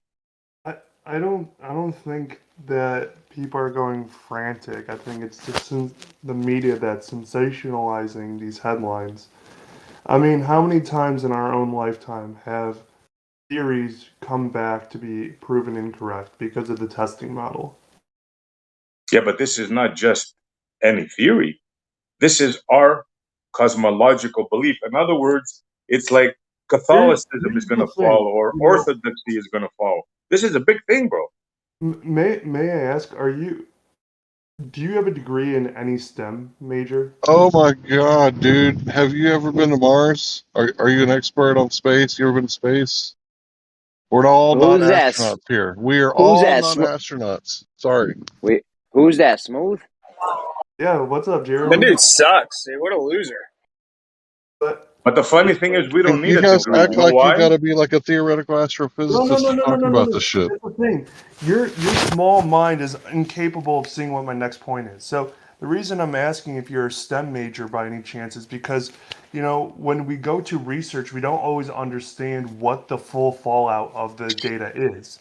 So we don't understand how the universe came to be, and we don't understand why the universe is here. So every theory that we produce is trying to understand. We're not trying to prove anything. We're trying to understand.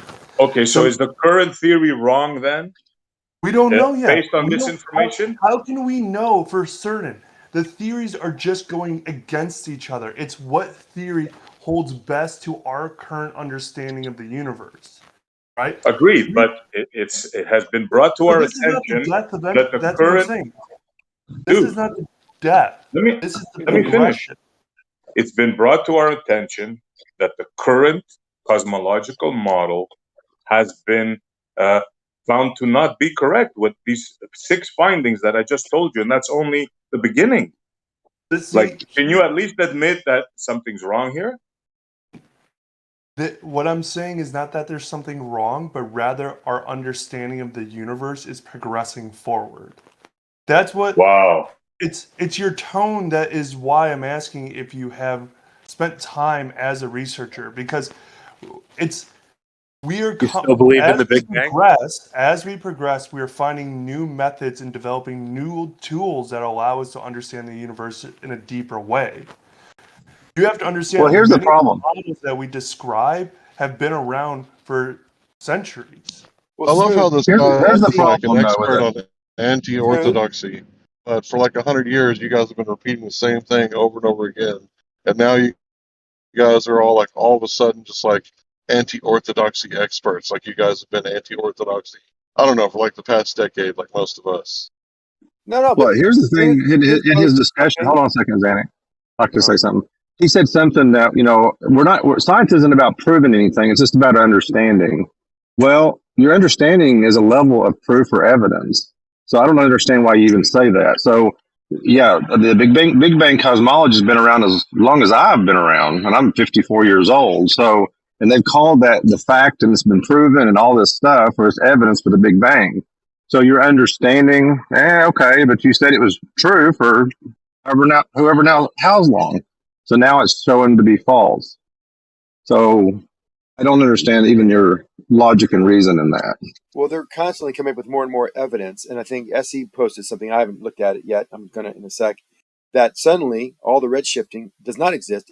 All the galaxies have the same brightness. Then someone climbed in and said that, oh, look at these constellations; they're not expanding, and then that shows that you don't have a basic understanding of astrophysics or even astronomy, because we're not talking about stars in our galaxy. We're not talking about stars in our galaxy. We're talking about galaxies away from us.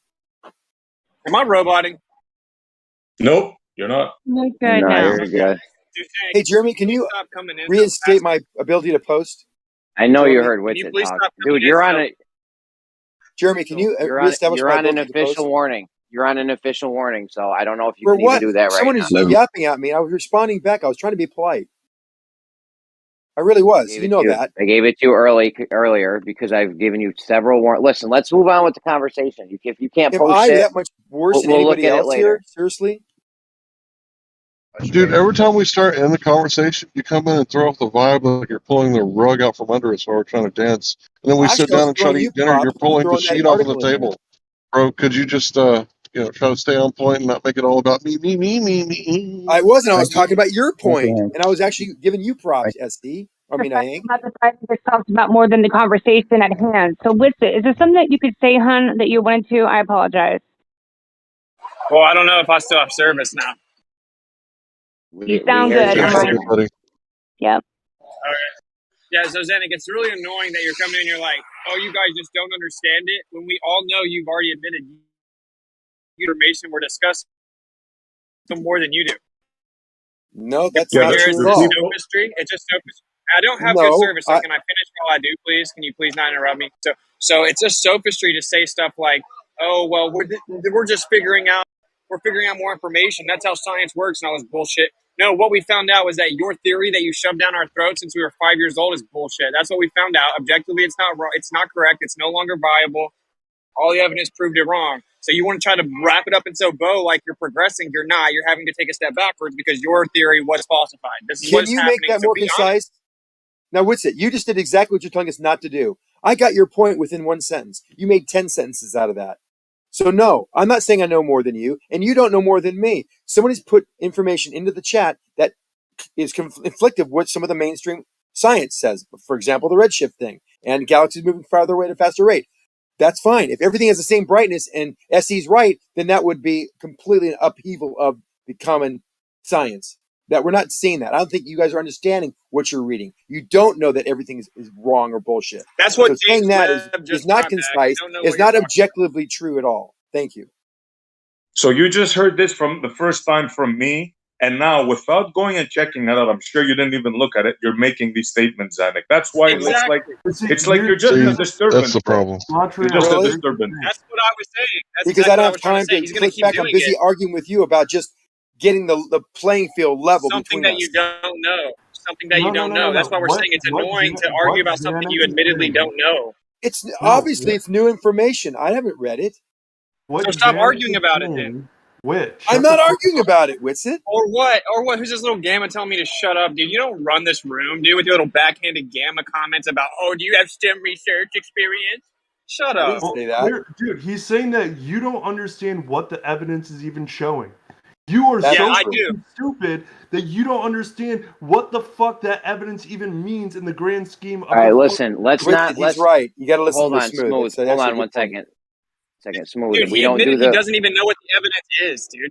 So how is he going to tell me I don't understand it when he admitted he All doesn't right, I'm even going to go know read what it it, is? SC. I'll be right back. Yeah, you Go should read have it. done that to Smooth. begin with, bro. That's sad. Yeah. He hadn't even looked No, I at was it too yet, and We he's busy don't. been in getting here Smooth. We muted don't and deal arguing for with talking to 2 there. Jeremy hours. about Hold on, guys. defending my Yo. existence here. I know you're new. We don't do the insults here and the personal attacks. Okay, so leave that shit at the door. We don't. No name calling, nothing like that, please. Yo, would it be a good idea to read some of the material that you submitted to Xanac, like while he reads that stuff, like so we up to date a Does little everyone bit? agree it's always the best to You know, actually it's know a what dumb you're idea. talking about before you come like adamantly defend it and then insult other people's Yeah, intellect? Like that's ridiculous.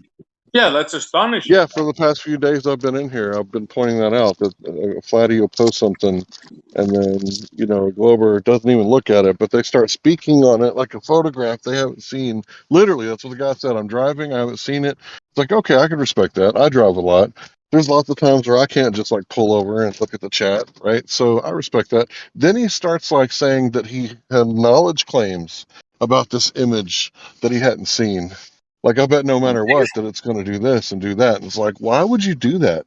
Like, why would you Bro. speak about a subject that you have no knowledge of? Am I going on too long? Here's my thing. No, How I'm do just saying you it's so know weird that they do that that. the It's so evidence weird. that has been produced, these 6 things, dismantles all current understanding of the universe? How do you know? That's my Sophistry. test. All you have is sophistry. All I have is what? Sophistry. No, I'm It's like saying you're that like witchcraft, you know. I'm saying limit your claim that this evidence is dismantling everything. Rather, say that this evidence is progressing where we need to go. But it's making us go backwards. No, it's not. That's what you It fail literally to is. understand. We're not going backwards. Well, in a way it is. Hold on a second. Let me jump in. I want to jump in and say something. But yet, in a way, it is because they thought redshift was showing the universe was expanding. Well, if there's new evidence showing that redshift is not there everywhere, then that debunks the fact that the universe is expanding. Yeah, and right? we understand this That better doesn't than you move guys us do. backwards. That moves us forwards. Okay, well, let me enlighten you why it makes you go go. wrong. Let me enlighten you why it makes us go backwards. Edwin Hubble said if we're wrong about redshift, then our entire assumption about the composition of the universe is wrong. It could be significantly more dense. Everything in the sky could be significantly more local, and it would be significantly younger. So it's been known for over a century that if you're wrong about redshift, your whole model crumbles. So you don't know what you're talking about again. Oh my god, dude! You're showing your incapability to understand how you take Did you not just listen to what Witsit said? He's got nothing. He's just an add-on. I mean, I heard it. It stayed in me. I don't know if it did you. And did you read what SC actually posted earlier? You said that, oh, maybe we should revisit. We have. It's been posted. It's been talked about. Where is it posted, I don't know what Stacey? you guys are doing. And I'm talking right now. I believe so. And I'm probably pretty sure that's Xanic. I asked where is it posted. You've been everyone's mentioning it. I'm trying to find. I found one posted by R2R. Well, can somebody repost Paul. it again? Paul, Possibly. did you repost what SC posted? Is that what you did? And Xanic, I'm not trying to be rude, but we were having a beautiful conversation. Everybody could have a conversation it's my easily. fault. I Nobody ruined talked over everything. one another. They were respectful. And then all of a sudden, the last fucking hour, it's gone to shit. I haven't been saying much of anything, Stacey. I just asked one Honey, question. I'm not blaming you. I'm not blaming anyone. What I'm trying to say is somehow got a really everyone's fast. got to just chill. Like right now, you're doing it, even as I'm talking. Just relax a little bit. Everyone should just be cooler. I've been relaxed. The problem is y'all ain't relaxed. I'm relaxed. I'm good. I'm asking you, is SC's video I'm asking you not to speak over me. Oh my God, really? Yeah. You're talking right through is that her, the same Xanic, video? for fuck's Right sakes. through me the whole time because I think you get off on it or something. Not trying to be sexual. Excuse me. I for want to saying read. like that. I want to watch the video, Stacey. Well, then somebody will post it. Hopefully, if not, calm down. You're not a little kid. Calm down. Oh my God! Don't call me a name. Don't ad hom. I didn't call you a name. I said you're not a little kid. In fact, I gave you some props. I know. I should have said you were because you're acting like one right now. Yeah, yes. You all know what I'm trying to do. I want to get the video. Just give me a quick pointer where it is, which one it is. Well, mom needs to put you in timeout and take all your shit away right now.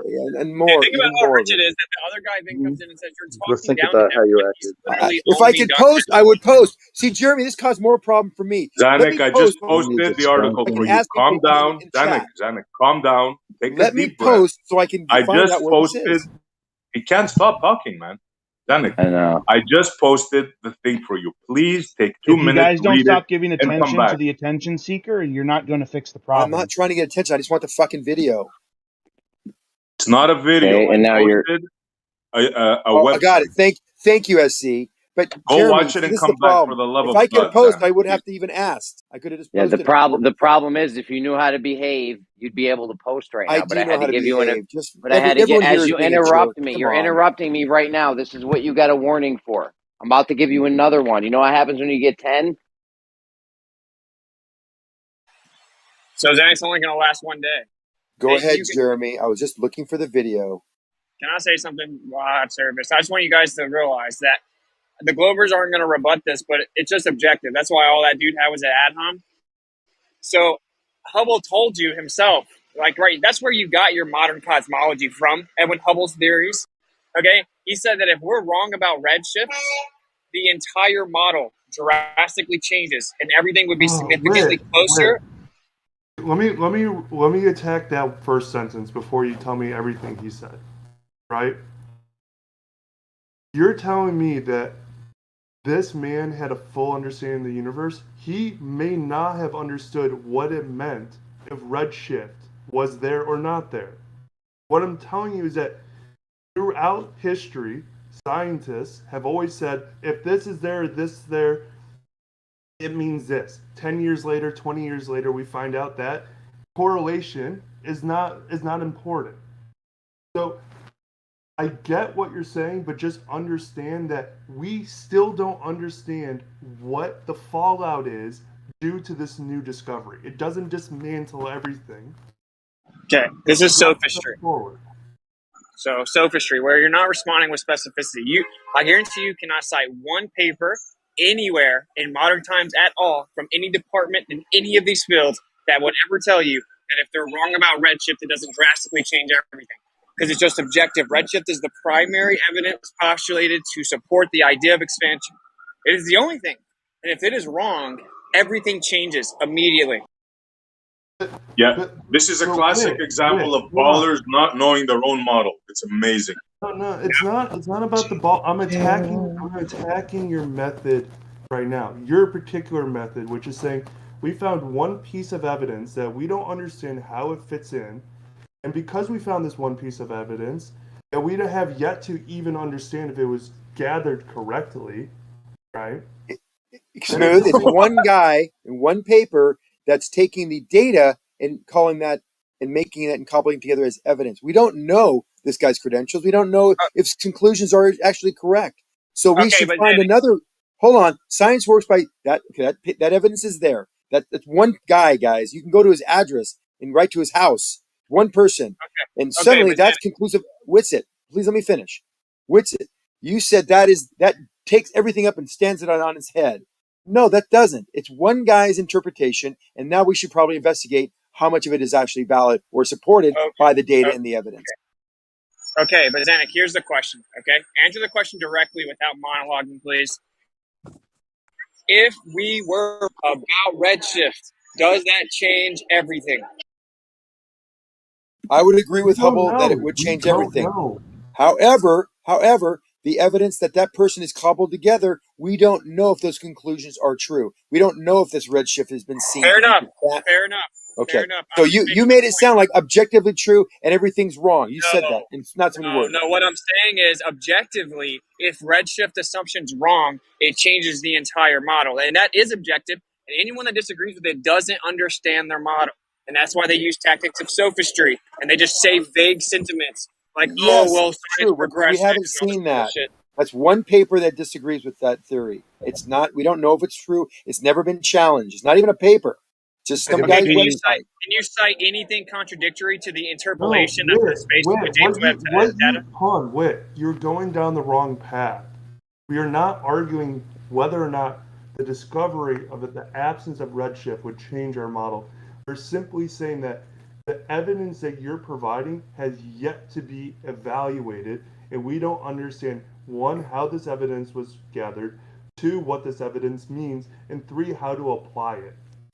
Okay? Well said. So you're just taking one paper and saying You understand, Websit? Okay, it was gathered from the James Webb. But the funny part is No, you're but that's the data. He's Immediate interpreting the interruption. data. You funding mute me so you can control the narrative. The Earth will become Just a ball. mute Zanuck while you talk. So He's what I'm muted. saying, Don't hold on. What's it? Nobody unmute Zanuck. You're done for the day. I don't know. Later, Zanuck. Good yeah. move. So all I'm trying to say is I'm not even invoking this as definitive evidence of anything.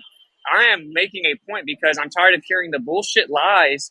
Okay, I have done a lot of research into redshift and the origin of it. I read Edwin Hubble. Most of the people defending this shit haven't done any of that. Okay, and objectively, if our understanding of redshift is wrong, it changes everything about the model. Okay, everything about it. If it's primarily velocity shifts, it changes everything about the model. If our interpretation of it can be plasma, like Graham says, if any of these things are the truth, it totally throws out the distances. It totally changes the medium composition claim. It changes everything. That is objectively true in their model. Okay, If there's no redshift, everything falls apart. Take back objectively, because everything is a theory at this time, right? So What did I say? I said in your theory, said, if this is true, it kills everything. I'm arguing your semantics. I'm saying take back objectively. Okay? Because what Witsit said is not objectively true. That was a theory of one man. That is currently seen as the model that holds up. You don't understand your model, bro. Exactly. What Witsit told you is part of your model. I understand science. What I'm trying to tell you is that, first of all, I'm willing to admit that this evidence is possibly going to disrupt our current model. However, Well, at least that. Thank you. However, I'm saying that we should work as a team and understand how this evidence was gathered and how we can go ahead and apply it. Right? Yeah, but I don't disagree with that, bro.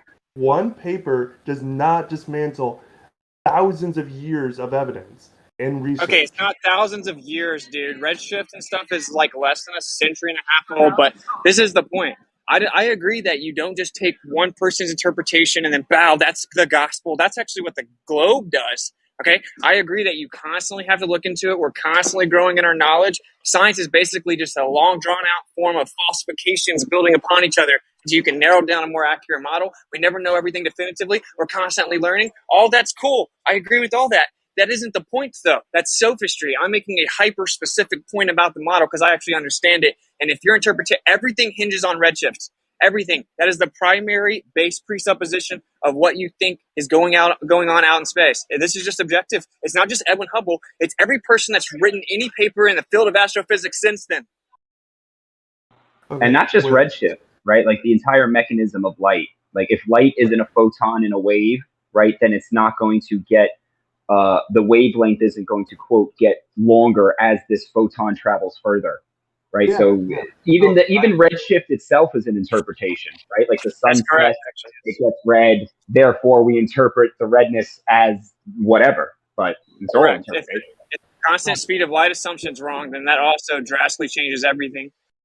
But Wit, so like what we're saying is, okay, the evidence that you've read about redshift and the use of redshift to support our current model is very important. And if we were to discover, right, that the current evidence shows that redshift is no longer there, it would change our model. Correct. No doubt about it. But it's not moving backwards, it's moving forwards. It's not suddenly the universe doesn't exist. It's okay, we need to develop new math and a new understanding. And that's how we progress forward. All this math that we have, Yeah. all these ideas were developed to move forward. Yeah, but we're talking past each other, right? Because we're moving forward in the sense that we're getting closer to something more accurate because we're falsifying the bullshit. But in your paradigm, you would be taking a huge step backwards. You would be going back to early 1900s cosmology. You would be taking an entire step backwards. We would have been running around with our head cut off for the last century, which we clearly have been doing. Okay, so that's my point. It's a step backwards, but sure, it's also a step forward in the sense that you're getting close. You're figuring out what's wrong, so you're narrowing it down. So you're talking past Yeah, me. So no, it but doesn't matter. here's the thing. We haven't been running around with our head cut off because using the redshift, we've been able to progress with technology, right? Well, our current world utilizes redshift, right? And we're able to develop technologies to progress forward. You don't need the interpretation of the event is irrelevant to the technology, right? So even if, let's say, redshift is proven wrong, all of that technology somehow still works. How could that be if it's based on, because again, it's the interpretation. So the effect works, we use that effect. Now, does that effect correlate to the interpretation? It might not, because that interpretation could change, which it might, but the effect would still be the same. And there's a million different, okay, not a million, but there's many different things that give you the phenomena we call redshift. That's the point. They're making a singular assumption about what's causing it in space. So this is just sophistry, man. It's sophistry. And just like he said, you can't just invoke technology that uses a phenomenon that's reoccurring and think that somehow solidifies your claim of the interpretation of what's happening. Those are two different things. No, I'm not saying that the use of technology is supporting my claim. Rather, I'm saying that we're not moving backwards. I don't like this statement that you keep saying that we're going back to the 1900s. No, we're continuing to move forward. You move back to that's the claim the understanding, right? Our understanding goes back to the 1900s. I don't like the idea that you keep saying we're moving backwards. We're Well, not. so I just addressed the nuance, right? It's we are and we aren't. Like technically, we're still progressing overall, but in cosmological terms, we are taking a huge step backwards to an assumption that we made a long time ago. And Edwin Hubble wrote about it. The reason I'm bringing him up is because he's the primary one that shifted us into what we currently think. That's the only reason I'm bringing him up. I realize that, but I'm trying to tell you that throughout from 1900 or even going back to the 1500s, right? We kept developing new theories in math that would last for 20 years, 100 years, whatever, and then would be proven wrong, and a new theory and new math would be developed. So this is a continuation of where we're going. But the big argument here is that your evidence, we have to understand how it was collected, how it was developed, right, to really understand where it's going to go. Not so much that because our current model rests on Mr. Hubble, that if redshift's not there, the universe is flat. That's not how it works at all. What? The universe is not expanding. It's showing that the universe is not expanding. So this is the point, okay? They made base assumptions a long time ago, and all the evidence is not working with it. And we could talk forever. It's been going on for decades. In 1933, they discovered that the galaxies only had 3% of the mass predicted. Okay, this isn't something new. It's just now getting thrown into the spotlight because of James Webb. And so that's why we get annoyed when people don't know anything about it. but some of us have actually like been a nerd and read all about it, and then you're like, you just don't understand it. No, you don't understand it. No. Well, there's also another impact of this. There's also another impact. If the Big Bang model is wrong, then stellar formations, galaxy formations, star formations is all wrong. All of that's wrong. Age of the universe is wrong. Age of Earth is wrong, right? Because that's all based on that too. So correct. Speeds, That's the why speeds are probably wrong. The speeds of everything, because it's so far away. Like, this is not a step backwards. It falls apart, right? This would be like the wheels came off the car. Okay, see, now you're snowballing because we're not snowballing. The model gets snowballed when this is the ramifications of Redshift not being what it is. The way this paper works is that there is data produced by the satellite. This data is accessible to researchers. The researcher took this data and tried to develop a paper out of it, right? But it has yet to be published and it has yet to be peer reviewed. So you're telling me that just because someone took this data and assumes that this is what the data suggests, that the model's falling apart, it's not. We have to first understand how the data was collected and how we can apply it before we make drastic claims, like you're saying. Okay. I think he's saying the model if it's correct. Not viable. If it's correct. Okay, the model is not exactly, but it doesn't even matter because the model's not viable in many ways. Okay, so there's this illusory confidence people have when they come in here that this model is just so perfect. It objectively isn't. It has tons of problems, okay? And it's been known for a long time. This is just the cherry on top. I gave you the most substantive quote ever. I invoked Edwin Hubble because he talks about this specifically and tells you what the ramifications are. If we're wrong about redshift, it would mean that the medium of space is much more dense. Please listen to this part. It would mean that it's much more dense. It would mean that the stars are much more local and that it's a significantly younger universe. This is objectively what he said. Wait. How do we first of all, we don't understand what this data even means yet. And secondly, I'm trying to show you over the course of the scientific life, right, that it can be a shade of gray. We don't. Mr. Hubble may not have been completely correct with what it means if there's no redshift. We can the phenomena is undeniable. We can adapt our models. Can't you just meet me in the middle and say, first, let's figure out what this data means, and then let's try to apply it, rather than just hold up. But I already said that. Produced. I already said that. I'm not arguing. Yeah, I know how to debate you guys. So you guys are trying to find a way to dismiss it. That's why I said it's not even about that. I know you guys will be honest about. You guys will be honest. Okay, look. Here's my question for you. If every single scientist in the astrophysics field comes out in 3 weeks, everyone writes the same interpretation of the data, and they're like, "There's no way there's any other explanation." Okay, you understand that if they do that, then the model has been falsified. Do you understand that? Yes, I'm cool with that. But that's not going to happen. I'm cool with it, but I don't believe it's going to happen. That's almost like consensus. What I'm saying is, right? hold on. I respected you. You just respect me. What I'm saying is, please don't snowball. Please say, hey, new evidence came to light. Let's explore it, rather than the Earth can't be this old or this can't be that. You're extrapolating way too much. You have yet. There was no. If this evidence, there was no new evidence. It was a new interpretation of the evidence. Jesus Christ. Well, it is. We have yet to even prove if this data. We have yet to prove if this data has even been collected correctly. From James Webb. Okay, well that's. This is not look. He interpreted the data differently, right? So instead of they have the data. Heliocentrics interpret that data as, well, it must be because light is a photon, and as it makes a wave pattern, it gets further away. Now, somebody could interpret that totally different, right? The same data with a totally different interpretation, and it would be, there is no redshift, blah, blah, blah, blah, blah, right? That's what this guy did. So it's not like, oh, we have to look at the data. Well, it's even worse than that. It's worse than that, Ghost. This is new data that they're claiming came from James Webb, and there hasn't been one scientist to come out and explain it, keeping redshift as we know it right now, because it's because the distribution's inconsistent. So it's just like Oh, okay. Well, then that's a... Look, it's different here, different here, different here, which means it cannot be redshifts. So that's why the Oh, so argument now they're he's making attacking is the just data. stupid. They're just trying to dismiss it, but No.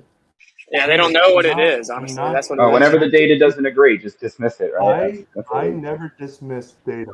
Yeah. I'm saying, how do you? Okay. Hold on. Let's talk like intellectuals, right? I don't care whose side you're on. Just talk with me. How do we know that the interpreter, right? How is he interpreting the data? What method is he using to say this data means this? His personal interpretation can I'm intentionally passing myself from it. I know that you're trying to You're a use robot, that bro. as the argument. You're a But I'm robot. saying out that Robot.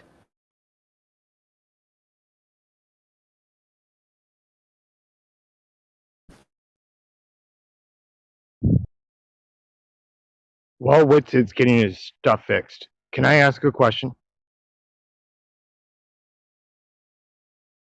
This information comes from the James Webb Space Telescope, which you guys don't believe exists in a place that you don't believe exists. So where did this data come from? Well, it would be like your friend That's who the lies beauty all of the it. time, right? That's the beauty of it, brother. We came to your backyard and we're slapping you around now in your hood. That's the beauty of it. No, It's hold your on. scientist. Montreal. I feel like you're failing to understand what he just said. Right? Like, you realize that the reason we have this data is because we've produced technology to receive the data. So we have to understand what the data is to receive it, right? Right. This is the beauty of it. I was waiting for one of you guys to bring that up. Exactly. We're taking your information. Let me finish. We're taking your information from your scientists, from your model, and today we destroyed your Big Bang. I mean, it doesn't get better than that, bro. You're right The now. thing is, if I can address Kool-Aid real quick, we don't have to believe in space or that there's a James Webb telescope and a Lagrange point. We don't have to believe that. You guys do. No, Jeremy, you do.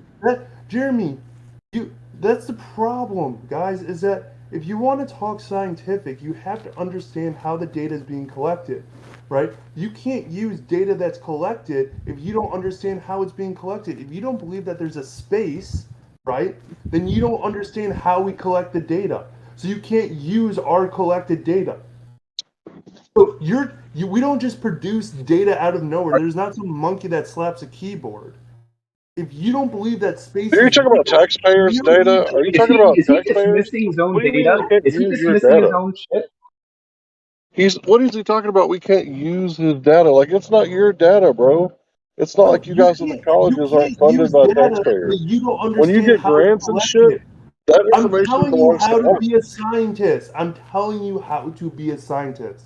You can't use data Use that the you don't scientific method, understand how fucker. it's collected.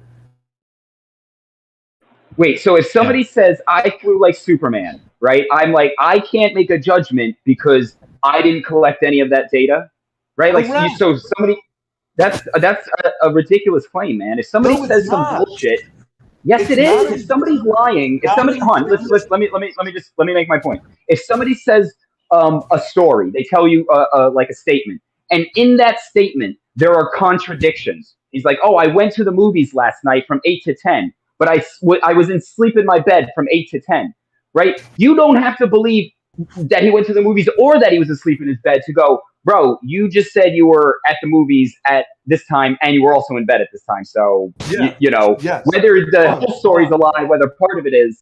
So Ghost, here's the problem, right? It's like Schrodinger's box. We don't know whether or not the cat is dead or alive until we open the box, right? That's our discovery of the data when we open the box. You don't know whether or not that guy was at the movies or in bed or both until you look at the data. That's what I'm trying to say, is that you have to understand how data is collected to be able to use it. But what if the data that he gave you, there is no way to interpret it correctly because it contradicts itself. right? Like, so you get this data, and you're like, wow, there's no way that it can be him there because it's here. I don't want to continue down this example because I feel like it's not robust. Let's look at the telescope thing, right? So you're telling me, right, that you're going to take I assume your stance is you're a flat earther, right? Or and whatever terminology you want to use. You don't believe in what I believe in, right? Yeah, the Earth isn't a ball. No, we don't believe in fairy tales, dude. That's the thing. Okay. So here's the thing, right? I assume that you believe that the telescope we designed and the place where we put it are both lies. And yeah, well, it could be above our head, but not above our head in, an empty vacuum of space. It might be. Okay, but the way that we claim where the stats of this thing is, you don't agree with me. So yeah, no, unbelievable. Okay, so that means that if you don't agree with me, that you don't agree with how the data is being collected, because the data being collected is hinged on the fact of where it is. The telescope was designed to be put in a very specific place and designed to be able to observe very specific things. We have to design things to be able to receive and understand them, right? So what I'm trying to express to you is that you can't use this data because you don't agree with how the data is being collected, and you can't show me in your model or in your world how the data is actually being collected. We're collecting this data in the universe that we describe. That's how this machine is working. Hey, let me try to rephrase it. Oh, go ahead. What's it? I just want to say, so you don't even know the way that you get the distance is you have to have a medium assumption to get your duration of signal, which is what gives you the alleged distance. If you're wrong about the medium, then your entire interpolation presupposition is just falsified on its face. That's how you get the quote unquote distance. That's what you don't understand. You don't understand any of it. What we're saying is this is called a hostile witness. Okay, we're taking your own paradigm. And we are coming in here to the people that pretend they know everything for a fact. You're failing here. You're failing. No, are you saying we're just not allowed to talk about it? Is that your thing? We have to just. You're not. You're just looking for a way to dismiss it. You're not understanding what falsifying something is. Like, yes, I do. Just because something's incorrect doesn't mean something is false. So, like, let's look at a blood test, right? Wait, yo, you heard that, extremist? Did I hear that right? This guy's it's not correct, awesome. but it's not false. Just ain't listening shit. It's awesome. Right, it's Brenda with voice changer, right? Here's what I'm trying to say, right? Let's say you have a blood panel, right? In your blood panel, you have specific markers which are designed to bind to specific agents, right? So, but hang on a minute. Did the blood go to Narnia, though? That's what I want to know. Did it go to Narnia? No. So what I'm saying is that, right, if you're designing a marker to bind with another agent, right, then that's how you're collecting the data, right? You can't just say that, oh, well, this marker doesn't work that way. That's how they bind. Like, that's what I'm trying to say. We designed a receiver to understand exactly what this light is, and that receiver is designed to work in this particular vacuum, right? So which for you to say that you're going to use our evidence or our data, that means you have to understand where that data is being collected or how that data is being collected. We understand it. We just don't believe it. It's called a hostile witness for like the 5th time. Also, dude, you made a positive claim that's impossible. You said that something can be incorrect without being false. And I was waiting for the point when you addressed that, and you didn't address it. So would you like to? Yeah, no problem. Right? So to be proven false and to just, I guess, incorrect is not the greatest word, but there's a difference between being proven false and, I guess, being questionable. So, like, in my line of business, I work in medical imaging. I run. You're not addressing the thing I asked. You're not addressing what I'm telling you right now. So no, you're not. We run cancer screening. Hold on. You've already prefaced you're not going to address it. I don't need to Let him finish. He's explaining himself. Not addressing it. He said literally- incorrect maybe wasn't the best word. Let him get it out, man. I'm trying to tell you right now. Get back there. Let's move on. Okay, so we run anti-cancer blood screenings, right? And we have, let's say, 50 markers that can bind to several different types of cancers in our blood screen. So if you take this test and we don't see any positive binding, then okay, we can say that you don't have these cancers. We're not proving that you don't have cancer. We're saying that you don't have these cancers, right? So what I'm trying to say, yeah, it's not Well, addressing you what proved he doesn't have those Oh. cancers, right? You did prove that they don't have those cancers. So you No, were able to prove something. we can't even hold on. We can't even say you don't even have those cancers because the amount of binding agent may be too small for the receptor. Yeah, So it was a useless test. So there's no point in running it. I have one more sentence. My whole point is, my whole point is, hold on. My whole point is that proving something to be false is a lot different. I can't prove you don't have cancer. I can suggest you don't have cancer. That's what I'm trying to say. Okay, so the point I was making, and that I think Whitsitt and Ghost and a couple of the others will also have full sympathy with, is that when a Glober makes a statement that's provably false, they can't just go, "Oh, sorry, I misspoke." Like, why can't you just do that? Like, what you said was impossible. You should have just said, "Oh, sorry, I misspoke. I meant something else," and then we can all move on. Why do you have to do this skirting around stupid non sequitur analogy that doesn't address anything instead of just admitting that you were wrong? Yeah, as if it's us that lacks the understanding, right? And this all started by you saying, I didn't understand falsify. And then you said that just because something isn't correct doesn't mean it's false, which is insane. If I say this table is 5 feet and then I measure it and it's 3 feet, then it's false. It's wrong. You falsified the claim that it was 5 feet. But Whit, here's the whole debate right now. I'm saying, did you understand my point where I'm not proving that you don't have cancer? I'm suggesting that you don't.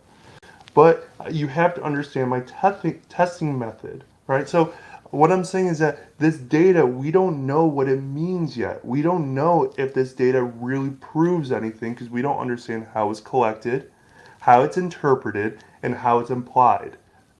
Sorry, not implied. There's 3 parts of it.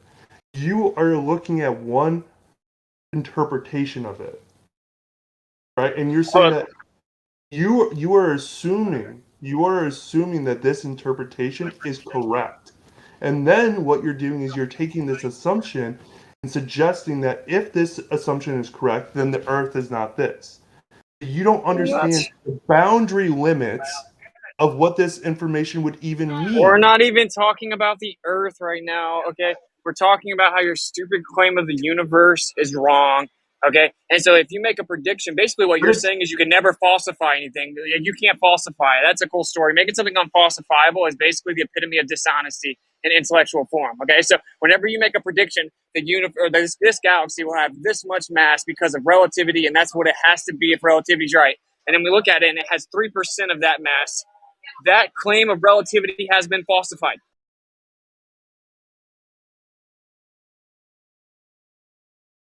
Yeah, okay.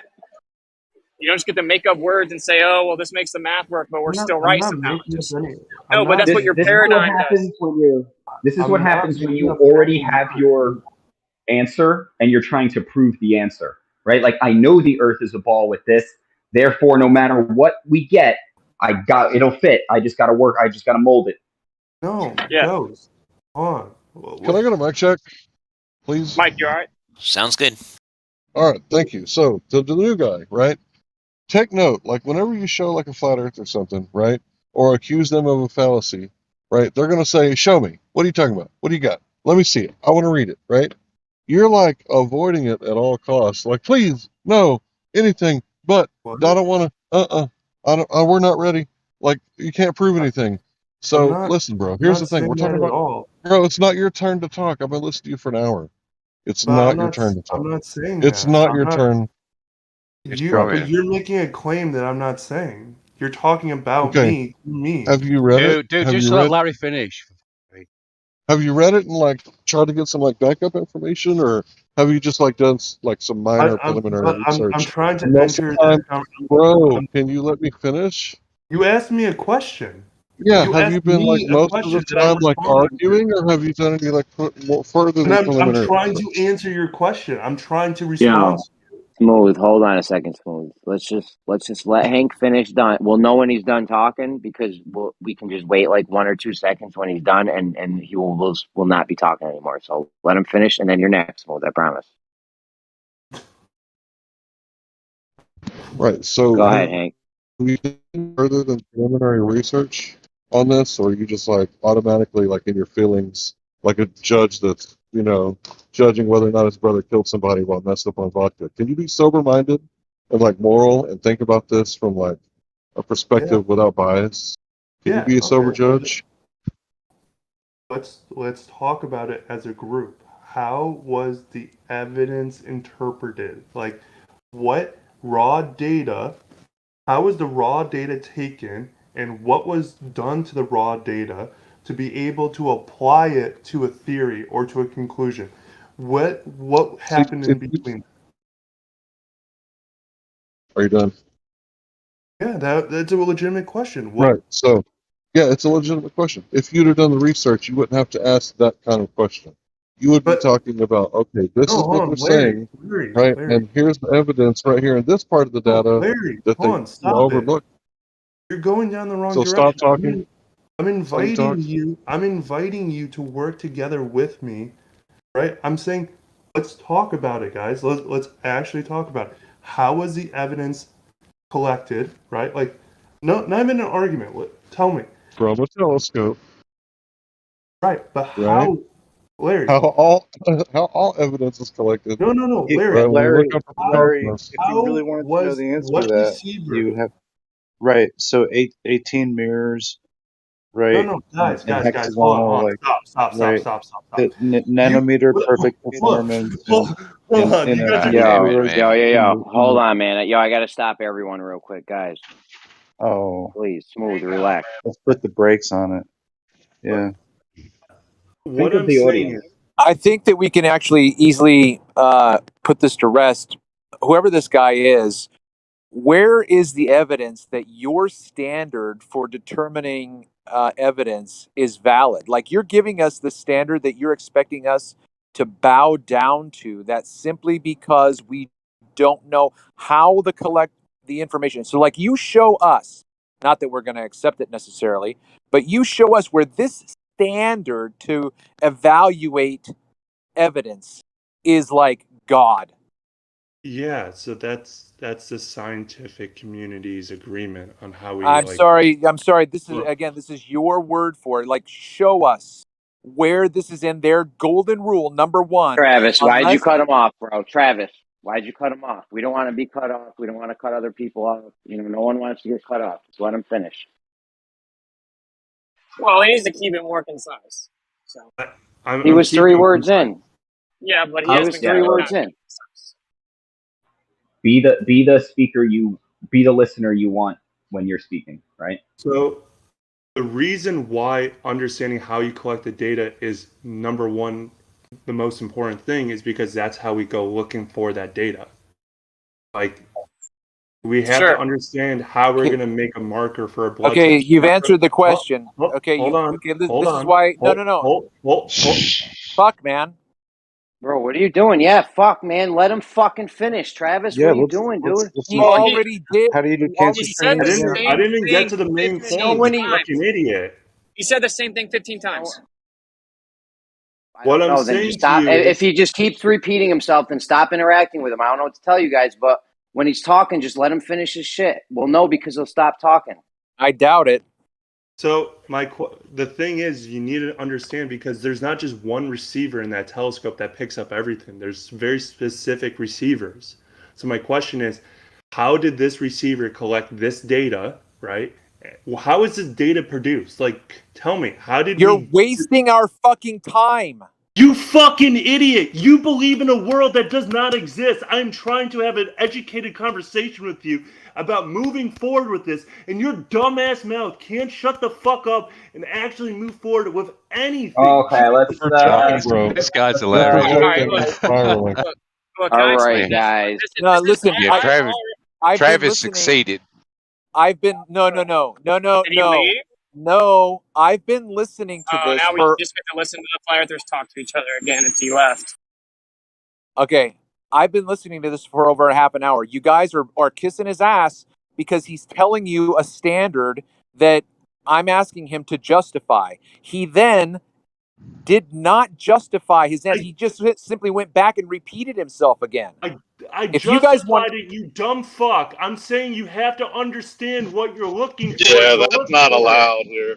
I know. Okay, everyone. Hold on, guys. Everyone stop. Insulting. You guys need to stop interacting because you're obviously now. I've already summed this up though, and that's why people are getting frustrated. Okay, I said you asked them to go basically go get some other citations. No one cares about that. We explained we don't believe your story about this telescope or how the data was gathered or any of that. That's not why it was invoked. We're invoking it to correct the people on here who pretend they know all this stuff is a fact and the Big Bang's real and all this nonsense. We're showing that within your own paradigm, via hostile witnesses, that is no longer considered to be accurate, and there is evidence that contradicts and falsifies it within your own paradigm. Listen, here's the fucking problem with what Hold you on just 1 said. second, It's Smooth. one- I'd hate to interrupt you, but this is a modding thing. Listen, I told you a minute ago. We don't do the personal attacks and the name calling here, right? Save that shit for the other servers. There's no name calling, no person. Okay, please. No problem. I can agree. Now go ahead. No one interrupt him, please, because we don't want to be interrupted, right, guys? Let him finish his stuff. So, I got a work call. Give me 1 sec. Yo, don't let him talk past it, okay? So this is what he's going through. Like, well, you guys have to understand how this works, or oh, well, how does the data? Or if you don't believe the data, you can't talk about it. All that's a non sequitur, and it's been going on for about 20 minutes. Okay, none of that matters. None of it matters. We're using their own paradigm. We're using their own paradigm against them, man. It's like, come on, we don't have to believe the story. We're showing that your own paradigm has problems. Okay, that's what we're showing. Anybody with half a brain can see that, man. I don't know why he's wiggling so much. Whitsit, is there a paper that's being produced that's not peer reviewed yet? Is that something you're saying is on the table?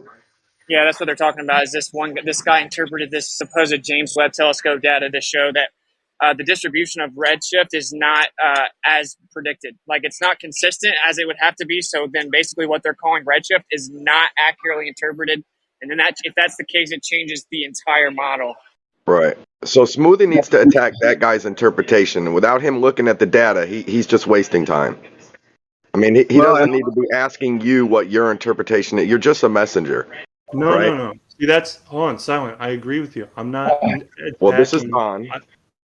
I'm not attacking his interpretation. I'm trying to collectively ask, right? You're asking him how he interpreted it. Hold on. No, I'm not asking about the interpretation. I'm saying I heard it 7 times. The focal of the Webb telescope can go beneath the floor of red. I think it's down to nanometers of below 58 nanometer tolerances, maybe down to 9 nanometer tolerances. Like, wouldn't that just preclude the wave possibly from being detected? Or I don't know. I'm just fucking throwing it out there. No, see, that's a great I'm just point. looking at those technical specs. That's a great point. Yeah. We first have to understand how the data was properly collected, how the data was interpreted, and then how that data interpreted, how it was applied to mean this. Like, let's work together as a community instead of just yelling at each other. Okay, the answer is, my friend, that it's been interpreted this way for decades. Okay, so based on the interpretation of redshift, he means the new data. I know that, but what I'm saying is the way that they interpret redshift and how to identify it based on the distribution in space has been this way for a long time. The only thing you can challenge is that he's interpreting it and you don't like his conclusion. Okay, no one disputes that the distribution is inconsistent. It's just objective.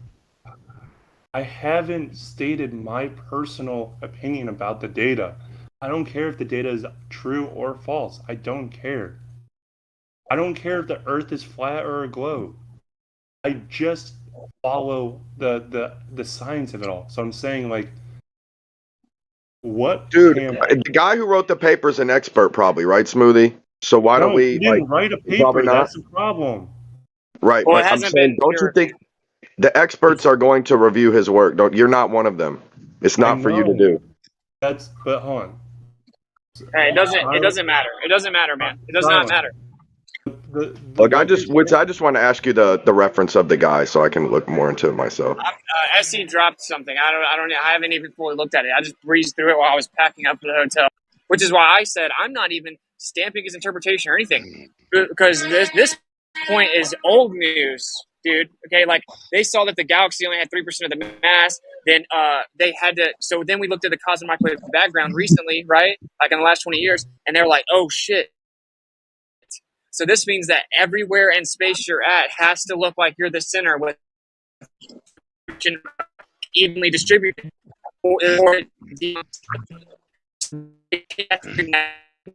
looking at Chip now, they're looking at the What's it? You're roboting with it. and all the dispersion around them. You actually cleared up and then maybe try it again. Each piece of data kind of slimming down what they can make. What's it? Your robot? Yeah, actually, now he did. Can I say He something cleared up since he's at the end breaking? again, I know. Can I say something? You don't have to know where the data came from, as long as you know the context. As long as you know the context of the data. No, So I would agree. I would agree. Hold on. That's where you're wrong, dude. Is that okay? You're saying you can't. Wait a minute. You can't analyze data without knowing the source. Yeah, I know. This is why I'm bringing it back to his own claim, dude. Show us where your standard is in writing, where your own side has this level of a standard. Produce it. You're just making this shit up, and then it's becoming I'm not making this up. It's literally in every single journal of every single test. Give us one. Give me one where it has this rule. The number one rule He's just talking about verifying evidence or whatever. This not a big point. Hold on a second. Hold on, Denmark. Let me actually use his own standard. He sounds like he does cancer research. If someone walks in and hands you a paper with data on it, you don't know how it was collected, you don't know where it came from, can you analyze the data to tell me if there's something going on with it?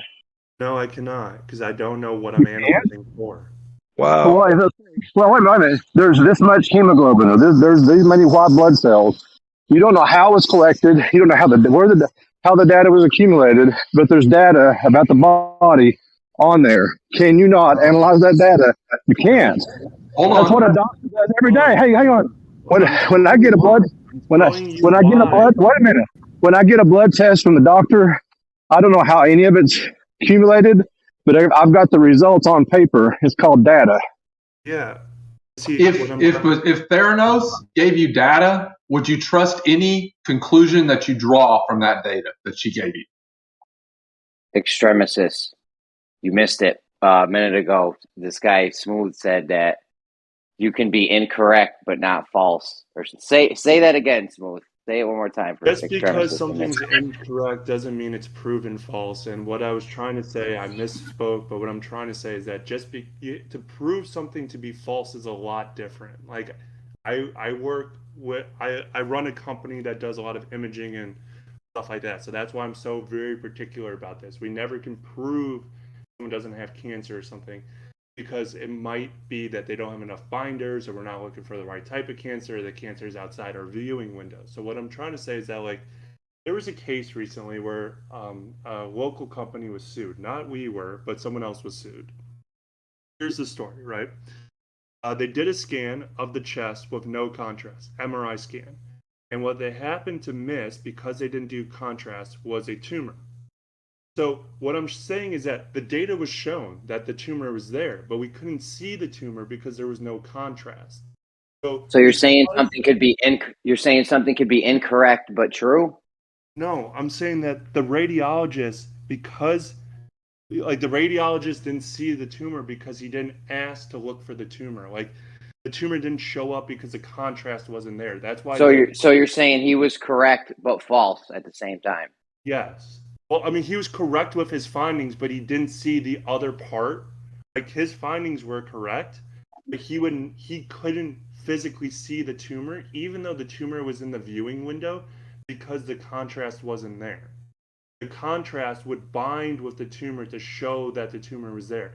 But when we took the MRI, it just showed up as background noise because we were taking a different type of test. That's what I'm saying. The type of test you take and understanding how the data is collected is extremely important. Like within just one part of your wrist, we can take 40 different types of MRI scans that show all different kinds of things. So the way it works is that the doctor would ask the radiologist, hey, I want to see this. How do I see it? The radiologist then will design a test to show us that. Okay. The method of collection is just as important to understanding the data. We get the point. Are you saying that like analyzing astrology is the same as like trying to figure out an answer? Crypto come on, man. I feel like I've grown a beard since he started talking. I just want to address it. Right. So, dude, first of all, I asked you either to walk back your statement earlier or admit that you misspoke. I didn't ask you to admit that you misspoke and then walk back the admittance of the misspeaking. That's definitely not what I wanted. Now, with regards to what you actually said, whether he had cancer or not is different to whether you were able to find out he had cancer or not. And I'm amazed that I have to point this out. Whether he had cancer or not was either true or false, and therefore correct or incorrect, right? The correct is always going to be the same as true in that regard. Whether you're able to find it with your personal way of doing things, that's a different thing. That's like you're conflating the two. And I don't know. I do know. Good catch. Good catch, Crypto. I'm just saying he's conflating. No, I'm saying that I couldn't prove. I swear, man, you talk for ages, and then I don't even finish my sentence. You talk over. Hold on, Smooth. Hold on. Go ahead, Crypto. But dude, all I'm saying is that this is what he's doing. He's conflating truth itself with the interpretation of data or with the ability to capture data, and that needs to be addressed. Okay, so let's address it. What I'm saying is that in the body there was a cancer, right? This wasn't my facility, so I just want to say that, but in the body there was a cancer. So there was evidence or data to be collected, right? But they didn't, the collection method would not have shown that cancer. So it was impossible to say whether it was correct or incorrect, right? I just said. I'm showing you why understanding how data collected is very important because Smoothie, you're out of your wheelhouse, man. Logic isn't something that the people in this room have issue with. We don't need any help with logic. Everything we can, but to talk about the specificity of the actual conversation, let's literally talk for 30 minutes about an analogy. Yeah, right. I actually just read up on it. I just read up on this in 4 minutes, Smoothie. You could have done the same thing. Okay, so how is the data collected? Wait, hold on. Let me. James Webb Telescope. There's a difference between the data, which is the facts, and the interpretation of the data. And again, we that's have the the same data. with what I was talking about. Okay, so the data is the facts. You can't argue with the data, right? So now you only argue with interpretations of the data. No, he's just asking how the data's collected. From the James no Webb one's answered Telescope. that question. Everyone's dodged around it. Does anybody know? No It's one irrelevant. It's fucking irrelevant. The first time he said it. It's irrelevant, Foolish. Smoothie, I'll give you the summary in the chat, bro. Just read the bottom line, Smoothie. Everybody agrees that there's new problems, okay? Watch. Here it comes, buddy. Even your own side. Here it comes, buddy. Talk to your own fucking side and ask them where their fucking data come from. Look, here it comes. Relax, Don. Okay. Yeah, all we're pointing out is it's textbook sophistry, man. Oh my god! If you say your same bullshit analogy again, I'm gonna lose it, dude. The flat Earth skeptic understands what I'm asking. Right? No, he's a sophist too. We don't give a fuck about how the fucking data was collected. Data is put on the table of evidence of galaxies and light and all this, bro. You got data. You saying the data's real or fake? That's all that matters. Is it real or fake? It's not our claim. We're critiquing your paradigm from within it. It's called a hostile witness. You're you're not critiquing anything. Oh my god, dude. So look, they really trying to support this Big Bang here, Smoothie, right? But look, even at the end, it says from the new James Webb discoveries, some of the assumptions of the Big Bang could be wrong, dude. They're saying trying this redshift thing. agree with that. That's fine. Yeah. So let's progress as a unit and say You're not gonna solve this shit, bro. Then let's change the topic. Hold on. So you rather make arguments with data you don't fully understand than try to understand the data. Who made an argument? Who made an argument? Hold on. Let me finish. Yeah, let him stop. cut you off. Let him cut you off and clip you, and then let him finish. It's the same old script. You were It's telling alright. It's me one of that him, Philo. instead of trying to understand the data in the paper, you rather try to develop your own theories of what it means. Dude, you keep You're saying straw that, but man. you haven't Fucking read this idiot. data yet. You've been That's talking true. about And it there's now. the name call too. Effing idiot. Yep. You've been talking about it for an hour, but you haven't read the data. You haven't examined it, and it doesn't matter. We're not claiming that we are stamping the veracity or validity of the data or the claim that there's a telescope in space. We're showing that within your own paradigm, they are talking about there is a problem with the distribution that was claimed and where there should or shouldn't be redshift and how much there should be. Because if you claim that redshift's a cause of a certain thing or the effect of a certain cause, it has to be the same everywhere in space. And they're seeing that that isn't the case. So you can run around and pretend it's not. You can use sophistry for an hour to try to hand wave dismiss it. No one cares. It's boring. It's getting on my nerves. I'm not trying to hand wave anything. Your aggression is a result of your inability to continue to have any intellectual conversation. All right, with the politicking. All right, man. Fuck this talking. Hey, I'll have one with him. Listen, let me have one with him. Question is, how was the Also, data collected? also- Let's talk about it. How was the data collected? It doesn't matter. We need everyone to relax. Hold on a second. Hold on a second. There's way too many Hold on people a second. talking right Hold on now. a second. I know, Paul. I know. I'm Can trying I- to gain can I- control of this room. Hold on 1 second, Paul. Relax, man. No one can hear anything if we're all talking over each other. One at a time, please. Yeah, I'm just wondering if he thinks that his aggression It's towards Paul's Travis turn. No, but he called Travis a dumb fuck earlier and then wants to question Witz's Yeah. aggression.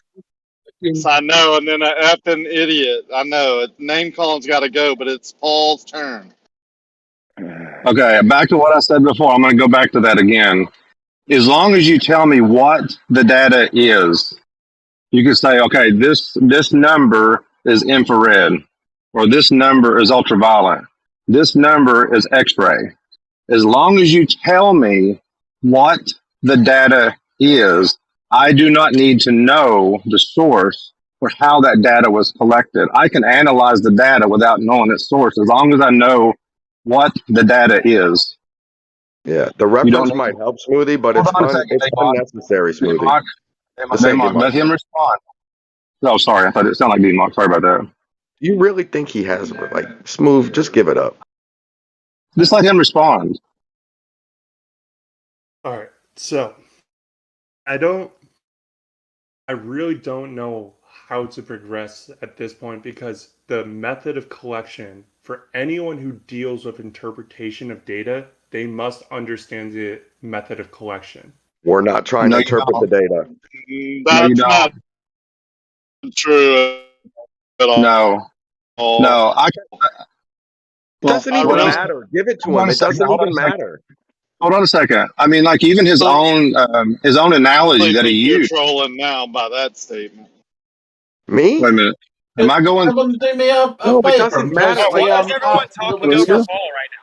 Why are you talking Am over I Paul? not coming through? No, You gotta are. take They're it, being man. Take it. They're being disrespectful. No, we're not going to take it. We're not going to capitulate to that Man, I'm bullshit. telling him to just take the mic, genius. Okay. Well, I'm saying everyone needs to chill and stop talking over him. It's disrespectful, man. Yeah, I was waiting for Gap. I was just saying if someone could post the article that we're discussing, that would be great. Okay, now you be quiet, please, because someone was talking. Okay. Again, I'm going to say it one more time. As long as I know the nature of the data, I do not know. I'm going to say it again. I don't have to know how it was collected. I mean, like a blood test. As long as the markers or the indicators, I know what that information is. I don't have to know how the guy pulled it out of my vein. I don't have to know that. Well, here's the important thing, right? So first of all, in your description that you just said, you are showing some knowledge of the collection, right? You're showing some knowledge of how the information is collected, which is important. And secondly, it is important because in the body there can be different ranges to be expected. So it could be the same marker, but you can have different values experienced throughout the body. No one's going to argue that. Hold on a second. So you're saying when a doctor, hold on a second, when a doctor has my blood drawn, okay, when that blood is sent off to the lab, he knows exactly how the laboratory is processing that blood. He knows it to the 10th degree. Ultimately, every little aspect of that data, he knows it. He does. Here's Can I respond to that very quickly? Because I have a bit of knowledge on this area. So, where this is a really bad example for you to use for your analogy is when someone draws blood and puts it in a vial, they'll put a time, a date, and they'll sign it on that vial. That vial, if that's then going to the lab, it's then put into a sealed bag, which is then also signed and dated. That bag then goes to the lab, and it's then said, okay, great, it's sealed, it's dated, no one's broken the seal, we have an uncontaminated sample to work with. They'll then start working on that sample. That's why there's a process that the doctor knows that sample will go through the lab for him to get his results back. That's not what we're talking about. Man, there's a middle ground here, man. Hold on a second. One point to that argument.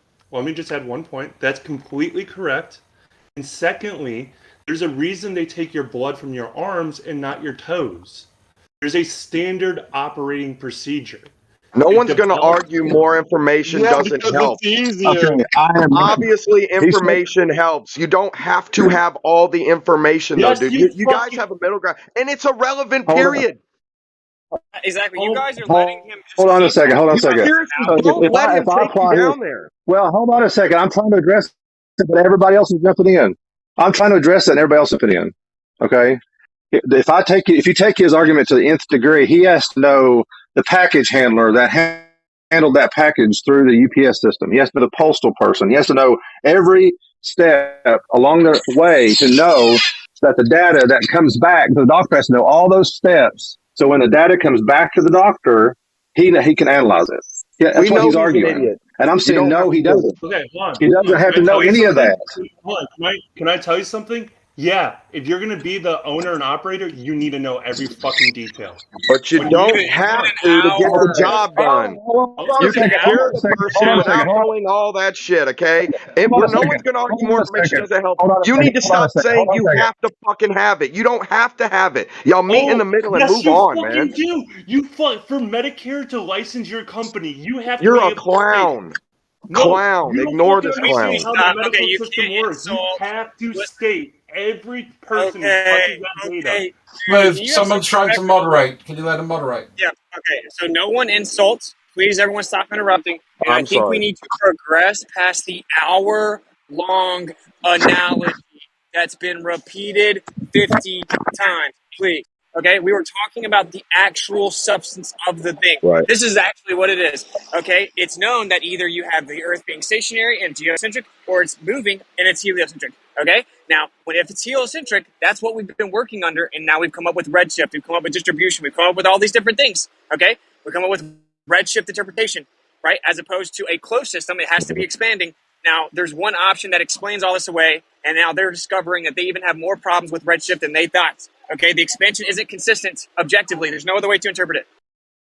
So, from what I read, Witsit, I think they're trying to solve out the redshift thing, but they still have a issue with the extra galaxies or whatever.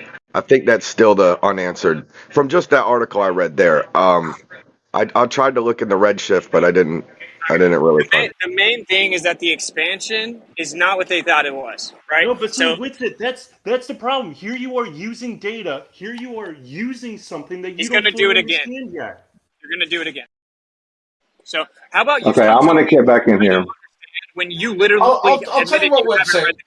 For the sake of this argument, I'll grant you that we don't need to have intimate knowledge of where the data comes from, and let's move it to the next point. So there's been some observations that have called some of the thoughts they have around redshift into question. Is this the premise of the argument here? I'm sorry, I'm walking past like some music. I didn't even hear you. No worries, man. So, I'm just tired of hearing about the analogy. I would like to hear people talk about the substance. Yeah, well, that's what I said. You know, if we discuss where does the data come from for now, let's just grant the data's good. and then let's move on. Okay, then to how's the the meat. data interpreted? How did this? What did this researcher do with the data? Let's move past the point and let's look at some, because we can go into the itty bitty parts of the paper if we want to, and I'll go and read it in a second. Let's do I don't know if What I'm interested in is what's the it's not- conclusion? So is the conclusion of this paper now that the Big Bang didn't happen? No. Okay, so this is what's going on, right? So this is a huge overarching thing. We have a framework of heliocentrism, okay, and that's that redshift is a certain thing that has to be expanding in all directions because cosmic No, that's microwave nothing to do with background. heliocentric. Okay, I'm trying to talk. Actually, Sorry, so I'm just disagreeing with the base premise that no, that's not all a nested hierarchy. We could have a heliocentric solar system with a crystal globe all around it that all the stars are projected on. no, you don't know. That's not true because of the cosmic microwave background. That isn't true. Okay, so you're just making stuff up. So when you make the heliocentric model claim, it comes with a bunch of other claims about what else is around us because it's about relative relationships of distances and masses. It doesn't matter. The point is that they claim redshift, they claim all this different stuff. Okay, they claim an expansion rate. Now, first they discovered, this expansion rate is going to have to be way, way faster than we thought. We need way more energy than we originally thought. Now they're finding information that's showing that the expansion is not consistent in all directions. So instead of it being like expanding in all directions constantly at a constant velocity, that's not what the evidence is showing within their own presupposed interpretive framework. That's the point. So for That's an what hour, some of this the is evidence talking is about showing, how yeah. we get the Right. data, and we don't care. We're talking about your own framework. It's called a hostile Right. witness. So two questions. Well, it's One- not, again, what do you think? I just want to respond to that. I mean, Yeah. Again, so nobody says that any of these ideas that we have about, things a huge way away or a long, long time ago or both, have huge confidence and certainty. And we know that they're incomplete explanations. Yeah. So what confident, I have a problem with is the fact that you want to almost make like a house of cards that, if we only knock over this one card, then the whole house has to come tumbling down. No, that's not really. But it that's could not come really what tumbling I'm down. thinking there. But that's not what It I'm could. saying. So what I'm saying is if you actually look at the history, right, you have two options. It's either the Earth being stationary with energy distributing from there evenly, right, a geocentric stationary Earth, or you have a heliocentric. And this is admitted. This is what cosmic microwave background showed us. That's why we allegedly know, that every location in space looks like you're the center, right? So that the Earth's not actually the center. It just everywhere you are in space. That's Right. the only one proposed that explains it away. So these things are built upon because the only alternative would be that, we actually are the center, right? So Okay, that's the but only before thing you attack it, can you give us your references of why these things you're claiming? the cosmic microwave background. Well, as far as the new, I did ask you earlier. You kind of say you haven't looked into it yet, but then on both sides, Smoothie seems to say we have one guy in a paper. This is their whole community all agreeing on this data, so it's not one guy in a misinterpretation. But back to you, Witsit. Do you have any serious proponents papering this problem or whatever? Because I just found an article basically. Okay, so SC just told me about it. Like I said, I only breezed through the article he dropped. That's why when I jumped in the conversation, I've been sitting out for most of it, is I'm making the point that it's just a reoccurring problem. This isn't the first time, right? And so what they were doing was they were arguing that even if we were wrong about redshift, that wouldn't change anything or wouldn't really matter. And I'm like, dude, you don't understand. So then I quoted Edwin Hubble. Okay. I quoted Edwin Hubble, who said, if we're wrong about redshift, right, there were people in here acting like it just didn't matter, like Zanuck. Now I said, Edwin Hubble said, if we were wrong about redshift, then the Earth the Earth would be in a much more dense medium, that the stars would be much more local. It would be a closed system, right, and that it would be much younger. Okay. Is that a guarantee from Hubble? Is it 100% from him, or is it just his opinion? He's saying that if we're inaccurate and redshift just primarily velocity shifts, then you would have a much more dense medium, and it would be close. I think it's the Hubble reference you're saying. He's saying if we're completely wrong, it's not saying that if we're wrong about the redshift rate or speed. He's saying if we're completely wrong about redshift, if redshift is totally That's what I just said. I didn't say Sorry, the rates. Can I say something too about all this? Can I say something too? The thing is, if the Big Bang Theory is proven wrong by the James Webb Telescope, whatever data is being shown, all of the Big Bang Theory comes into question, which means how elements form, how the evolution of galaxies form, how stars form, how solar systems form, how all that is under it's all gone. It's all gone. Yeah, I mean, That's what I said about the House of Cards. I knew that was coming. Yeah, and that's the thing. This House of Cards, where it's like, you guys don't know whether or not that data is correct. You don't know anything about this data. You don't know anything. And you don't know how flimsy your House of Cards is. You have no clue. No, but Well, see, you that's- also I don't posted know a anything video. about the data. That's why we It could gave be a you- corner. We gave you the floor for an hour. You admitted you don't know about the I data, don't give though. a So fuck. you're You're just still trying talking, to, dude. You're just still trying talking. you're just trying to preemptively hand wave dismiss the data. We not get your hand- argument. dude, I'm not we hand dude, waving listen, anything. we I'm get not your doing argument. anything you Panties in a doing. bunch. Oh my I'm God! Listen, asking I'm saying you. we understand your argument. Okay, we understand your argument. The point is that we aren't even claiming we know it definitively. We're showing that people within that paradigm are. Or what? Here, Or what? You here, don't know. let me post a that video. data Hold on a is not second. Let me post a video. Let me post it. I just posted it. Hold on a second. Hold on a second. I just posted a video. I just posted a video. This is not. Paul, Smooth Sorry. was desperately Sorry. trying to get in. Smooth was Okay. desperately trying to get in. Let him go, and you can go next, please. I don't understand how we moved so quickly past where now you can use this evidence of redshift to dismantle the House of Cards. Like, that's the problem here, is that Because you're not using your freaking brain, bro. I'm tired of you. We freaking explained it to you. Your model you is have a based on foundation. Hey, let me jump Your in. foundation is wrong. You're on shaky ground. It could be a House of Cards. Maybe it's a House Jesus of Cards. Christ. If it's a House of Cards, you're gonna fucking cry. I mean, come on. Well, here, I just posted a video. Can I say something? I just posted a video that actually is not from flat earthers. It's not anything from that. It says that the Big Bang Theory is wrong. Either that is a true statement or it's a false statement. If it's a true statement, then the House of Cards is starting to fall. Oh, I'd This is say not. that every theory is wrong. That's why it's a theory and not a fact.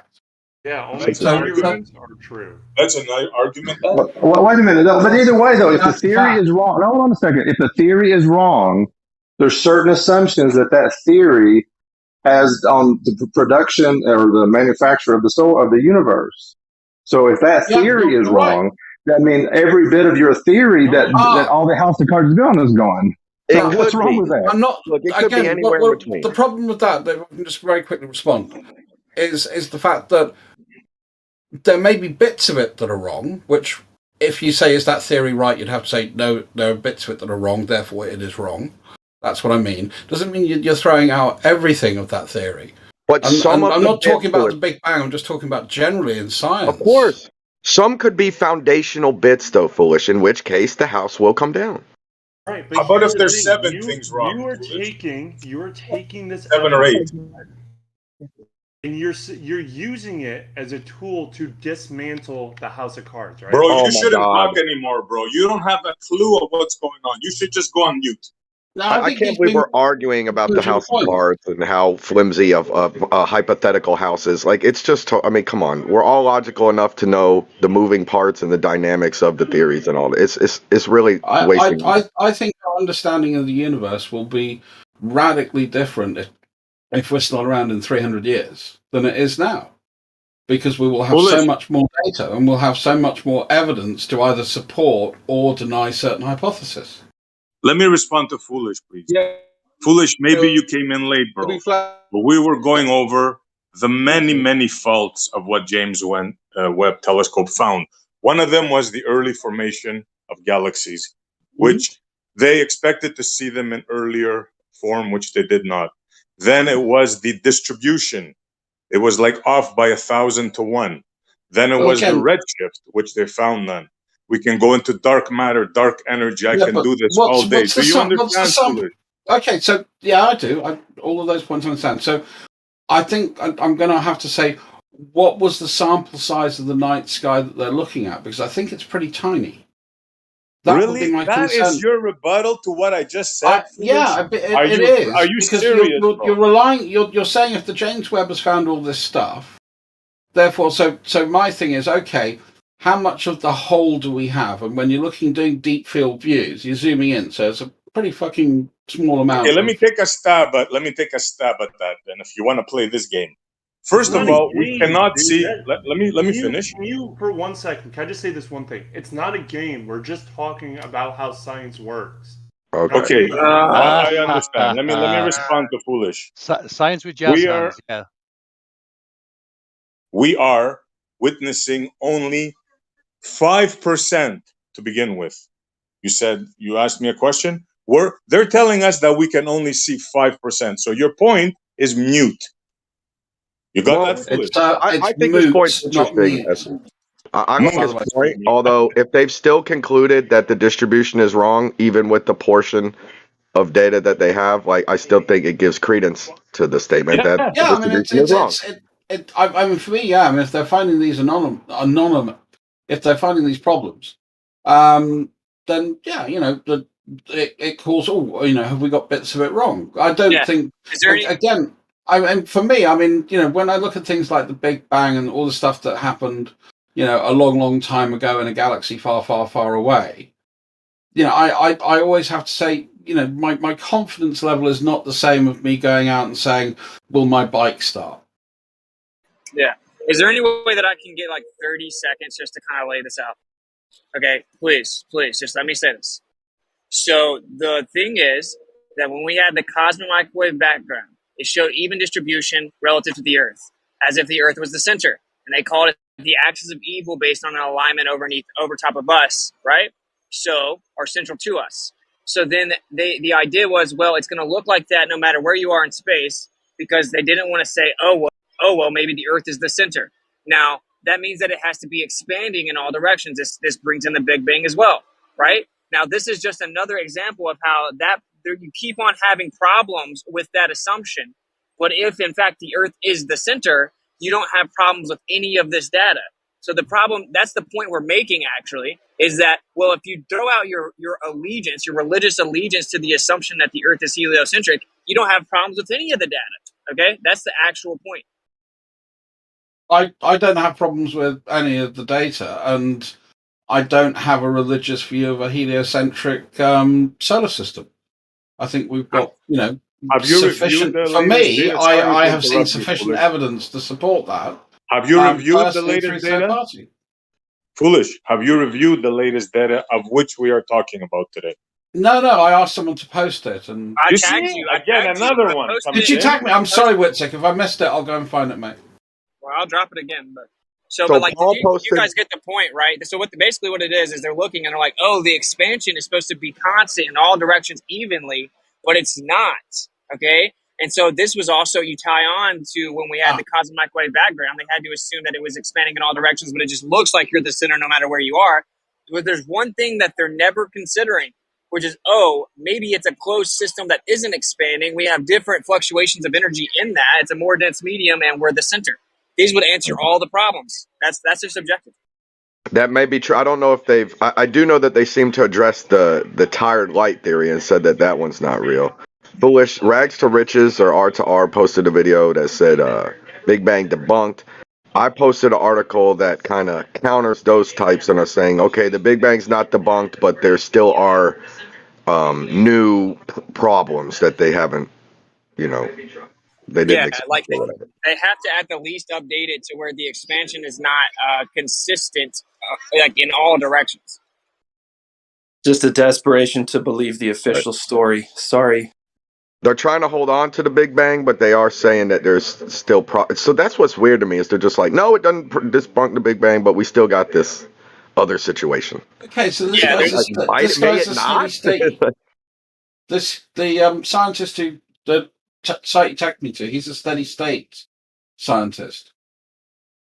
It doesn't matter. Don't talk about the person. Talk about the subject. I don't care if the guy grows weed in his backyard in his part-time. I don't care. Good point. The bias is fair. Everybody that I've talked to so far, that's where it's important. Who is collecting the data? Because how do they interpret it? It came from your scientist. Dude, stop talking. Listen and learn, man. Stop talking. Can I say this one is politics, man.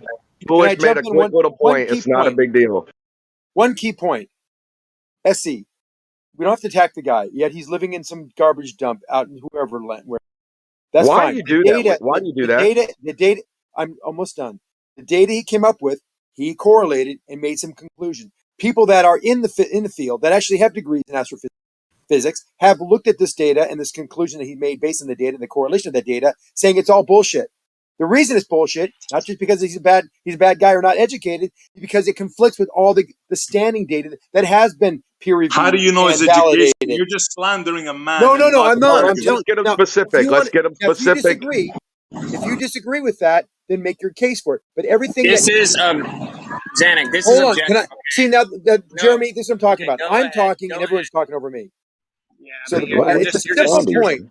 It's a simple point. Now, it's not baseless. There is specific. You want a specificity? There are specific items of his conclusions that have been debunked and been ridiculed by physicists that actually have experience in the field, saying That's that it no conflicts specificity with. at Oh all. my God! No, the certain things he confused with dust that's in the air, dust that's in space, the behavior of that dust, and the light, the brightness claims that he made, and someone else made here earlier. These have all been dispelled, but you're not going to look at that. You're going to look at some crackpot like now. I'm going to go ad hominem. You're going to some crackpot like Ken Wheeler and say because he's got all these theories and he's published papers, suddenly he's got validity. That's not the way it works. No, Zanuck, this is the point, right? I don't think any of us are claiming that we definitively know for a fact this guy's interpretation is correct. Okay, but this is what is objective. Is even if you disagree with him, right? The current understanding of the expansion has to be updated to something different. Whether or not you agree with him, if you think it's still expanding from a Big Bang, it has to be updated. Like as in, oh, the Big Bang happened everywhere instead of a singularity, right? Yeah, Or, no, not right. That's not. No one's agreeing with you there.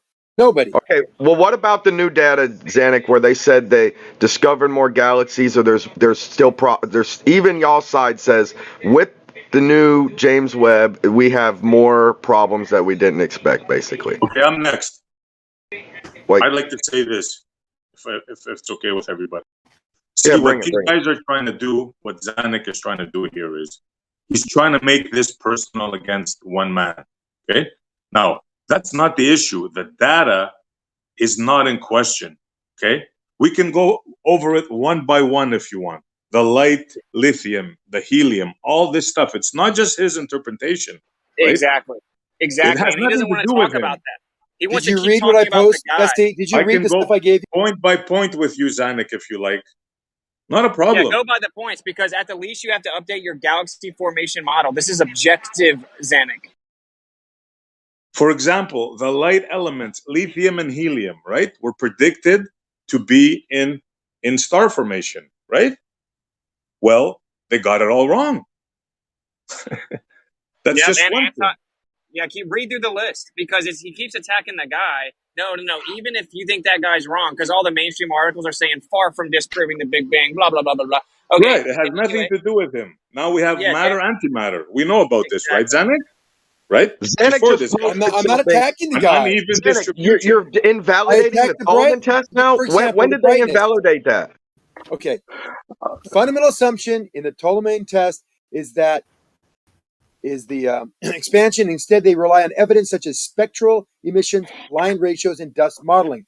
Basic reasons why they are different is that they are a lot younger than the galaxies today. Since the universe was a lot younger back then, so the fundamental assumption of the Tolman test is a violation when applied across the cosmological distances. This is why the Tolman test is kind of died out as a viable cosmological application like 30, 40 years ago. That's what he's doing. Oh my God. He's already been disproved. What does that have to do with about what the I said? specific data. We're not talking about That his is the data.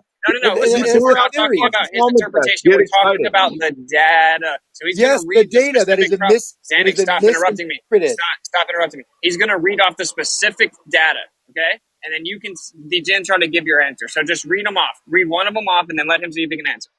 Sure. The first one is lithium and helium. The amounts of that they predicted in the stars. Do you have any clue about that, Zanuck? Yeah, I think I sent you a text regarding that.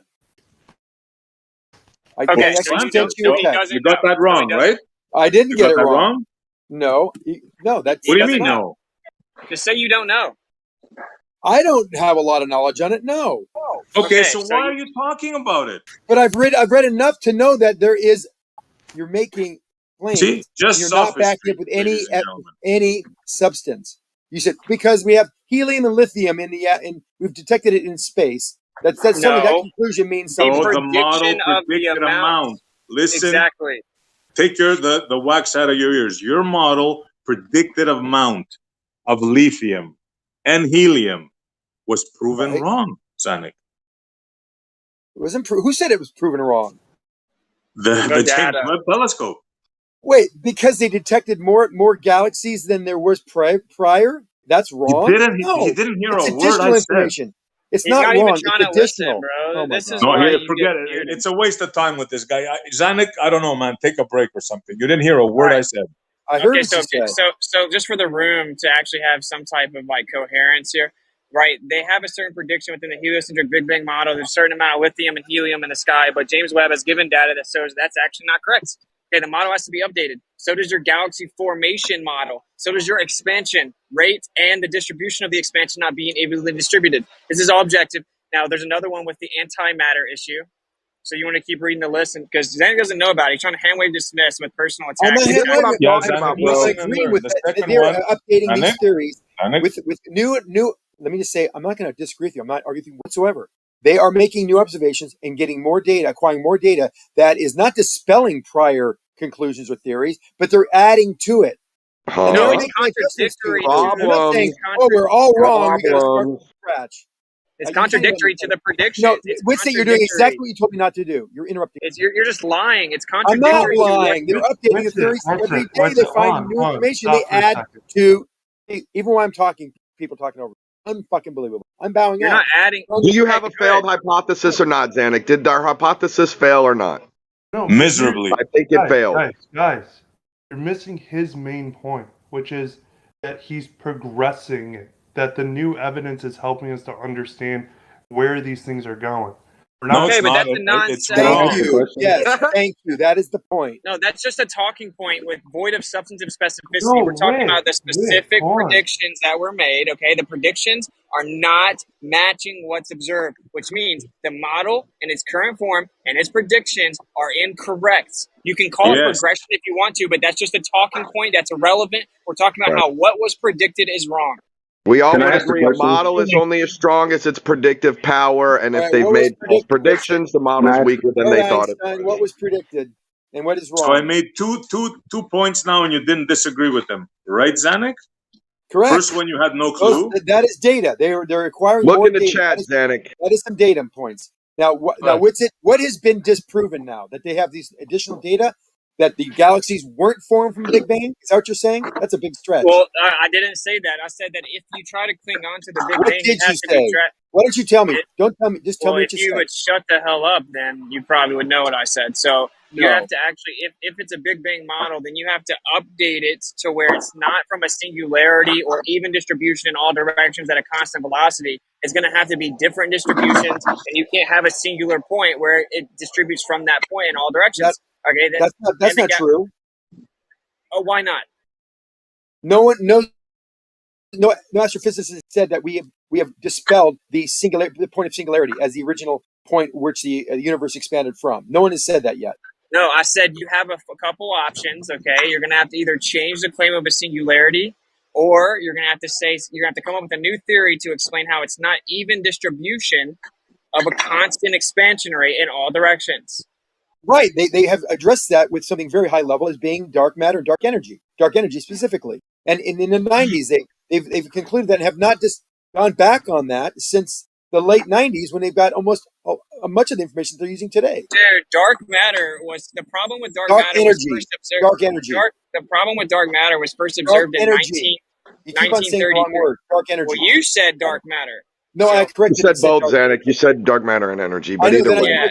Dark energy. Okay, cool. Let me just make a point. So the dark matter problem was first discovered in 1933 when they saw the galaxies only had 3% of the mass predicted. Dark energy is more of a modern problem, especially when it comes to the numbers, but the expansion rate is much too fast. Right now, it's argued about what the numbers are. So that's not the point. The point is that the model has predictions and it's wrong. Okay, that's the actual point that you keep on you want to say that somehow well, we're just building on the model. No, we're changing it. We're going back and pulling parts out of it. No. Hold on. That leap right there, that's your issue. That leap right there. That is your issue. What's it? Yeah, like, hey, let's meet in the middle with the house of cards and going back on it. Hold on. No, eat your shit. You guys failed your predictions. Own it. Stop wiggling out of it. Hold on. The problem here is that our model may predict something, but we are developing new methods and evidence to actually build a more robust. No, it got it wrong. Look at the summary of the article. Hey guys, I just want to point out that the flat earthers love to bring up the topic of how far away the sun is and how the numbers changed over the years. That's literally what's going on here. We had an understanding of how far away the sun was, and we refined the number over repeated observations with better equipment. Right. We're doing these. You're wrong in every measurement of the sun. That's a great point. You were wrong before. What a great point. You were wrong before. You're wrong again. Yeah, That's wait. so If you claim that the sun is 3 million miles away, and then you discover with other technology it's not, was your claim about 3 million wrong? Yes or no? It was inaccurate. It did not. You're such a come on, man up. Man up. This is the point you guys need to understand. Just because the number is inaccurate doesn't mean the sun isn't an X amount of distance away from us. But it means you were wrong. You were wrong. Exactly. Wait a minute. Oh, I gotta jump in. I gotta jump in. Favorite meme, one of them. So I gotta jump in.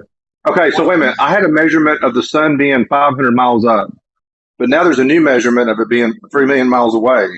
I guess I was just inaccurate. You were inaccurate. Congratulations. You understand. For example, we can use what a clownery. Aristophanes, but Aristarchus said that the sun was X amount of times further away than the moon. And now that gets better and better, more accurate. If you can measure that angle with precision, they couldn't measure angles with precision back then. That's why the value changes. It's not means we that should they're get better wrong. and better, I mean, Danik. is the actual value wrong? Yes. Is our actual value even today wrong? Probably. It might be off by a few inches now. We're off by a few million miles. Zanik, What is so hard to understand about that concept? Okay. Paul, I got it. No, come on. Paul, you I know, but I got to respond. Really? I know. Come on, though. You were clipping me totally. Sorry, no, I get it. But... Because you guys are talking over. Okay, sorry, Zanik. Take a deep breath. We're okay. You know, I went and shot to get my concealed permit. Right now, you have to hit the target. Right now, I have a grouping. Right, but if I miss the target completely, am I accurate? If all of your 10 shots, 9 of them hit the target and 1 of them missed, yes, you would be considered accurate. You'd get your license. Is he precise, Danny? That one shot was not accurate. You're right, he missed the target. But that's not what we're doing here. We're doing something. We're saying at first we measured that sun to be 3 million miles away, and that was wrong as far as the actual distance. Now we said it was 80 million miles away. Still wrong. Then okay, you can pick your own words. The Big Bang Theory is inaccurate. I mean, it all depends on how you define the word. Don, that's not helpful. Fine, you're inaccurate. Your model's inaccurate. Stop it. Cool. Don, just stop, because that's against this server to interrupt people like you're that. You're such a politicker. You're just heckling me. Stop it. Oh, long-winded. Stop it. I'm not giving you long-winded. Now we know it's 93 million miles. It's something. We have a very accurate. We still aren't perfect. It's still very accurate. It doesn't mean it's wrong. It means it's not accurate within the limit of our because tools. can you show me the 10 million difference in space? Like the space now it's miles time for of 10 million? To add more color. Well, you said it was 70, then you found out it was 80, then you found out it was 90. Can you show us the 20 million mile difference of space degrees? All right, well, listen, Zanik. Let's say I'm going to cut a tree down. Issue that's going on right now. Hold on 1 second. Let me get in real quick. Sorry, you're next. Smooth. So Zanik, let's say we're going to cut a tree down that's real close to my house, right? And let's say I do an angle measurement, figure out with a triangle how tall the tree is, and then I cut the tree down. I say, all right, the tree's 100 feet tall. My house is 101 feet away from the tree to my house. I cut the tree down. It fucking smashes through half my house. I was just inaccurate, or was I just wrong? You were inaccurate. You measure twice, But right? I was correct. But I was correct. You measured Yeah, a you- 46-degree wrong. angle. Hold on. You measured a 46-degree angle rather than a 40-degree angle. Excuse me, right, vice versa. Yeah. So, whatever but I you wasn't measured, wrong though. you had an inaccurate measurement, and But I wasn't wrong. And the effect of that was you had a wrong measurement because the goal was to not hit your house, and you hit the house, so you were wrong. Yes. But if the based goal on is to prove that the tree will fall in the direction that you cut it, you weren't wrong. You were wrong by how much it would fall. It's really, this is a word game. Can we be wrong? It is a word game. Right, this is a word game. Be wrong? All right, Yeah, guys. you guys Guys, do guys, like hold on, making a hold on. word game out of the fact that No, we don't. science learns about things my and turn. can expand on its current body of evidence and be more accurate, more precise. Okay, you I'm guys sorry. have a huge Sorry you issue feel with that way, it. Nid Hug. Sorry you feel that way, buddy. Hold on, guys. I did tell do that. Smoothie was next. Literally how it is. I did tell Smoothie was next. Go ahead, Smooth. I don't understand the desire to attack each other instead of progressing forward on any points. Like, is what Zanuck is saying is that we can't always know what the exact value is of something. So we make a prediction, and as life goes on and as we improve, we're able to get closer and closer to what that actual accurate value may be. Smoothie, don't you think it's interesting that they're so confident in their model? They have He's all not done yet, Don. laid out together, and then all He's not these done yet, Don. All this extra fucking data. Don, what are you doing, Don? There should be no Hold on, fucking guys. surprises. Cool. Guys, I got it, guys. Don, what are you doing? Wait till he's done. You can go next. Don't stop Can I go interrupting. after Don? Don, you've been doing it all morning. Stop. Can I go after Don? The whole point of this is to say, Don, then Nate. Go ahead. I yield to Nate. okay, the whole point of this is to say, sure, we may have been inaccurate on our initial prediction because we didn't have the tools, technology, or know-how to get an accurate reading, but it pushed us in the right direction, and as time went on, we got more and more accurate. I gotta interrupt. Incorrect. Real quick, Nate. It's not about no. It's not Absolutely about not. accurate tools and Absolutely reading. not. The math was wrong. The Shut it prediction down. wasn't your math turn. model was Don, wrong. it wasn't It's your not turn. about Guys, the I fucking got it. tools. It's not about none of Stop. that shit. Everyone stop, man. I got it. Relax. When somebody does that, you don't all need to pipe up. Relax. Go ahead, Nate. Or Smooth, were you done? Did my point come across clearly where it's like, here, let me say this, right? When sometimes... Yes, I heard it. A lot of people get all emotional and call people names. There you go Right, again. but like not even an hour ago, you were saying that people are idiots and they were uneducated. So why do you do that thing that you just complained of doing? What? Here's one for you guys to understand, right? You may see a girl with some titties, right? And you're like, ooh, those are B cups. But upon closer inspection, they're A cups. There's still titties, and there's still a size to them. You got to get a more accurate reading. Oh, this guy's fucking priceless. That's a good point, actually. Honestly. That's actually a good point. Is it really? Good point. There's still curvature. It's just Upon closer the curvature inspection. varies. Well, So, Webster Dictionary what's defines both synonym- incorrect and wrong as synonyms, so that we can just move on now. Yeah, can you tell me what's the synonym of inaccurate? Will one of them be wrong? So let me ask you this question. Does the woman not have tits anymore because it was the wrong size? Or does she still have tits? But you were wrong about the size. It's a false equivalency. It's a false analogy. So inaccurate No, will it's not. definitely be wrong. I was Yes, it wrong is. about the size of her titties. Does that mean she doesn't have titties? They can't No, say it's they're a false wrong. They equivalency. can't say it. There's no way they're gonna say they're wrong. I have a question about models and This is why measurements. it's wrong. Guys, Hold on. This is why it's wrong. example, Bro, I just accused you of fallacy. You don't want to know? You don't want to know what fallacy you committed? You don't want to know? You don't want to justify? You don't want to justify? You don't want to justify yourself? Why do you keep asking him that, man? Get to the point. Can you guys admit? Can I still have my that turn even- though, please? Can you guys admit that even Yeah, if I'm come- wrong Let's see, Nate. about the titty size? I just want to know, is Smooth Leo? It sounds like Leo. Does she still? It's funny. It's funny, but it's. I'll say But is it, no, I'm seriously asking. Is it him? No, man. No. Oh. like, here's the point, guys. Does she still have titties if you're wrong on the size of the titty? Were they wrong with the She amount still has of titties, early yes. formation of I want to galaxies? ask Were they Yeah, wrong? Hold on. The woman still has titties. It's just the size is dependable. Okay. Yeah, if you want to so- talk about titties, go watch some porn. Were they wrong Okay, about so the early what- expansion hold of on, the galaxies? Were they wrong, Montreal. yes or no? We knew she had titties. We were wrong about the size, but that's because we didn't have the option to accurately measure it upon first inspection. When we got Bro, closer, Pornhub. when we took Go it to off, when we feel Pornhub, it, yeah, have a good we time. can get a more We're talking accurate about That's galaxies here. It's a great response, here, AC. Actually, I want to address that. Let me address that because is there a difference between a model and a measurement? I would, yes. Okay, so why are you equating measurement with model? Saying like the model of the Big Bang or model of the universe, whatever, is the same as a measurement. Why are you doing that? Yeah, because Zanuck was trying to say that our predictions are not wrong if the value is changing. Rather, we had the option to become more accurate. So I'm saying, like, I observe a woman having titties, and I may not know the accurate size, but I'm going to predict from my faraway location. As I get closer, I can have the opportunity to do a more accurate reading. I wasn't wrong that she had titties, but I was wrong about the size.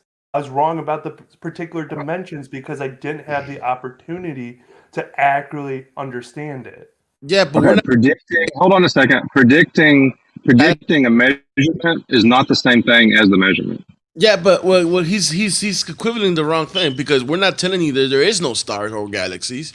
We're just telling you that they're not moving far away. Right. And show me, and also in the Big Bang model, show me where they made a prediction, I guess, of a measurement.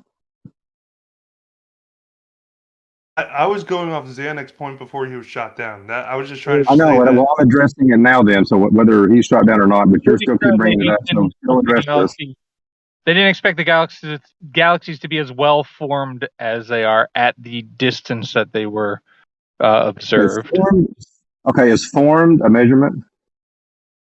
And that's Yeah. all. That's all there was to it, really. You can if you as a person standing there right now are 100% wholly human, but maybe viewed when you were in utero, you were maybe I don't know 30% formed.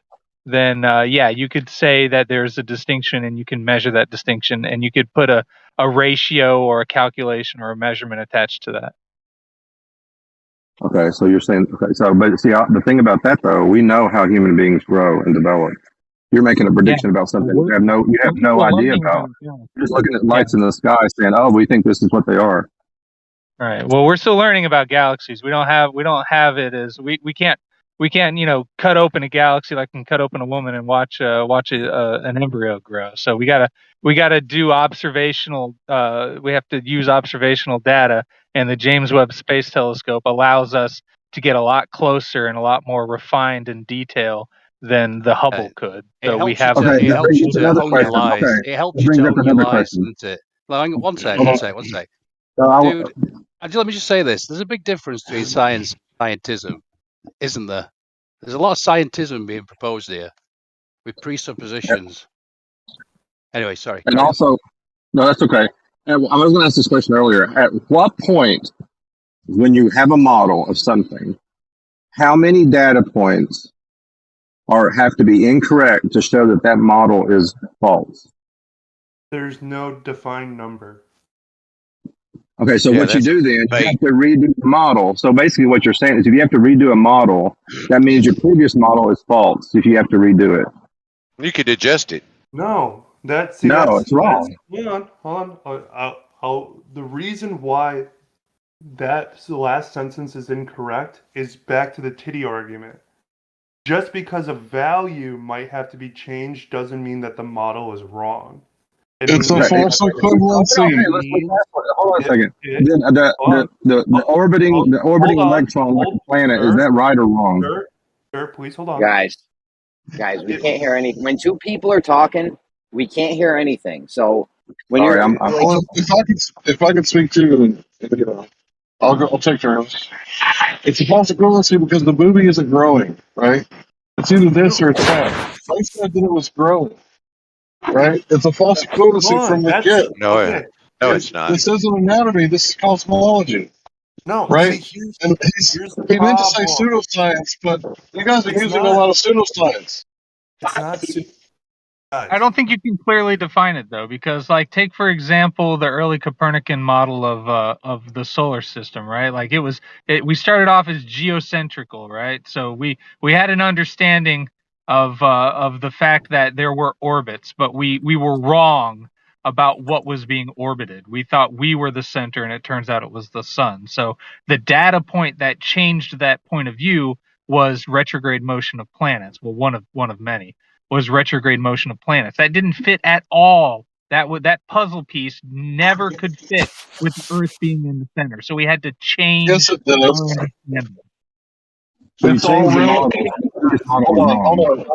It's all relative, right? All motion is relative. So if it doesn't work with hold on, bro. I'm talking. Shut your mouth. But I'm like a little bitch, bro. Just be quiet for a second. I know you disagree with me. You don't have to keep saying no every time I finish the sentence. So, like I was saying, they already knew this was a problem. Once it came to fruition that, we can see that it's a problem. Now everybody's going to try to sidestep what's the past the graveyard and ad hoc their way back to like the top of academia. Right? This is an orthodoxy problem. Right? It's a problem with men involved in science. Oh, so it's not right that this is an orthodox problem. I don't. Can someone explain to me why theories cannot be adaptable? Yeah, our understanding of the early formation of galaxies isn't the retrograde motion that destroys the geocentric model. If you're making an analogy between them like that doesn't destroy the theory of the expansive universe or the Big Bang. It isn't the data points that you're looking for that would radically change the theory or turn it up on its end. It's just not. There might be one out there somewhere. No one's saying that's not a possibility, but this particular observation just means that we refine the model more, not that we, go from geocentric to heliocentric, as it were. So the fact that you got everything wrong in early galaxy development, distribution, matter, all that wrong, it has no significance in your brain.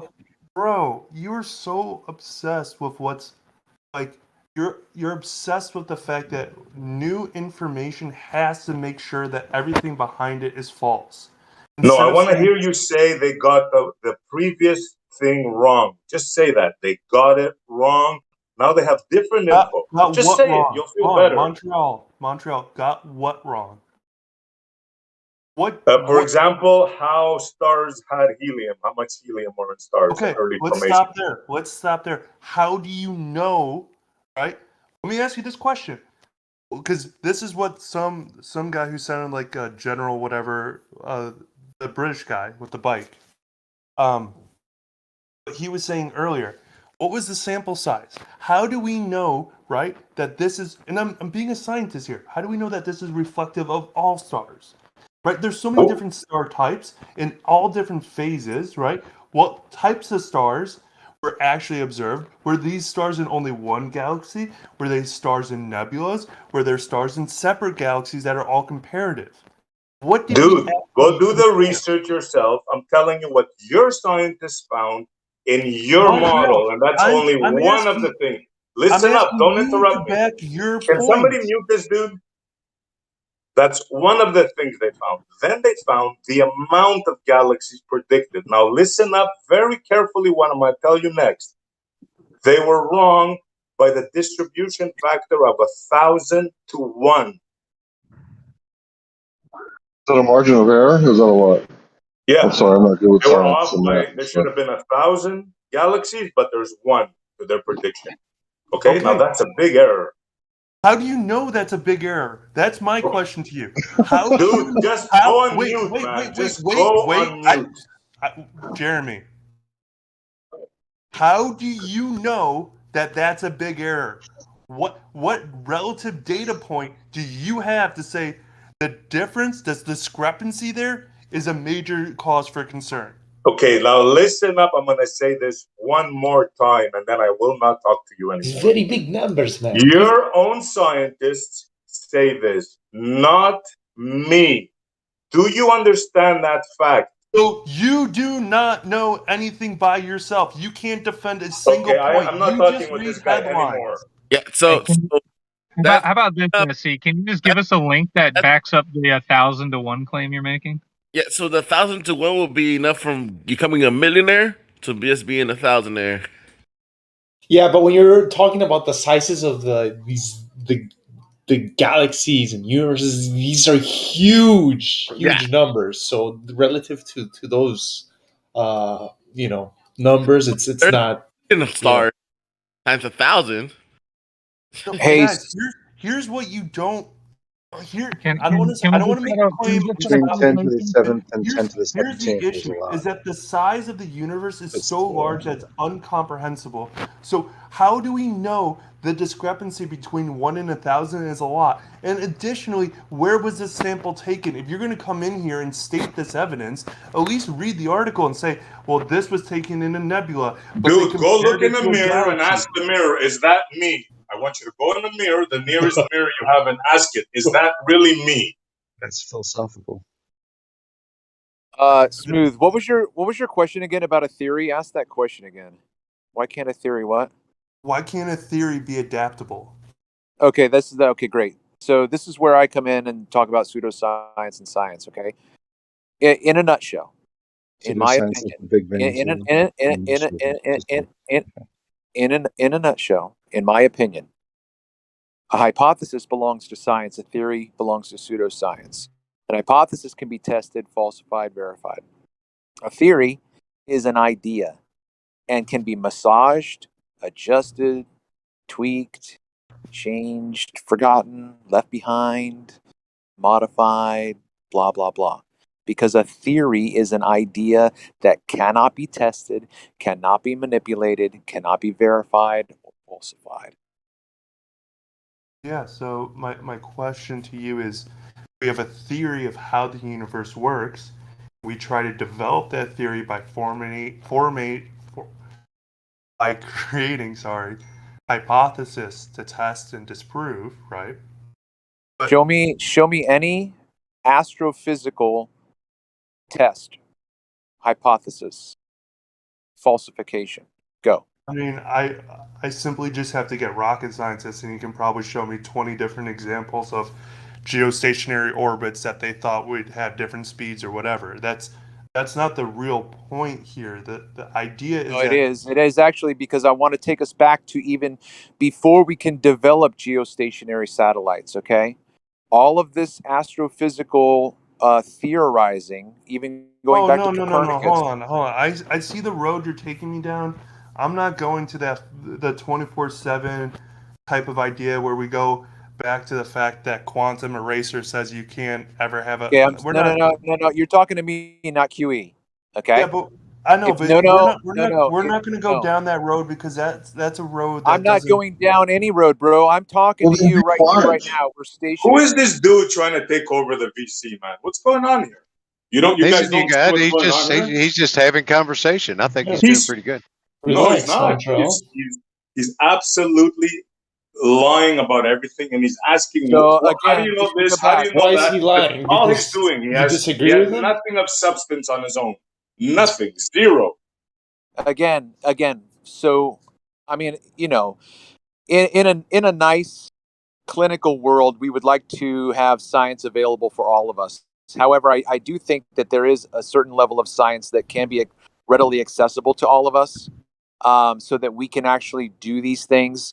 Geostationary orbit tests, for me, never going to happen, right? So when I brought up my statement about what a theory is and why it can be adjusted, you just simply jumped. Well, actually, first of all, you said yeah to what I said, so you kind of acknowledged and agreed to my terms. But then you simply went into assuming that you can talk about a theory in the same way you can talk about an hypothesis, and you just can't. They're not the same thing. Right, We cannot test and manipulate anything above our heads in the sky. So that's what I'm saying. I don't want to go down this QE. I'm not gonna do that. Okay, well Right? then you don't belong in this conversation because we here are interested in things that can actually be challenged and That's falsified. fine, dude. That's fine, but it misses the original point, which is. But you agreed with me that theories are ideas that we can use to predict and change and No, mold. I did not agree to that. No. That's what you said. That's the exact opposite of what he said, in fact. No, he said that theories can be massaged and used for predictions and ideas. That's what he said. No, I did not say predictions first of all, but yeah, you're now what you're doing right now is you're massaging what I said. No, I didn't. I'm not conceding to anything you're going to say right now.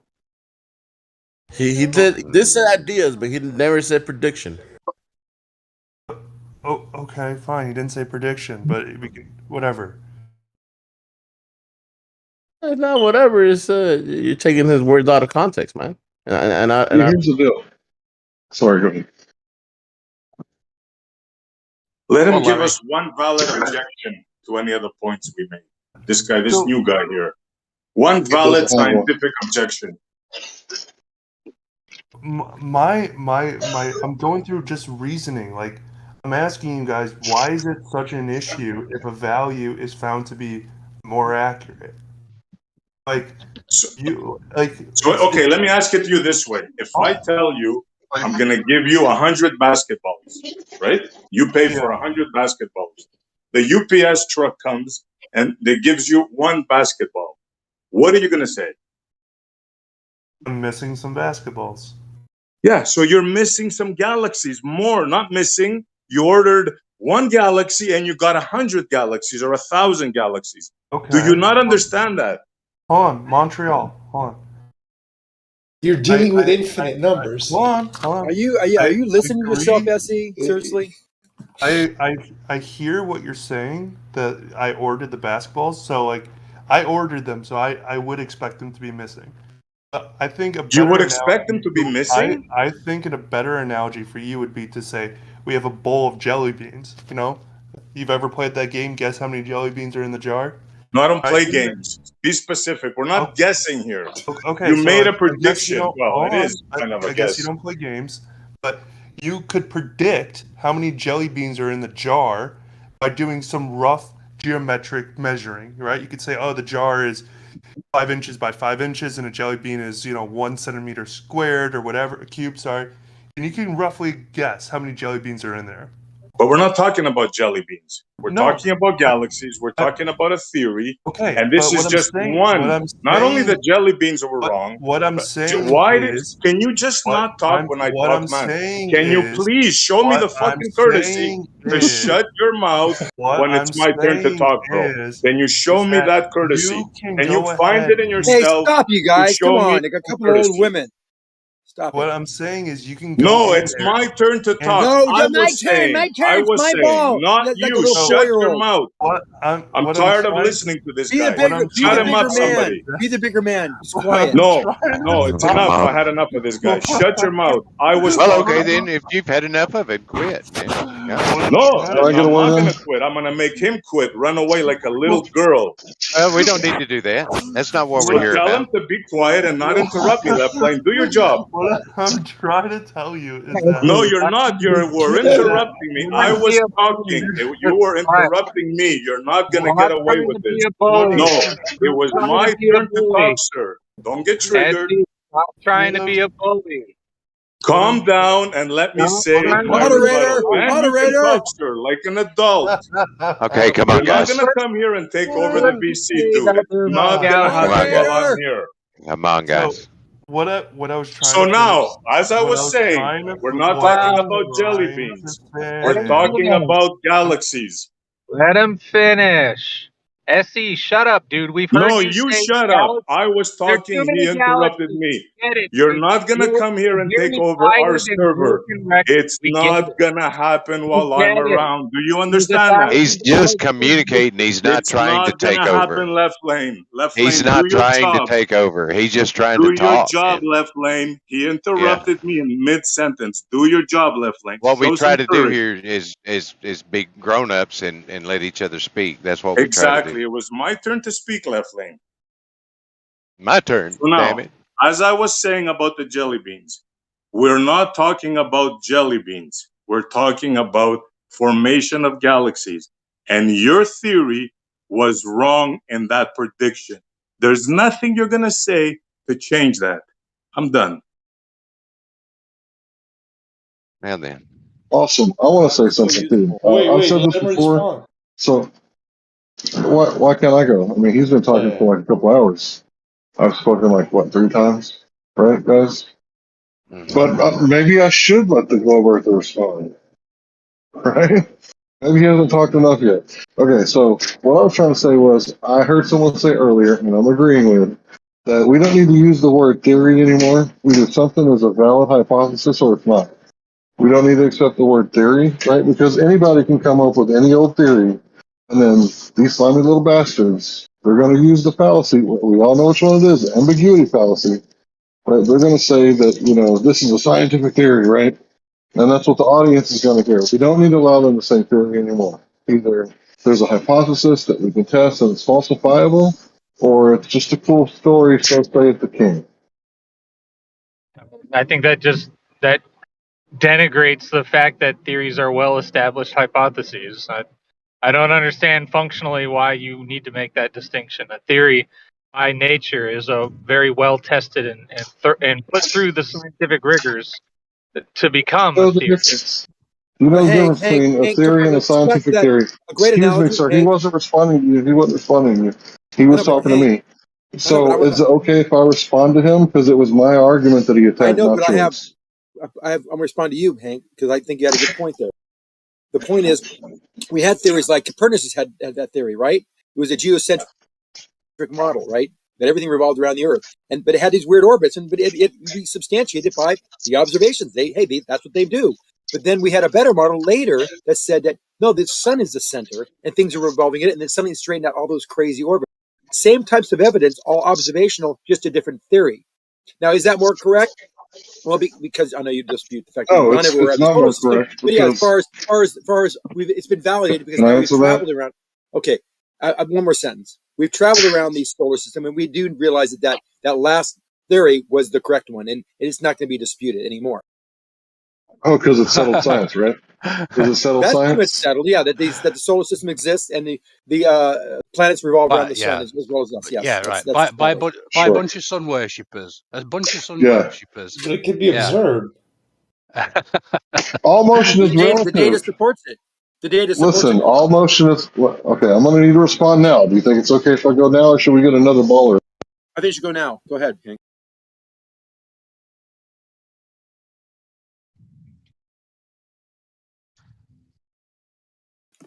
Hank, we're waiting. Ah, he gotcha. Look at that.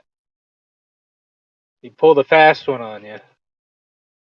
I know, right? Pull that rug right out from underneath me. Pulled that solar system. So how many galaxies do you guys think there is? Is it Well, like it's almost like the infinite argument numbers? we made about the negative pressure, 10 to the minus 17, 10 to the minus 23. I mean, all these numbers are so big, and it's a billion times greater. We're talking about something very so small. Contrary to that, or maybe the antithesis to that, would be the galaxy. We thought there was this many or this distance, and we're off by 1,000. Well, it's not that big a deal when you talk about the vastness of what we assume the galaxy to theorize the galaxy to be. So you admit they were off Very by big that numbers. amount? Yes, by you admit 1,000 it? times in some cases. Very Yes. big numbers. So even and it's like not that even big of a a deal billion because wouldn't of be the a big vastness. number. Is because we're talking about something close to infinity, The something the very, idea very is large. I still the want the idea is citation. the idea is the It's like idea of pulling teeth. galaxies. The idea of galaxies is the brainchild of someone less than 100 years ago. The idea of a I galaxy? still want the Multiplication of 1,000 The to 1 is idea of You multiple can't see galaxies. Andromeda. You can't see Andromeda in the telescope. The idea of multiple galaxies was introduced less than 100 years So we ago. see them, yet they don't Let's keep exist. it Okay, real. good point. Right, it could be seen in with a telescope. Well, they or could have, observatory. whatever they are, they would have been seen whenever anyone looked. Here, But you call them little galaxies. moderation here, man. Hey, you need to be moderated. Hold on. Stop blabbing. Let me Elijah's talking. Let him talk. Like I said, the idea of galaxies is less. Yeah, I'm Dude, moderating shut the because you're fucking trap. interrupting him, He's and I'm talking. trying. Elijah's talking. Quiet. What? Should I be quiet? No, Elijah, you have the floor. No, This other idiot is jumping in. Yeah, the idea of galaxies was birthed less than 100 years ago. Regardless of what anybody saw before that, after that, what they Yeah, but we call can it and verify what that they they exist insert and today what by a they telescope, right, interpret, Elijah? Can I what ask? they interpret as galaxies is contrived based on the story of heliocentrism and expansion. But really, the expansion part only came less than 100 years ago. And all of these ideas about different galaxies. The Elijah, galaxy we live in isn't the only galaxy. but so what? What? Why does the time show any importance to this? Like, what's so important about the time being? No, it's the explanation of what it is. Is like, that's what I'm talking about. What it is. We don't know what it is. We just know what we're looking at is what we're looking at. You can describe it whatever you like, however you like. But when you put it through a convention or brain idea, that's different.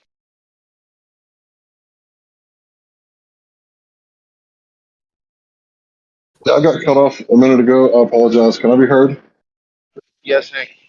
And oh man, I'd love to speak to you today if you can. Yeah, for sure. Right after this, if you want to. So what I was going to say was the retrograde motion doesn't debunk geocentrism because all motion is relative, and all motion being relative, then all forces would also be relative. So it works on your model, right? It doesn't disprove the geocentric model. It's just something that people said, right? Because you still to this day have retrograde motion, right? It doesn't debunk your model, right? It's what we all observe. So you can't just say that I see retrograde motion, therefore it debunks the geocentric model, right? You just add that to the model, like it would go in the model, just like it goes in your model, right? So you can't just keep saying these same old tired things like over and over again, like hoping it's going to be true just because you say it, right? Because we can't test any of this stuff. It's all so saith the king, right? It's always been like that, but it's not the king, it's the what do they call it, the Jesuit, right? The guy whispering in his ear, like, oh, we got the cosmos figured out. This is what's going to happen. Like, no, you don't got it all figured out. It's not science. We shouldn't use the word theory without differentiating, just like they used to do to us in 2015 with the scientific theory and a regular theory. So do you Globers know the difference between a scientific theory and a regular layman's theory? Absolutely. Hey, should it just be assumed that in these conversations, these scientific conversations, that we're talking about scientific theories? It should be, right? But how do I falsify something that's just, a non-scientific theory? And then they get to parade around like we're talking about settled science, and it's not even science. And the fact that, something can be settled as far as, knowledge, like how could it be settled if there's new information and it contradicts it? It has to change. And that's all I think we're trying to say here. Yeah, I agree. Those terms are kind of colloquial, like settled science. Like it's a colloquial term, but in reality, if science is science, then it's never settled. So I guess you can just give it a certain confidence, like a high confidence. I think that's probably what Zdenek meant. Based on what? Whatever you're talking about, I guess that would be your epistemology, because the epistemology behind the scientific method is simply a supposition for a natural cause, and the reason it's empirical is because you're saying my supposition is true or my supposition isn't true, and then you test that supposition. That's what's empirical. Whatever methodology you guys want to use, whether it be empirical or not, justifiable or not, you would have to argue that on your own merit. But I know the scientific method in the way that I just described is very specific and it works just fine for proof. When you use the word empirical, wouldn't you be implying that that statement is true? I guess so. So if something's empirical, that means it's true. So if it's something shown to be not or false, then what you thought was empirical was not true anymore. No, because what if your supposition is true, the empirical result. If your supposition is false, then the empirical result is not true. That's the empirical result. That your supposition is absolutely, unequivocally not true, or true. It's one or the other.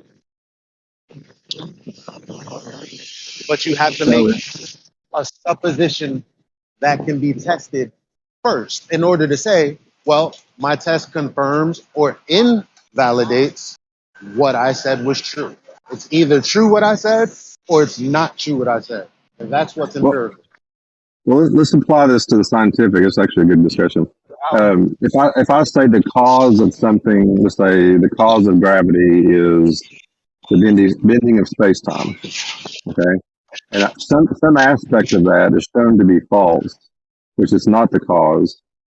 So then you'd have to say the cause of gravity is not the bending space time, right? You have to say that. Well, yeah, according to Elijah. Well, but wait. I didn't hear what you said. You were breaking up. All right, sorry.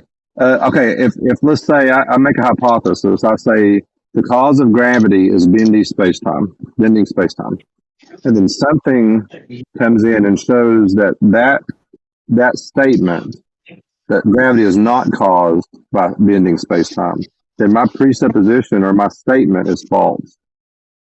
It would have to be false. Well, it depends. It depends what epistemology you're using. If you're using mine, the first thing you need is a natural phenomena. Is space-time a natural phenomena that you can then test and put into a logical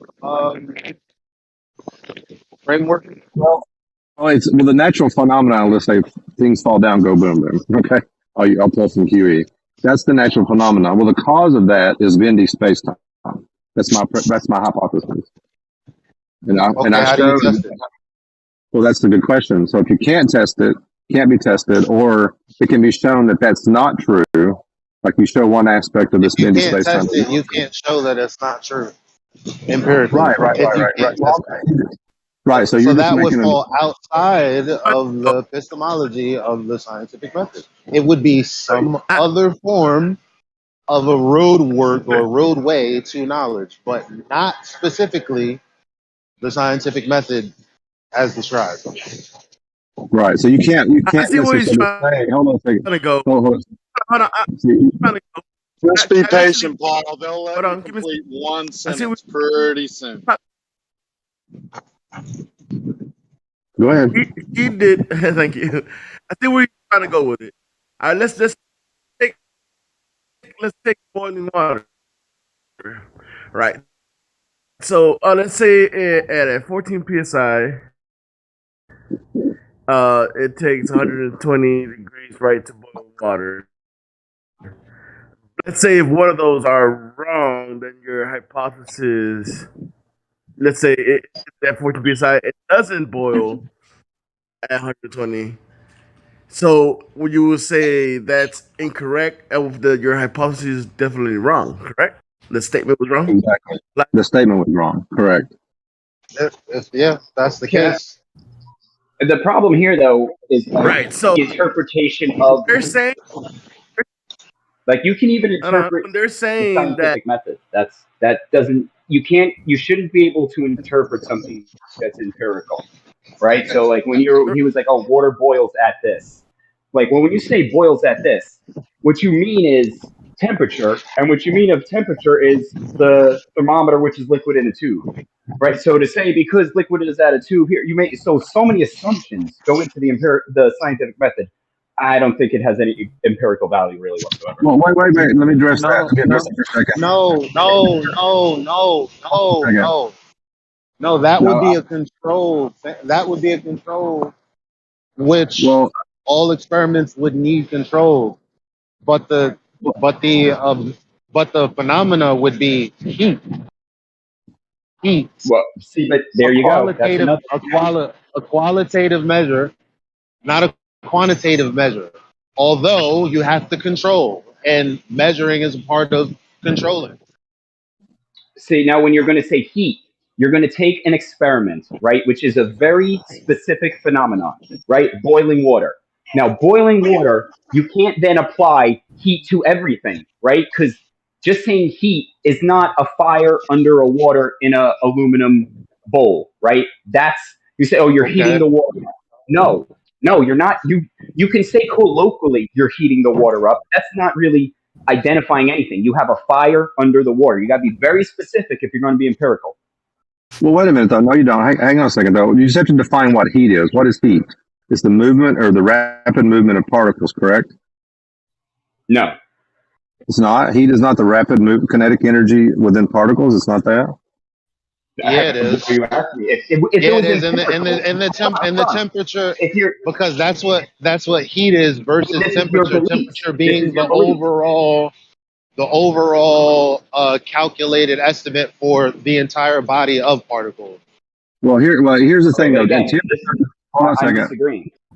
Well, temperature is actually the convention we use to measure how much, let's say, kinetic energy or temperature overall in that system. So you can use Fahrenheit or you can use Celsius. So you can either say 200 degrees Fahrenheit, 220 degrees Fahrenheit, or you can say 100 degrees Celsius. That the temperature is in a sense the convention we use to say, well, this is what we have assigned to this value, and we all agree on it. So it's an agreed upon. What you're doing, you're just assigning a number to a phenomenon, right? That's not empirical. That's arbitrary. It's a complete. Hold on. Wait. Come on. It is empirical, right? Means unchanging. It is what it is. You go out in the real world, and an inch is an inch. When temperature could be, well, it's Kelvin 5, it's 6, it's that. You don't. And what are you doing? To measure the temperature of the water, what are you measuring? Like, could you show me the temperature of the water? It's not temperature. It's heat. The addition of heat is going to boil the water 100% of the time. No. Hold on. So when you put a water in a vacuum, quote unquote vacuum, there is no heat, and the water boils. So again, how are you going to say? Okay, but it's not hot. Hold on, bro. Come on, let me speak. The water's not hot. Oh my. This is what I'm saying. The same thing. Hang on. You're applying these arbitrary. But you missed this. No, the water is not hot. It's not the same thing. You're not gonna use something that's seemingly the same but different to then hinge your entire rebuttal on that water boils a from premise heat. that's not true. You just said water boils from heat. Elijah, and then I'm showing you no, it doesn't. So here's the thing. I want to address this thing. First of all, if you say water boils in a vacuum, you're changing a control. That would be a different hypothesis to then be tested. That doesn't invalidate heat being the cause of water boiling. Go ahead, El Barico, Jesus Christ. Give me a second. When you said water boils because of heat, or water boils because of heat, you didn't Hold on, Elijah. Hold on. It. Is everybody roboting or is it me? Man. Addressing something. Holy fuck. I'm addressing what you're saying. You're roboting. Okay. Can you hear me now? Can you hear me, Elijah? Yeah. Hello? I can hear you. Am I roboting? Yes, yes. All right. So I'm No, addressing you're what not he's robot. saying. One of the things you missed was that I set at 14 psi.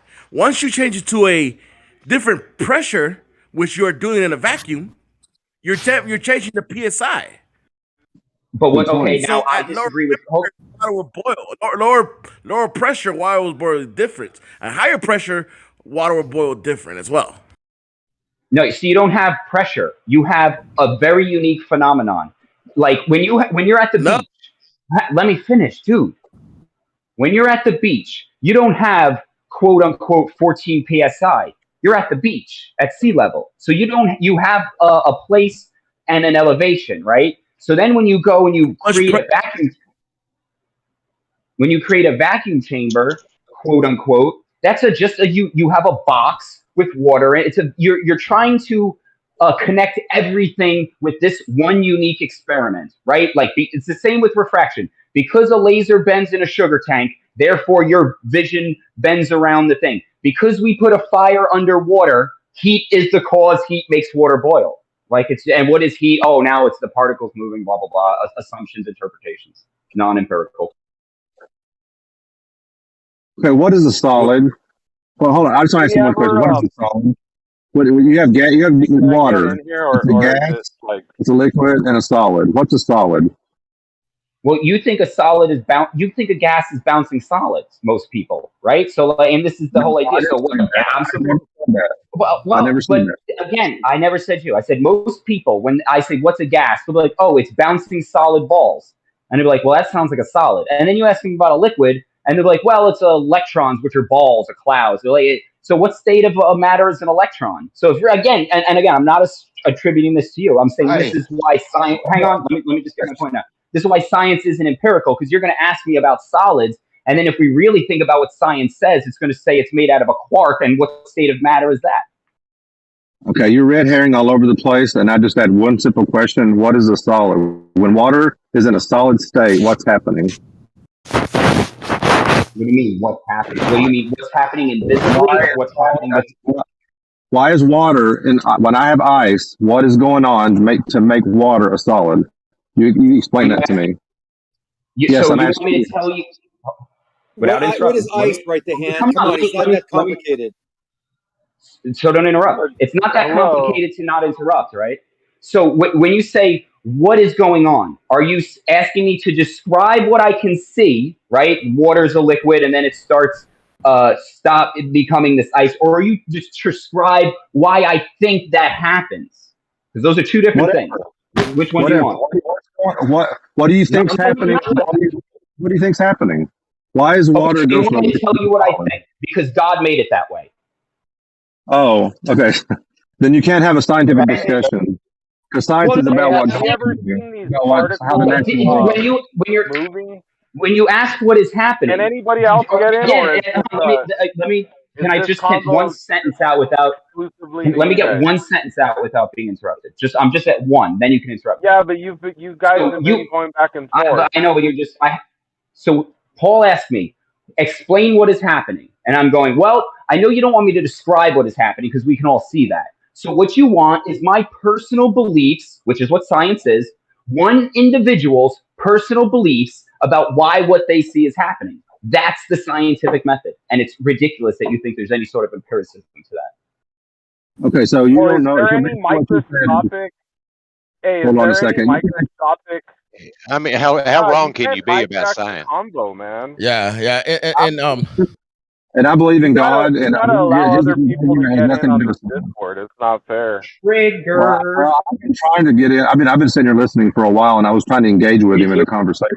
So you can actually see water turn into droplets with steam, right? Would you agree with that? I don't deny anything that you can see. But again, you've stated that we're not talking about what we can see, which is what we describe. You're talking about why we believe it happens, which is completely different. Well, here's the thing. It seems like when I apply heat over a stove, that water turns into small droplets. And we call that a gas or steam, or it's boiling. So something about heat causes a phase change of a liquid to some form of gas or water droplets. Would you agree with that? No, because I can take my lighter and put it under a. Hold on, I can take a lighter and put it under a cup of water, and it will never boil. But I'm adding heat. Now you're going to say, well, it's not enough heat, and I'm going to say, what the fuck is heat? And can you show me a quantity of just heat? Or are you going to show me a unique effect? There's a Okay, why temperature don't you take heat, man. Oh, hold on a second. Hold on a second. Why don't you get a tablespoon of water and do the same thing? Okay, but again, I'll take a match, and it won't happen. So I'm saying, if you're telling me that saying a match heat can't boil equals water? let me just get. So Dude, you're you saying got to be the dumbest guy in the room. You're not being Wow, making any I sense. know, and you have to be the most uncivilized who can't No, control you're just himself. being stupid, right to hand. And you're being uncivilized, and you're just interrupting. No, so I may be you're just stupid, not and I'll answering the take that I'm question. You're stupid. being silly. I'll take being silly, but at least I don't interrupt people. So I might be a retard. I might have Down syndrome, but All at I hear least is have you enough talking. common You're the sense. one dominating the conversation, by the way. Yeah, may I ask a question? I've been patient. Well, I just get talked all over. Zanuck just talked all over me. So let me just get out my thought without. You should cry about it. You already got it out. keep Can you on let going. anybody else See, now get in? everybody's talking over me. I just want to get my point out. Okay. I So guess you're left going lane to. What left, is your point? Well, get to your point because you're not Well, making I a will point. if you stop Did interrupting. left It's hard lane to get. lead, or is this left lane just a terrible mod? Which is it? Well, left Rocky, lane. you know I mean, better. why do you let the Glober run loose and then if I I'm not a interject, Glober. you're gonna try and mute me immediately? It's not fair. I'm not a And Glober. we're all waiting patiently to I'm not a get Glober. it. I'm Are waiting you for you cool? to stop What's your talking. name? Kool-Aid? I don't get Is this. your Right name in the hand has Kool-Aid? been trying to get to his point for I don't know how long, and everyone just wants to talk all over him. Yeah, I wasn't interrupting right to hand. I was taking up for him, saying the mod should step in because it's ridiculous he hasn't been able to make his point. Thank you. So if you're going to imply that through stove water boiling, quote, bubbling, that heat boils water, and then I just set up another experiment, quote unquote, where I put heat into water and it doesn't boil, you can't then just assert that you're correct and be like, well, you just didn't do it right. No, I showed an example where heat won't necessarily, or quote unquote, what you say is heat won't necessarily. So now you're going to have to get with an exact quantity of some conceptual thing, heat, on how much boils water. When again, it's just this very specific phenomenon. Okay, so that means that implies something. Hold on a second. That implies something then. Then you've got several control variables that you can control. You can control how much heat. You can control the pressure around it, and how much water. You've got so if you want to say it's water or heat, then you can say, well, if I apply X amount of heat at X amount pressure, volume or pressure, then you can determine what amount of heat is required or temperature is required to boil that water. So what are you talking about? I don't get it. Because you're never going to be able to show me a quantified amount of heat, right? Like yes, I can quantify. It's called joule. Wow, Zanuck. Yes, you can. Yes, you can. Absolutely. It's called temperature. It's called You temperature. tell me how much water you got. I can tell you how much heat you need to boil. I thought at least you were. You heard what I said? Wait, let me. One word. You're Okay. talking the whole time. Zanuck, what do you want me to do? You want me to give me the amount of water. I'll give you the amount of heat that is needed to boil it. How about that? You'll give me a number mathematically. I will give you the amount of heat you need to boil the water. Yes. You're going what part to of that give me don't a you understand? Dude, that's heat. Temperature can be measured, man. Hey, temperature and heat are not never actually the same. We've never heat actually can boil seen water, and the amount of heat based on what Paul said. Stop the talking temperature all and over pressure. everybody. I was talking. No, he Really? was. Zanuck was actually answering. So please let him. I was finish. answering, so I think I had the floor for like 5 seconds. Yet I'm dominating. Jesus. So yeah, you give me the amount of water. Okay, I'm about to mute you. Are you? You Not give me you, the amount Zanuck. of water, and I can. You give me the amount of water, and I can tell you exactly how much heat you be required to actually boil it, change its state. Not a problem. It's science. It's not magic. Right to hand. Oh, you just repeated. You're not. That's awesome. You're not going to show. The floor for you to repeat your statement. Awesome. You're not going to quantify. Can I get in now, the amount of Albo? heat. Is it fine if I get in? Yes, you can quantify heat. Absolutely. Let me just respond. Can I just respond to Santa real quick, and I'll give you the May floor. I get So in you're now, not. Albo? Is it fine, or are you gonna Let me. Yeah, make me? let You him can have it right after me. let him no, I'll let him get respond in to because let him get in and then you get it after that. Go ahead. I can get in. Yes, go right ahead. All right, thanks, man. All right, great. Okay, we're all talking about boiling water, right? Which is pretty easy concept. But can we ever in a live demonstration at a molecular level see these H's, 2's, and O's bouncing off of each other and creating this heat that's supposedly happening, right? Because it's obviously getting hot. But have we ever, I'm just asking the Globers or the scientists or even maybe the flat earthers have done this, a molecular level view of the actual molecules generating so much heat that, and they're not exploding, right? They're just moving so fast that they're creating this friction and heat, right? Have we ever seen that, or are we just conceptualizing this? Or it's a question. If nobody can answer it, that's fine. I'll get my answer if you don't answer it regardless. I'll answer it. I don't think you can see the water down level have that happening, but I think they actually do see a phase change in water, and you can see it at the bottom of a pot because you can make the assumption that there's nothing else down at the bottom of a pot except the water. Something's happening to the water that is changing state from a liquid to a gas. So you may not know exactly what the water is, but you can see that occur. Can I respond now? Sure. Can I respond to you? Okay, great. That's begging the question that it's actually the molecules moving. And what if? Let me just guesstimate something that perhaps the water is staying put, but allowing, let's just say, the ether, for lack of a better term, could be the one that's actually moving faster because the water's allowing it to move the way the water's structured. Let's just say the water's structured in a way when you apply heat that it's allowing the ether to move through it. Is that possible? Because hold on. This is why I say this real quick, because we're saying these molecules are bouncing off each other so fast that they're creating friction and causing heat, right? And we can't see it live in a bucket, but if we're gonna beg the question that this is happening, why also can't we beg the question that maybe it's the ether or the field or the energy that's actually moving in between the water molecules? Why can't we say that as well? Okay, well, here's the thing. Everything I've heard so far in the description of the ether is not a physical entity. So it's not physical, okay?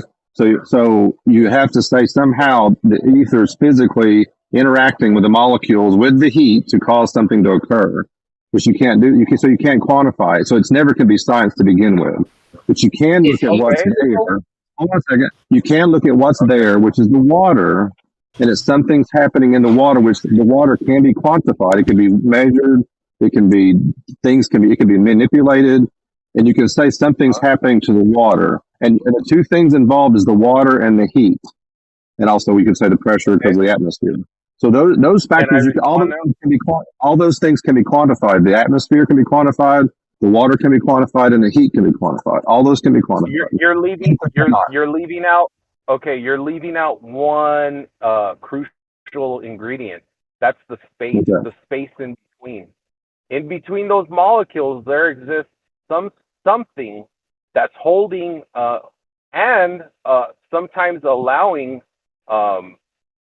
Well, there's space in between those molecules, right? What can we call that? Do we just call that space, empty space, or is that an allowance of conductivity? Well, so wait a minute. In one breath, you're saying molecules can't be quantified, but then the next breath, you're saying molecules do exist. and there's space between the molecules. So wait I a minute, never are you said that. I never okay? said that. All I simply said was you're missing one crucial ingredient. That's the space in between those molecules. You know where the you said molecules and heat, and I'm saying you left out the space in between. Okay. Let's think about that. Then, how can I manipulate the space to show that it's the cause of the phase change of water? Well, wait, hold on. Let me wait. Hold on, I want to say something. Hold on. You shot his ether down because you were like, hey, it's not physical, right? But heat isn't physical either. Heat is, the description of something that's physical. So that to me is like I find issue with that. Well, here's the thing. I've already described what heat is. It's the movement of molecules, the vibration or movement of molecules. So I can describe how something is occurring, and that is something. Heat is something. But he's doing the same. He's describing how that something's happening. He's just using the ether, and you're using bouncing particles. But we're not seeing either of them. So how is yours any different than his? Because mine is very different, and I already just asked that question. Okay, I can manipulate the heat, right, with flame or a microwave or a stovetop, an induction. You can manipulate the water. Hold on a second. Well, I'm manipulating the heat through magnetic. Now this is where that's your assumption. This like hold on a second. Hold on a second. Magnetic radiation. Hold on. When you say magnetic radiation, that's the same as him saying ether. So you're not if he can't manipulate the ether and he can only manipulate the water, same goes for you. You can only manipulate the water. You can't manipulate some magnetic radiation something just because you say you can. Well, you know how I can with an inductive tope stop because I have one. Plug it into the wall. I can manipulate it all day long. No, you manipulate the water. You're not manipulating some intangible reason that you hold on. Hang on. You shot the ether down because it was intangible and there's no physicality to it. Magnetic radiation, there's no physicality to that. What are you going to show me a block of magnetic? Hold on, Paul. Let me finish. Don't get triggered. Don't turn into a different person. You're usually so calm. No. You're interrupting me. You never interrupt. It sounds fast. Think about that, Paul. Paul, think about that. You never interrupt until hold on. Just think about how you never interrupt until you start getting. Can you finish? Yeah, maybe when you don't fucking chime in. So when you're going to attribute heat to quote movement of particles quote really to the electromagnetic radiation, that's the same thing as just saying the ether, a non-physical cause that I can't demonstrate, which is the reason for heat, whatever that is. You can demonstrate heat. Okay, hold on a second. Can I respond now, or are you done? Are you done? Okay, you're silent. He actually talked about the space between the molecules, right? That's what he said originally. And I actually said, how do you manipulate the space between the molecules? Now, I can manipulate a magnetic field through an inductive stovetop, or I can induce in the magnetic field and create heat with a coil called a eye on a stove, or I can turn on a flame with a gas power and manipulate the metal. That's what I'm manipulating, the metal in the pot, increasing the heat in the pot to increase the heat in the water to cause it to boil. No, hold on. You stated the point. We're talking about the cause. Now he said, hang on, let me don't interrupt. His cause of heat, he said maybe instead of bouncing particles, there's the ether. And you said, no, it's not physical. Now, then we get to your story, and I hear electromagnetic field, and I'm not aware that electromagnetic field is a physical object. So I see, again, when you guys are actually, you shot his idea down, but then kind of rebranded it and sold it again. So you're saying the magnetic field is the ether? I'm saying, oh my God, I'm going to say it simpler. He proposed a non-physical reason. Ether. You shot it down because of the non-physical aspect. You then propose something that is also non-physical, a magnetic field. That seems contradictory to me. Maybe it's just me. Well, here's the thing, though. A magnetic field. Hold on a second. Magnetic fields are not physical. Hold on a second. That's okay, whether it's physical or not. There's something about a magnetic field that can interact with something physical. I mean, that's why an inductive. Hold on a second. That's why an inductive stovetop, like I have one, I have an inductive cooktop, manipulates a magnetic field to induce heat in a pot. So something a magnetic field does interact with something physical, whether I know what that magnetic field is or not. But here's the thing. The thing is we're trying to manipulate the cause. He said there's space between the molecules. How do you manipulate the space between the molecules to cause things to heat up? That's the question again. No, that's not the question. It is the Well, question. I'll restate. That is not the question. You said it cannot be the ether because it's not physical. Now we're on you. You use your logic. You said your idea is wrong. Ether's wrong because it's not physical. So now we come back to you. Then you're going to introduce a magnetic field. You're going to say it's not physical, but that doesn't matter because we know magnets work. And I'm going, okay, so you just told him that the ether doesn't work because it's not physical. But then we'll come over to your world where non-physical things can interact with the physical objects, and that's okay. Okay. Yeah, So right now, we know what a magnetic field is and where to come from. What is the ether? Exactly. Hold on a second. Then it's on him now. He thinks the ether can be manipulated to cause heat. Go, right the hand. Go. Are you going to do that? Manipulate the ether to create heat. Go.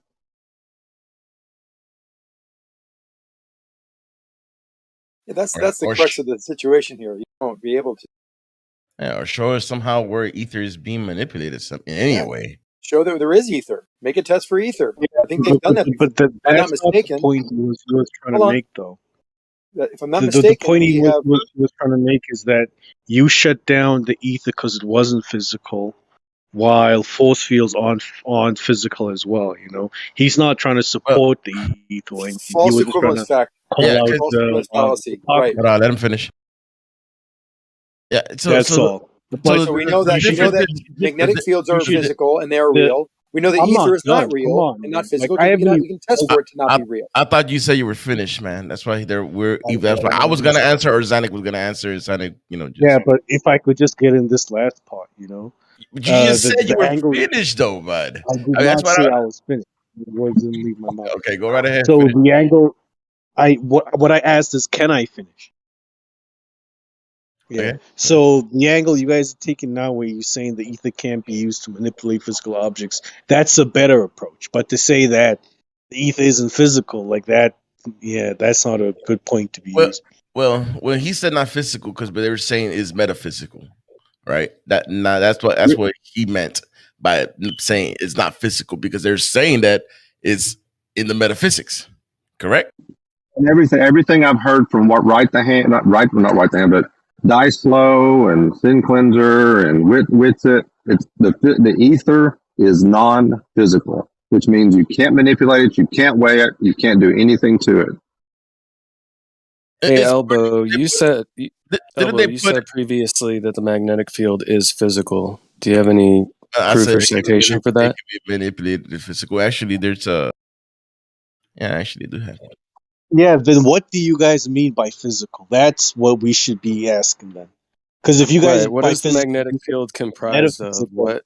I've never heard of physical described that way. Physical just means so physical. Material, yeah, means material, right? Yeah. So this whole it's either physical or metaphysical, right? So they say the ether is like metaphysical, right? And I would say, well, it depends on your definition of ether, right?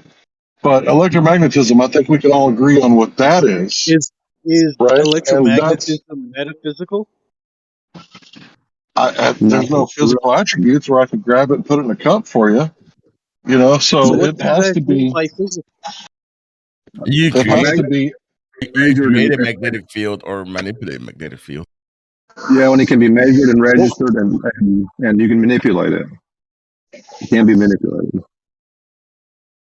So that's what you guys mean by physical. Something you can manipulate, even though it's not material, as long as you can manipulate it. It's physical for you?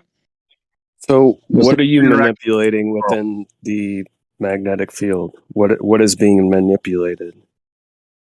charged particles which generate this magnetic field. The interaction You can between these increase, charged can increase or particles. decrease the magnetic Do you have field. Yeah. any evidence for these charged particles being present? Yeah, Yes. when you run charged particles through a wire, for example, to create a current, voltage, electricity, just to let you light, know, Nate, charged like particles batteries. do not Come on, go through. Charged particles do not go through wires. Electricity is not being conducted by the wires. It's outside the wires, just to let you know. Oh, really? Huh. When you insulate it? What? What happens then? But it's What happens when you because have an of insulated the wire? current running through the wire. If there's no current, you're not going to have. Well, he's thinking Come on. running like a flow like water. It's not flowing like water, but it is.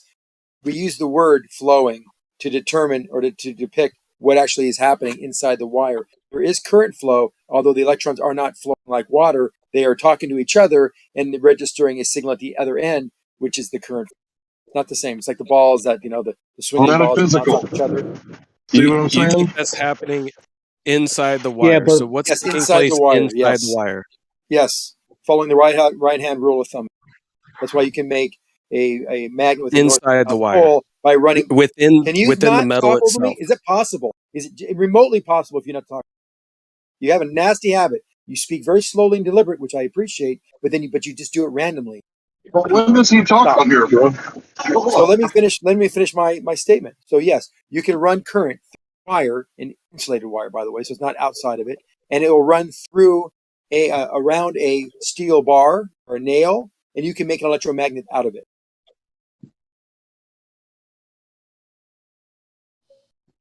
So you think that the charged particles are moving within the metal wire itself? Is that your claim? Define moving. I don't know. What is your claim? What is I already taking told place you about the definition within of the metal? how current moves. You didn't accept it. Maybe because you were talking over.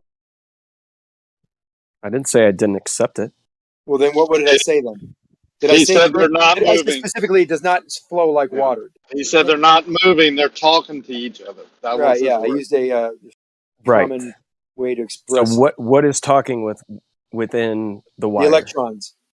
Electrons within the wire are talking to each other. Correct. Yep. What are they saying? Communicating. Are they sentient? What are they saying? So you don't understand. I'm not even going to go. Napon, you're being an idiot. Stop it.